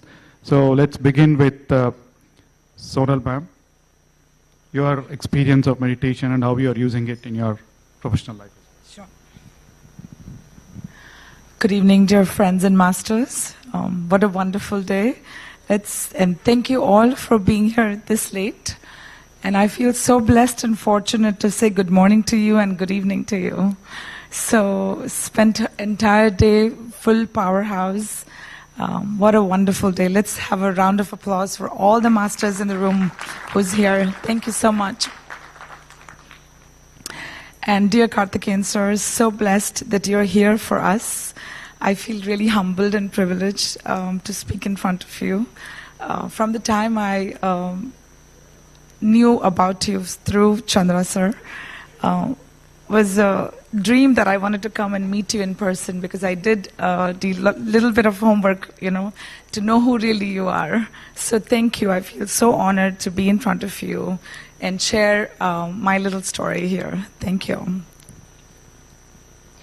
By birth, I'm a Jain, so I knew about meditation, which we called it Kausag at that time. Did not learn any science behind meditation. Officially, my first meditation program was in 1992. I did Art of Living in Mumbai. And just like a young teenager, just enjoyed doing it. Did it for a couple of days, and fell off the wagon. But I think the seeds were there somewhere along the line. And moved to United States in 1999, and I felt that I was quite privileged that I was born and brought up in India with such strong spiritual roots, thanks to my all the masters, all the teachers, and my parents. And having the opportunity going to the West, got the platform to expand the wings, and had beautiful experiences. But the life was different before meditation. After doing 40 days program with Chandra sir, those challenges and painful experiences turned into experiences. So I can smile and talk about it today. So eternally grateful for that, sir. moving forward, as we talked a lot today about what a yoga and meditation does, and I did get the touch to, learn about everything. Did Kriya Yoga, did Vasi Yoga from Tamil Nadu, and every place I went, it taught me something. Learned something from everyone. As it says, it's not a destination, right? It's a journey, which is eternal. However, the benefits of meditation I did not see until I joined 40 Days for Buddha CEO program. And what really touched me was when it was done, it took me a year before I could commit to it. And when it was done, I thought, oh wow, I needed to do more. I didn't feel that I had enough. It was truly where I felt my soul was rejoicing. I couldn't express it at the time. But you know how they say, dil mange more. So that's when I joined the coach program, because I wanted to know more. I wanted to have more of Chandra sir's wisdom. It was just so infectious. And every day I was in wow factor. Wow, I was writing and writing and writing. Just like I heard from some of our new coaches, they're also going through this similar journey. So I think you can resonate with me. And 40 days when it happened, you don't realize the subtle changes that it's doing, So it was, the key is doing regular meditation. That's when I started seeing benefits. Going through life, life happens, right? I was living a personality-driven consciousness. And after doing regular meditation, now it's 3 years, thanks to Chandra sir, and the platform that he created, because he knows that everybody knows a lot of things, but how do we go from knowing to doing to being? And, the whole program that he has put together, where it's best of East and West. And not only just the program, there's a lot of programs out there, a lot of eminent speakers out there. So what was so different about it? That personal human touch, that compassionate heart wanting to hold your hand throughout the journey. And I heard from each of you that he guided me every step, and so is my story too. So how blessed I am and how grateful I am. So being in medical field, I knew that everything that we're experiencing was psychosomatic, and that is the only reason I was thriving, because, over the years life happens, right? We haven't learned to let go. We think we've forgiven people, but we're still being non-judgmental. I mean, we are being judgmental. We're still seeing things from the past lens, from the experience that we've had. So even though externally I thought I'm doing well, living this so-called successful life, all the unreal things, the tangible things that we think is, we kind of realize the unreal has become real, right? So going through his wisdom sessions, doing daily meditation, doing Sajjan Sangatya, and the most important, I started reading books. So immense benefit. Whatever I am today here, it's all credit goes to Buddha CEO and Chandra sir and Vani ma'am. I'm eternally grateful for this beautiful journey with them, and through them came to know all these masters here. What an inspiration, they haven't slept for days. They're all doing whatever meditation people were saying. So that's when I realized that my motto to be here was to see what I could do more. How I could, there was a time where I needed healing, emotional, mental, and physical. And it was the stress of physical work, not learning the art of letting go, not understanding how to take life as an experience. And once I started learning everything from him, I started realizing that I'm eternally grateful for those challenges of my life, because it wasn't for that I wouldn't be who I am today. So that's when I realized that, universe, as he teaches us, right, what is spiritual scientific mindset is that we are energy beings and connected with each other. And we know we are all one. However, experienced that. I got to do that, after I started regular meditation.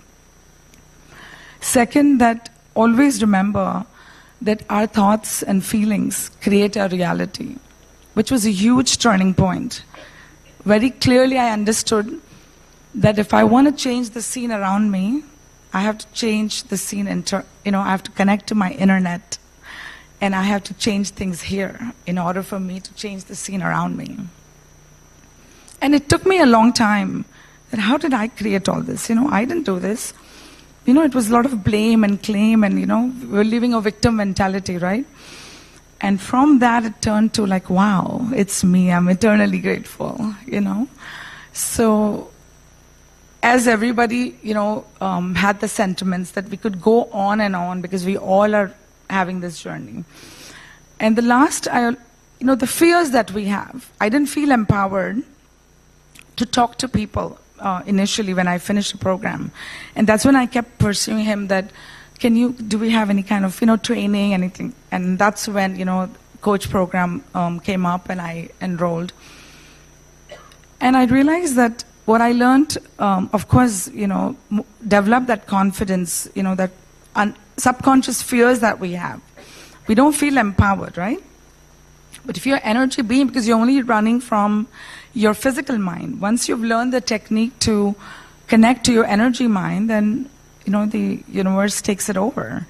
And that's what happened to me, that I have that faith that there's energy, the quantum field is always, there's some power, whatever you call it, that Divya Shakti, Paramatma, quantum energy, whatever relates to you, resonates to you, is always there helping you, guiding you, protecting you. And whatever is happening in this moment is the best moment for you.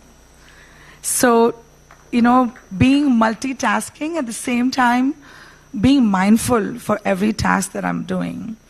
So, amazing, Grandmaster Patriji's wisdom, where he talks about how meditation and mindfulness are the two wings.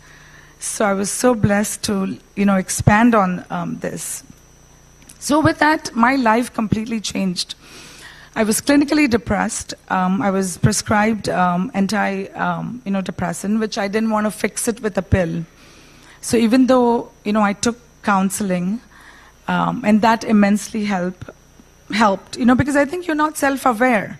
When you are the provider, you're talking to patients, very soon I realized that I'm pouring from an empty cup. Being a mother, being a daughter-in-law, being a daughter, you take all these beautiful roles, and I was doing it very lovingly without realizing that I had lost my own zest of life. I wasn't waking up to the happiness. Every night I was crying. And for no rhyme or reason. I used to be in dance and art and was youngest of 4 children, so you can imagine, most pampered, really wanting to do everything at every end. And here I am, just living, So when I started doing meditation, I started seeing that growth mindset. I realized that I feel so grounded, so amazing. I started smiling without any reason. Of course, my depression lifted. Started waking up to, doing more creative things, taking on more different projects, even at work. My productivity at work increased. And, we do a lot of things because we know we've become a smart human being, that we know what to say intelligently. But to mean it, our thoughts, words, and deeds, if we take care of our thoughts and words, actions automatically is in alignment. So understood what it is to master the mind.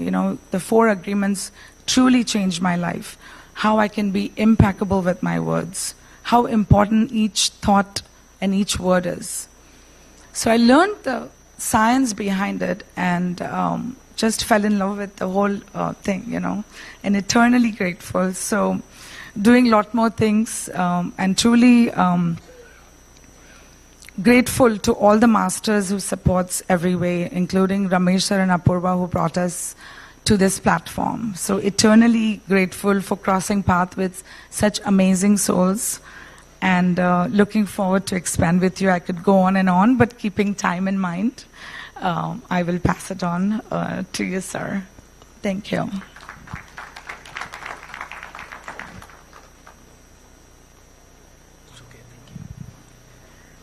Thank you, Sonalji. Good evening, everybody. I know it's a long day already, so appreciate all your patience, enthusiasm. That's what keeps us all going. Okay.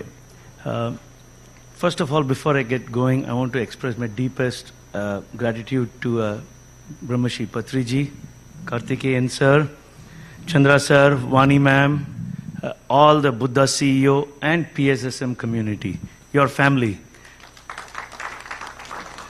It's been a wonderful journey working with everybody, learning more and sharing our experiences. A little bit about myself. Been in corporate US for last 25 years. It's just run, just like in India, right? You're going seeking one goal after another, whether it's material or finishing a project or a deadline. So it's been that. And that's trained me to actually leverage my strength of being operationally excellence and put it into more of a workaholic mode.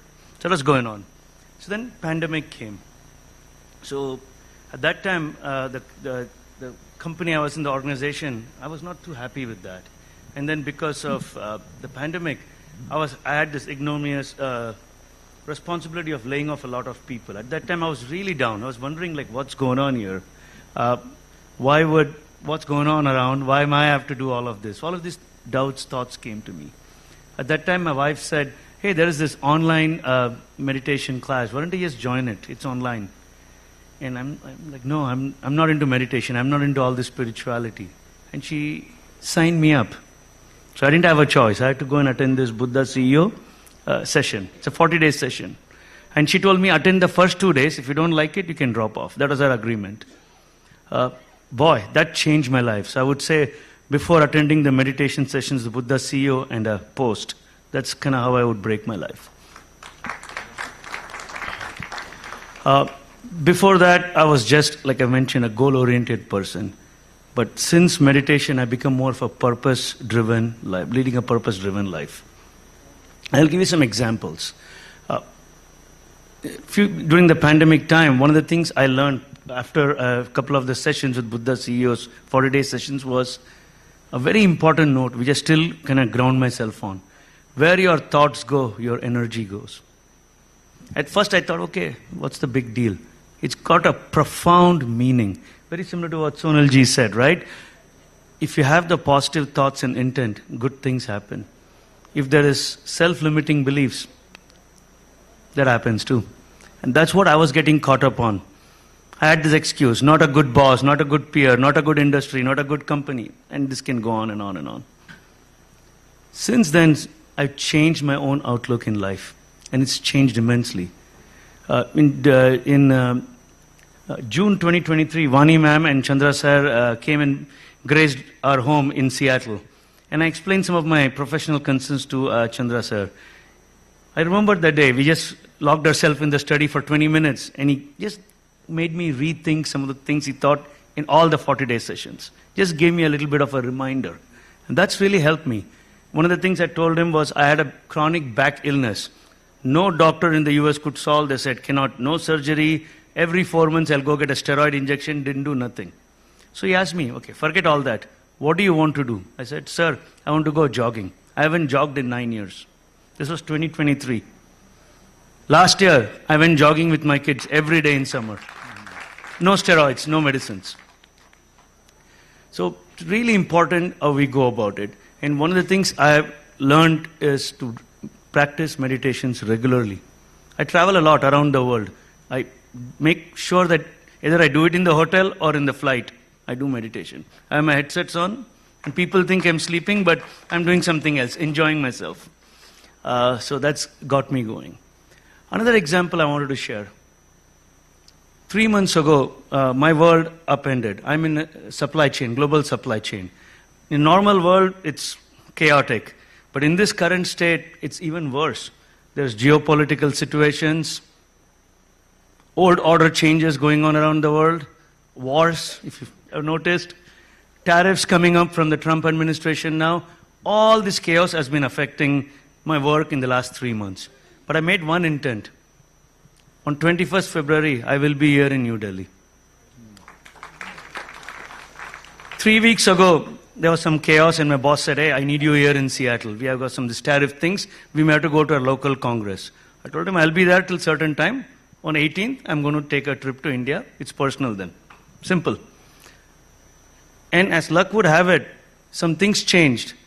And actually I found I had to come here for a very critical work-related stuff. It worked out very well. Worked out really well. It's how the universe changes things. So with the tariffs and geopolitical things, one of the aspirations I had for the last 2 years is to be part of the Atmanirbhar Bharat, make in India. So the products we are making in other countries, we are going to start making in India very soon. And that comes from that intent. Where your thoughts go, energy flows. So I'm seeing this play out again and again. See, many, many times, small and big. So really happy, very, very thrilled and very, very humble to be part of this wonderful organization. My way of giving back. I'm very good in organizing things and putting things together, bringing people together.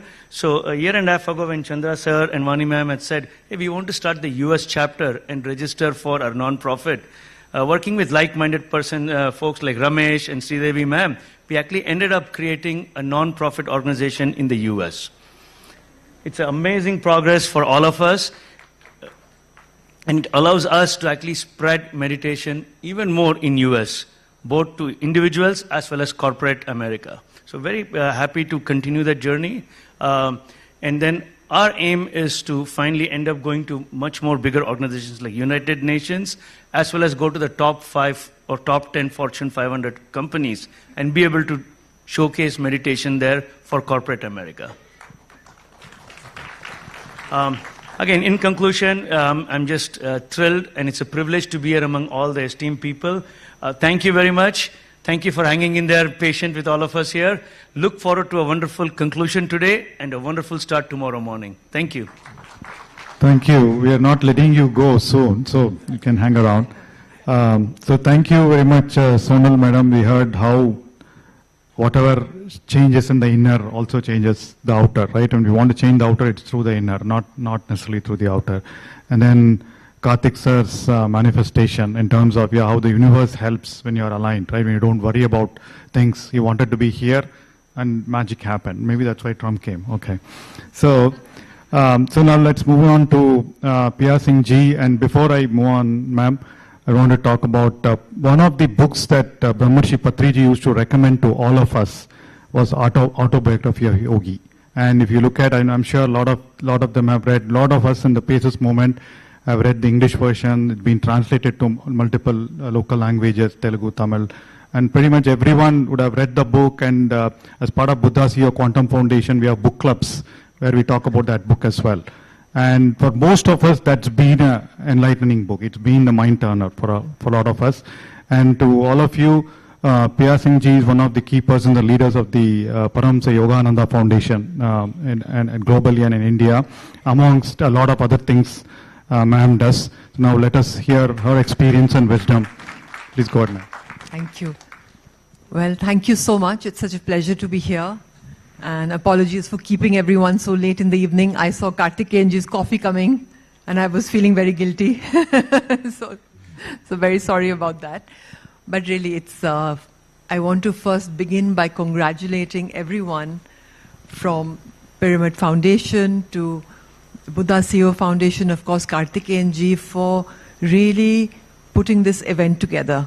I don't think something like this has ever happened, and I think what this will do for meditation and world consciousness is something we can't even comprehend. On this size, this scale, this carefully curated group of speakers, I think really congratulations to all involved. I'll begin by saying that just what you said, really, I have been in the corporate world for over 35 years, and that was my world. And one part of my world is still that. And in 2008, I read the autobiography of a yogi. So I do a lot of Himalayan trekking, and I was on a trek, very high altitude in Uttarakhand, and I took this book with me, more as an intellectual curiosity. I mean, I had a very different life, but I was always an avid intellectual explorer, I would say. And I stayed awake the whole night. I couldn't put the book down. And I said, I have to learn what they're talking about. And there was a phone number at the back of the book. So when I came back to Delhi, I called that number. And they said, you schedule of meditation classes and you can come. And over a period of 8-9 months, I learned all the levels of meditation. And I took Kriya Yoga Initiation, which is Paramahansa Yogananda's highest technique of meditation, in 2009. And for me, it was really, there was just a birth and a rebirth. So my life today on a physical plane, I am involved in the corporate world, I'm involved in the non-profit world and the spiritual world. And what I would like to say is that I'll begin by something that Paramahansa Yogananda said. He said, by practicing these techniques of yoga, it will give you the ability to stand unshaken amidst the clash of breaking worlds. And that's really what these practices do for us, has done for me. Because your circumstances don't change, you change. And it's how you navigate your life. And yoga gives you the techniques to do that. If I can just briefly talk about how this change happens and what that, allows. We heard in the earlier talk about the changes on the physical plane. And even deeper changes are really on the inner planes. Paramahansa Yogananda taught that there are 3 levels of consciousness. There's the subconscious, the storehouse of all past memories, karma, emotions, the conscious level, with which I am speaking to you right now, and the superconscious. The superconscious is another word for soul, the divine, God, whatever name by which what we wish to call it. And meditation is, through whichever technique we practice, it is the process of raising energy from the base of the spine to the brain and accessing the superconscious. So we can talk about an expanded state of awareness, we can talk about connecting to God, connecting to soul, leaving our ego behind. And when we are able to do that through good meditation, deeper meditation, we access feelings of peace, love, harmony. We also access the powers of intuition. And that's really the difference between an ordinary person and a genius. So someone like Einstein or other geniuses obviously had the capacity to access their superconscious through however they were able to do it. Maybe they didn't formally practice meditation, but it's the place from where answers come. It's from where genius comes, acts of creativity come. So truth is universal. Truth is not created. It exists. It's our ability to draw it down.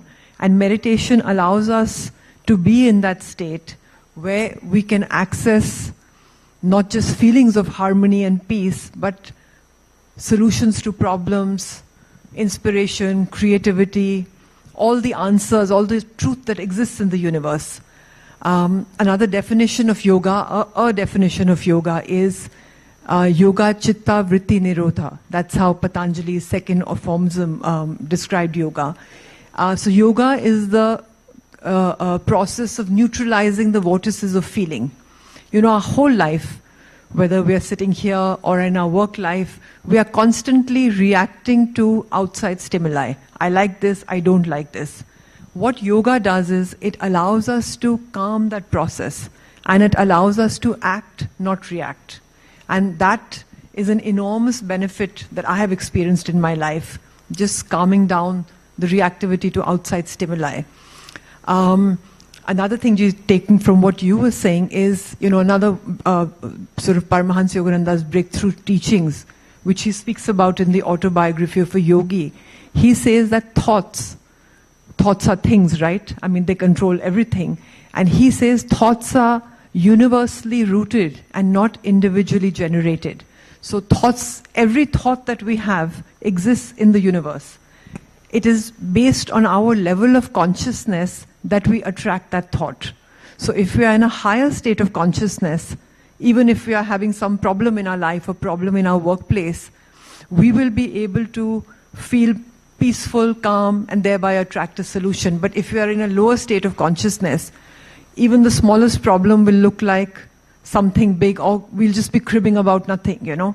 So, and the only way to raise our level of consciousness is through meditation, and then attract the higher quality of thoughts and not be a prisoner of our mind. The last teaching of Paramahansa Yogananda that I'd like to share, and then I'll just, in conclusion, share how it's changed my life. Actually, a cornerstone of his teaching was the principle of magnetism. So what he really shared was that, you know, we are beings of energy. You know, every cell in our body is made of energy. Einstein said E is equal to mc square. So science also converges on the fact that all matter is made of energy. And Paramahansa Yogananda gave this axiom: greater the will. Will means willpower and concentration, the ability to concentrate.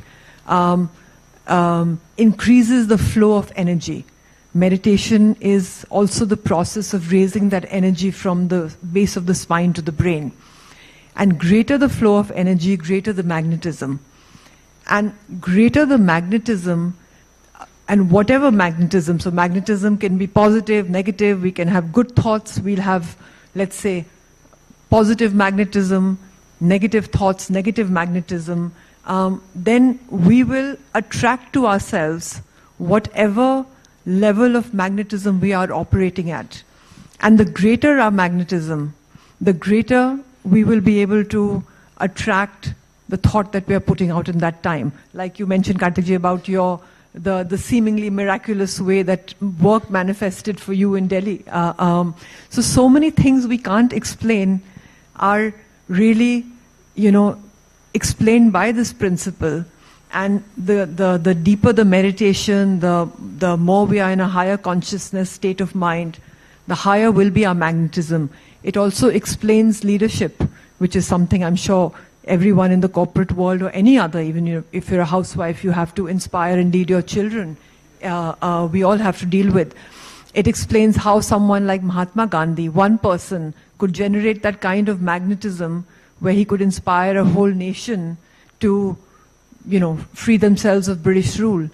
There is also negative magnetism, which explains why someone like Hitler could inspire a whole country to do heinous acts. But the more we can increase our magnetism and do it let's say, in a positive way, our circumstances will start changing to reflect what we want. All these things that I've talked about, I'm not just speaking to you as intellectual or theoretical principles. I have seen in all my 16 years of practice now doing Kriya Yoga. I practice deeply twice a day. I also teach meditation. I'm deeply involved in the spiritual world in taking forward the teachings. But what I have found, if I could do 3 things well 15 years ago, I can do 20 things 1,000 times better today. So that's the power of these teachings, and I have found that circumstances just manifest around me in many ways that are good for me or that I want, in ways that didn't earlier or I could not at a conscious level make happen. And of course, it improves one's relationships, whether at work. I mean, I can say in my life that, you know, I am able to have far more harmonious relationships. I'm able to inspire people in my workplace, and I'm able to do it in a way that I'm operating more from my soul level than my ego. And I think that is another thing that meditation does. So I've taken up a lot of your time, but I hope that's helpful. Wonderful, wonderful. Thank you very much, ma'am. I know you can talk a lot more about what you've been telling from Yogananda's wisdom. So definitely we will invite you for one of our master classes. We want you to talk to us more about your practice and experience, right? So great. I think we've heard multiple perspectives on how meditation and yoga helps us in everyday life, right? So one last round, just one question for each one of you, just think about it. So I wanted to talk about one incident, right, where you really felt, wow, thank you, meditation. What would that be? I can make it the most current one. When I came to Delhi from US, I came to Mumbai to see my mother on the 17th morning. So I spent 17th and 18th with her. And I was to take 7:30 p.m. flight to come to Delhi. And so usually for Air India, it was, you have to go 2 hours before. So the plan was to be at the airport at 5:30, and I reached. And I guess, we didn't see that it was now changed from 7:30 to 6:30. So I had a big line because it's international, Air India has all the international travel too. So there's 25 people in front of me. And so the lady said, "Ma'am, you're not going to make it. You have to be there 1 hour before and you're already late." So I said, okay. And so I requested, I said, "Do you mind if I go in front?" And they said, "No, please." So everybody moved without me even thinking anything. I moved. Earlier it was there.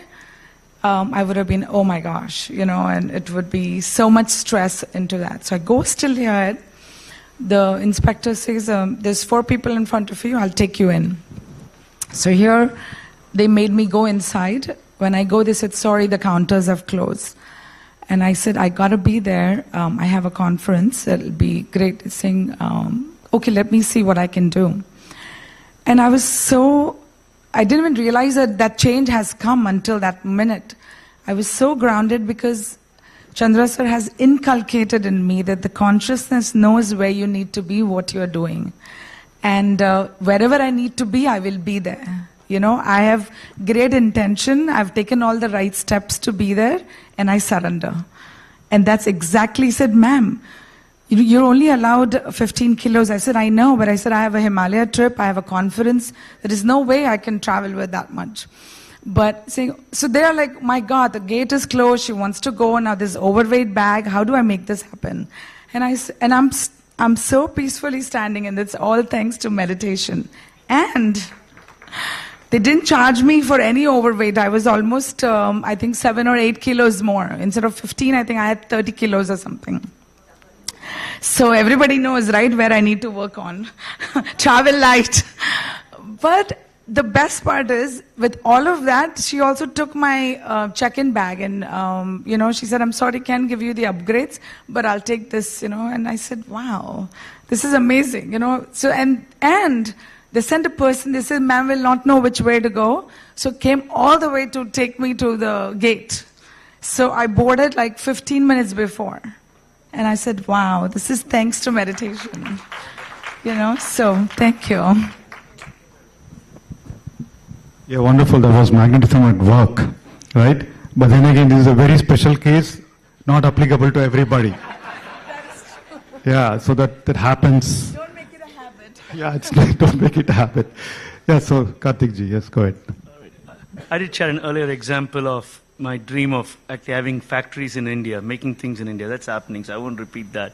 But there's one more incident which happened in the last few days, which is more personal. I have a teenage daughter. So those of you who have teenage daughters or had teenage daughters who have grown up, you know some of the challenges at that time. In the last few days, obviously, she's going through her own thinking process and she's independent. She took a test and she didn't do well.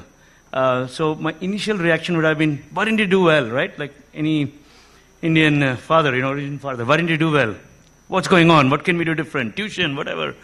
This time, thanks to meditation, I had this internal feeling like I'm not going to react. I'm just going to respond. I'm going to engage with her and ask what did not work with her. What happened in that test which did not work for her? How can I help her? Ironically, my wife, who's the other way around, the calmer one, actually snapped when I was traveling. So my daughter actually reached out to me yesterday and said, "Dad, I want to talk to you." And she actually told, "Hey, this happened, that happened." I said, "Don't worry, you can retake the test." So it's actually a little bit of a emotional maturity in me as a father which came up, thanks to meditation. Wonderful, wonderful. Good. My daughters are listening to me, so I hope I am also behaving the same way.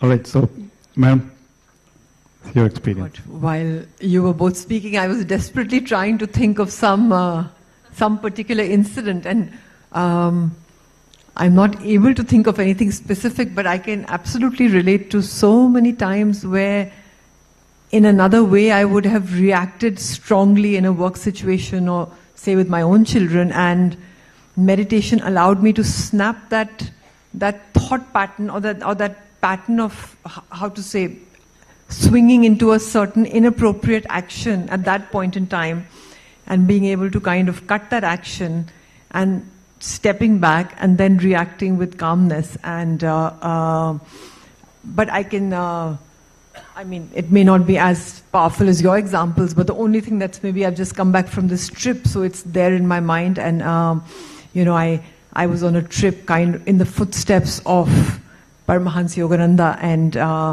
I'm in the process of trying to make the autobiography for Yogi into a web series. So with the writer and the producer, I had done this whole trip, you know, of over 10, 12 days.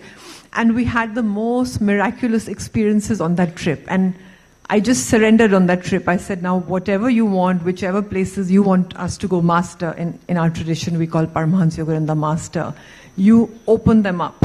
And one thing after the other just manifested, which someone had said earlier, no, they won't let you go here, or this house is shut, including going to Kumbh Mela on the 12th. That was like a big snan day, and everyone had said the traffic will be crazy, you won't make it.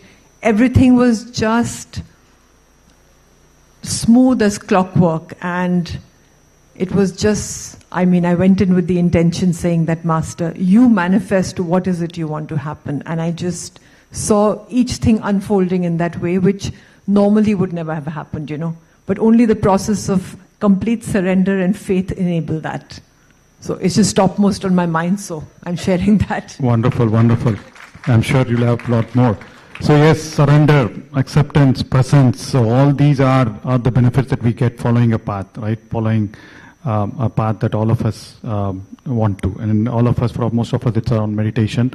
So really wonderful. So you heard a lot of wisdom, and we've seen how the wisdom is essential for us to live a life of peace and manifestation here. So thank you very much, distinguished panel. I am privileged, honored to be talking to you, and thanks to all the masters and friends here for staying so long. So we'll want to felicitate you. I hope I got it right. Felicitate you before you leave.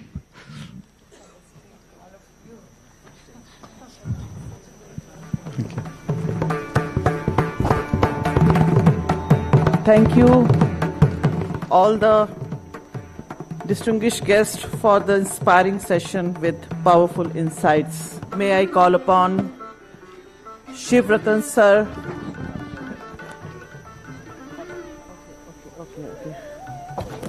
Shiv Ratan sir and